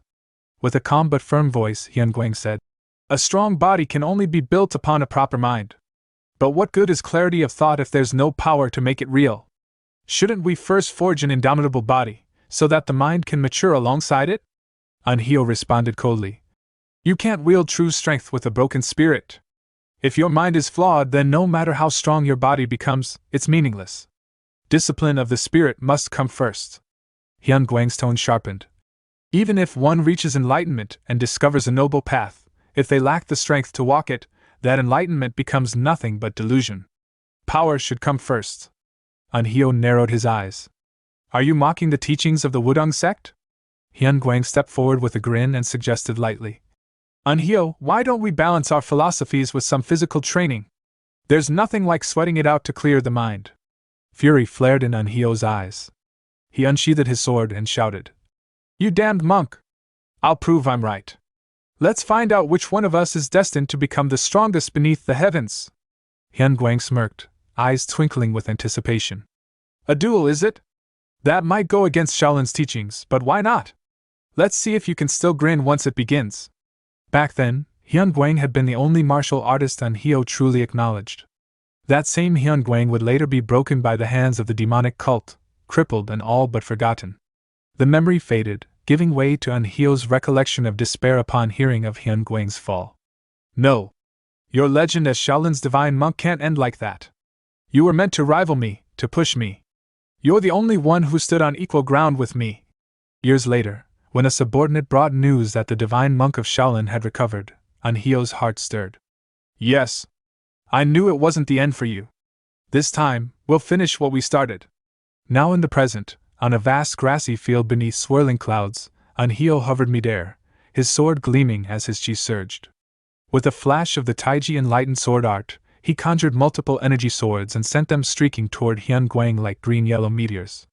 Hyunguang leapt skyward, narrowly evading them, and retaliated with the Rulai diving harmonized hand strike, his palm glowing with divine energy. Unhyo twisted his body, evading with fluid speed, and countered with a combination of his Phoenix Strike technique and enhanced sword chi, unleashing a tempest of blade-like energy. Hyunguang chuckled just before the wave of energy crashed, and when the dust settled, he stood unharmed. Unhyo's eyes narrowed. Damn monk! I can't gauge his strength at all. Hyunguang had shielded himself with his thousand-hand protector, an advanced defensive technique. He spoke with calm pride. What I once only understood in theory, I now grasp in my heart. Unhyo scowled. You always had that grating tone. Still as smug as ever. Hyunguang grinned. I'm simply stating facts. And after 5 defeats, you still want another match? Isn't that a bit obsessive? I never cared about the numbers. Unhyo shot back. Now shut up and fight me, Baldy. Hyunguang's grin widened. You've always loved your duels. Very well. But if we go all out, I'll win again. As their blades and palms collided, the sky split with roaring energy. Mujin, watching from a safe distance, trembled in awe. This is a battle between monsters. True titans of this world. Sword chi, Energy manipulation, nature-forged bodies. Can I ever reach that level? No, I must. If I want to survive, I have to rise to their realm. That's why Grandpa brought me here. But amid the clash of titans, Mujin's sharp eyes caught something. Anhio's wrist trembled as he swung his sword. His face briefly contorted in pain. Wait. His wrist? His expression. Could it be, he's not in peak condition? His suspicion was soon confirmed. In the next strike, Anhio gasped in pain and dropped his sword. Both Hyun Guang and Mujin reacted with surprise. Hyun Guang frowned. You fought through that condition? How? Clutching his trembling wrist, Anhio growled. I'm fine. Just a little numbness. Let's keep going. But Hyun Guang's voice softened. They say only those who've suffered can understand others who've suffered. I once lost all my strength. I know what that's like. But you... It may not be too late. You need to be examined. Avoiding help isn't the mark of a clear mind. Anhio paused, uncertain. You damned monk, how am I supposed to get a diagnosis in the middle of a fight? From a distance, Mujin called out. You don't need to worry about that. If it's a diagnosis you need, I can do it. Hyun Guang pointed proudly at him. That boy. He treated me too. Anhio turned, surprised. Really? Hyun Guang asked. Mujin, will you take a look at him? Mujin nodded, approaching with composed focus. Even if he's one of the strongest in the world, the body's structure should be the same. This is what I've trained for. The duel was momentarily paused. Mujin carefully examined Anhio's hand. You mentioned tingling, dullness, and pain at the fingertips. Yes, exactly. Anhio confirmed. Then try extending your arms forward, wrists bent downward. As Anhio complied, sharp pain shot through his arm. Mujin nodded. Just as I thought. Carpal tunnel syndrome, complicated by tenosynovitis. The years of relentless sword training cause severe strain. It's not incurable, but healing will take time. We need to start treatment immediately. Anhio looked at him thoughtfully. So, you're the blessed monk Mujin. The one behind Hyun Guang's recovery. The Shaolin elders gave up on him, yet you healed him. If anyone can do it, it's you. Then, after a brief pause, Anhio said, I'll ask something of you. In return, I'll grant you any request within my power. A fair exchange. What do you say? Mujin blinked. An equivalent exchange. Like an alchemist. He's one of the three greatest swords. I should go big. He recalled a shadow looming over the martial world. There's one among the three greatest swords known for his ruthlessness. He must be stopped. Then, firmly, Mujin declared. Would you be willing to punish Heaven Destroyer Sword Emperor Hyak Jingang? Anhio's face turned grim. Impossible. If we act without care, the chaos would spill into Thenmurim. Innocents will die. And you, a monk, seek death for another? That's not the heart of a Buddhist. Mujin paused, then shifted his tone. The truth is, that man destroyed my family. We got plenty more where that came from. Hit the subscribe button and stay tuned for even more amazing content.